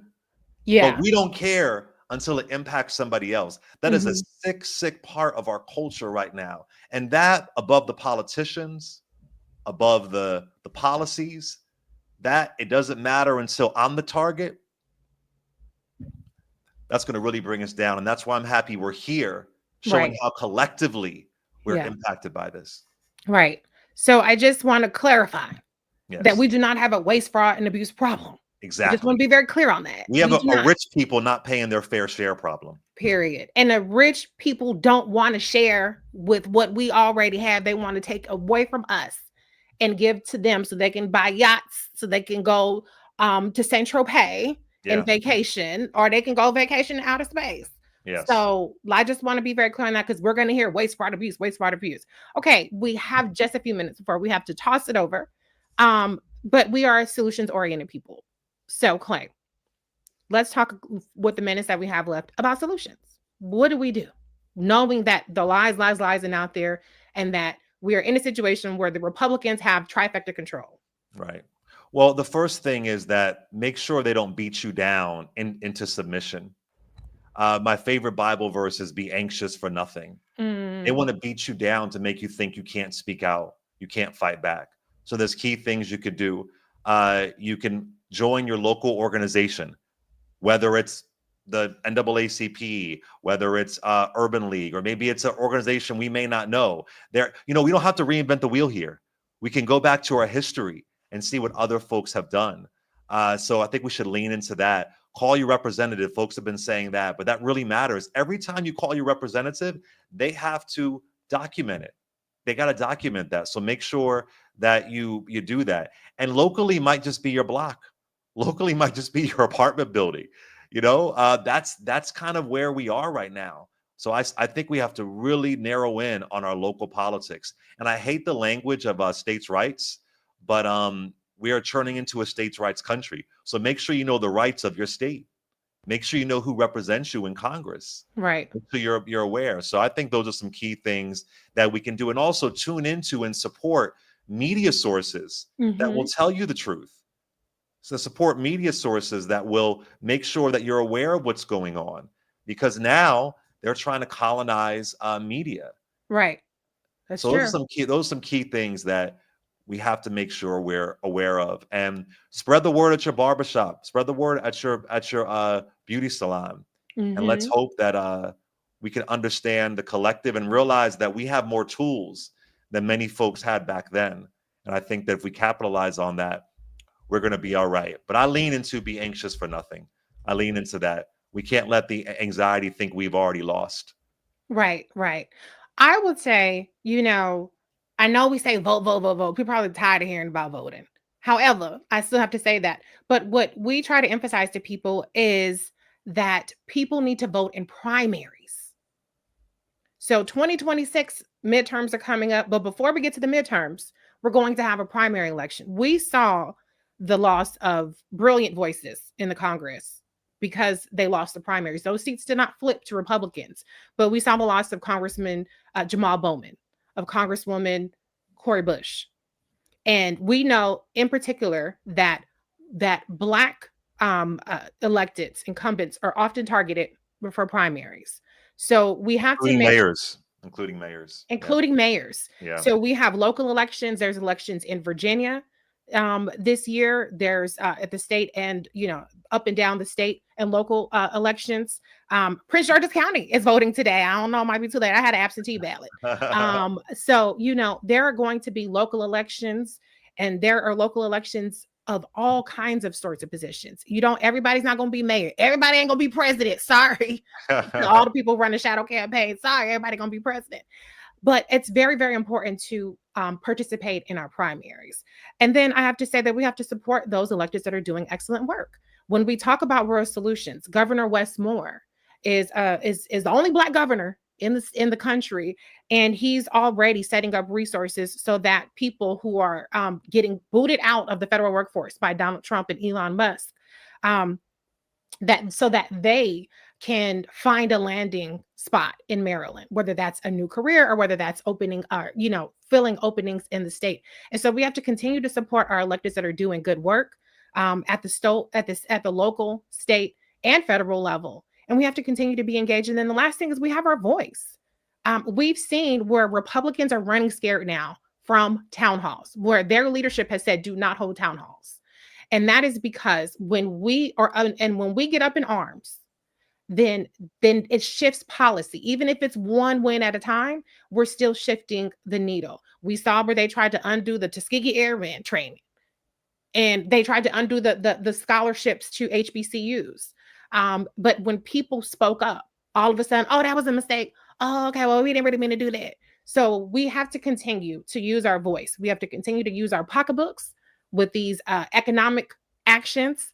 Now, everybody wants to boycott, that's fine, don't do it. But for those of us that want to put our money where our mouth is, or don't put our money where our mouth is, then these are the kinds of actions that we can continue to take. And I always say this to the non-voter out there: if you don't do politics, politics will do you. There Absolutely. are over 100 cities that have mayors and city council races this year. If you don't do politics, it will do you. And they're hoping that you won't do it so they can completely change your life. So show up and show out. And think about the resources, not Democrat or Republican. What are the resources that you want? Politics is about gaining resources. Who will help you gain your resources? Yep. And I like to say that there's no abstaining in politics in terms of voting. You either vote or you abdicate your vote. And when you abdicate your vote, you're empowering a person who has the opposite views of you on everything. So if you are a non-voter, and a lot of people sat out, we had millions of people sit out in 2024 that voted in 2020, and we see what happens. And so you have to utilize your power, or you have to understand that you're abdicating it. And that doesn't mean that you're going to solve every problem. That doesn't mean that this ain't The Bachelor. You ain't giving a rose to the politician, okay? You are either you might be voting for harm reduction, or you might be voting for a person that you really believe in. Yes, we can, hope and change, and all that stuff. Either way. Progress, not perfection. Exactly. Either way, I'm going to say, get your ass out and vote. Okay. Yeah. I don't know if everybody's going to say that, but I'm going to say that. All right. Clay, tell folks how to follow you before we get out of here. Clay Kane on all social media. I love you, Reese. Thank you, y'all, for putting this together. And Clay Nation, you know the deal. I ain't never really gone. Yes. And y'all can follow me, Reese Colbert, on all the socials. Black Women Views on YouTube. Hey, y'all who's watching on there. And we're on Sirius XM. My show is on Saturdays. I'm on with Clay Tuesdays and Thursdays. Shout out to everybody who listened. Thank you so much to the organizers. This was just a brilliant Herculean effort to get all of us on this 24-hour live stream. Now I'm going to throw it to, I have to see this little tiny bot, Amy. Hey, Amy. Reese, Clay, that was the word. Thank you so much. Thank you so much. And we're going to see you around, and I'm going to definitely follow you. I'm a fan. Appreciate. You're watching State of the People. It was a Herculean effort to pull this many bright lights, leaders, thinkers, organizers, elected officials together for 24 hours. We're currently in the 14th hour. And we're going to go all the way to midnight tonight. And I want to just tell you that we're going to have a really incredible Black leadership forum that starts at 9 p.m. That's going to have this Black Leadership Summit, 9 p.m. That's going to have all the important national voices and analysis and kind of where Black people are going to go from here. And so, stay tuned. You're watching and you're listening. State of the People. And speaking of the people, we have our former DNC chair, Jamie Harrison. He is here with us. He has got a whole bunch of stars and is going to tell us what's going on for Black people in this. Jamie, it's so good to see you. It is great to see you, Amy. Thank you so much for what you're doing, and thank you for holding us down and anchoring all of these great panels. Listen, I'm learning so much just by watching this. This has been nothing short of amazing, and I have to say a special thank you to Angela Rye and Joy for their vision and their leadership. It's incredible, and I'm looking forward to your conversation about what's going on in the States. Tonight, there's the last segment was about lies, lies, lies. This is all about where the battle really is in the States, and so I'll hand it over to you, Jamie. Well, thank you again, Amy, and hello, everybody. I am Jamie Harrison, the former chair of the Democratic National Committee, and folks, listen. Like so many of you, I am still reeling from the results of last year's presidential elections. And the nation has begun to really feel the ramification of those results. Veterans are being fired from federal positions. Farmers are losing guaranteed federal contracts. We're seeing that our schools are being impacted by draconian cuts in programs and services. Elon Musk, this foreign unelected billionaire, is threatening the healthcare safety net of the nation. He's threatening Medicaid and Medicare. House Republicans, they're threatening Social Security. Folks, in Trump's Washington, he and his minions actually believe that they are all powerful. But what we're seeing across the nation, from town halls to rallies and protests, Americans are expressing their frustrations. Their frustrations with Trump's decimation of our social safety net. The people are starting to stand up, they're speaking out, and they're demonstrating. Again, Donald Trump believes he is all powerful. But my friends, the true power in America is not the occupant of the White House, but the people of America. Donald Trump and Elon Musk, they believe that they have all the cards. But in the words of my grandmama, we're about to show them better than we can tell them. There's a saying that in the darkest nights, we see our brightest stars. Well, my friends, it is dark right now in America. But over the course of the last 14 hours in the State of the People live stream, we have seen and heard from some of America's brightest stars. And I am so lucky to have several of those stars joining me tonight. First, we will have two amazing panels in my hour. The first panel will be focused on the work of two amazing lieutenant governors in two of the most important presidential battleground states, Michigan and Pennsylvania. And then second, in Democratic Party politics, the sausage is made in our states. In our final panel, we will be joined by four of the best state party chairs in the country. Black boy and black girl magic right here. Chairs from my home state of South Carolina, as well as Kansas, Kentucky, and Nevada. So here with us now, we have two stars in the Democratic Party. I have had the honor of getting to know these two gentlemen during my time, my brothers, on the road in Michigan and Pennsylvania over the course of these last 4 years. I'm sure that they will be on the road again and getting into our share of good trouble very, very soon. First, I would like to introduce Lieutenant Governor Garland Gilchrist. Lieutenant Governor Gilchrist is the highest ranking Black elected official in Michigan history. This past month, he's been touring early childhood centers throughout Michigan, celebrating the success of the pre-K for all programming throughout the state. So folks, please welcome Lieutenant Governor Gilchrist. Jamie, it is an honor. It is a privilege to be here with you, to be here with everybody in this audience who is tuning in for this important conversation about what's really going on with people. I'm here in the state of Michigan, here in the city of Detroit, a battleground state in a city that is full of battleground fighters. We are people who are always stepping up and standing tall, standing in the gap. Michigan is a place where people came to a freedom and opportunity like my family did. The city where the east side of Detroit let me be an engineer, and this is the place where we are finally going to be the ones who say no, who say we will not stand for it, we will not tolerate it, and we're instead going to invest in our people, our families, and our futures. But we got to make one thing really clear. When we are under threat, we are under attack. When we talk about those child care centers that I visited, I sat with the parents who have spent $30,000 in the last year on childcare and needed to be something they can afford. But you know what they told me about? Besides their pocketbooks, they were worried about the money in the pockets of those education professionals who take care of their babies every single day. The ones who will be hurt, the children who will be hurt if the doors to that center got closed. I talk with people, our farmers here in the state of Michigan, our Black farmers who are struggling because they were selling their crops internationally and now have had that thrown into limbo, which throws off not only their finances today, but their families' future finances going forward. I've talked to the automotive suppliers, not just the big three like GM, Ford, and Stellantis, but the small suppliers, the minority suppliers that are the bedrock and backbone of so much of our middle class communities here in the state of Michigan.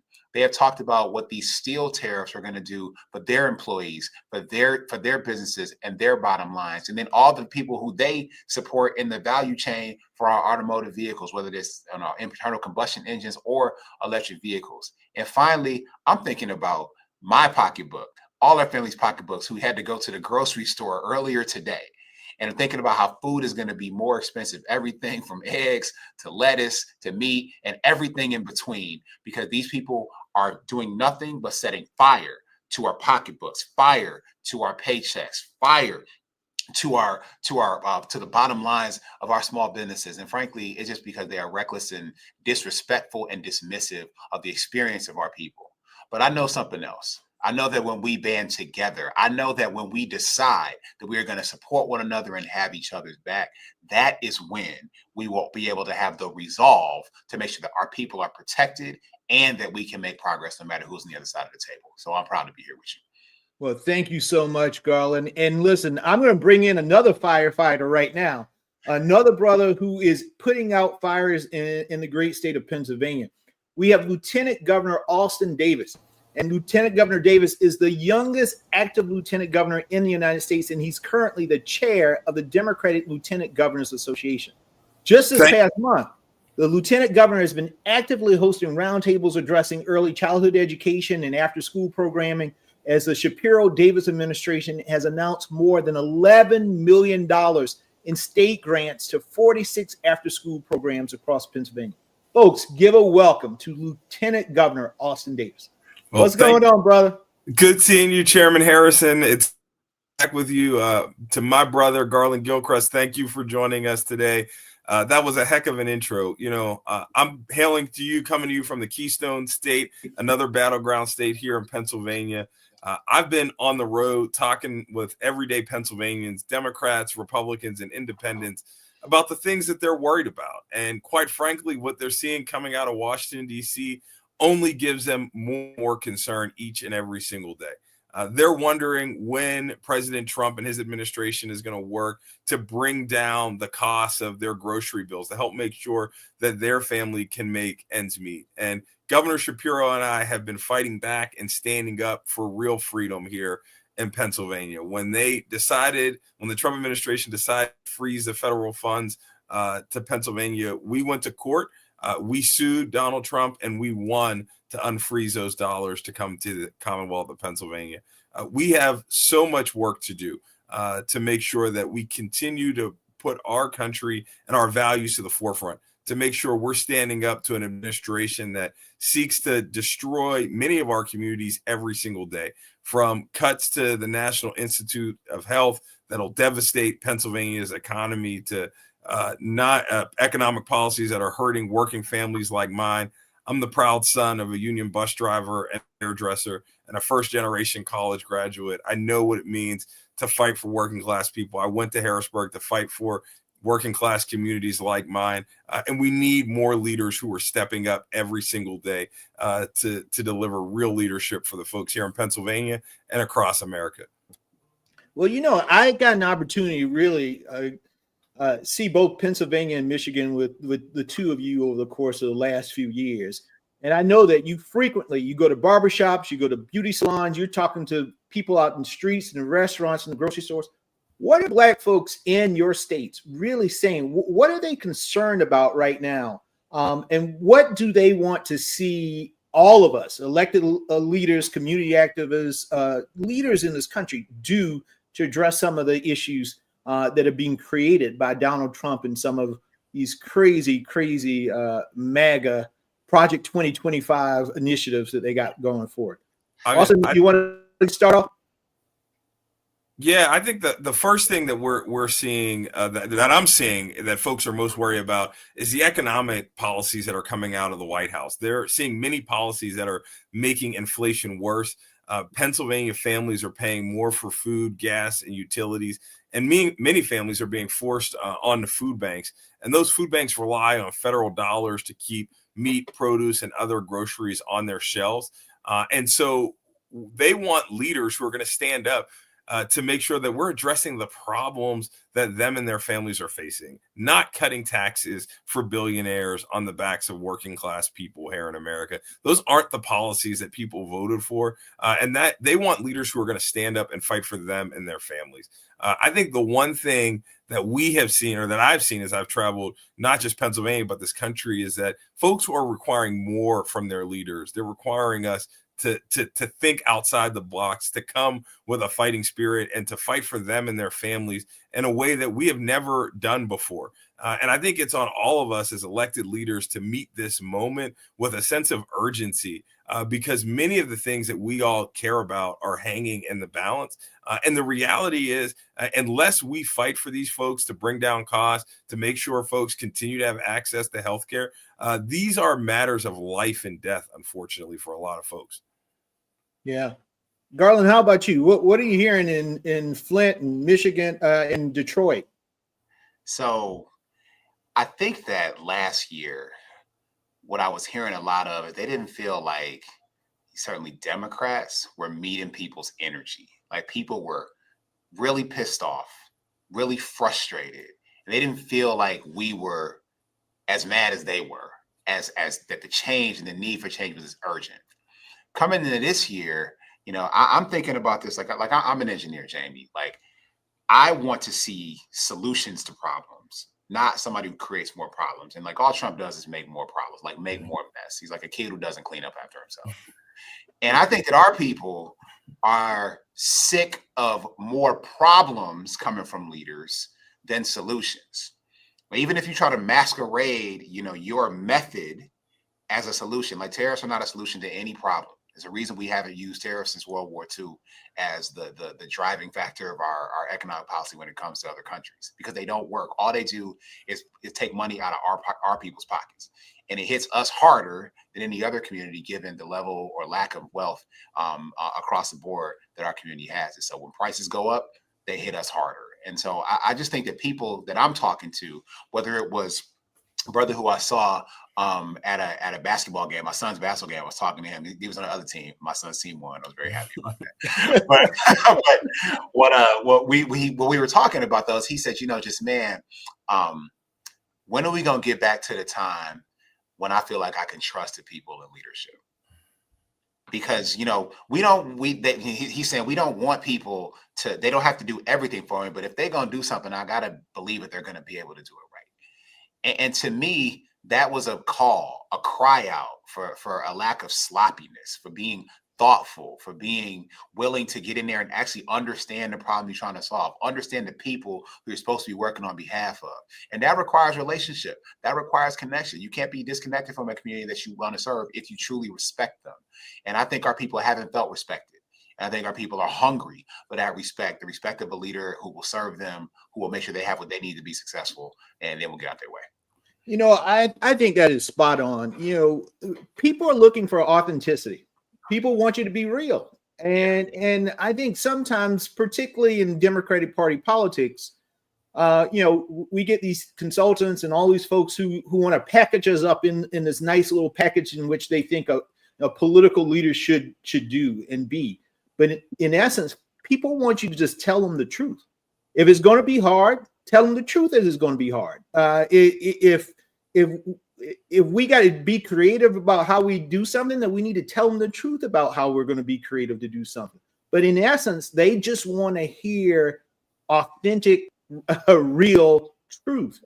And that's sometimes hard for us to get at in our politics. But I think for the future of our party and the future of this nation, we're going to have to just be real with people about what's going on. But I also think that in the end of the day, people want to see, when I was a school teacher, I used to say to my kids that the most powerful way to persuade somebody is to show and not tell. Right? Democrats, we are good at telling everybody about what we are and what our values are, but we don't do the best job of actually showing that. What are ways that you all are showing right now what your values are, what you're fighting for, and who you are fighting for in your states? Let me just say, look, I'm 6 feet 8 inches tall. It's hard to fit in somebody's box. Okay, so that's not going to be the goal. Look, this is a full contact sport. Like, the way that you show that you are about people is by being with people. These are conversations that you can't have that kind of conversation with a person when there's a microphone between you and them. That can only happen hand to hand, face to face, eyeball to eyeball. And we have to have the energy to be able to do that. And then serving as lieutenant governor for the last 6 years, and then year 7, Michigan has 83 counties. We are the biggest state physically east of the Mississippi River. And I've been to all 83 counties in Michigan 3 times. I've talked to people in every context and walk of life here in the state of Michigan, from mobile homes to mansions and everything in between. And what people want to understand is that, one, you will actually listen to them, and that if they tell you something, it will result in some action that will help them. But that requires, to build that trust, to build that rapport, to build that relationship, you have to go see people.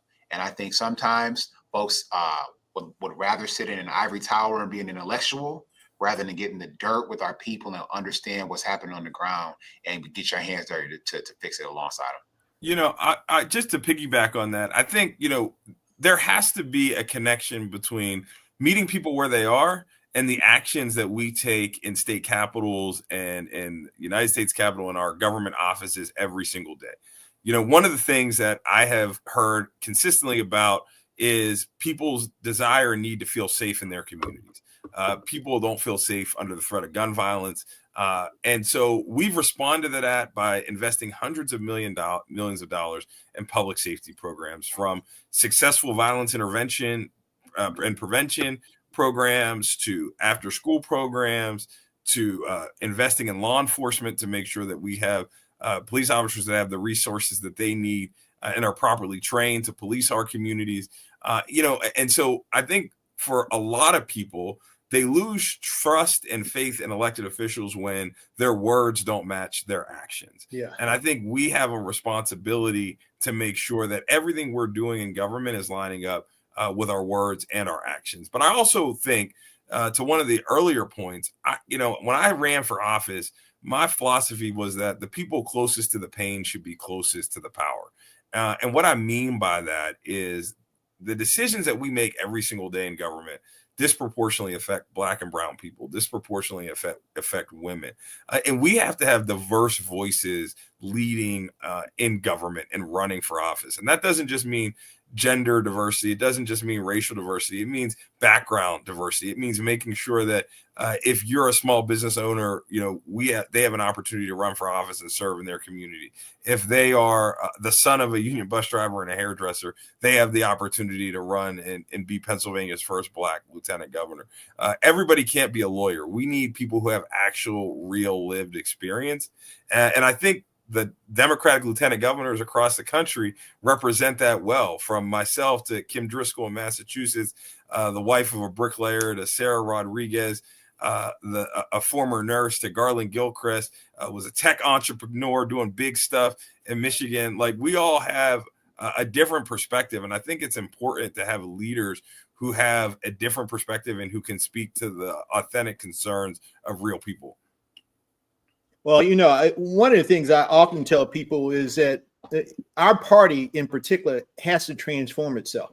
Can't just be a political organization that's asking for votes every 4 years and that's the only time you show up. You got to be a community organization, and that's like a culture shift. It's a different lens by which we look at and how we interact with our constituents and the rest of the world. Because if you're a community organization, you're on the ground 24/7, every day, every week, every month.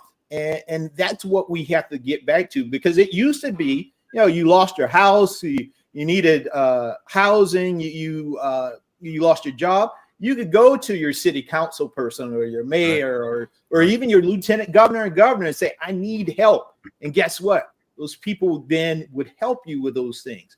And we really have to get back to that. And I know the two of you know that to the core of who you are. And that's why you're successful. And again, this ain't y'all saying this. This is me saying it.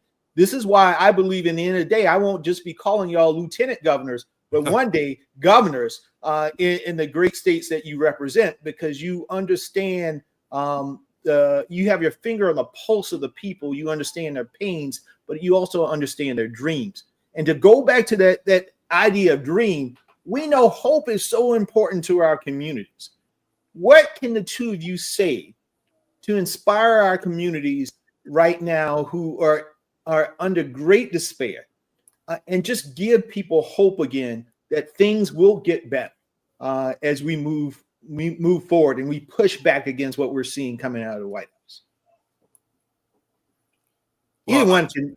Yeah. So look, I would say that there are elected officials and concerned citizens who are organizing and mobilizing every day in their communities, despite the chaos that is going on in Washington, D.C.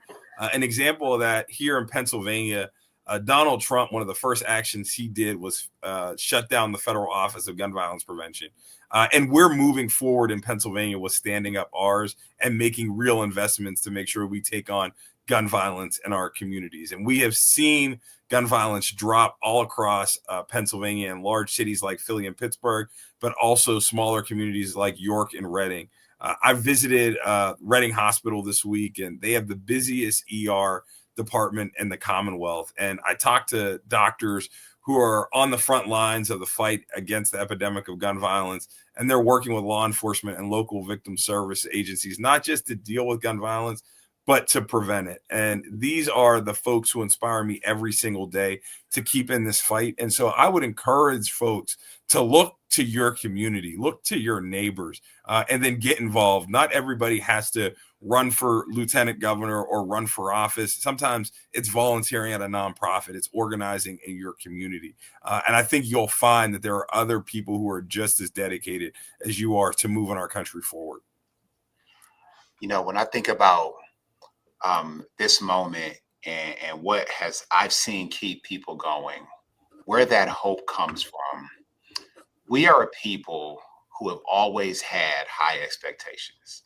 And if you think about it, hope is really, an illustration of having expectations that something better is possible and that something better is reachable if we make certain things true. The beauty of this system, as flawed as it may be, is that our reality is not, it wasn't ordained by God. The decisions that we have had in place, the systems that we work under, they're not ordained by God. They're the result of decisions that were made by people, which means that a more connected, more inspired, stronger set of people can make a different set of choices, and that we can help meet those higher expectations that fuel that hope that we have. We've seen this in our history time and time again, where we've come out of darkness and into a morning where we can see opportunity even further than we could previously. And so I'm just moved by the fact that we have somebody in their community. You have somebody in your community right now who has not given up. You need to work with that person for whatever they are doing. If they are working to save young people from gun violence, if they are working to get people food and resources and diapers, if they are working to help that business owner keep the lights on, if they are working at anything to improve a person's life, they are the people whose backs we need to have and support. And I can do that as a public servant. You can do that as a volunteer, an activist, an employee, a partner, a spouse, a child, whatever it may be. We all have a role to play in helping our people continue to have high expectations for the future and continue to know that they have a role to play in making what they hope for a reality. Well, I appreciate that. And listen, I think one of the stories that we heard, and I know we're about to close down this panel, but one of the stories that we heard constantly last year during the election cycle was about Black men, and particularly about young Black men. You are two young Black men who are leaders in this country. As we close and move to our state party chairs panel, what advice or what thoughts did you have to share with young men right now who are wondering where they fit in this country, where they fit in the political world, and they can look to in the coming weeks and months and years ahead? So I would love to hear any closing thoughts that you have about that. Look, I would tell them that we need you. We need you involved in the process. And I think what the other side wants us to do is to feel like we can't make a difference and that we shouldn't get involved in the process and that we should just sit at home. And I recognize that I stand on the shoulders of giants here in Pennsylvania, people like Kay Leroy Irvis, who was our first Black Speaker of the House of any state house in the country here in Pennsylvania, and people like Robert Nix Jr., the first Black Chief Justice of the Supreme Court here in Pennsylvania. Their service inspired me. It's my hope that young people, young Black men look at me and see not just the youngest lieutenant governor in the country, but someone who came from a neighborhood like them with a similar life experience as them, and to tell you that if I can do it, you can do it. And we need you to help move our country forward. I just would ask them to make a simple choice. Do you want to be somebody who makes things happen or somebody that things happen to? Because there's really only two choices in any situation. And I believe that we are a powerful people. I believe we are people who can impact the present and the future. But we have to make the choice to make things happen. And I let them know that if that's the energy they have, then I will meet that energy and be right there with them to help them make things happen. Well, Garland, Austin, thank you so much for your leadership. Thank you for all that you're doing for your states, but most importantly, thank you for what you're doing for our community. You guys are great role models for the young brothers growing up in Michigan and Pennsylvania, and even round-headed boys, Black boys in South Carolina. I so appreciate the two of you so much. And again, folks, I want you to follow Garland, follow Austin, support them in their efforts, because they're not rising stars. They are stars of our party, but they need our support. So thank you guys again for being on tonight. Thank you for being a part of this. Thank you, brothers. Now, for our second panel tonight, we are bringing together people who are at the forefront of creating and sustaining the strength of the Democratic Party. And I know this from personal experience because I was a state party chair in South Carolina. And this is often a very demanding and thankless job, where you are responsible for fundraising, recruiting candidates up and down the ballot, and you have to get them elected to improve the lives of the people in the states that you are in. Today, we are lucky enough to have 4 state party chairs joining us. And not only are these state party chairs, but they are dear friends to me. And they will provide their perspective on being proactive in the face of Trump. And they're going to speak on the actions and the hope that will be required for us in this next few weeks and months and the election cycles to come. First and foremost, I am privileged to introduce my chair, my personal chair, my chairwoman, Crystal Spain. Crystal is the first Black woman to serve as chair of any of the South Carolina Democratic Party. She has extensive campaign experience. And I love this. Crystal's favorite quote is, "When you exist in spaces that weren't built for you, sometimes just being you is revolution enough." So thank you so much, Crystal, for joining us. Thank you, Jamie, for having me. Thank you so much. Yes. And next, we also have Chairman Coleman Eldridge. As chair of the Kentucky Democratic Party, Coleman has worked with Governor Andy Beshear to reinvigorate the Kentucky Democratic Party. He's been prioritizing party building and training and organizing throughout all of Kentucky's 120 counties. Coleman, welcome, my friend. Chairman, thank you so much. It's great to see you, my friend. And then we also have Chairwoman Gina Repass. Now, she was just reelected, so congratulations on your reelection, Madam Chair. Chairwoman Repass is the first Black and Latino woman to serve as chair of the Kansas Democratic Party, and she was the first woman of color to be nominated for statewide office in Kansas. Her quote, her philosophy is, "Be the change that you want to see in the world." So welcome, Chairwoman. It's good to see you, my friend. It is good to see you. You will always be my chair. Thank you. Forever. And last but not least, we have Chairwoman and Representative Danielle Monroe Marino. Chair Monroe Marino is the first Black woman to chair the Nevada Democratic Party, and she proudly represents Nevada's first Assembly District in the Nevada State Legislature as the Speaker Pro Tem of that legislature. And I had the honor of joining her in Nevada to do several canvas kickoffs this last October. Madam Chair, welcome to the conversation. Thank you so much for having me. And so y'all. Hello, everybody. Hey. As I said, this is a Black Power Hour right now. The Avengers are definitely assembling. Now, I know our audience is really looking for ways to be active in response to Trumpism, but let's get into some specifics around the harmful policies that you all are seeing right now in your states. Now, I know some of you are in states in which we have Democratic governors, and some are in states in which we have Republican governors. And I think the impact of those Trump policies are different based on those states. I would love to hear first, maybe we hear from our in Kentucky and Kansas, where we have, and isn't that great to say Kentucky and Kansas have Democratic governors?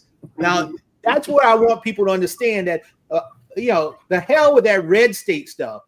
If you organize and do what you need to do, and if you can unify people, even in red states, Democrats can win. So let's go to Coleman and Gina to talk a little bit about what you are seeing, how Trump is impacting your states, and how your Democratic governor is pushing back against that. Madam Chair, let's go with you first. Thank you. And I do want to say, Chairman Harris is always a champion, not just for Black people, but specifically Black women. And when we have Black men stand up for Black women, that's how we move the ball forward. Okay, I'm off my soapbox, but that had to be said. Well, it's wonderful to have a governor in the state, but I will tell you, DOGE is wrecking through rural communities and agricultural states like Kansas. Kansas State University lost $50 million in grant funding that was going to research to make your food and your crops better and more to yield more. And then our farmers got raided when USAID got gutted. And that is a direct impact. But Governor Kelly is in here fighting it. She's trying to put in legislation that's going to make sure that we keep our schools open. And we know they're going after the Department of Ed. So it's great to have a governor, but right now, some of that stuff is affecting us in a way that we just have to stand in the gap for our farmers and our rural communities. Coleman? Well, and let me begin very quickly. Chairman, thank you for the kind words about Kentucky. I want to also thank you on behalf of Kentuckians for everything you did to make sure that we continue to have a Democratic governor in the Commonwealth of Kentucky. You were pivotal in making sure we had the resources and support to not only re-elect Governor Andy Beshear, but to do so with a wider margin than we elected him in the first place in 2019. So I'd be remiss if I did not once again say thank you for that. But the reality is, as Chairwoman Repass said, look, it really doesn't matter whether or not you live in a state with a Democratic governor or Republican governor. The Trump agenda hurts everyone. And here in Kentucky, what we have seen is that this so-called cost-effective measures of shrinking the government has meant it's targeting almost 24,000 federal civilian workers that live right here in the Commonwealth of Kentucky. Almost 6,000 of those who work for the Veterans Health Administration.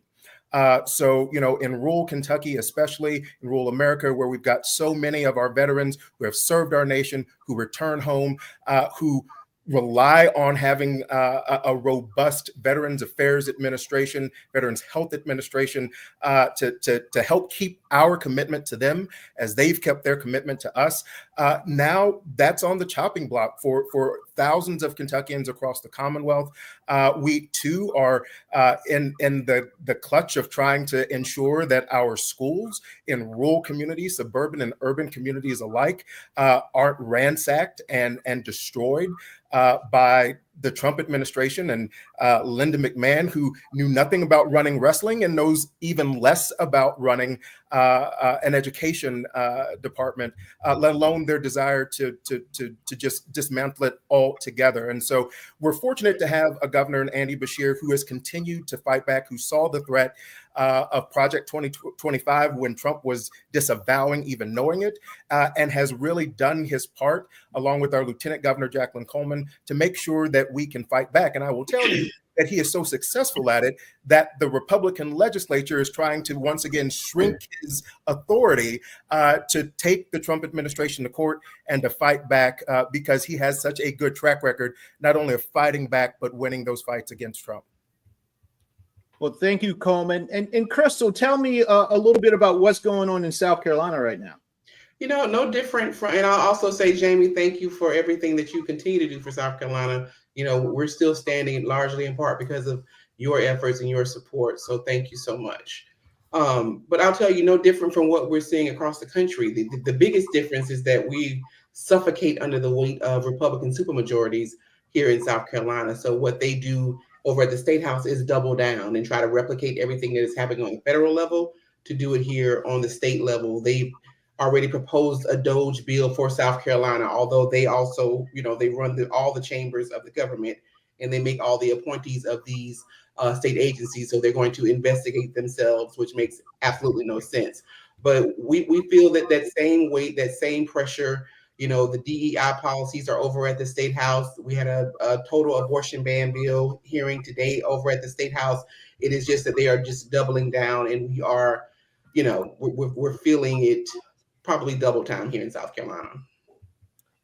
And Madam Chair, Nevada, battleground state, so important. You got a Democratic AG, but you got a Republican governor. Tell us about how you're fighting back, and you're in the State House. Tell us how you're fighting back in Nevada. Yeah, I am in the State House, and we're in session right now. Right, we started our session just last month, and we walked in the door with a $400 million deficit in our budget that we were presented with by our governor, and then all the added problems coming from the federal government. But I have a Democratic majority in our House and in the Senate, so we're working on those policies to push back here at the state level, and thank goodness for Attorney General Aaron Ford, because he's pushing back in our courts. The biggest thing right now we're looking at, over 800,000 Nevadans that would lose their Medicaid. So that's our seniors, our children, members of our communities with disabilities, and our hardworking Nevadans that are utilizing Medicaid, Medicare to get by. But Nevada is a hospitality state, right? We're the state where people come with their discretionary income that helps keep our general fund funded. But we have folks losing their jobs at the federal level and would lose their jobs if the money leaves the state. So those visitors may not come to Nevada, which hurts our budget in so many ways. But I'm encouraged that I have, you know, I am the Speaker Pro Tem. I have a Senate Majority Leader and a Speaker in the House that we're going to do everything we can to push back and be very creative in what we do to protect Nevadans. We can't save the world, but we can protect Nevada, and that's what we're working hard to do. Amen. And you all four of you are doing such an amazing job. You know, we are going to be joined by a special guest now. Somebody that I consider, I told y'all the Avengers are assembling, and so Captain America has decided to grace our stream. Somebody that I consider my political father. I call him the boss. Folks, please welcome the former House Majority Whip, the one and only Jim Clyburn. Hey guys. Hey, thank you so much, Jamie. Thank you so much for having me as my chair, Crystal. Thank you for the great leadership you were giving to South Carolina. I've been talking about you all day today. I started out the morning on CNN early this morning, a little bit early for me. I spent some time later with our former president, my favorite president in this decade, Joe Biden.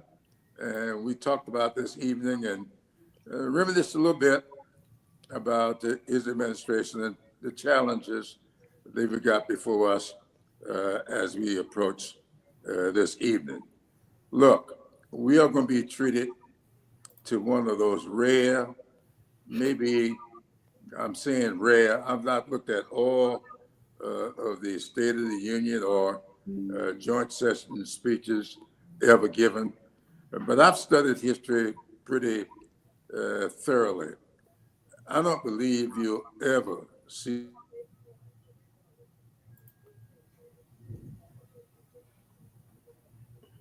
Did we?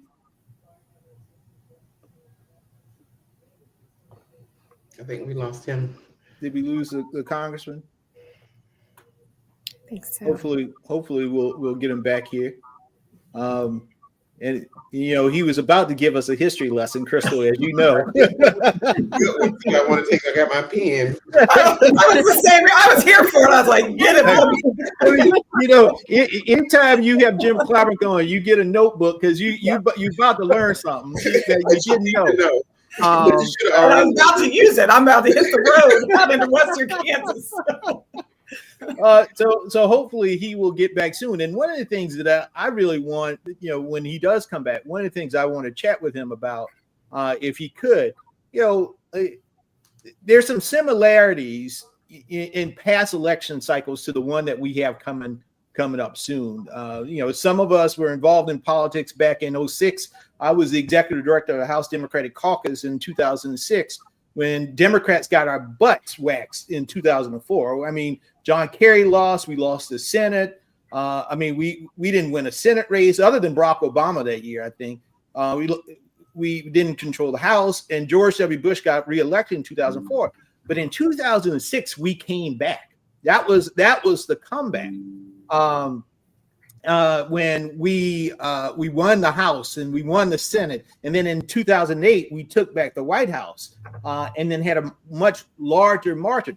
I wonder what are the things that we can learn from that. What can we learn from when Republicans in 1994, after Democrats swept them in 92, but Republicans came back in 94. So, hey, Congressman, you were going to give us a history lesson, and then I was going to ask you about some more of our history. But you go right ahead. Well, thank you so much. You know, I had a long talk with President Biden this morning.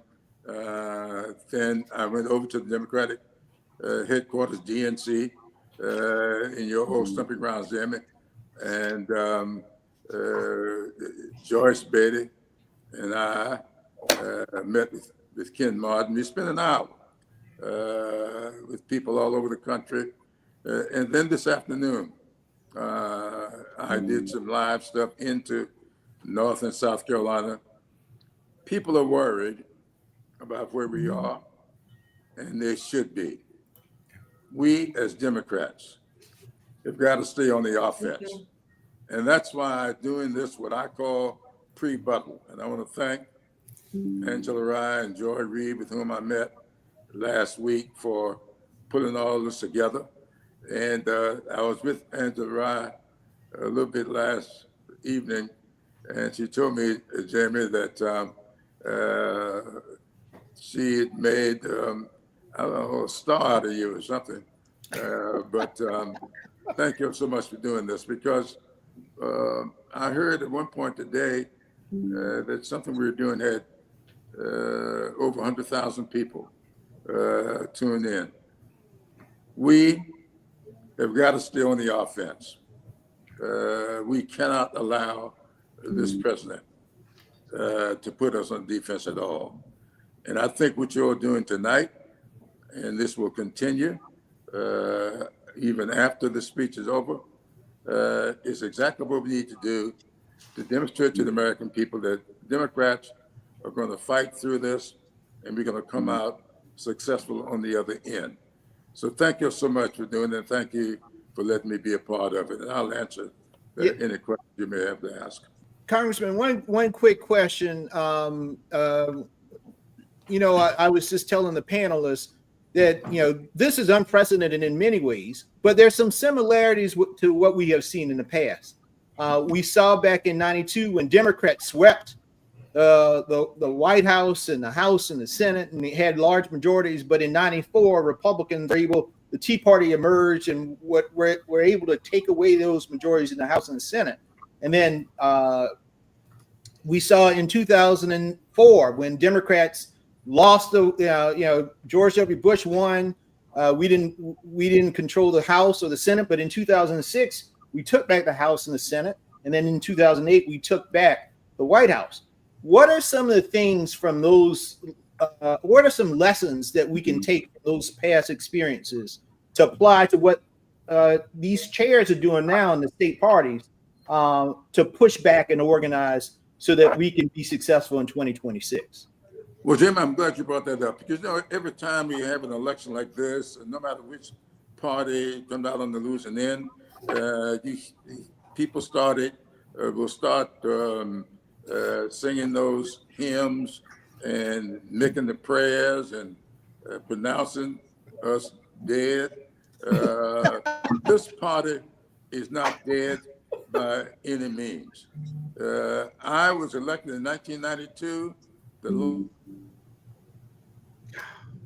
Oh no!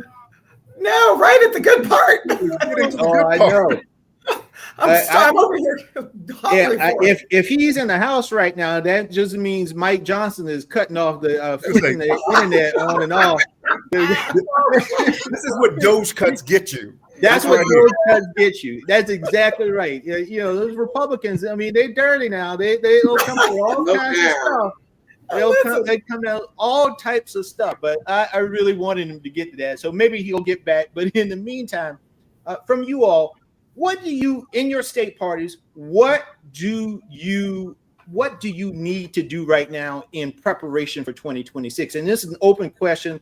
Let's do hot potato. What is it that you want to do in your states, and what do you need right now to prepare for the 2026 elections? I'll jump real quick because I rolled this out. I just got reelected this week, and so that's why my voice is sore. I love all of you, and I know what it takes to put on a state convention. And but what we introduced is Rural Fest. We are going to go out with literally keg beer, hot dogs. We're going to hit the farms. We're going to go out in the field. We are going to take this message to the farmers and let them understand that it was Democrats that got the farm bill passed. It is Democrats that are here to help you after we have when we need bailouts, I don't like the word bailout, but when our farmers need that assistance, that comes from Democrats. So I am hitting the road. I'm putting on my best Jamie Harrison, and I'm going out to Western Kansas. And I don't know if y'all saw Roger Marshall got run out of he actually ran himself out of the room.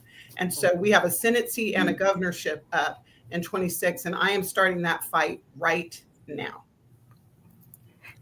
Jamie, you had mentioned that you were in Nevada at the end of the last election cycle, and you came to Nevada after we had done that statewide tour. We went to all 17 counties. It was called the Kitchen Table Tour.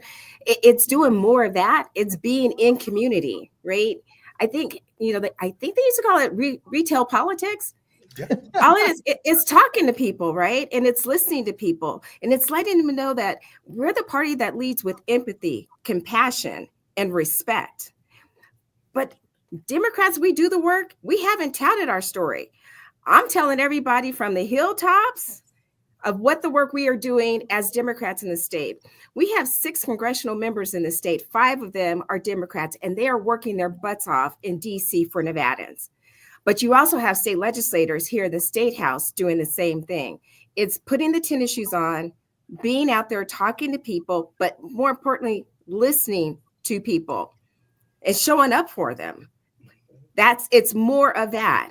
And it's building what Gina's doing. It's those rural connections. It's the urban core. It's my frontier communities, letting them know that we got Democrats everywhere. But when Democrats are elected, we're not elected to represent Democrats. We're elected to represent everybody.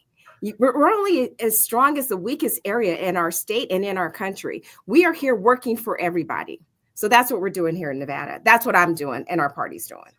Well, we're going to pause before Mike Johnson turns off Congressman Clyburn's internet again. Let me just say what I was attempting to say. When Bill Clinton got elected president in 1992, I remember so well. Nobody wanted to run. I mean, we were supposed to be dead. Bill Clinton got in the race from a little state of Arkansas. They had what, like 9 people, and they were called the 9 Dwarfs. Bill Clinton gets elected.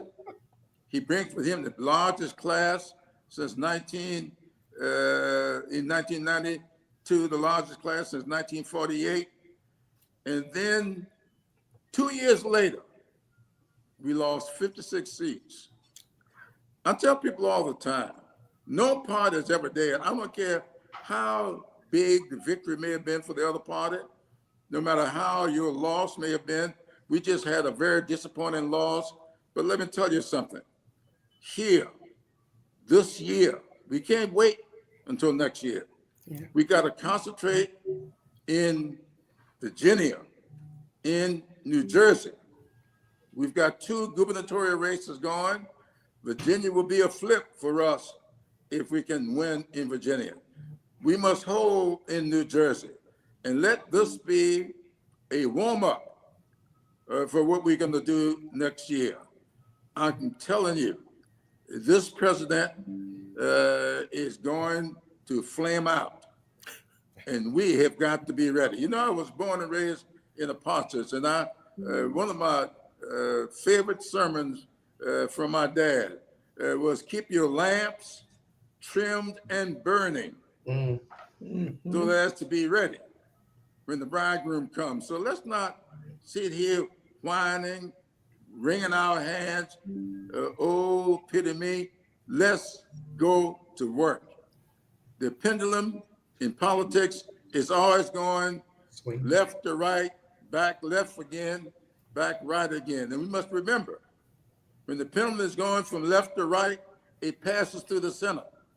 When it's going from right to left, it passes through the center. We've got to make sure that the center holds, because that pendulum theoretically camps out in the center twice as often as it does left or right. This country took a big lurch to the right last October. Let's keep our lamps trimmed and burning, and let's prepare to move the pendulum back to the left this year, not next year, this year. I'm telling you, we pull off a big victory in Virginia, that will be the launching pad for us to do great things in the 2026 election. That is what it's all about. So I'm ready to do it. I know we can. You know, this history guy has always said, anything that's happened before can happen again. If we've done it before, we can do it again. So I know we can do it again. So let's just get ready to do it. Well, Congressman, you said a whole word. You said a whole word there, and I'm a firm believer that political overreach always precedes a wave election. They are overreaching in a way that we have never seen historically before, and that means we're going to get the biggest wave that we've ever seen before. But we got to be ready. If we don't run people, you can't win a race you don't have a candidate for. And so we need to be putting people in place in every seat. I don't care how big of a Republican seat it is. There should not be a seat in this country, if we can do it, that does not have a Democrat running in it, because we will win elections in 26 that we would never probably have an idea that we could win before. And that is where Crystal, you, Coleman, Gina, Danielle, where the work that you are doing is so important. So I got 5 minutes left. So Crystal, one closing quick thought for 1 minute, Coleman 1 minute, and then Congressman Clyburn, if you got one last parting word, we'll close it out. You know, I just will echo what everybody else has said. You know, the main thing that we're trying to do is make sure that we're listening to our voters, as Danielle said so eloquently, that we're in community with people, making sure folks know that we are here and we are fighting. That is just the message that I want to send. We are not dead. We are fighting back and we are here and we're not weak. Our party is healthy. South Carolina Democratic Party is very healthy and we're ready to do the work and we're recruiting candidates. I've had several candidate meetings this week with folks who are ready to run all across this state. And as you said, Jamie, we can't win seats that we don't have candidates for. So my charge to everyone is to get involved and get engaged locally. It's not just in DC, especially in South Carolina. It's right here in Columbia at the State House. These things are happening right here in your front yard. And you've got to be engaged and you've got to be ready to call folks and do what needs to be done so we can push back on all these bad policies. Thank you, Chris Coleman. You got a minute, buddy.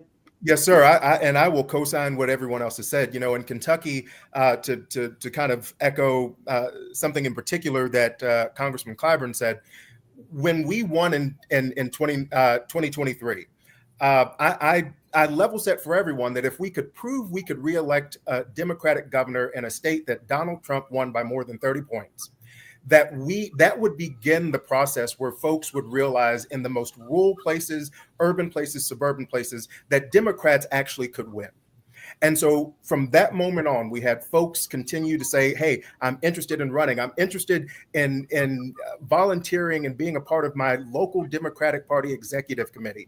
And the thing that we have not stopped doing, because we have these weird 3-year cycles, is we've not stopped organizing. We've not stopped mobilizing people. We've not stopped showing up in community time after time after time again. We're continuing our rural listening tour. This is year 3 of that. We've started a statewide Growing the Blue Dot training that we've had massive amounts of folks show up to, because there's a hunger out there to not only be involved, but when you see Democrats in the fight, you see people give a damn.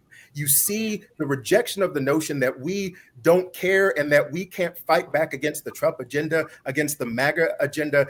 All folks want to believe in is that we can fight for them. They will stand with us because they know we stand with them. And so that's what we've been doing. It's an exciting time. It's an exhausting time, emotionally, physically, mentally, spiritually, all of those things. But I tell people all the time that the outcome will be worth it, because we will transform this nation into something better for having gone through this dark moment. But it really takes us being focused, doing the organizing, showing up, and being in the fight. I'm proud that we're doing that in Kentucky. And I can tell you, as a slew of us that are the first Black chairs in the states that we occupy, or the first of, doing that work and making sure that it counts is transformative, not only for our party, but for all of those who are going to come after us. Well, thank you, my friends, so much for all the work that you are doing. And I'm just going to quickly close this out. You know, my friends, in all of the darkness, people are looking for a glimmer of hope. And I hope that they found some of that tonight. You know, in Dr. King's letter from a Birmingham jail, he said that we will repent in this generation, not merely for the hateful words and actions of the bad people, but for the appalling silence of the good people. My friends, in the face of the bigotry, the hatred, and division coming out of Trump's White House, we can't afford to be silent. You know, I often, growing up in Orangeburg, South Carolina, I would ask myself, what would I have done during the Civil Rights Movement? Well, that question is no longer necessary. We are in the midst of the civil rights movement of our time. So we can't afford to sit back. We can't afford to be silent. We can't afford to stand on the sidelines. It's time for us to stand up and have our voices be heard. With that, it's my honor to pass things over to someone who has dedicated her life to elevating the voice and the power of women of color as political leaders. Please, again, join me in welcoming my friend. And the baton is yours again to the wonderful Amy Allison. Thank you so much, Jamie, and all of the state party chairs. When Jamie said this was like Black Power is in the room, it was an incredible conversation. Thank you so much. And if you're just joining, I just want to say we are State of the People. We're in hour 17 of a 24-hour marathon. Black excellence, analysis, journalists, thinkers, organizers, activists, people from all walks of life. I'm joining from Oakland, California. and people from the South, the Midwest, the East Coast. I mean, we're everywhere, and Black people are leading everywhere. And it's starting to get into mainstream media where they're taking note to what we're doing. Black people are planning. We're standing up, we're strategizing, and we're powerful. And so I hope you'll stay with us at 9 o'clock. We'll be 8 o'clock, 9 o'clock East Coast time. We're going to continue these conversations at our next segment. And the final one that I have the honor of introducing before my time as anchor wraps, although this broadcast will continue all the way to midnight. The next segment is Straight Talk from the Front Lines with Maurice Mitchell, Ana Lilia Mejia, Nicholas O'Rourke, Christina Livingston, Jamani Williams, and Representative, my Congresswoman, Lateefah Simon. Let's kick it off, Maurice. So good to have you with us. Well, Amy, I tell you what, it's okay. It's okay because Ed, you know what? Even better, Ed. Listen, it's been a long afternoon for you, and we've got a lot of people still to come. So what I'll do is I'll just say congratulations to you. You did a yeoman's job, and though you've stolen my thunder introducing Mo, we'll get to that in just a minute. Well, listen, it's all yours, Ed, and have a wonderful next 4 hours. All right, Amy, thanks so much. Greatly appreciate it. Great job. As Amy suggested, we are about to bring you yet another hour, but we should note that we are an hour away from Donald Trump's joint address to Congress. But more importantly, as Amy began to tell you, we're an hour away from our town hall meeting, which will bring truth to power. Angela Rye and Roy Wood Jr. will host that town hall. That's coming up. You know, you just heard about the importance and the power of states in the coming years as we move to try to solidify the world as we know it. We can't overemphasize the importance of states. And we can't overemphasize the importance of families because that is the lifeblood of all of us. And as we have seen over the course of the last few weeks and months, families are being hit hard by virtue of the economy and certainly the many layoffs that we've been seeing, particularly in the federal government. And so, as Amy said, we are about to turn it over to Maurice Mitchell, National Director of the Working Families Party. Mo, we're going to bring you in and let you introduce your guest, and you can take it from there. I see we have Reverend Mark there, who is in the Capitol, and he'll be bringing us some information from there. So there is Mo. Mo, we're going to give it to you. You got the next hour, and I'll be back on the other end to introduce the town hall. Thank you so much, Ed.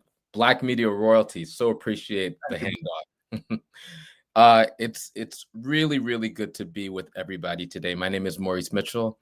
I'm the National Director of the Working Families Party. The Working Families Party is a grassroots political movement and third-party movement that believes this crazy idea that in a democracy, the people should govern, not corporations, not billionaires, not the wealthy and well-connected, the people.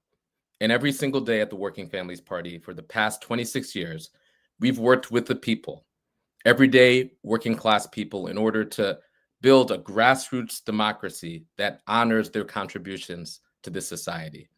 We're on this historic live stream where so many Black voices have gotten up from media, from grassroots organizations, from politics, to join in a unified voice to say that this is not business as usual and something is terribly wrong. We're joined today because people recognize, especially working class Black folks, we understood the assignment in November and we understand the assignment now. We recognize who and what MAGA is, who and what Project 2025 is, who and what Elon Musk is, and what their actual designs are. This is probably one of the greatest smash and grab robberies that we've ever witnessed. The destruction of critical services to working people all over the country, disguised as somehow trying to get at race, fraud, and abuse. The greatest abuse, the greatest fraud is happening right in front of us. Believe your eyes and ears. Don't believe what they say, believe what they do. And so I have the honor to bring folks who have been fighting on the front lines to be in this conversation. We're going to be joined by folks in local office who are standing up. I know that some people have been disappointed because they're not seeing the leadership that they want to see in some spaces. I'm here to say that all elected officials are not made the same. All Democrats are not made the same. And there are people who are leading, who are fighting back, who understand that this is a time for opposition on the local level. And so this panel is about the grassroots leadership. We'll be joined by Nicholas O'Rourke, who is a Philly City Council member who is fighting the good fight. Christina Livingston, who is the executive director of ACE, a grassroots organization building power in California and building the Working Families Party. We'll be joined by Ana Lilia Mia, who is the executive director of Popular Democracy, a national organization building people power from the ground up. And this is an opportunity for us to hear from people who are building the Working Families Party and doing the work on the ground to hear exactly what's going on. So let's start with you, Christina. How you doing? Come off mute. Hi, I'm doing well. How are y'all doing? We're doing well. It's so good to see you. So good to hear from you. I was just with you not too long ago in California, where we at the California Working Families Party, we're talking about strategy. We're talking about this moment. We're going to get to Latifah Simon's speech later and get to the other guy's speech later. Outside of those two speeches, what's on your mind today? Yeah, thanks for asking. You know, I'm really stricken by sort of the paradox of this moment. Like, on the one hand, it feels like there's no denying we're in a moment of massive transition, right? Like the old way of being in this country is dying in this moment. And it's leading to this uncovering of actually how important all of our individual actions are, right? As an organizer on the doors for decades, I've heard people talk about how little their voice matters. And there were so many ways that I couldn't deny that, right? I had to recognize that in a myriad of ways, people's voices were being stifled. But in this particular moment, that doesn't hold true anymore, right? Like our willingness to stand up, our willingness to take space, our willingness to connect to people, to challenge what seems like foregone conclusions, like that all really matters right now. And our ability to do that emboldens other people's ability to do that. Like it matters in a very different way. So that's on the one hand. And at the same time, the day-to-day work of fighting against poverty and fighting against exploitation and, you know, the dehumanization of folks and the erasure and scapegoating of folks, that all feels so familiar to our people. So that paradox is really on my mind a lot. But I guess I just am starting to feel like maybe we're at a point where the conditions of the time are like catching up to the ideas that we've been baking for the last 50 or 60 years since the civil rights movement. Like it feels like in some ways it feels the same to us because we've been dreaming up how to get past this moment for so long that I'm really interested in figuring out how to use this moment powerfully to get us where we need to go. Use this moment powerfully to get us where we need to go. I couldn't say it better myself. I want to bring in Nicholas O'Rourke because you're governing every single day on the ground in the city of Philadelphia. So Nick, same question. What's on your mind today? So thank you for the opportunity to be able to talk about this and to be on with you all tonight in light of what is about to happen in about an hour or so. What's on my mind today is the importance of governing at the local level. In light of everything that's going on at the national level, with the as Christina lifted up, with the shift that is happening as it relates to what we believe is important as it relates to the national level. At this point, governing at the local level, at the municipal level, will help us get as close as possible to protecting our people. I'm thinking about making sure the folks within our city, the queer community, the migrants that live in our city, that worship in our city, that actually provide food in our communities, are protected and have access to the information that they need to protect themselves in light of the onslaught at the moment. And so I think I'm grateful. I was having this conversation with some colleagues and friends over the past couple of days about how things have shifted from the first Trump administration to this one. When I was in the first Trump administration, I was an organizer on the ground in the streets, an activist, an organizer, an advocate, all of those sorts of things. But now I have the responsibility of governance over the sixth largest city in the country as a lawmaker.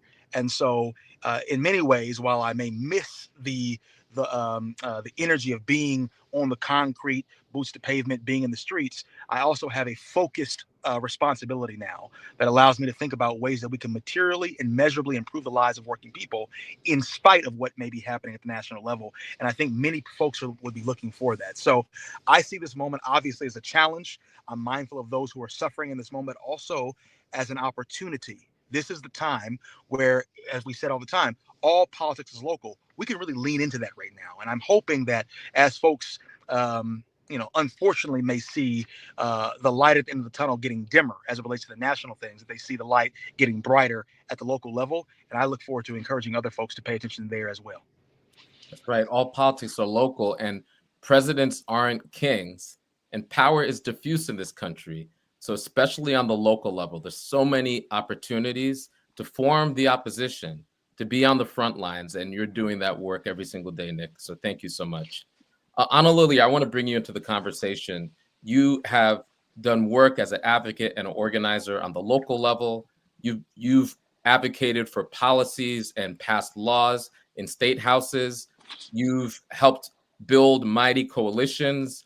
You've worked at the heights of politics on the presidential level, and you've worked in government. And now you're leading a mighty grassroots organizing network. What, from your perspective, is on your mind, and what's keeping you up at night? Oh man, Mo, it is, I'm thinking a bunch of numbers, to be honest, as I was listening to my sister, Christina, and the councilman. I just feel like, first and foremost, I'm thinking of the 90 million people who, for one reason or another, swung in, not out, in this past presidential election, and how we must work to engage folks so that they feel the connection between government and the things that are keeping them up at night, and take action. And the way in which we do that, I believe, and I know my comrades here also believe, that it's by giving people a glimmer of power and possibility through their political action, just like we do at WFP day in and day out, and how we push everyone. It's our belief of not any blue will do. We need to have progressive leadership that responds to the needs of people, so that 90 million swing back in. That's the first thing I'm thinking about. The other thing I'm thinking about is $1 trillion. I'm thinking about the massive transfer of wealth that is about to happen if Donald Trump gets his full way on this budget. And that is to make almost $1 trillion in cuts in order to move $1 trillion in additional tax benefits or free rides or additional, like all of the perks with none of the responsibilities, to his cronies. It is a reason why we will see them lined up tonight. It is the reason we saw them lined up in his inauguration, because it's pay to play in the Donald Trump administration. And what they're trying to move is $1 trillion worth of grift and stealing and transfer of wealth. And then the last number I'm thinking about, to be quite honest, is 14. And, Christina has heard me say this before. In fact, she said it too. We know that what is slowly happening is a deconstruction of reconstruction. We know that the 13th, 14th, and 15th Amendments, in which we granted not only equity and opportunity in the political process, but we expanded those words of freedom to cover more people. We know that they're trying to grab them back. And so we must be very vigilant and ensure that we continue to protect and denounce any attacks on the 14th, because that's an attack on our full citizenship, on the way in which we are seen as whole humans under our law. So I'm paying attention to those numbers, and I know that bottom line, tonight, tomorrow night, and all the way through into 2026, we must mobilize for action. So thank you for holding space, and I hope we share opportunities that folks will have to engage with either the Working Families Party or organizations and leaders like those that you are making space for today, Mo. Absolutely. Thank you so much. And thanks for that historical context. It's really critical to understand what our people fought for and how in this moment, so many of those protections, so many of those rights are in question. So I want to bring it to you, Nicholas. So I want you to make it plain for us. You're on the ground in Philly. You're talking to folks all across Philly every single day. What are you hearing directly from your constituents in this moment? Well, I can say what I'm hearing directly. Certainly, I was just at a meeting the other night of a number of folks from the Asian community, Pacific Islander community as well, who are all quietly having a very large town hall to discuss what could actually be done to protect their community and to protect their family members and what have you. There is a desire, at least in our context, that elected officials become more outspoken and courageous in their defense of their constituency. Unfortunately, we have not had the sort of bold communication as it relates to protecting our communities that we would like to see here in the city of Philadelphia. And there is a desire to see more of that, but not only within the migrant community, but also, as I said, with our queer community, with our workers. And this is not necessarily new. There has been a desire, an outcry for more courageous leadership, a willingness to take the position that might not be popular amongst your colleagues, but might be necessary for working families, and live into that and to lean into that. And I believe now it's only been amplified. It's only been turned up. Folks are recognizing, as Christine lifted up earlier, things are changing. And so they're looking for they're looking for something else. How many times have we all probably heard since Election Day how folks are frustrated with the Democratic Party? Not to shade them at all. I'm just naming what I'm hearing on the ground. Frustrated with the Democratic Party, frustrated with the Republican Party, and they're looking for something else. They're looking for something real, something authentic. And so they're concerned about those sorts of things. They're concerned about housing, right? They're concerned about the cost of living. That preceded the election of Donald Trump. That's a reality at the ground level. And so these very brass tacks material things that can help measurably improve folks' lives is something that has only been turned up and amplified. And so we're looking at how we can actually meet folks where they are to address those sorts of things and not be only reacting to, as I'm sure the right wing would have us to be, reacting to everything that happens, but proactively moving towards those things that we know aren't just an interest to who our constituency is, but reality is many of the folks that got won over by MAGA care about these same things. And so I see an opportunity here and I hear people speaking to it. And so we're going to seize that moment. Christina, same question. And I know our brother Jumaane Williams, the public advocate of New York, just came by. So we're going to bring him in. But Christina, as we bring him in, Christina, same question. What are you hearing from your members? First of all, I had my mic on mute, but I was doing all the amens and that's rights over here. I know, Councilman, that you're a man of the church. Our folks are feeling, a mix of like targeted real fear. People are afraid to come out of their homes. People are afraid at what attacks might come to them. People are paralyzed in ways that are keeping their kids from going to school. They're paralyzed from ways that are keeping them from going to work and being able to earn a living. There's a lot of real fear in the community. That's real. There's a lot of deep frustration that folks are experiencing. And that ranges from finger pointing. How could we possibly have gotten ourselves back into this situation? Are you one of those people who voted this way or that way? There's, a lot of economic desperation, as Councilman O'Rourke was alluding to, people who are, at the end of the day saying, whatever's happening at the federal level, like, that's terrible. And also, I might be homeless next month. Or I don't know that there's any way that I can, pay for my medical bills, or my house just burned in a fire and it got turned into some political zoo, as opposed to figuring out how folks in a historically Black community like Altadena can rebuild and reestablish the wealth that they fought so hard to create. All of that's real. And I was in a meeting the day before I was with you, Maurice, with community members who really have the will, the desire to really start to fight, right? Folks who were like, it always sucked for us. And I recognize that if I don't push for something real, push for something else, push for something different, then there is an agenda that is going to be established in this moment. They're very clear-eyed about that protection is really critical and important. We can't leave our folks behind. We can't build a new world that's only for the people who are fortunate enough to have made it out of the slaughter that's coming for us. That doesn't work for them. So we've got to protect our people, but protection is not enough. And so our folks are saying in every room that they're in, yes, let's do this really important work of keeping our people safe.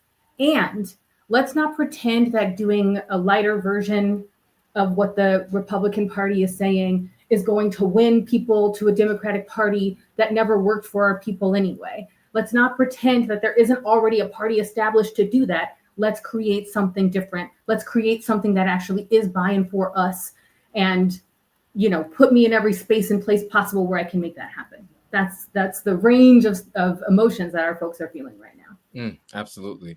Yeah, I hear every single emotion you could imagine. From F around and find out, to I'm fired up, to the despair, and to tap me in, I'm ready to move, and everything in between. Ana Lilia, what are you hearing? So I'm working day in and day out, not only with community organizations like Christina's.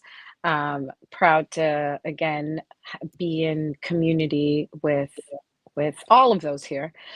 But also working with organizers who, to be honest, are trying to, at the same time, come up with a strategy as to how we're going to protect our communities and inform our communities. Coming up with strategies to ensure mutual aid while we're trying to stay ahead of any weaponization of government or the criminalization of political dissent. And so I'm just working really hard to try to keep our movement with the energy, with the resilience, and frankly, with like the space to be able to say, like, this is hard, but history, although history doesn't repeat, it does inform. And history tells us that by turning into community, by engaging each other deeply, by like reaching out not only within our own families, to our neighbors, at our churches, and the places and spaces in which we naturally find ourselves, whether it's the grocery store, looking at that crazy price of eggs, or at pickup with our kids when we're wondering what happens if the Department of Education is unfunded. And what we need to, as organizers, what I'm trying to do is hold people who could carry through that.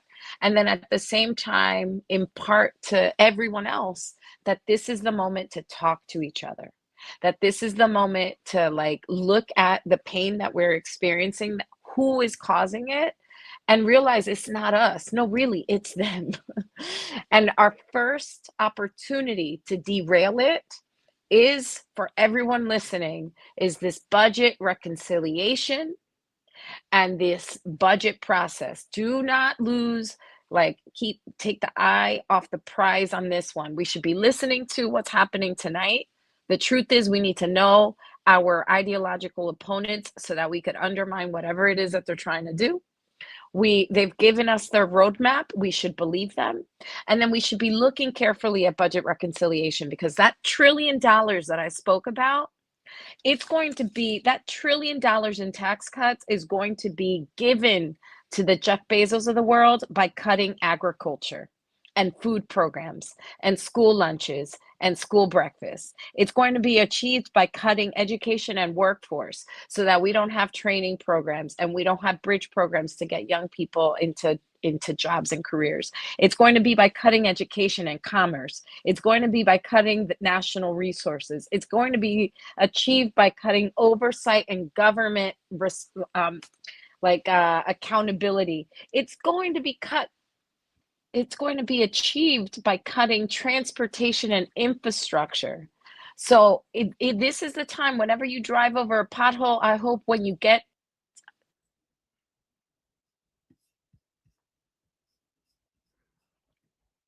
Absolutely, Anna Lily, and we're gonna cut bring off. in. Yep, we got cut off, but we're gonna bring in Jumani Williams, and I want everybody to understand a theme here. Every single person here is on the front lines. This is a message from the front lines of our democracy, and every single person here is an organizer, and started off as organizers, and still in their different capacities continues to organize.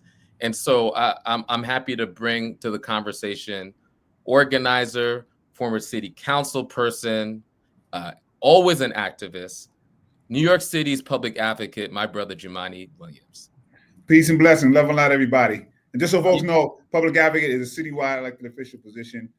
So we try to let folks know what it is for folks who are not from New York City. Appreciate you. And Jumani, the question that I was asking others is, what are you hearing? What are you hearing from your constituents about this moment? No, and I appreciate you and everybody who's on here on the front lines. You know, I've heard some people say it. I think there's a mixture of emotions. People are very, very afraid.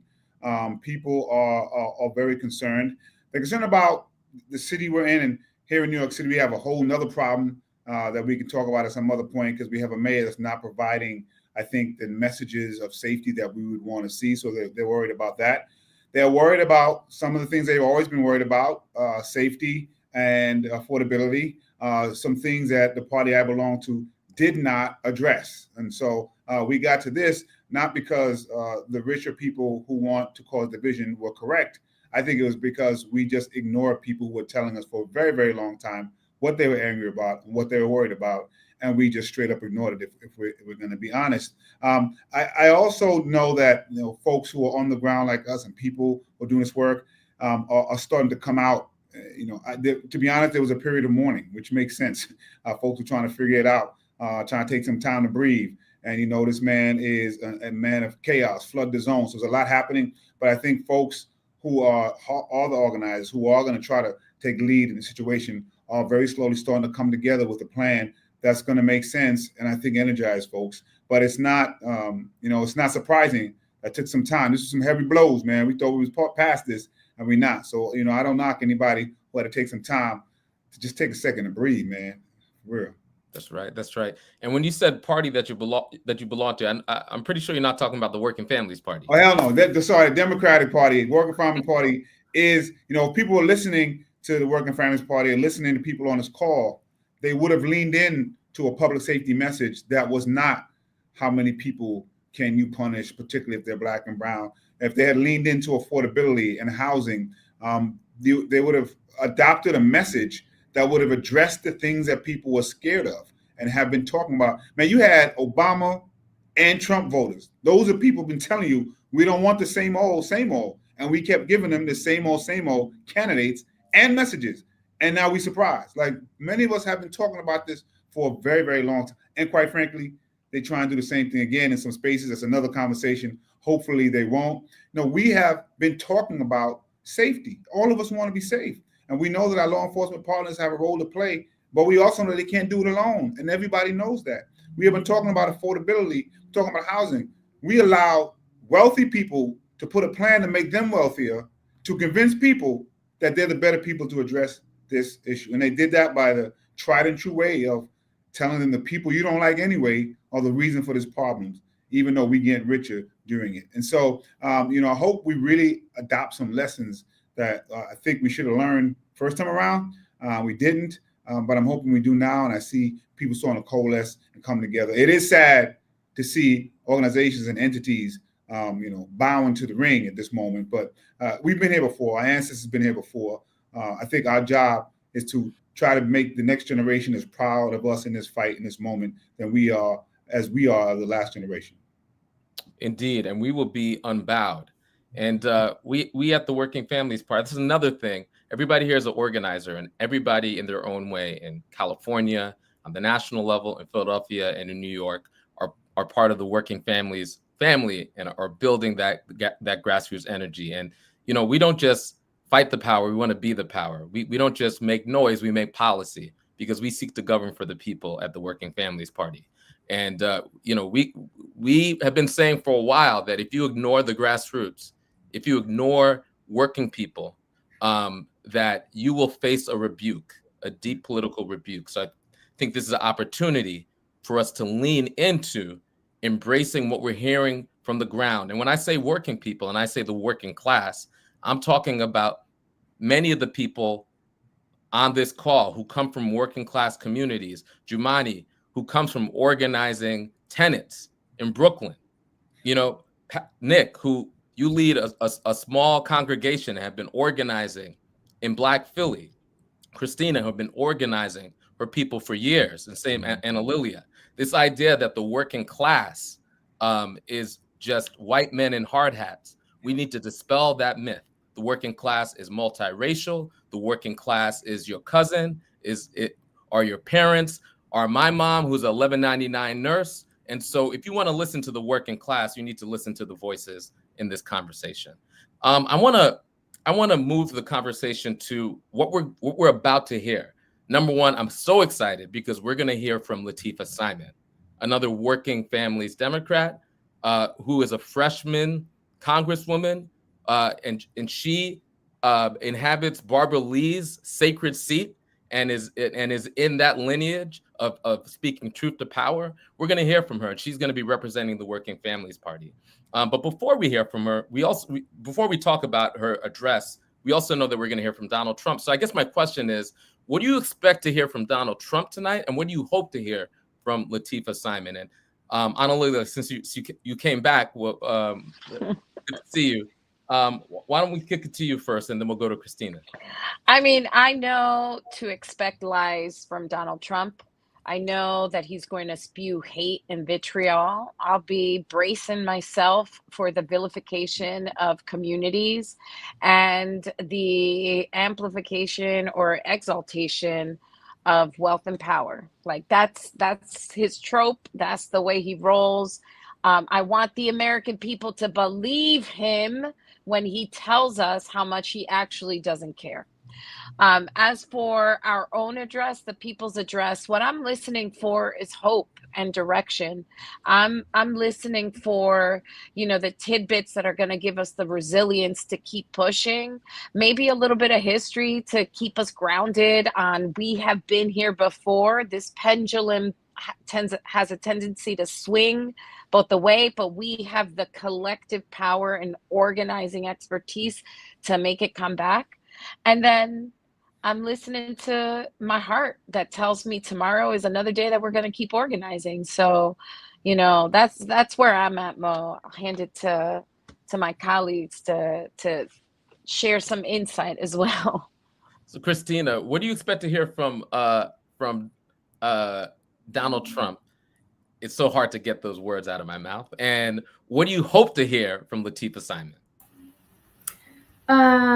You know, Donald Trump is going to show up as a schoolyard bully, as he usually does. And he's going to make decrees like the egomaniac that he is, who sees himself as a king. But his playbook has obviously been exposed, right? He telegraphs all of his moves. Anna Lilia said earlier, like, they've given us their roadmap. We should definitely believe them. He's going to call people names. He's going to blame Biden. He's going to blame the Dem party broadly for where we are. He's going to scapegoat. He's going to make big-chested threats that are going to receive a lot of applause from people in the audience. And he's going to engage in this fantasy about how his policies are already reaping benefits and how America is so happy now that he's in charge. He's going to do all of that show that he always does. And unfortunately, I expect a lot of the Dems to posture toward the middle as he says these things, to try to capture people, as I was talking about before, into a party that they don't want to be a part of because that party's not speaking for them. I am hoping that Latifah will offer us a clear-eyed assessment of the state of play.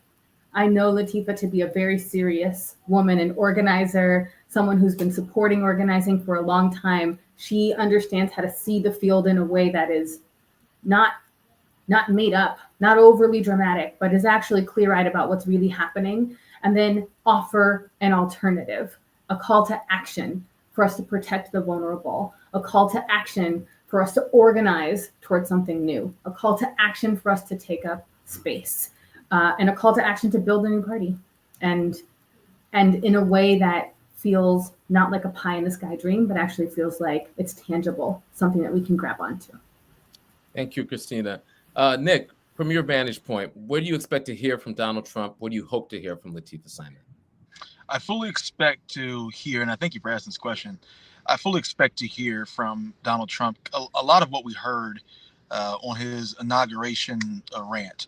I recall him saying at the end of it, something along the lines of everything that he had said prior to in the last 30 minutes or 20 minutes of him talking was common sense. I expect him to sell over the course of about 50 minutes everything that every billionaire, oligarch, crypto bro, whatever the heck you want to name, to sell that as common sense, that might makes right, and that his ability to bulldoze through getting anything done is evidence of it being common sense and the right way to go.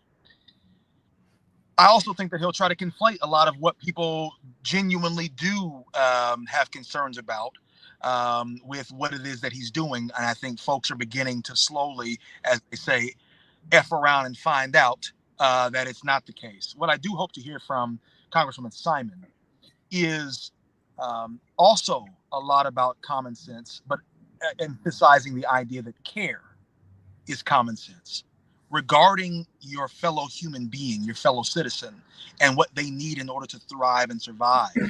It's common sense. Speaking to the material and conditions within which we live and how we can measurably improve those as a form of common sense, and a need for love, not in the lofty Hallmark card kind of way, but in regarding human beings for being human beings and having every right to live a happy, healthy life. And I hope to hear, as we have always heard from WFP responses to the State of the Union, this sort of a clear-eyed view towards a right and a just country, and that we can still win that if we organize together. I do hope to hear that from the Congresswoman. I have no doubt that she'll speak something along those lines.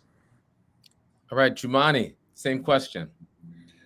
Pure foolishness and lies. It's probably what we're going to hear. But as we know, we can't just ignore it because people are at a time where we confuse bulliness with leadership and competency. We confuse wealth with intelligence. I don't think that this president is particularly intelligent, but he is a savant when it comes to salesmanship. He does have the ability to tap into the fears of people in a way that gets their fears to override their intelligence. And so he plays on that and plays on that. Lies are actually having a great moment. So we know that as well. There has to be no basis in truth.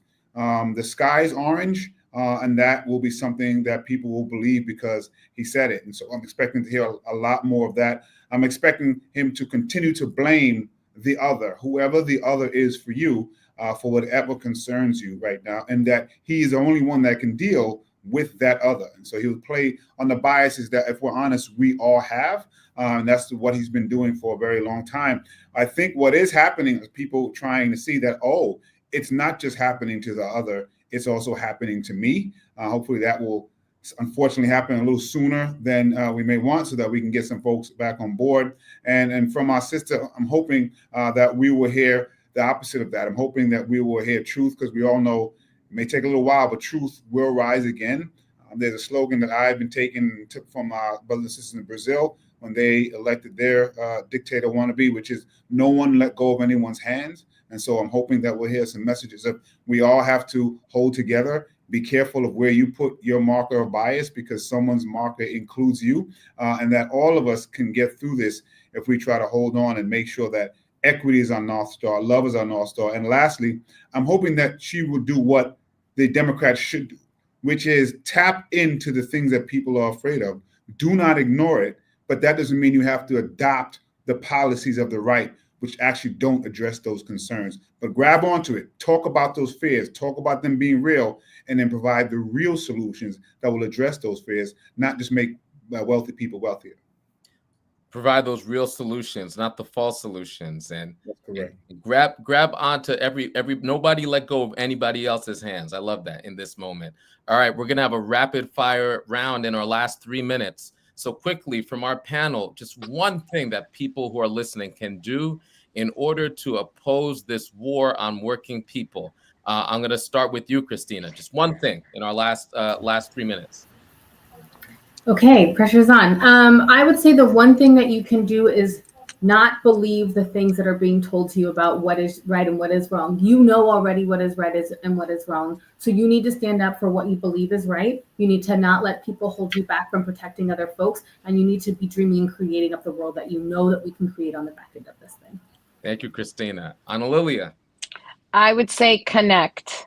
Whether it's connect with the state organization, connect with the Working Families Party. If you're in California, connect with ACE, connect with like an elected official that is resonating with you. Perhaps those who are here or speaking tonight, or some at home. Follow them, get information from trusted sources, because when the moment comes for us to stand up together, and I deeply believe that it will come, you want to be able to stay attuned and know what is moving across the ether from people that you know are aligned with you. This is the moment to figure out who your people are and then connect with them.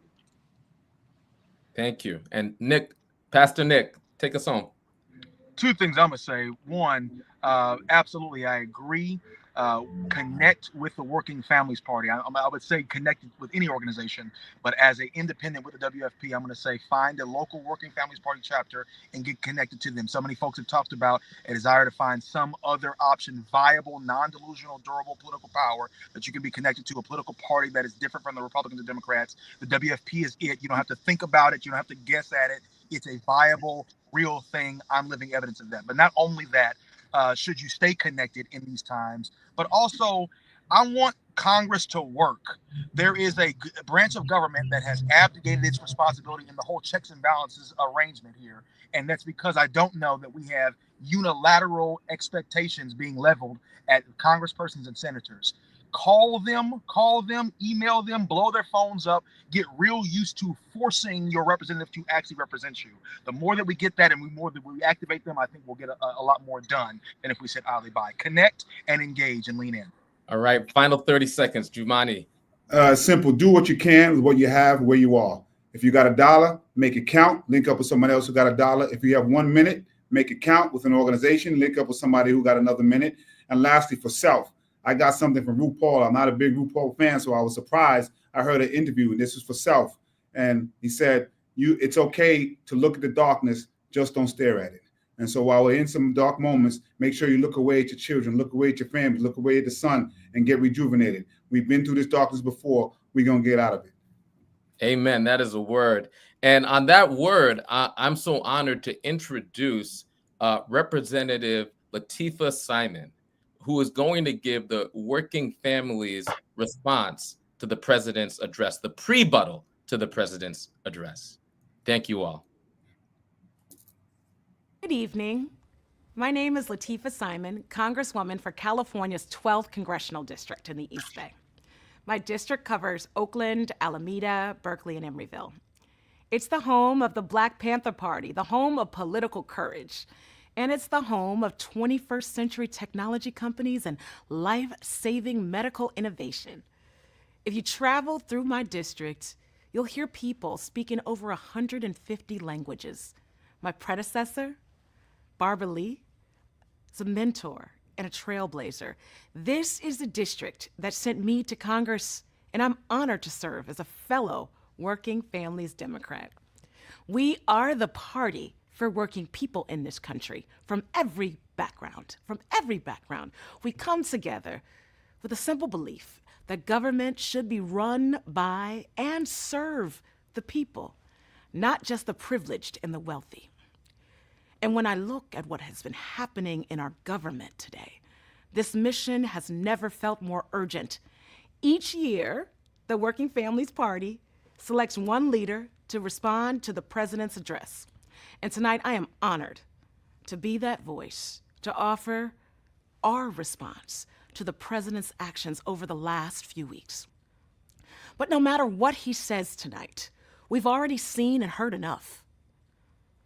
I have only been in Congress for 2 months, but let me tell you, I'm already alarmed. I'm clearly dismayed about what's been happening here in Washington, D.C., where the people's health, our healthcare, our education, the lives of real people are being treated as numbers.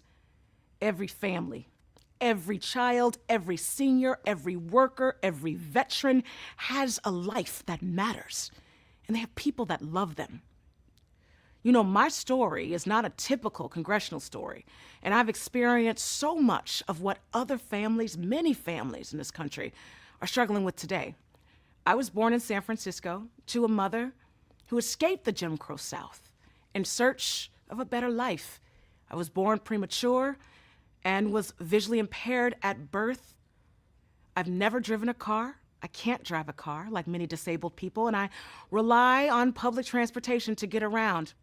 The first office that I ran for was for my local transit board of directors, the BART board, so that I could fight to ensure that everyone had access to affordable and safe and decent public transportation. Growing up, I was in and out of school and I was in and out of trouble. I became a mom as a teenager and saw how government wasn't actually working for folks like me, and I knew that we all deserved better. I found myself. I found my work, my calling, my love for community organizing and being on the ground with folks who deserved more. I began to lead an organization called the Young Women's Freedom Center as a teenager, where, together with other sisters, we helped other young women who were struggling on the streets and in poverty and through addiction to not only get jobs, but to also build their own power and leadership. I brought this model to the San Francisco's district attorney's office, helping young people charged with low-level offenses get jobs, get education, and get their lives back on track and out of the criminal justice system. I got hooked there on this idea that if we bring people together, especially those closest to the struggle, we can make our government work for all working people. In 2012, my husband was diagnosed with a terminal cancer, aggressive and rare leukemia that forever changed my family. Our physicians told us that he only had months to live. So we did everything. We had a new baby to get him treatment, including enrolling him in clinical trials. And it got us 2 more years. In those years, my daughter remembers her father's face. She remembers us struggling through treatment. And you know you cannot fight cancer on a budget. Those years of health care bills and traveling for treatment and child care bills during his illness, they devastated us and left us with nothing but community. As many Americans know, a severe illness, a cancer diagnosis can mean a financial disaster, as well as deep and profound personal tragedy. Last month, as a member of Congress, I visited the UC Berkeley labs where they are literally moving through life-saving research, holding clinical trials for diseases like dementia and ALS, terminal cancers, and sickle cell anemia. They are close to real cures for real families.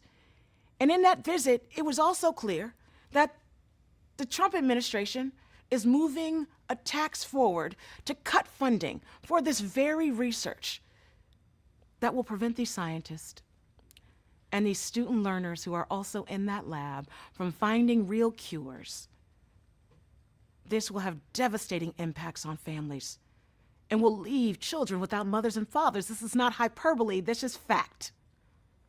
My story is also why I believe that everyone should have health care.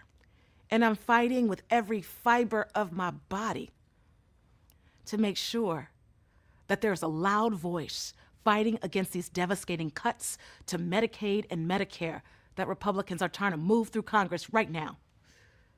My life's work has been about making sure that all of us, that everyday people, don't fall through what we know are huge cracks in society.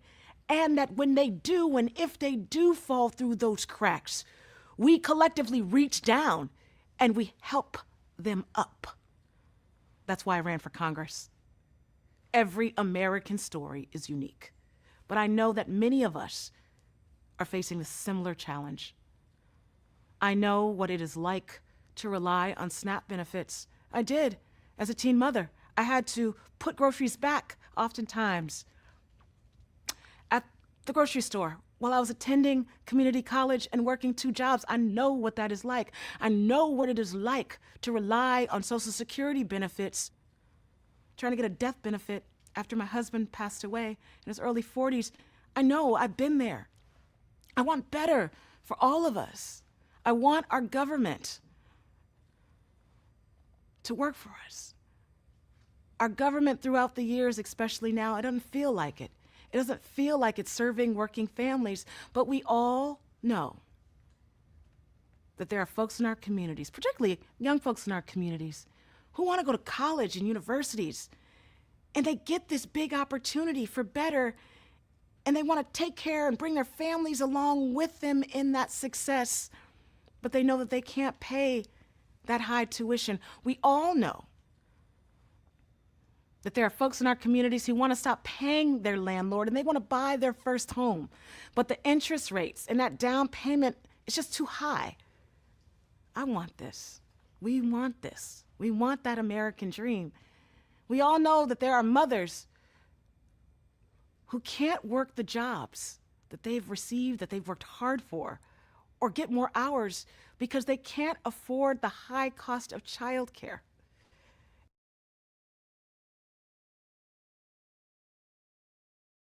It's getting more expensive day by day by day, but corporate profits are soaring. This is the pain of real working people. We're feeling it. But let's be real, Donald Trump and Elon Musk and others have never had to put groceries back at the grocery store. They've never had to struggle to put food on the table or save up literally to make rent every month. They're lying to us. When they say that they want a lower cost to help Americans, they don't care. They've gotten rich off of cutting corners and cheating workers and squeezing our communities for their own tax breaks. Now, they're pulling the same scam, but on a higher level, a bigger level. They are cheating Americans out of a functioning government and injecting real chaos in everyday people's lives. And if they're willing to cut cancer research, I gotta tell you, if they're willing to cut consumer protections, if they're willing to fire our air safety workers, what do you think that they're gonna do to our public schools, our VA hospitals, our Social Security benefits that you've paid into? I'll tell you what's coming next. I'll tell you what's around the corner.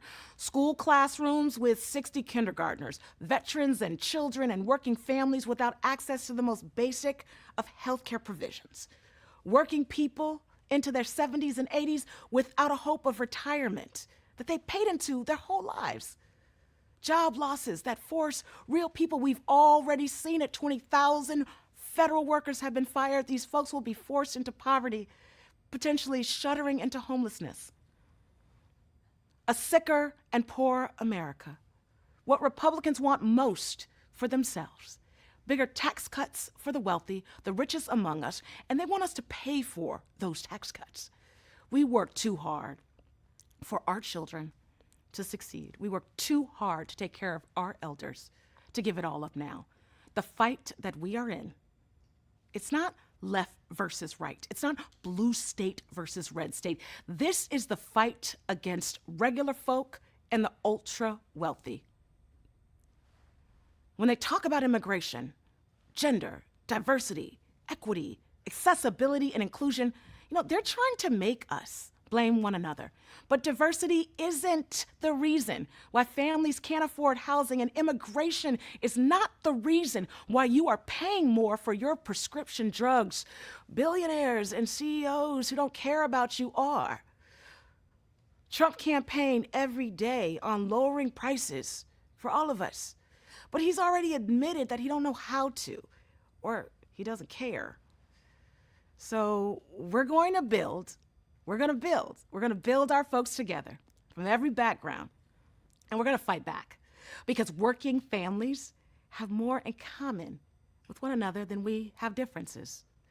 And when I say working people, I am talking about our nurses, our home healthcare aides, our teachers, our warehouse workers, our waiters, people like the ones that grew up with me and my mama on our block, in our neighborhood, in the Bay Area, folks who are just trying to make every day a little bit better for themselves and their families. Working people live in big cities and in small towns and in urban areas, but we all live in a system that has left too many behind.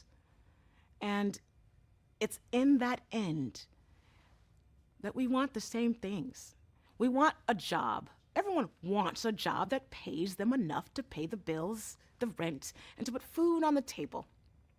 We want housing, quality housing that we can afford, healthcare when we need it, and a chance, honestly, to leave something better for the next generation. The common sense idea behind the Working Families Party is that working people should be calling the shots in this country. And if you don't like what's happening, and a lot of us don't, you have the power to change it.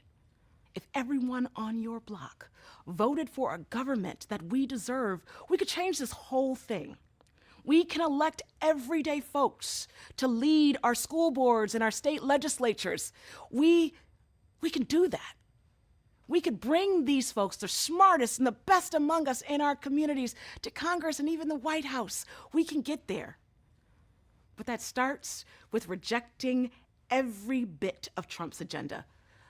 We also need to build a government that lives up to our highest ideals, our values, our collective values of Americans.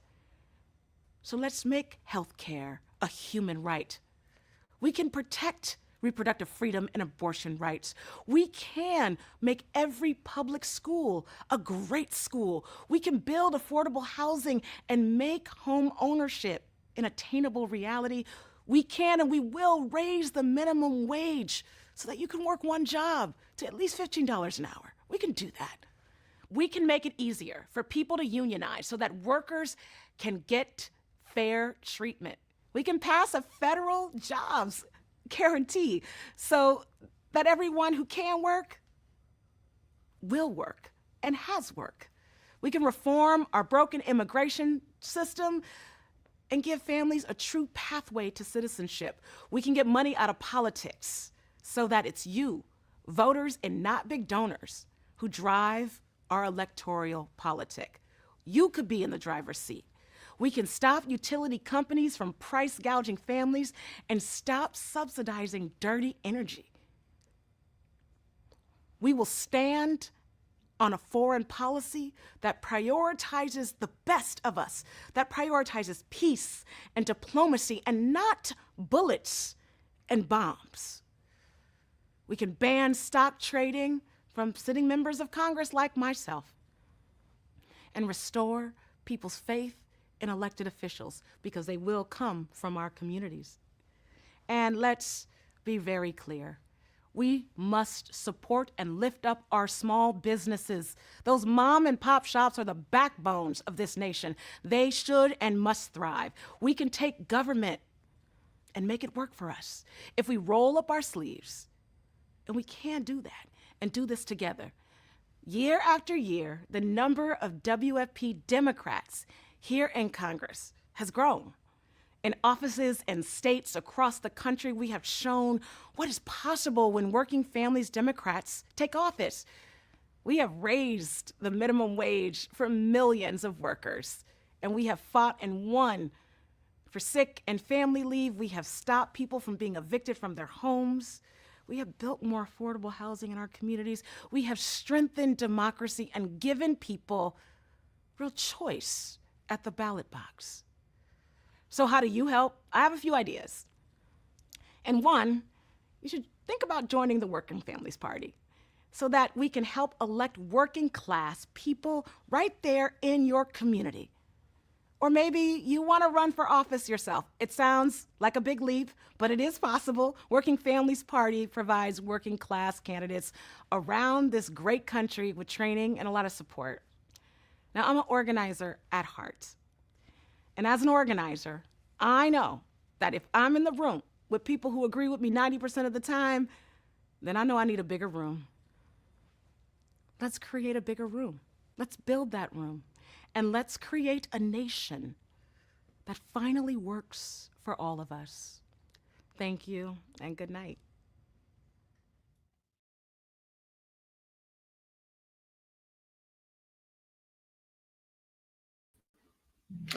That again, Representative Lateefah Simon from California's 12th District. We're just moments away from a special town hall meeting that we want you to be a part of.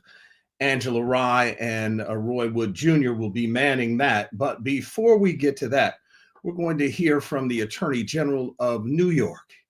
Here's a word from Tish James. Hello, this is New York State Attorney General Letitia James. Since taking office, President Trump has made it his mission to threaten the foundational values of our nation. He has signed dozens of executive orders and enacted countless policies that put American safety and rights at risk. He has dismantled the critical protections and support that so many Americans rely on. I know that many of you have already been hurt by this administration's actions, and I know that you are fearful of what lies ahead. But I want you to know we have your back and we are fighting back. Together with partners in other states, my office has been cutting through the chaos of the Trump administration to uphold the rule of law, defend vital services, and protect Americans' rights. And we are already winning. On day 2 of the administration, we filed a lawsuit halting the president's unconstitutional attempt to end birthright citizenship. A week later, when the Trump administration tried to freeze all federal funding indefinitely, I led a second lawsuit to stop it and won a court order requiring the release of all funds immediately. And when Donald Trump tried to give Elon Musk and his Doge minions access to your sensitive personal information, I led a third lawsuit and successfully block Elon Musk from infiltrating the Treasury Department and accessing Americans' private information. We fought back against the president and his administration at every turn. We stood up against cuts to research funding, baseless attacks on DEI, threats to gender-affirming care providers, and the dangerous politicization of the transgender community. And we are not done yet. We are here on the State of the People to speak the truth. Tonight, Donald Trump is going to lie to the American people. He's going to claim victory and promise new threats. But we know the truth. Donald Trump is and always has been a liar. And even in the face of such hatred and bigotry, justice will prevail. Have faith in the rule of law. Have faith in our nation's legal system. Have faith in the truth. And as my colleagues and I continue to defend democracy in the courts, I welcome you to join us in standing up for what is right. Take your anxieties and outrage and turn them into action, because faith and fear cannot share the same space. Together, we can protect the values, justice, equity, diversity, and protect the great experiment of democracy. And we will defend the promise of America for all individuals who believe in freedom. Do not believe the hype. Letitia James. Thank you. All right, now, as promised, we are going to turn to a powerful town hall meeting. And I promise you, what you are about to hear will be starkly different than what you have been hearing from the Trump White House over these last few weeks.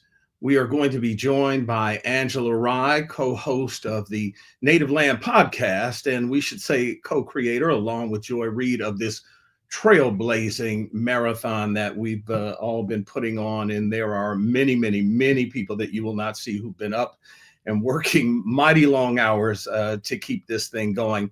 Also with Angela is Roy Wood Jr.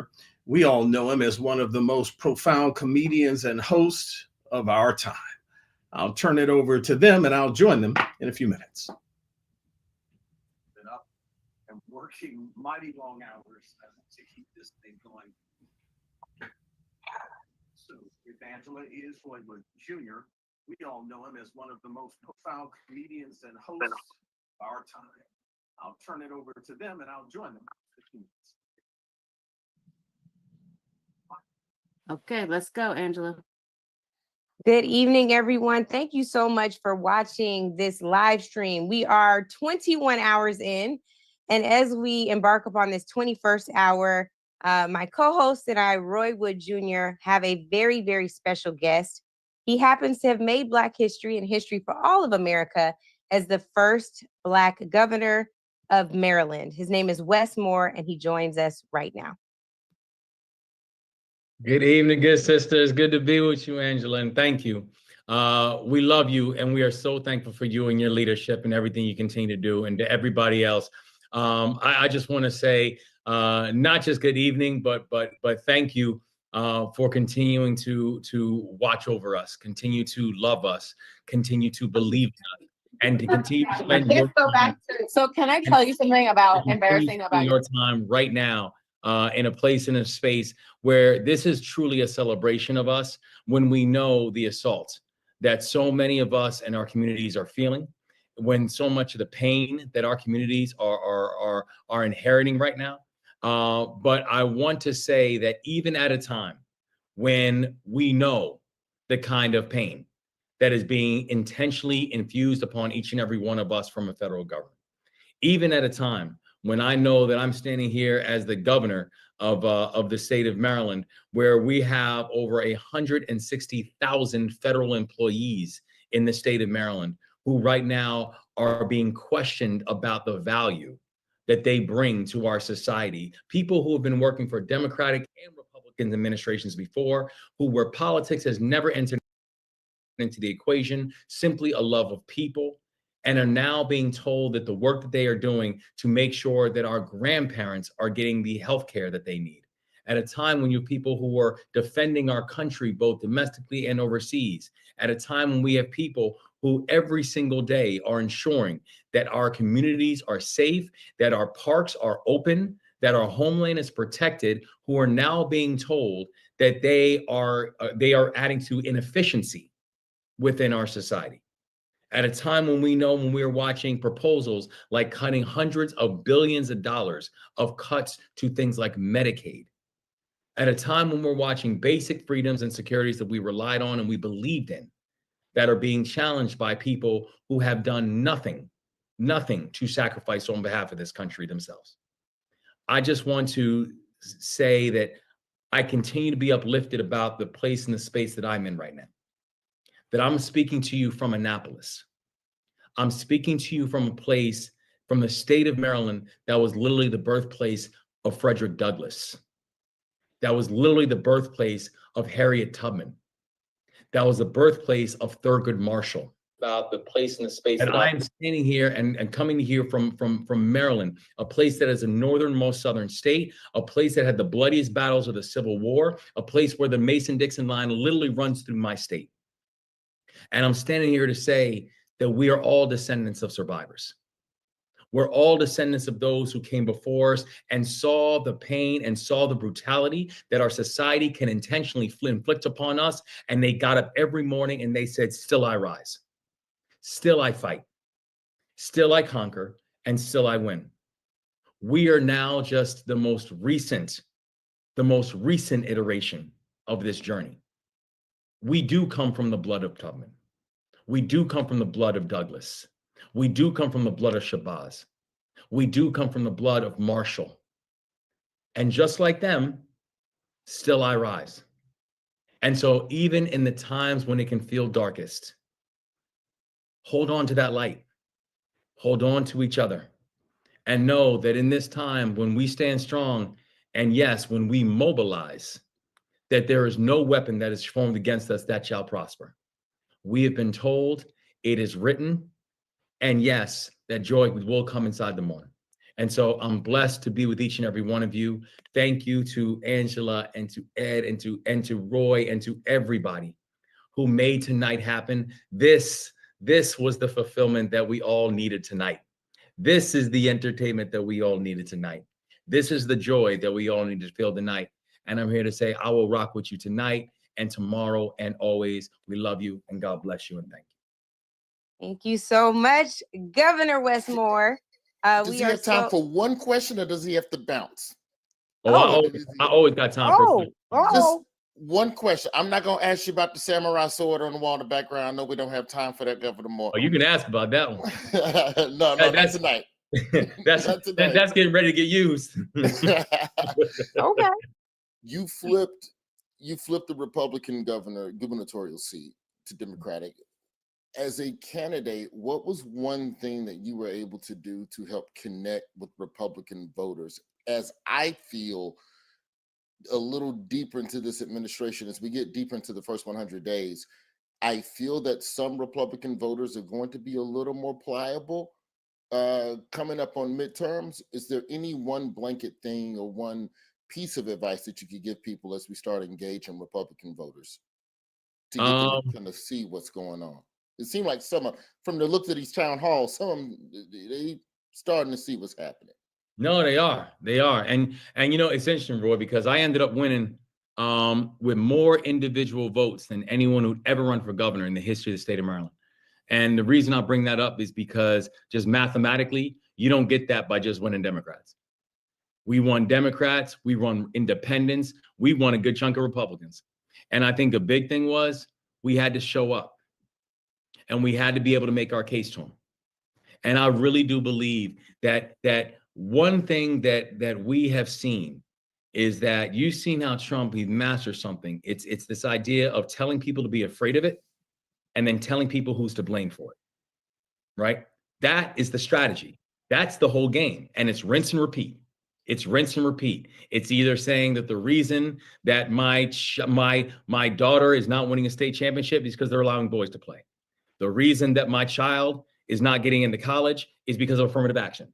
The reason that my son lost their job is because of DEI. The reason, and it's a rinse and repeat model. But here's the thing that I have found out, that if you are willing to go everywhere and you're willing to make your case and you are willing to show up, that you will be able to not just energize a base, you're actually going to be able to enlarge it. You're actually going to be able to bring more people on board. And then you just have to go out there and show that you know how to deliver results. And I think that's the reason that I think we've been able to not just get done what we've been able to get done in the state of Maryland, but I think we've been able to keep the vast majority of people on our side on it. But I think you got to be able to show up and you got to make the case, and do not let someone else define yourself. You go define yourself, but do not give anyone else that power to go define you. Yes, sir. I love it. Governor Westmore, we are so grateful for your service, for your time, and for your fight in what we know is a very, very difficult time, not just for our people, but all people. And that is why we are 21 hours into this marathon, and we will continue to go. We are not watching the lives on the State of the Union, but we will bring people into the knowledge of the truth here. So we wish you well. We thank you so much for making time for us tonight, and we'll see you soon. God bless, family.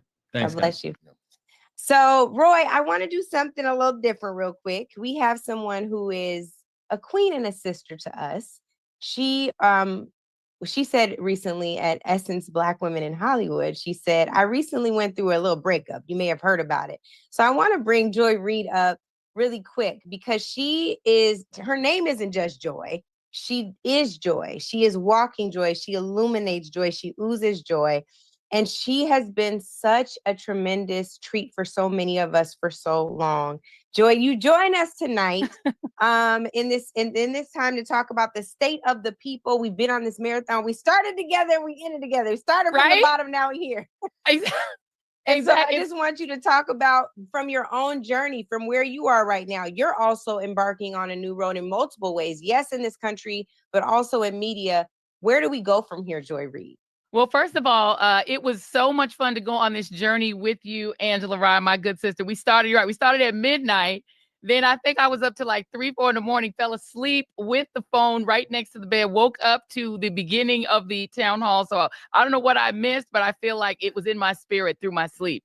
So this has been incredible. Like this has actually been one of the most engaging, it just soul feeding 24 hours that anyone could have had. I think our community is just, our hearts are beating a little bit faster, knowing that we have this community. And Roy, my brother, listen, I just recently saw you in Utah, so I know you have big things coming up. I'm excited about everything that you're doing. So, and we'll just leave that. Well, I know you have a great project coming up, and I love you. So this has been amazing. I just want to thank everyone who has been a part of this, pulling it together. This has been a dream team, group team effort. It's been incredible. So I'm going to answer that question for you, and I'm going to answer it briefly because I know it's about brevity on tonight. And I just want to say for all of us, because we got like 50 people that want to come in and talk. So I'm going to be very quick, and I'm going to actually quote the Reverend Dr. Martin Luther King Jr., who in 1967 answered the very question that Angela has put to all of us for this incredible town hall. And the question is, where do we go from here? So in 1967, this is what he said, is that I want to say that as I move to my conclusion, as we talk about where do we go from here, that we must honestly face the fact that the movement must address itself to the question of restructuring the whole of American society. There are 40 million poor people here, and one day we must ask the question, why are there 40 million poor people in America? When you ask that question, you begin to question the capitalistic economy. And I'm simply saying that more and more, we've got to begin to ask questions about the whole society.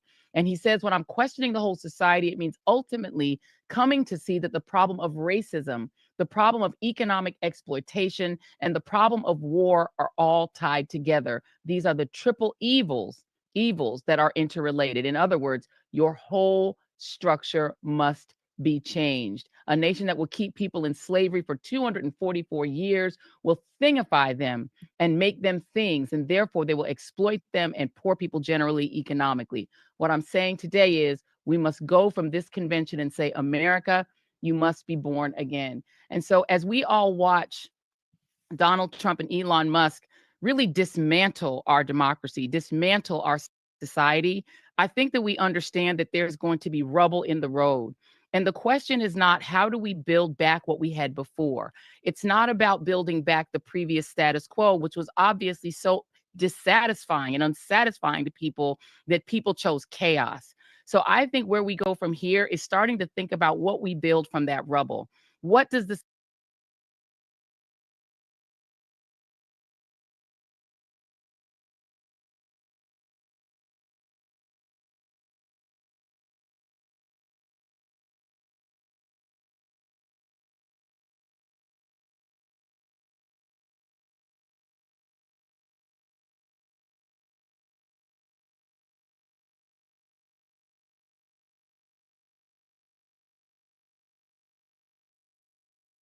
the society we want look like? And I think the charge for Democrats, for independents, even for Republicans who are sick of this and seeing it and losing their Medicaid and wondering, start to communicate what that society should look like. What does this new society we want to build look like? Because going back to what we had before, that ain't it. That is not a message that can sell, that will get people to vote, that will move people. We need a movement. This, I think, tonight or this last 24 hours is the beginning of a movement. So I think that because, Black people have always been the ones to be the conscience of this country. Let's start thinking about what that movement looks like and what that society we want looks like and start communicating that. It's not about going back to where we were. It's about bringing the country to a new place. Start thinking about what that place looks like. And that's what Democrats, independents, and anybody with good sense should be talking about. Joy, I love that. briefly, I feel like January for Black people was like, all right, this is what it is. All right, let's all. It almost felt halftime isn't the right word, but I felt like we all collectively took a moment as a culture to go, ugh.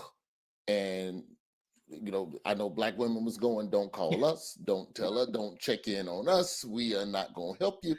Where I feel like now, especially now, like today specifically, there feels like there's a reinvigoration. There feels like there's all right, we got to get our helmet. We got to go back out there on the field and get ready to fight again. what have been some of your strategies just in terms of just mental rest, and how are you able to, what advice would you give to people as they get ready to fight again, as they get ready to get back out there? What has been your self-care? And I'm not even talking just most recently with everything that happened, but just the duration of the election last year. You have to get up every single day and deal with this and put this into words for people. What were your strategies for just mental survival during this time?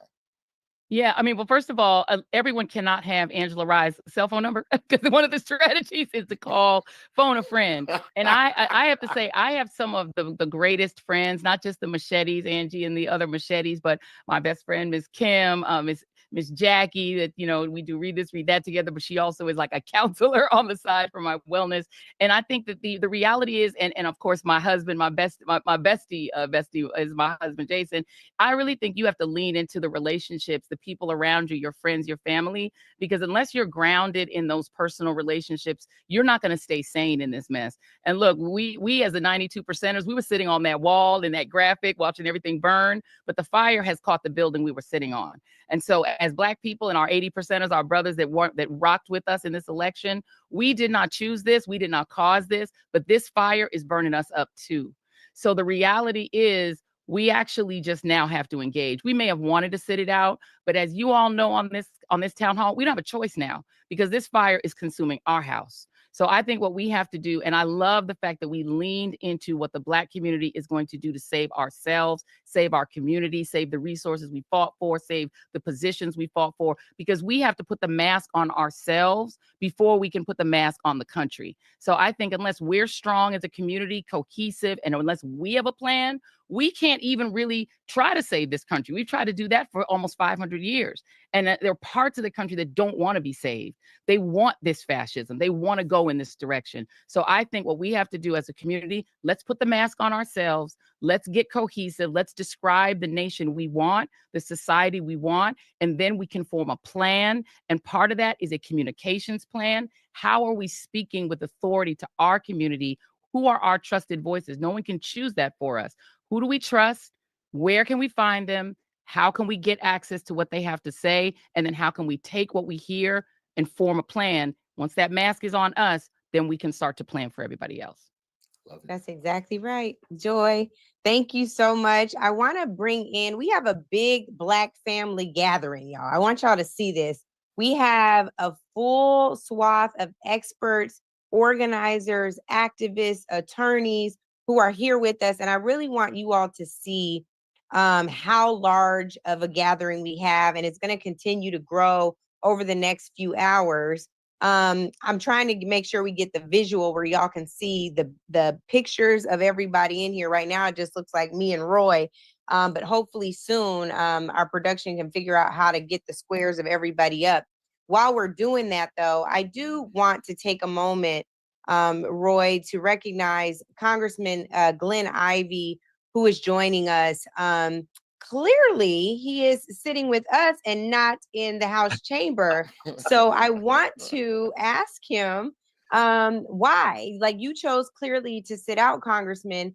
And I'd love for the listeners to know why. This has been a hot topic, Roy. I don't know if you and your chat groups look like mine, but people have been like, wow, why him? So, Congressman, I would love for you, especially because you're an attorney, and so you know this man has broken many a law. Please tell us why you chose to sit out the State of the Union today. Well, I appreciate you having me on, Angela, Roy, and I appreciate what you're doing here. Thank you for pulling this together. And I thank you for hosting me because, you know, I really didn't want to go, and I wanted to do something that I thought was going to be positive and supportive instead of going to the State of the Union. And you offered this opportunity to do it. I know I've got colleagues in there, a lot of the Black Caucus, a lot of House Democrats went.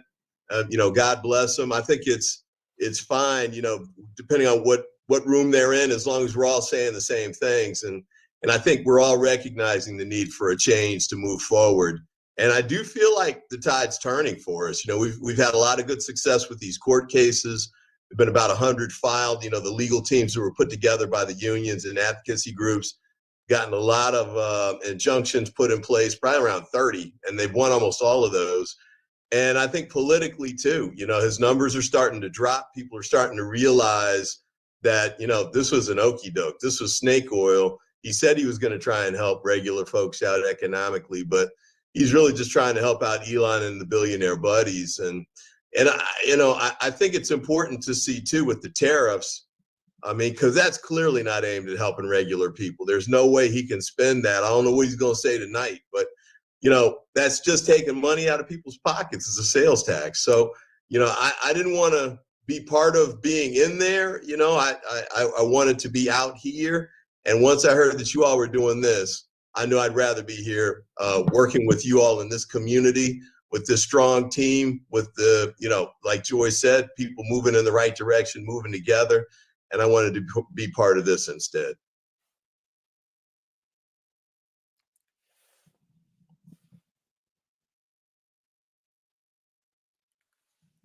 I'm not sure, Congressman, can you hear Angela? I'm not hearing her. I can't hear you know Angela. why? Because I put it Okay. on mute, moving this notepad and Okay. forgot. That Just is making not sure. helpful.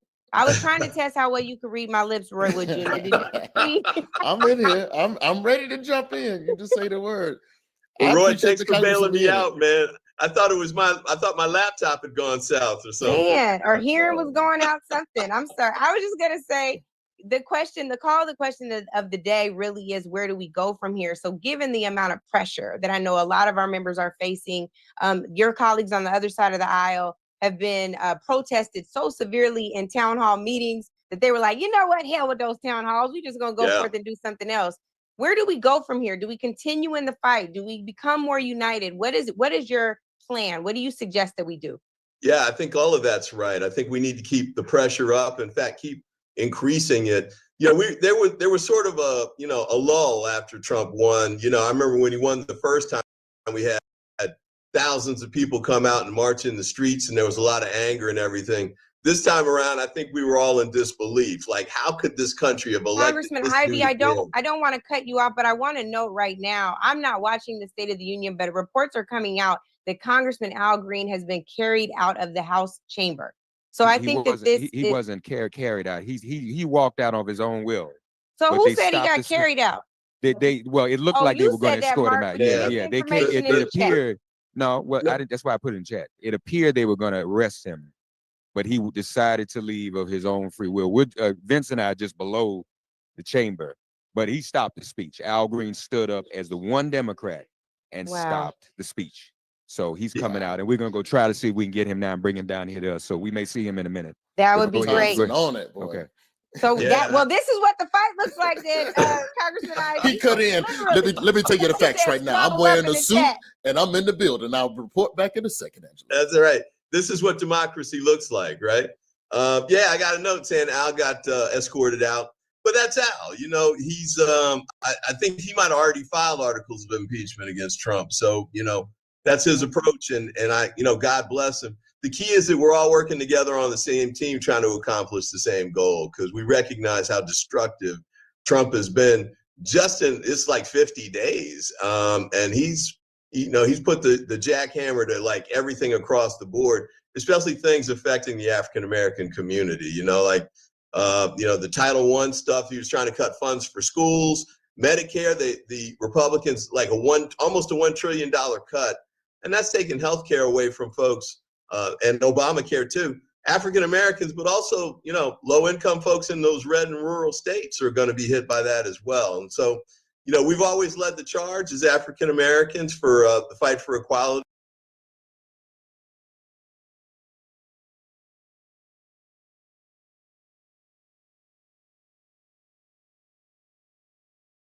And justice in this country. Need the same things. Has it changed much from the data that you all pulled? I know over 250,000 Black people eventually filled out that survey. It's the largest in United States history, but I think we still got a road to go. We got a lot more Black people than who filled out the Black census. When you look at the data then and where we are now, where do we go from here just when you look at that data? Yeah, we surveyed 211,000 people, and we're going to do it again in 2026. We're going to survey 300,000 Black people. But what they overwhelmingly said is that we need an economy that works for us, and specifically wanted expansion of Medicaid, wanted help for childcare, wanted wages that have our dignity in mind. And now this last 50 days has meant that we need that even more than we even needed it a year ago. And I think we're going to see that with this budget that just proposal that came through that's going to slash Medicaid. And so for us, it's about getting into community. We believe that the antidote to fascism is building community and to be in community all year round so that more and more people share what they want. And we can get to what Joy said, that imagination about where we want to go as a people, what we want to win, and build a strategy to get there. Love that. Ariva Martin and Demario Solomon Simmons are here. And I want to go to you all because one of the places that we've seen people lean in, Roy, you've seen this too, are around a legal strategy. With this president, most of what has taken place to stop executive action, where there have been more than 119 executive actions taken so far, over 95 lawsuits filed against this administration. You all have also worked to take justice into your own hands, not challenging Donald Trump, but challenging the white supremacist system that birthed Donald Trump in the form of reparations. I'm thinking of the cases that both of you all have. Ariva, I want to come to you first, and then Demario, you, because we are still fighting for justice for the survivors of Black Wall Street. But Ariva, I want to come to you first around you had Palm Springs, you've Bruce's Beach. There's so much work that you've done in this space, and there are so many cases like this that Black folks haven't had the PR or the attention around to really see justice. So we also have some roads to plow there. And I think it's important that we know that we are fighting on every side, but there is still hope. Thanks so much, Angela. Thanks, Joy. Thanks to everyone that pulled this together. I'm still a little sleepy from my 1 a.m. Part of the 24-hour marathon, but it was so incredible to be a part of the marathon over the last 20 plus hours. Folks who were up, who were watching, just such a phenomenal job done by the entire team. So kudos to everyone working behind the scenes and all the folks who were up all night watching. But you're right. Demario and I have been involved in some of the biggest reparations cases in the country. And when Joy talks about reimagining really what this country should be and not going back to where we were, reparations should be on the top of the list of things that Black folks should be thinking about. For so many years, so many decades, we were told it was impossible. We were told it was a fringe theory, it was a fringe concept, and how dare we have the audacity to expect or to believe that this country would make amends, would acknowledge the sins against Black folk and then do something about it in the same way that they have done for so many other people.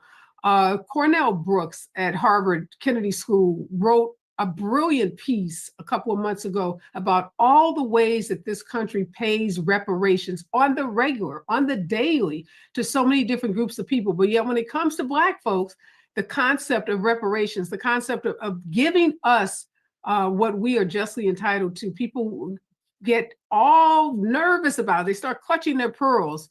In so many ways reveal their racism about, myths about Black folks. We're not responsible with money. We hear folks say, well, we didn't do it.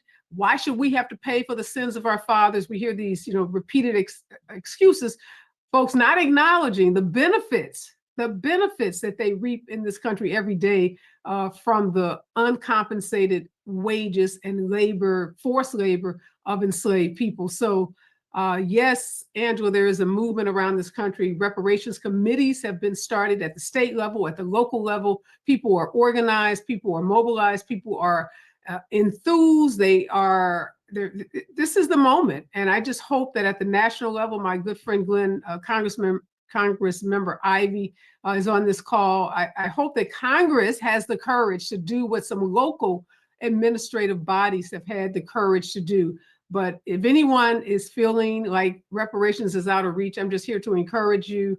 Reparations is very much in reach, is very much available, is very much something that we should all be united around. And as we reimagine what this country should look like going forward, please, please, please remember the debt owed to the descendants of enslaved people. And I'm just proud to be in this fight in Palm Springs and St. Louis and communities all over this country. Thank you, Reva. Demario, I want to come to you, particularly around what we can be doing to ensure that we keep what's happened in mind, that we continue the fight for justice, and the other ideas around Black Wall Street. It's very existent. So even if they did decimate Black Wall Street, the ideas that we can hold on to despite its destruction, and we should never forget it, but how do we hold on to the fabric of what Black Wall Street was? And you're on mute, D. I did that too, don't worry. Well, thank you for having me here, and just excited by everything everyone is saying about pulling this together. You know, I represent the last two living survivors of the Tulsa Race Massacre, 110-year-old mother Viola Ford Fletcher, 110-year-old mother Leslie Benefield Randall. And in my over 25 years of working on trying to get justice and reparations for Greenwood, I spent probably more time than most people can imagine with people that are over 95 years old and several people over 100. And so what I want to tell people today as we continue to fight for justice for those two women is I want you to all right now think Greenwood. I want you to think Greenwood now, because think Greenwood is what will get us to where we want to be. Think about that Greenwood was created, this Black Mecca, where over 12,000 Black people came together, created all types of businesses, over 200 successful businesses, over 1,550 homes and businesses before the 1921 Tulsa Race Massacre. And they did that during the nadir. They did that during a time that's much like the time we're living in here under this MAGA 2.0 moment. And there was 5 founding principles of Think Greenwood. Number 1 was community love. Number 2 was self-determination. Number 3 was ownership. Number 4 was wealth and education concentration. And number 5 was resilience. These are the founding principles of Greenwood, and this is what we need to emulate today and make sure we understand that Greenwood and Black Wall Street here in Tulsa was more than a physical location. It was a mind state. And so what I'm asking everyone to do on this call, and for everyone that's listening, to go to thinkgreenwoodnow.com, thinkgreenwoodnow.com, and sign the pledge that you will live by these 5 core principles. And then this is more than just talking about action. This is about a plan to move forward. That's thinkgreenwoodnow.com. And you can connect with us and connect with these survivors who are still fighting for justice and reparations, not just for themselves, not just for their community, but for the entire Black community. They're standing strong. You know, Angela, you know this. They have been at every court hearing. They've been back and forth to DC. You talked about Representative Green. Representative Green has come to Tulsa and stood with us. He is going to put forth legislation on behalf of reparations, because as Reva, my good friend, stated, reparations is necessary for the structural changes we need. Listen, the racial wealth gap is worse than it was in 1968. And so as we talk about everything else besides, DEI and anti-woke and all these things, if we don't have structural changes, as Joy talked about, we will never get the racial wealth gap to be shrunk. And that requires reparations. But we start that by thinking Greenwood. Go to thinkgreenwoodnow.com, sign the pledge, and let's get to work. I love that so much, Demario. Roy, I was watching you when Demario was talking about going to thinkgreenwood.com, and I didn't see you take a note. You've been standing right into that light. You didn't see me look down real quick. Think Greenwood now. thinkgreenwoodnow.com? Thinkgreenwoodnow.com.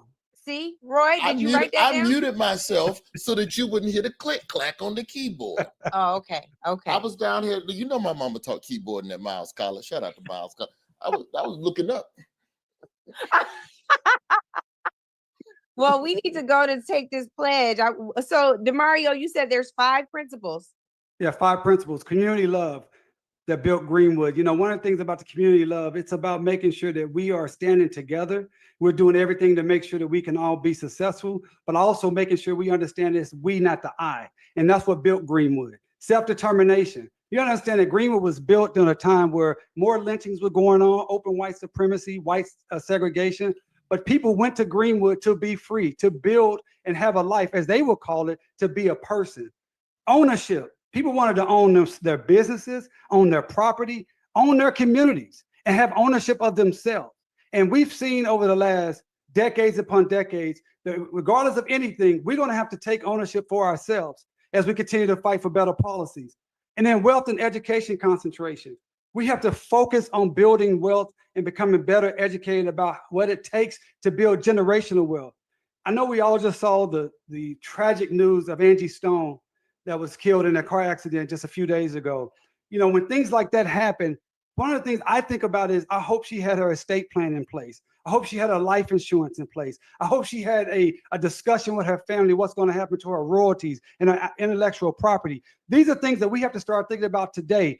The fires out in Altadena, the same thing. These things can happen. So we have to think about our wealth and education concentration. And then fifthly, the resilience. And that's what we're showing tonight.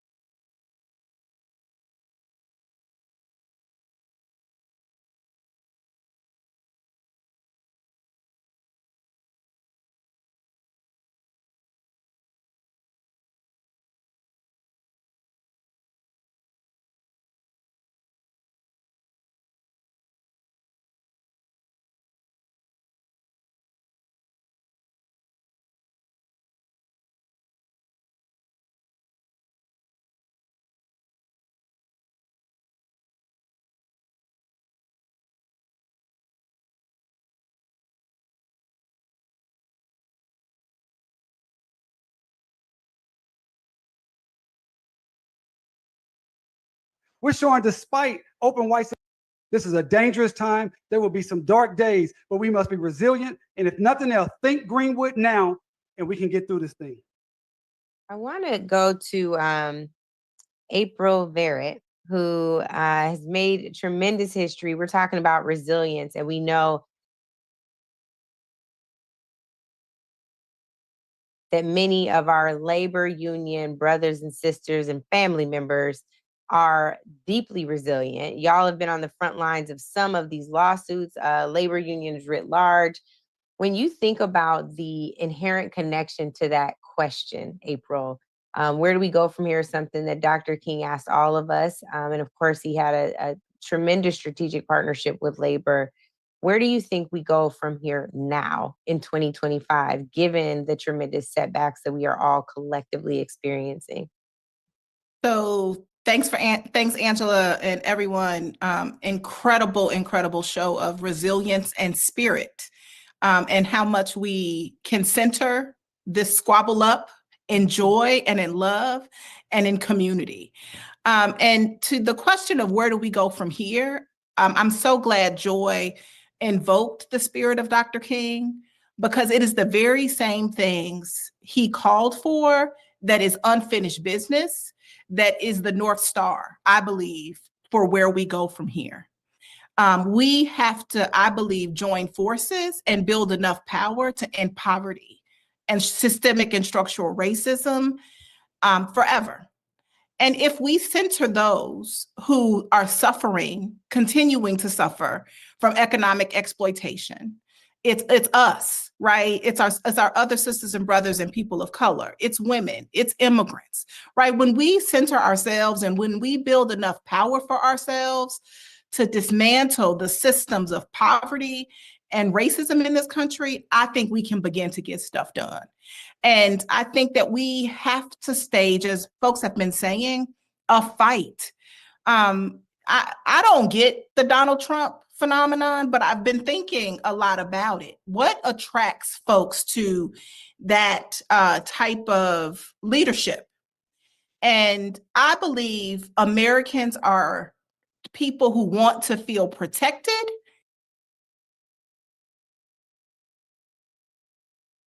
and defended. And for good or for bad, he is showing that I'm going to protect, I'm going to defend. And so we have to have that same energy.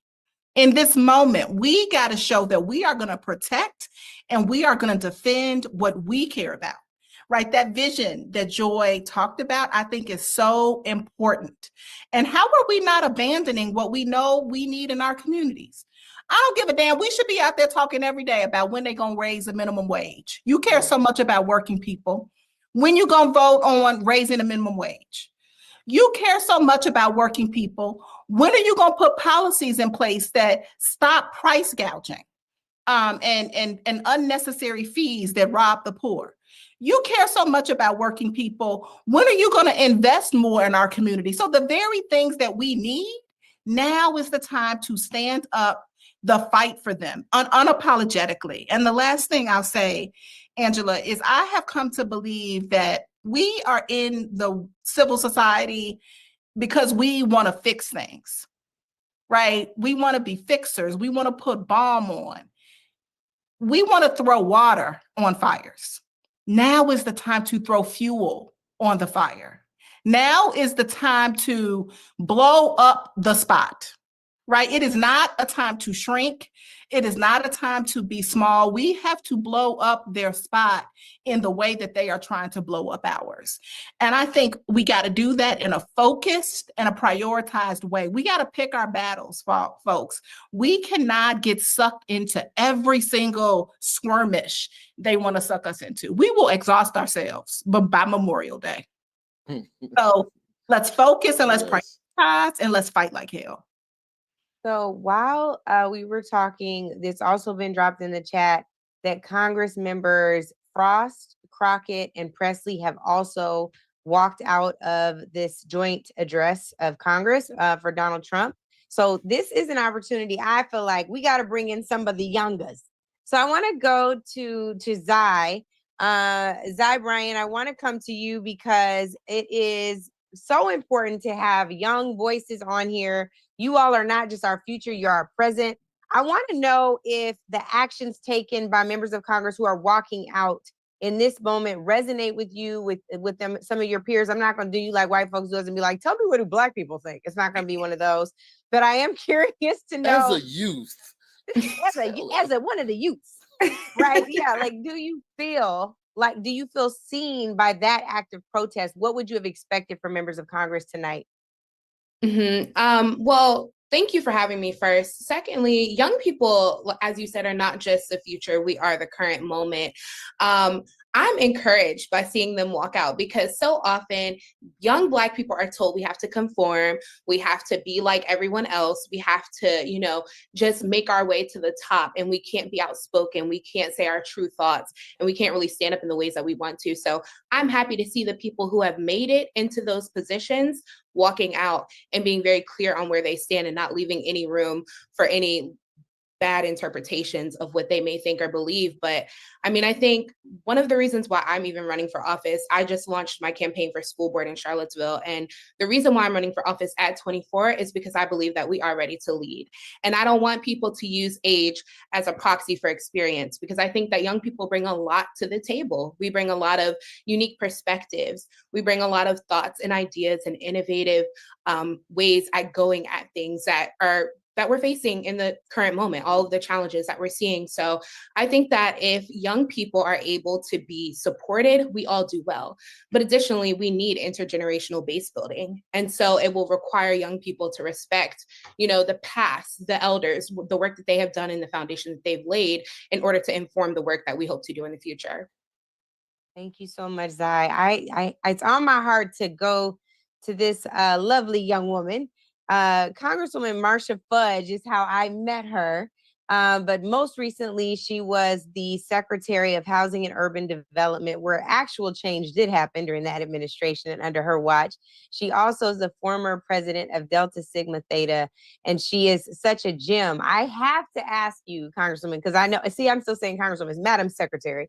When you watch your colleagues tonight as they sit in the House chamber, I want to know, if you put yourself back in their shoes, what you would have done, and any advice you have for them going forward about how they deal with someone who is actively working to destroy democracy. First, let me say I'm very proud of them. The one thing that I always believed when I was a member of Congress is that there were enough of us that we did not have to ask for permission. We sit back too often and want to find out, what does the group want to do? How do we all want to work together? Sometimes we just need to stand up. And this is one of those times I think that the caucus in particular needs to stand with all its might. Because when you are 60 members of Congress, you are strong. And I think we have to use the power that we have So I'm very, very proud of them. I probably would not have gone, but those who did go, I am glad. I really feel so good about them standing up and letting people know what they think, because the more we stay silent, the more we are ignored. And so I'm really, really happy about what I'm hearing. I want to go to the nation's oldest civil rights organization. The president is our good brother, Derek Johnson. I have to ask you, what is the NAACP telling us to do going forward? How are you all going to help us march forward, keep pressing on, keep pressing, keep hope alive, and also keep the pressure on this administration that doesn't seem to be accountable to any one of us, is only yielding to entities that have money to buy? It feels like this administration is for sale. I'm not trying to put you in a partisan question. So I will just say, as a general matter, we know that it seems that white supremacy is ruling the land here. And it seems like people who are poor and don't have something to offer them are put in harm's way. And we're seeing that with the federal freezes. We're seeing that with the funding cuts. We're seeing that with the proposed budget. Across the board, we are seeing that. How is the NAACP recommending that Black folks watching at home fight back? Well, great question, and thank you all for organizing this. The last 43 days was the distraction. The real fight starts on March 14th with the continuing resolution budget. This is about the money. Many folks outside of our community, they're going to begin to feel the pain. They want to do away with Social Security. Let's be very clear. They want to do away with Medicaid and Medicare. They want to redefine the role of government. And so as we have been consumed with DEI and all the things that are out there, the crown jewel of all of this was to get their base motivated, get us distracted so they can drive a Mack truck through the budget and redefine everything, privatize services. So leading up to March 14th, we need to be telling members of Congress who we put in office, don't cut a deal without guarantees. Don't be worried about shutting down the government when we know if they get a clean CR through September, no matter what they say, Trump is going to disavow all the money that they appropriate. So between now and March 14th, we need to talk to all the Democratic leadership. Don't cut a deal unless you have a guarantee in legislation that the money will be spent as necessary. Now, when we get to the new budget, that's the real fight. Everything else has been a distraction. For NAACP, recognizing, for Black folks, recognizing race is a tool. Money is the game. And we have to figure out how not to get distracted with racialized questions when at the end of the day, they are trying to redefine the role. The special elections are coming up. We have to play in those elections. But unfortunately, we will feel some pain. But white folks gonna feel some pain too, because if they cut Medicaid, there's a lot of folks gonna leave nursing homes because they're dependent on Medicaid. If they cut SNAP, the biggest benefactors of SNAP is the Walmarts of the world and all of the farmers. They have already felt the pain with USAID being cut. Those farmers in Mississippi. Cindy Hyde-Smith, the senator here where I live, are all already telling farmers she's trying to get exceptions from Trump on USAID because they're losing money. So the focus now forward is about how all these programs are about to be cut, and white folks are beginning to feel the pain. And we need to tell CBC members who want to capitulate, thinking this is business as usual. Democratic members who want to capitulate, think they can cut a deal. There is no deal to get cut. If government gets shut down because they don't get what they need from the CR bill, so be it. Because if it goes forward with them being able to appropriate through September and still not spend the money on the entitlement programs, we're no better for it. So right now, let's focus on the budget. Let's focus on the budget fight. And the only tool Democrats have right now is not to support the continuing resolution unless they get some things in place to force the Republican Party and Trump to do what's necessary. We may be nonpartisan, but we're political as hell. This is not a partisanship conversation. This is about saving and protecting our democracy and progress made. President Johnson. Go ahead. No. Go, Ray. President Johnson, now, if that's the directive to our elected officials, how do we convey something similar to our brothers and sisters who are just out here in the electorate, our friends who get caught up in the algorithm of swipe, swipe, swipe. And some of them distractions will get you riled up. There were 2 cops who were convicted of killing. So I don't remember the city, but they were reinstated to their respective police force this week. There's, granted, I don't write anything off as outlandish anymore, but there's talk of people proposing a Derek Chauvin pardon for some point. But they're gonna try and sneak in around Juneteenth.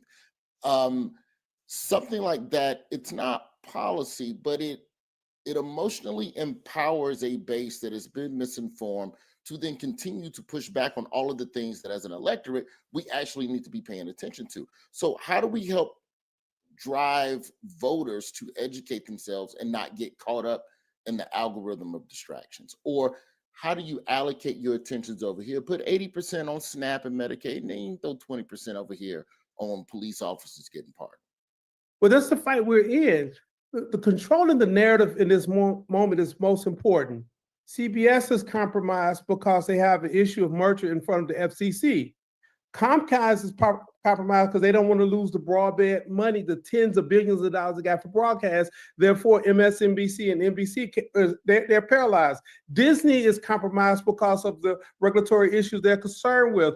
The social media platforms as they exist are all trying to resist antitrust legislation. The fight we're in is around the control of narrative. And we have to figure out how to platform somewhere where we can get enough people to see what's taking place and control the narrative. If I had the solution to that, that's the silver bullet that we all need to have. But unfortunately, the median age of our community is 32.6 years old. That means almost half of our population grew up in school districts without ever having civics or social studies. They don't understand the role of government, the levels of power. And so our fight is more about how do we keep our people informed and focused than it is anything else. That is the fight that we are in. Absolutely. And speaking of the fight, I wanted to go to someone who is another young leader. His name is Yusuf Omer, and he is an SGA president at an HBCU. You talked about Miles College earlier, Roy.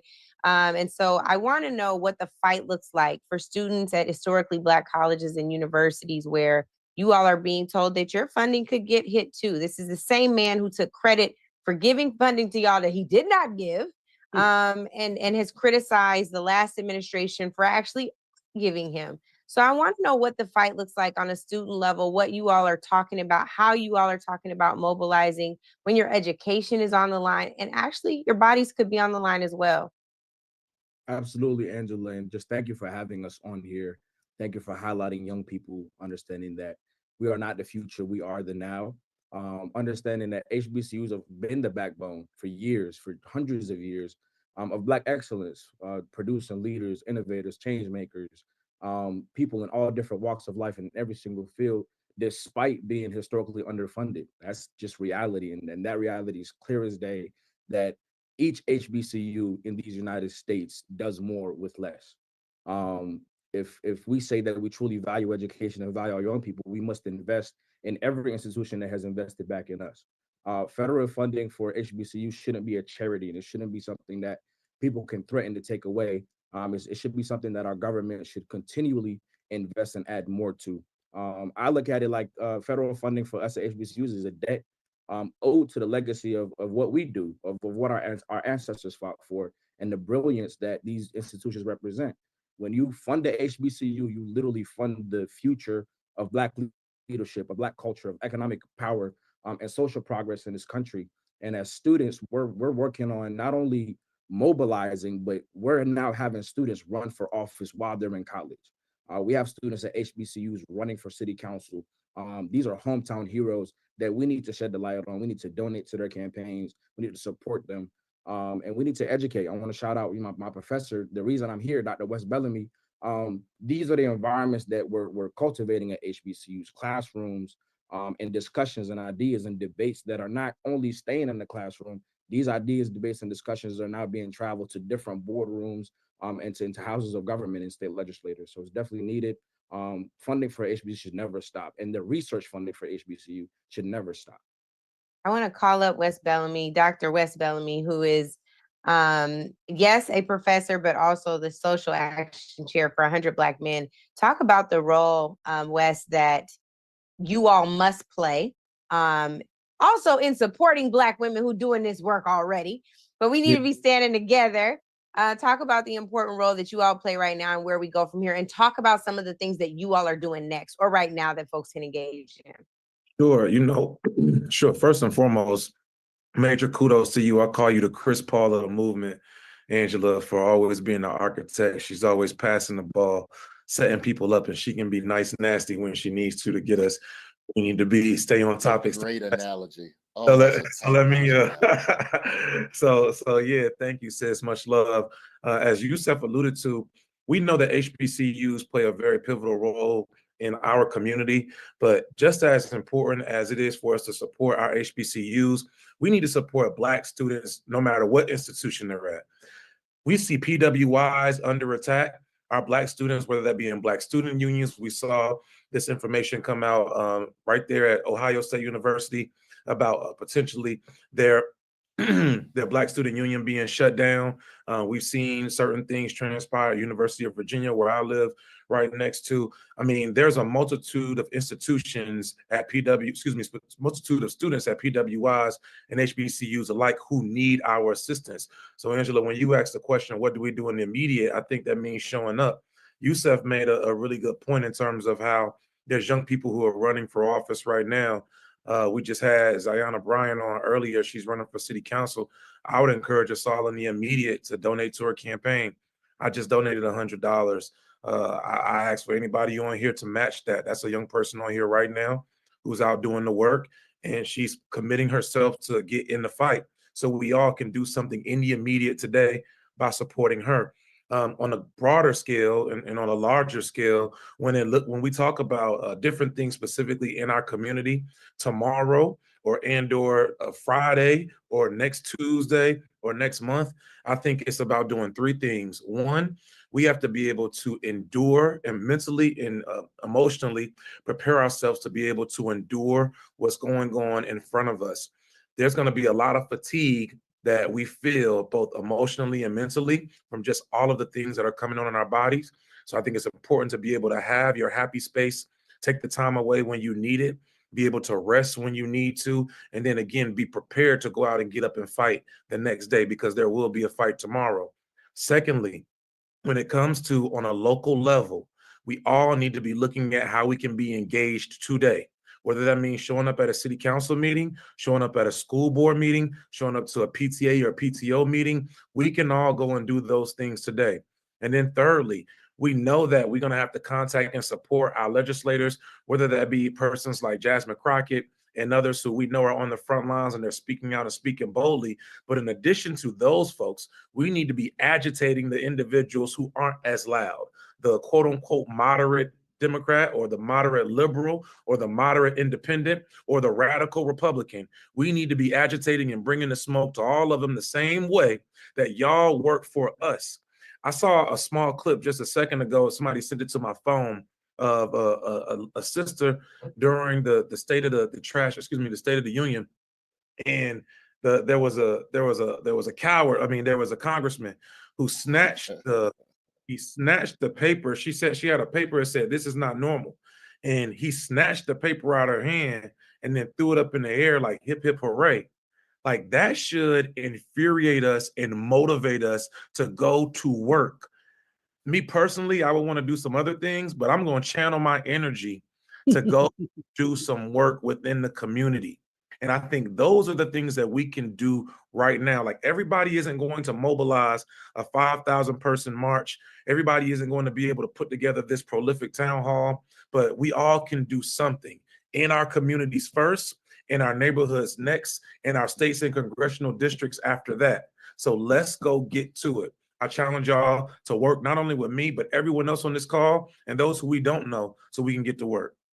And on that, Wes, speaking of getting to work, there is somebody that's all about that work that is now with Reverend Mark Thompson, Ayanna Presley, the Congresswoman who is about that life. real OG is here and she is ready to talk to us. So Congresswoman Presley, welcome. We are so happy to see you. We so glad you walked out, girl. She glad you walked out. How you're feeling. What she can't. We're relaying what you're saying. Oh, okay. Well, translate that. Tell her we said go, girl. She said go, girl. That's what she said. You can hear me, okay? You all We can hear me. hear all right? you, but I'm All right. saying she can't hear us. Yes. So tell us, Congresswoman, God bless you. What happened upstairs? Yeah, well, we walked out. How many? Probably about 20 of us, but there were many people participating in silent protests with different signs that said things like Musk steals, protect Medicaid, protect veterans. You know, so there were forms of protests taking place in many iterations, including from Representative Al Green. Yeah. Yeah, this is a form of protest. I went very briefly because I was here to hold space for my guest, who is a probationary federal worker who worked at HUD, who enforces national fair housing laws. She's also a wheelchair user. And so she navigated a lot of ableist spaces to be here today. So to honor her, I went to take up space, but I knew that I was not going to stay there because we cannot normalize this. This man has no respect for Congress. He does not respect us as a co-equal branch of government. He has contempt for the American people. He pardoned January 6ers who desecrated the very well that we are in today for this joint address of Congress or State of the Union. So I don't need to be there for a MAGA pep rally, listening to lies and propaganda, hateful rhetoric, and even more hateful and harmful policies. And those policies are coming for every single person that calls this country home. Listen, I've been in Congress 6 years. I've never walked out of a joint address of Congress or a State of the Union, not even for the occupant's first term. I've never walked out. But this is not normal. This is a fascist dictator. And I could not sit there and pretend that that man is unfit to be president. He is not the president. And so if he has contempt for the American people, I'm going to stand in solidarity with the American people. And that is why I walked out in protest at 9:40. These boots were definitely made for walking. And again, I wanted to bring visibility to the story of the federal worker from my district who was fired unlawfully, unjustly, and it not only is disrupting her life and livelihood, but it's a disservice to the people that she serves every day. Speaking of this is not normal, a member had a sign. Oh, yeah, let me tell you about that. Okay, so Melanie Stansbury had a sign. Shout out, rest in peace and power to Sheila Jackson Lee. She was sitting on the aisle. Representative Jackson Lee used to sit for hours to hold that seat on the aisle. Melanie Stansbury was in that seat with a sign that said, "This isn't normal," because it ain't. And as Trump was making his way down the aisle, a Republican colleague, I think from Texas, but I don't want to misrepresent, leaned across the aisle, snatched the sign and threw it up in the air. That's assault. We're talking about that. So the 20 who walked out, was this all Black caucus? No, it was a mix of Congressional Black Caucus and Congressional Progressive Caucus, but I would say that there were more members of the CBC. And you said you did not plan to stay in the race. You knew you would probably walk. I wasn't going to. Well, honestly, I wasn't going to come at all because, again, this is not normal. This is. In what other setting would we give audience to a fascist dictator? I want to be very clear, though. There's honorable in front of our names, every single member of Congress for a reason. I respect my colleagues and how each of them decided to demonstrate protest, how they chose to center their guests for tonight. For me, I could not sit there. That very chamber was desecrated by January 6th insurrectionists that he pardoned. He does not respect us as a co-equal branch of government. He has no respect for us. So it's insult to injury. So again, if he has contempt for the people, we're going to stand in solidarity with the people. And honestly, it was a part of a broader Democratic strategy to have different forms. Yeah. Say hello, Congresswoman. Oh, yeah. Dove is here as See, y'all know this sister. She is the truth. We got y'all tangled up in these wires. So tell her. So what did you all walk out at the same time? Or? So, this is my queen, Ayanna Presley. I take all guidance from her. Yes. And essentially, we did all walk out together. We, in our minds, had an idea of what we were going to do. I think each of us said, there's only so much shit that I can take, right? When I have to keep flushing this toilet. And we walked out within 4 minutes of each other. It was a small wave of us. Okay. And there was also, I heard it was a plan to wear black. Was that kind of a uh-huh. Mark. Signs. Go ahead, Mark, Roy. Could you ask either of them, do they feel like Also, I if just wanna say behind I closed love all y'all. doors, So if just behind thank you closed for this doors, critical any Wait. of the Republican officials are What? starting to turn against Trump? Do you get the sense any of the Republican members are starting to turn against Trump? No, they're scared, but they also are mad at themselves for having no courage. And they're mad at us because we are the mirror of courage that they should have. And it would seem too. There's no Republican Party. It is Right, that's right. it's a cult of cowards that are complicit in wholesale harm. And they have a majority that he even deems irrelevant because he just skips right over them, right? I mean, they don't even matter. They not only abdicated their responsibility in this moment for our shared constituents, they have ceded their congressional authority and power because of their fealty and loyalty to Donald Trump and not to the people that elected them. And what is so very scary is that Donald Trump is trying to merge the executive, the legislative, and the judicial branch. We have seen Congress yield to him, the Republicans, and we have to make sure that the judiciary does not do what these Republicans in Congress have done. That's right. Well, I know I speak for everyone here. Angela, you got a quick question you want me to relay? I don't. Just let them know we stand with them. I'm going to go to some of their colleagues here to get a reaction, but tell them we stand with them and we thank them for their courage. We all stand with you. We thank you for your courage. You know, you got to do this. So I'm glad you all did that. And, you know, I don't know if you could hear him. He started whining. They don't love me. They don't ever clap for me. When I came up here for 5 years, they didn't clap. I mean, he went to this, you know, that whole Rodney Dangerfield, don't nobody love me thing. Clap. Well- Tell the truth and we'll clap. Tell the truth. And we'll clap. Do your fucking job and we'll clap. But if you're going to kill us, if you're going to fire us, if you're going to take away our rights, then we are not going to clap. We are going to come for you. That's right. That's damn right. That's why y'all know she was loud when she said she takes all her cues from me. That's right. Do you Hold it, DeMario. Well, because they can't hear us, Mark. Because they can't hear us, Mark. I want to just jump in here. There was someone who's a good friend of ours, our good brother, Gary Chambers, who has been relentless about let's call our members, let's make sure they know we don't even want them to go. Tell them to go somewhere else. I want to get his live reaction to what he's hearing right now. Gary, chime in here. I want to say thank you to the members of Congress who had the courage to stand up, because at the end of the day, we don't have to act like this is normal. We don't have to sit there and just allow him to lie in our faces. And I think that if we are going to stand in the spirit of our ancestors, that is to resist in both strategic ways and visible ways, so this government understands where we are. In a strategic way. That's what he was just saying. Okay. So we all Mark, agree. We're gonna mute you to translate, but we're gonna keep the panel Well, going. no, but I'm gonna say one thing. Since Okay. DeMario was here and we talked, and Ariza was here, we want to introduce those of you who don't know. She mentioned Congresswoman Sheila Jackson Lee. She has inherited the mantle from the spirit of Sheila Jackson Lee and John Conyers. Ayanna Presley is now the primary sponsor of HR 40 reparations now. So we appreciate that. Maxwell Frost is here. Jasmine Crockett is around, and I think Al Green is still coming. I'll be back. Perfect. Thank you so much, Mark. We got Mark on the spot. Forget Johnny Roy. We got Mark on the spot. And he brought us right to our protesters that know what time it is. It is State of the People, y'all. It ain't State of the Union. It ain't a joint address.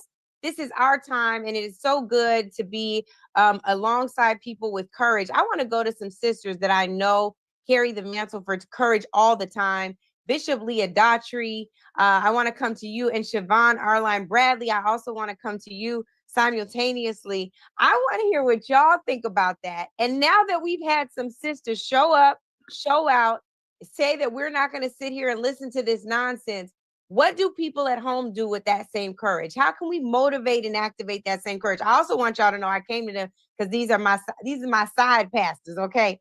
They get a prayer through and they'll get us some action that is rooted in faith. So I want to hear from you all about what you think we do with that. The side pastor, you got a main pastor? Side pastors. No, I call them on the side. I got a main line right to them. Okay. Oh, I thought you meant Get like them you on had the two side. pastors. Oh, never mind. My mind. I'm sorry. See, Roy, that's why, you know what? Somebody block him.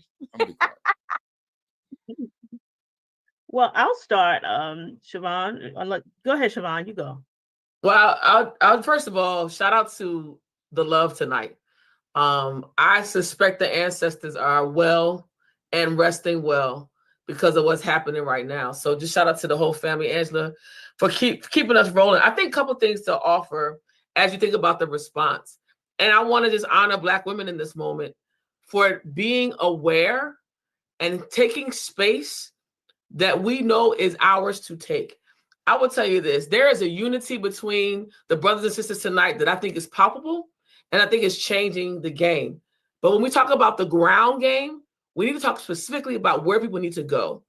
There are a lot of questions that are coming on the strategies. What are we supposed to do? This is boycott, yes. Activate, yes. But we're talking about now the legislative part of this work. This part of the advocacy on the ground is where voters can take a stance. If you have a child that has an illness, they're currently receiving CHIP and supported by Medicaid.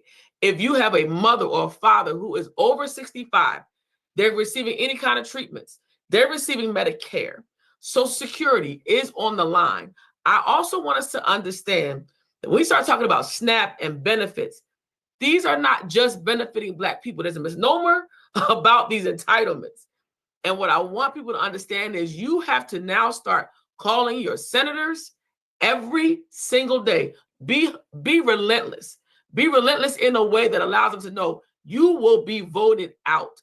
And we've got to also use the phone tree method. Like, we got to go old school. You got to call your people to tell them to call their people to make these phone calls and then show up. Special elections in Florida 1st and 6th District.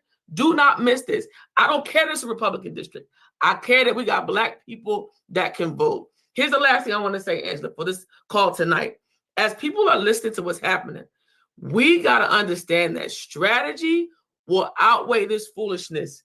But strategy comes when we had to take a moment to breathe and activate. Now that we're activating, look at what we've done in 24 hours. We have called my father, 77 years old, and he told me he clicked on to watch tonight.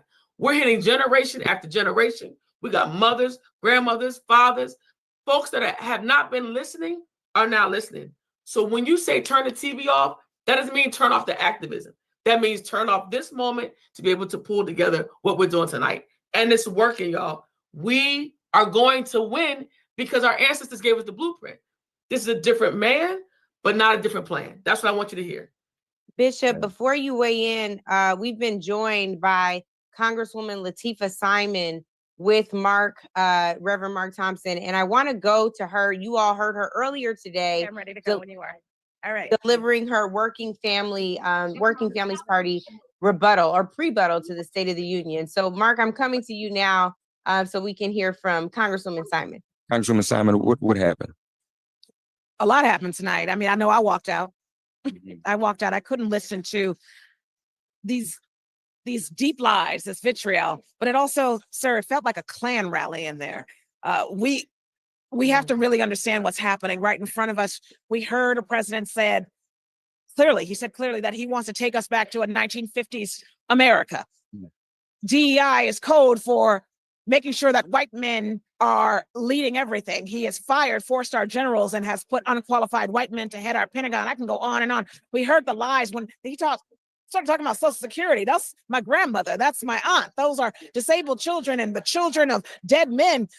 That is a social safety net that we all have paid into, and he is going to disrupt that department. He is going to disrupt and fracture our education system.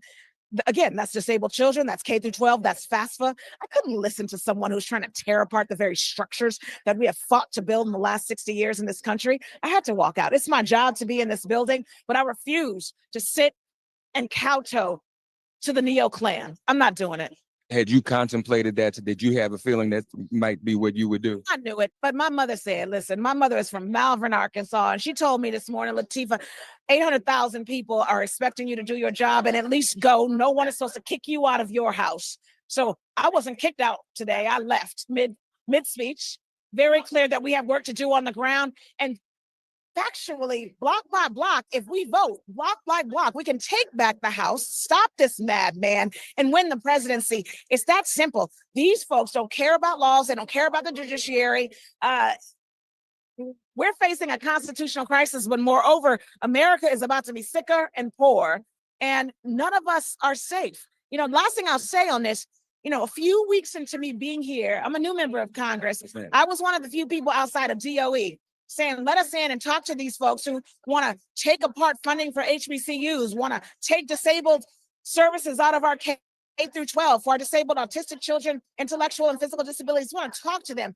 Not only did they lock the doors, they sent Homeland Security. You couldn't see that behind the doors. There was a wall of Homeland Security officers with their hands on their guns. This is not the republic that we have fought for. These are dangerous times. This democracy is in hospice.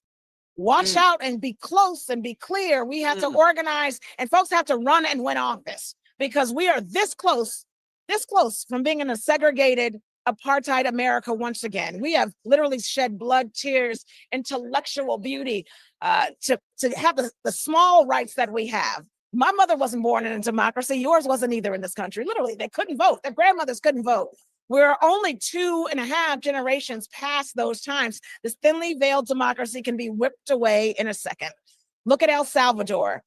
The president of El Salvador ripped up the Constitution, slandered the legislative body and the judiciary body, and has now created a prison state. We got to work, y'all. I'm ready to work. I'm here not just to legislate, but to organize, but to show up for my people. We got to do better, and I'm going to do better. That's what I'm here to do, and I'm proud and honored to be one of 200 people in this nation's history, less than, that has worn this pin. So it's about action. We're going to be in committee, but we're going to be on the streets too. You may have had a better vantage point than we did. What exactly happened with Al Green? What went down? They came in to escort him out, did they not? So, you know, that brother is on the floor every single day fighting the good fight. I mean, listen to him, his floor speeches every day. What he did is he shook his cane and he challenged the leader of the Neo Clan, and that's what he was supposed to do. And the Speaker of the House had a Black man forcefully removed from the chamber by the sergeant in arms. He is a sitting member of Congress. And do you see the heckling and the hollering from the Republicans? Do they have decorum? No, this is a discriminatory body right now. This is a leadership that doesn't see Black men as equal to their white counterparts. It's really clear. If you look at the right side of the aisle, you see a monolithic governance structure. It's a majority white man structure. That's what they want. That's what they're pushing for. And you better feel the realness of that. They are going to make sure that every head of state, every department head looks like those men, looks like the men who come from a lineage who had our uncles swinging from trees. That is not hyperbole. That is the truth. We have to fight back. We got fire up here in the Capitol, y'all. Yes, I'm going to throw it back because I know y'all having dialogue and folks going to keep dropping in. Thank you, Congresswoman. God Thank bless you, Mark. Keep them coming. This is right. amazing. I want to go to Bishop Leah Daughtry now. We talking about you. Can you please show everybody your shirt? Because your shirt is prophetic for this evening. Look at this. Oh, yes. It says Black women vote. And what you're seeing is Black women leading, Black women walking out. Boots were made for walking. Black women cussing while they leaving. You got to feel proud, Bishop. I want to hear about this.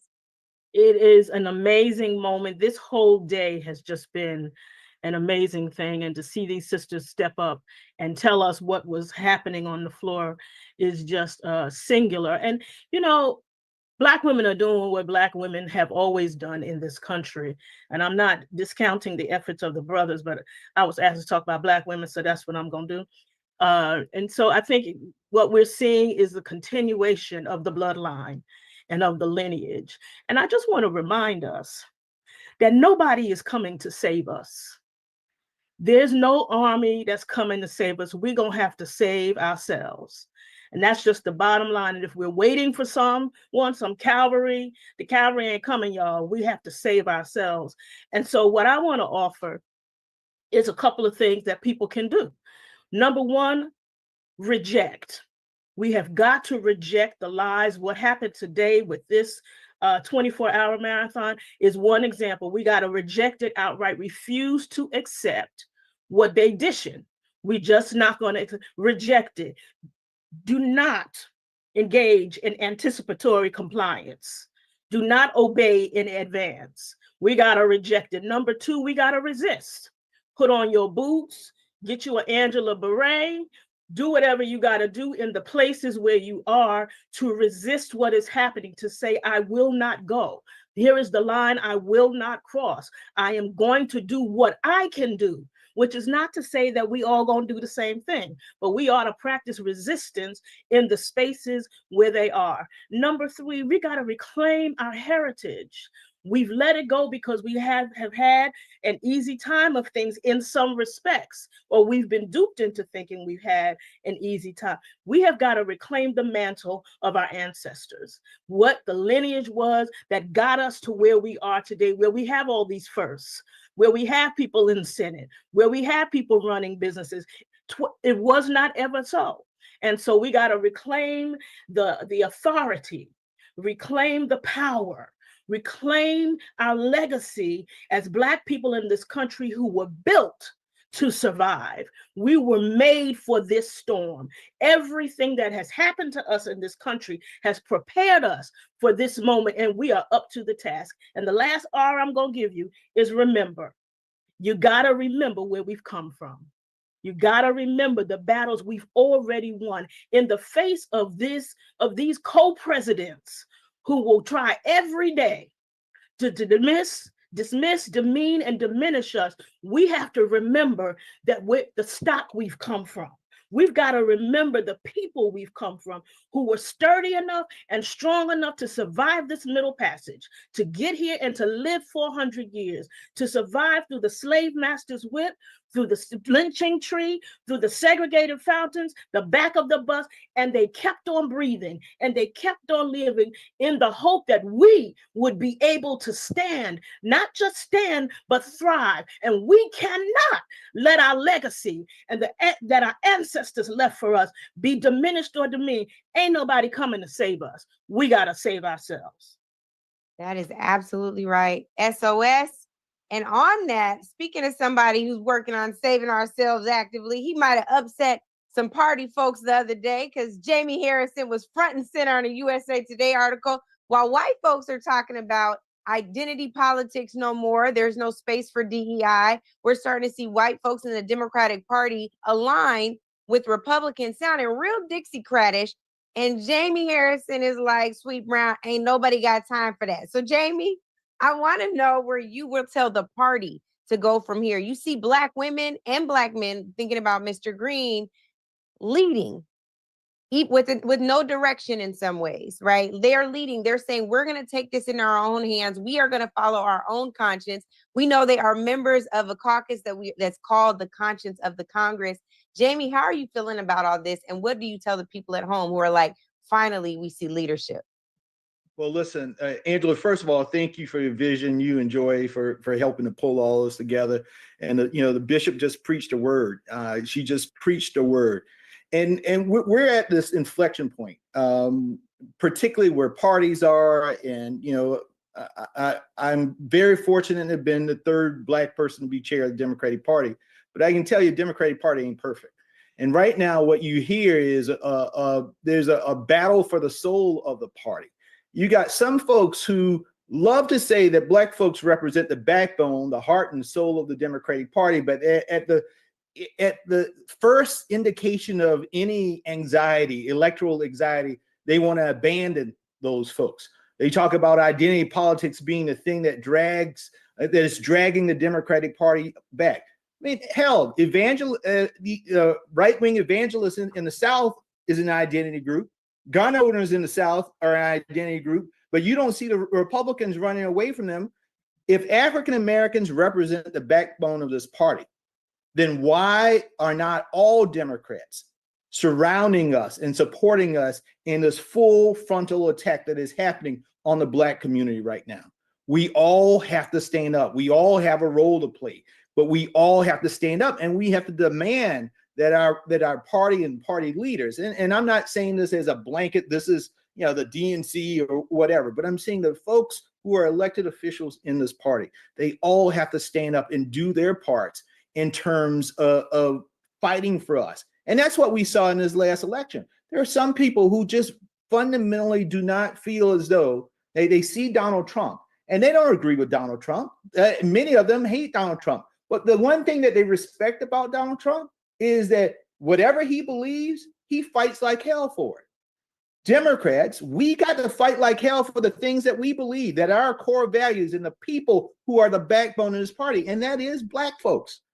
And so that's what we need at this point in time. And listen, we're all going to have different roles. We're all going to play different roles in this. You know, we saw it during the civil rights movement, right? There was the person who there were the people who marched. There were people who sat in at the lunch counters. There were the folks who got the dogs sitting on them. But they were the pastors who organized. They were also the people who paid the bail, right? They were the lawyers that went into the courtroom. We all have roles to play, and we got to figure out what our role is. I often wondered, Angela, when I was growing up in Orangeburg, what would I have done in the civil rights movement? Well, hell, we don't have to wonder anymore, because right now we are in the civil rights movement of our time. And the question is, what will each of us do in this movement in order to continue to move our people and our party and our families and this country forward? And so I'm happy to be a part of this. You know, I'm going to do everything because I do it. Yes, I do it for my people, but you know, selfishly, you know who I do it for? My 2 Black sons who are upstairs right now sleeping. That is who I do this work for. That's why I will give every breath in my body to make sure that my sons don't grow up in a world like my grandparents grew up in, where the KKK marched through their town, where they had to drink out of colored water fountains, where they sat at the back of the bus. I will do every single thing in my power, will give every bit of my blood, every breath that I have, to make sure that my boys don't live in that world. Right now, we have a fascist in the White House. It is fear, it is fraud, it is fascism. And that is what defines the Republican Party. That is what defines Donald Trump. And we got to do everything that we can to push back and fight back against that. Congressman Harrison, thank you so much. We want to go back now real quick to Mark Thompson. I understand he has Representative Maxwell Frost. One of the few good things to come out of Florida. Mark, get to also oranges. Shout out to oranges. Mark, real quick, He can hear you. He can hear you. He can hear you. Oh, okay, dope. So how you doing? Good to see you. Good to see you. Ain't seen you since the Daily Show when you popped in a while back, brother.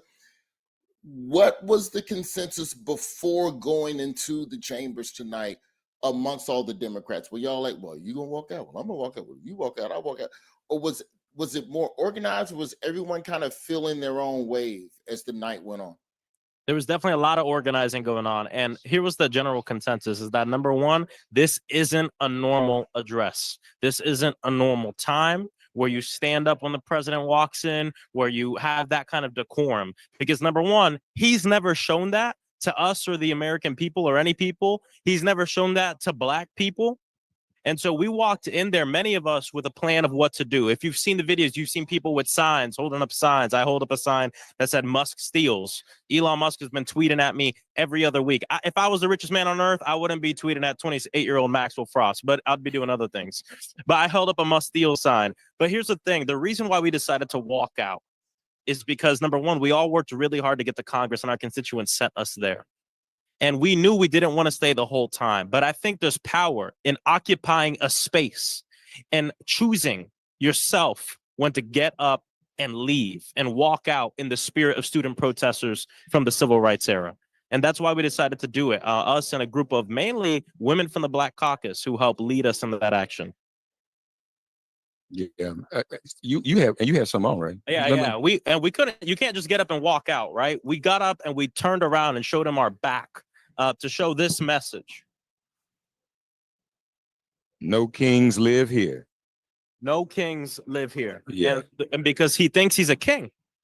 And what's going on right now is this administrative coup and billionaire takeover of our government so they can take away Medicaid, Social Security, the things people have fought for and earned to give billionaires a tax cut.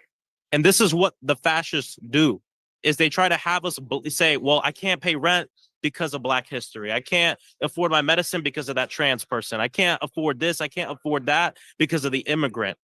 They want us to look at each other instead of looking at them. But what I try to tell people is you are closer to being on the streets than you are to being Elon Musk. But they profit from us blaming each other, especially as Black people, amongst cultures and amongst the entire world. So I'm proud to be here. I'm proud to have done this action, but we know it doesn't stop here. Yeah. You know, what's next? What yeah, what do you want to see your other members and this party do? I believe, look, number one, when you don't have all the power you want, you use all the power you got. And we do have power because there's only a 2-seat majority in the House. And we have the ability to obstruct, to delay, to push back on this extreme agenda that most people don't believe in. And I think that's what we need to do, whether it's working at subpoena Elon Musk in every single oversight committee hearing, right? Or as many as we can. One day, a few of those guys, too many of those guys are going to be at lunch a little too far. And guess what? It'll move through. Believe it or not, that's how these things work sometimes. Yeah. Right?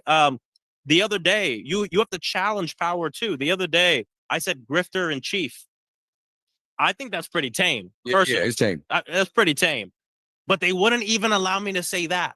So then you say, well, do I cede that ground or do I push it? Not to just be performative, but to make a point so people can see what's going on. Because we can't assume that everyone's paying attention.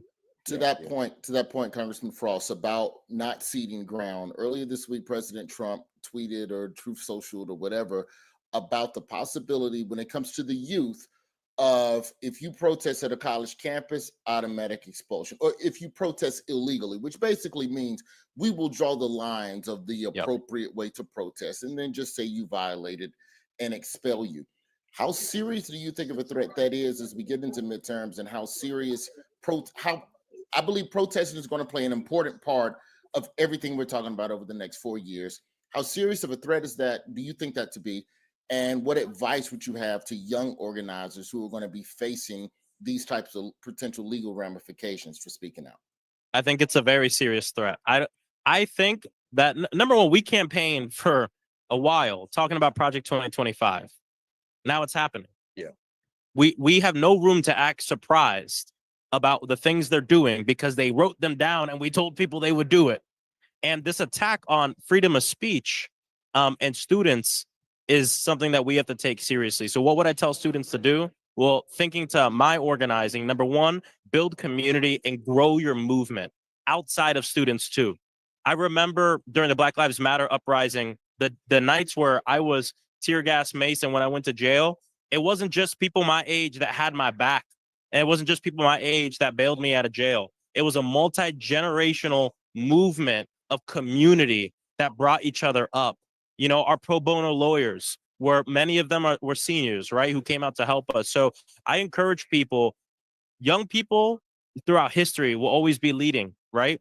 But it is important to make sure that you bring everybody into this movement because it's of us, by us. And I think that's how we protect us. So that's what I would tell students across the country. Take this seriously and also call on your elected officials to protect your freedom of speech, whether you're advocating against babies dying in Gaza, you're advocating to make sure that we have accountability in law enforcement or whatever it is, housing justice, whatever it is. We all deserve to say what we want to say. And that he wants to go after that. And here's the other thing I'll say. I think another reason he wants to go after it is because a lot of times in history, that energy does turn into votes against fascism. We had the largest youth voter turnout in the history of our country in a midterm in 2018. What else happened in 2018? Massive protests. What else happened in 2018?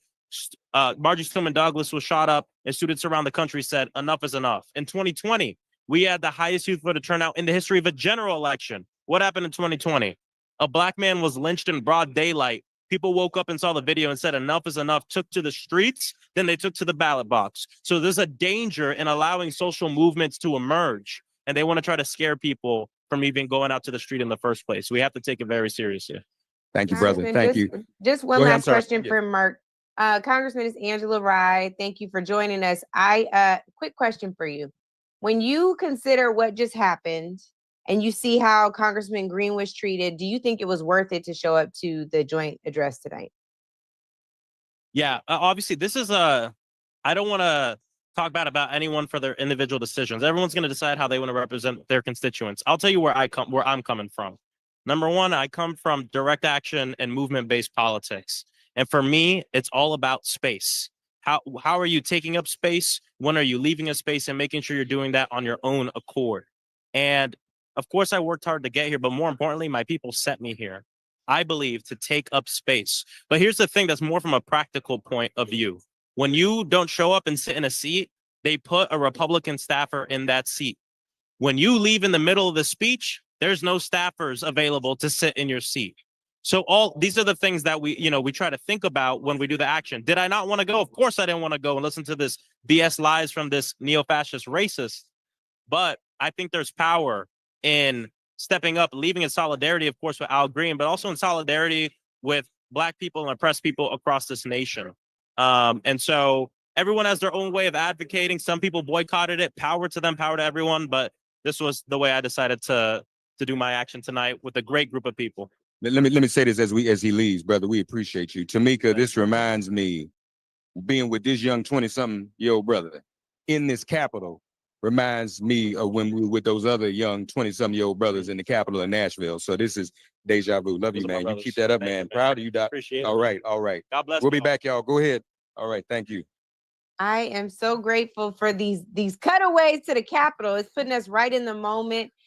This is really, really good reporting on behalf of Reverend Mark Thompson. I want to come to our sister as she wipes her face. Latasha was on the plane for 20 hours traveling to get here tonight. Latasha Brown is the co-founder of Black Voters Matter. Black Voters Matter got something to say about some of this too. So LB, I want to come to you because you all have always been about the work of the people and making sure that we get engaged. I want to know your reaction to what Maxwell was just sharing and what you think our next steps need to be. Oh, freedom.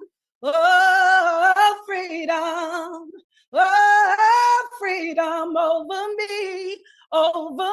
And before I be a slave, I'll be buried in my grave and go home to my Lord and be free. You know, I wanted to sing that song because this is the week marks the 60th anniversary of people who sang that song on the Edmund Pettus Bridge in Selma, Alabama. It is also a song that our ancestors, when they did not have politics on their side, they didn't have resources, they didn't have any of those things. They knew that there was something inside of them that, no, you're not going to dehumanize me. You're not going to take away the Constitution is not what gives me my right to live. God has given me my right to live. And so I say that in this space that I wanted to bring the ancestors and the history and the long history of the ancestors and our resistance in this space. That is a song of resilience, but it's also a song of resistance. And so in terms of going forward, there are 4 things. I'll be real quick because I think I'm turning into a pot of sand right now. I think there's 4 things, and I'm calling it, but I'm saying it in terms of this strategy around force, what we have to do. The first thing is around the fortify. In this moment, with people, we have to fortify ourselves. What does that mean? We have to protect our assets and our information. You cannot take for granted that all of the things that you have that is based on the computer that is going to be there. You need to download your documents. You need to protect your resources. My family, who literally lived through the Depression, my grandparents that raised me, that were born in 1905 and 1910, they always kept money in the house. And part of what they said is the reason why they survived and our family survived during the Great Depression is because they didn't have their money in the banks. And so I know that sounds a little like an alarmist, but you need to have $2,000, a minimum of $2,000, if you can, if you have that you got set aside that at any moment you can touch it. Because if your bank card goes down, what you gonna do? Right. And so I think it's really important for us to really think differently. We have to think in terms of a self-determination model on how we're going to protect ourselves and our assets in this moment. When I say protect your information, you have to check your sources, y'all. Part of what is happening is there are people who are intentionally giving us misinformation, disinformation. Check your sources and where you're getting information from. Double, triple, check that, right? The next thing, the next F, as we're talking moving from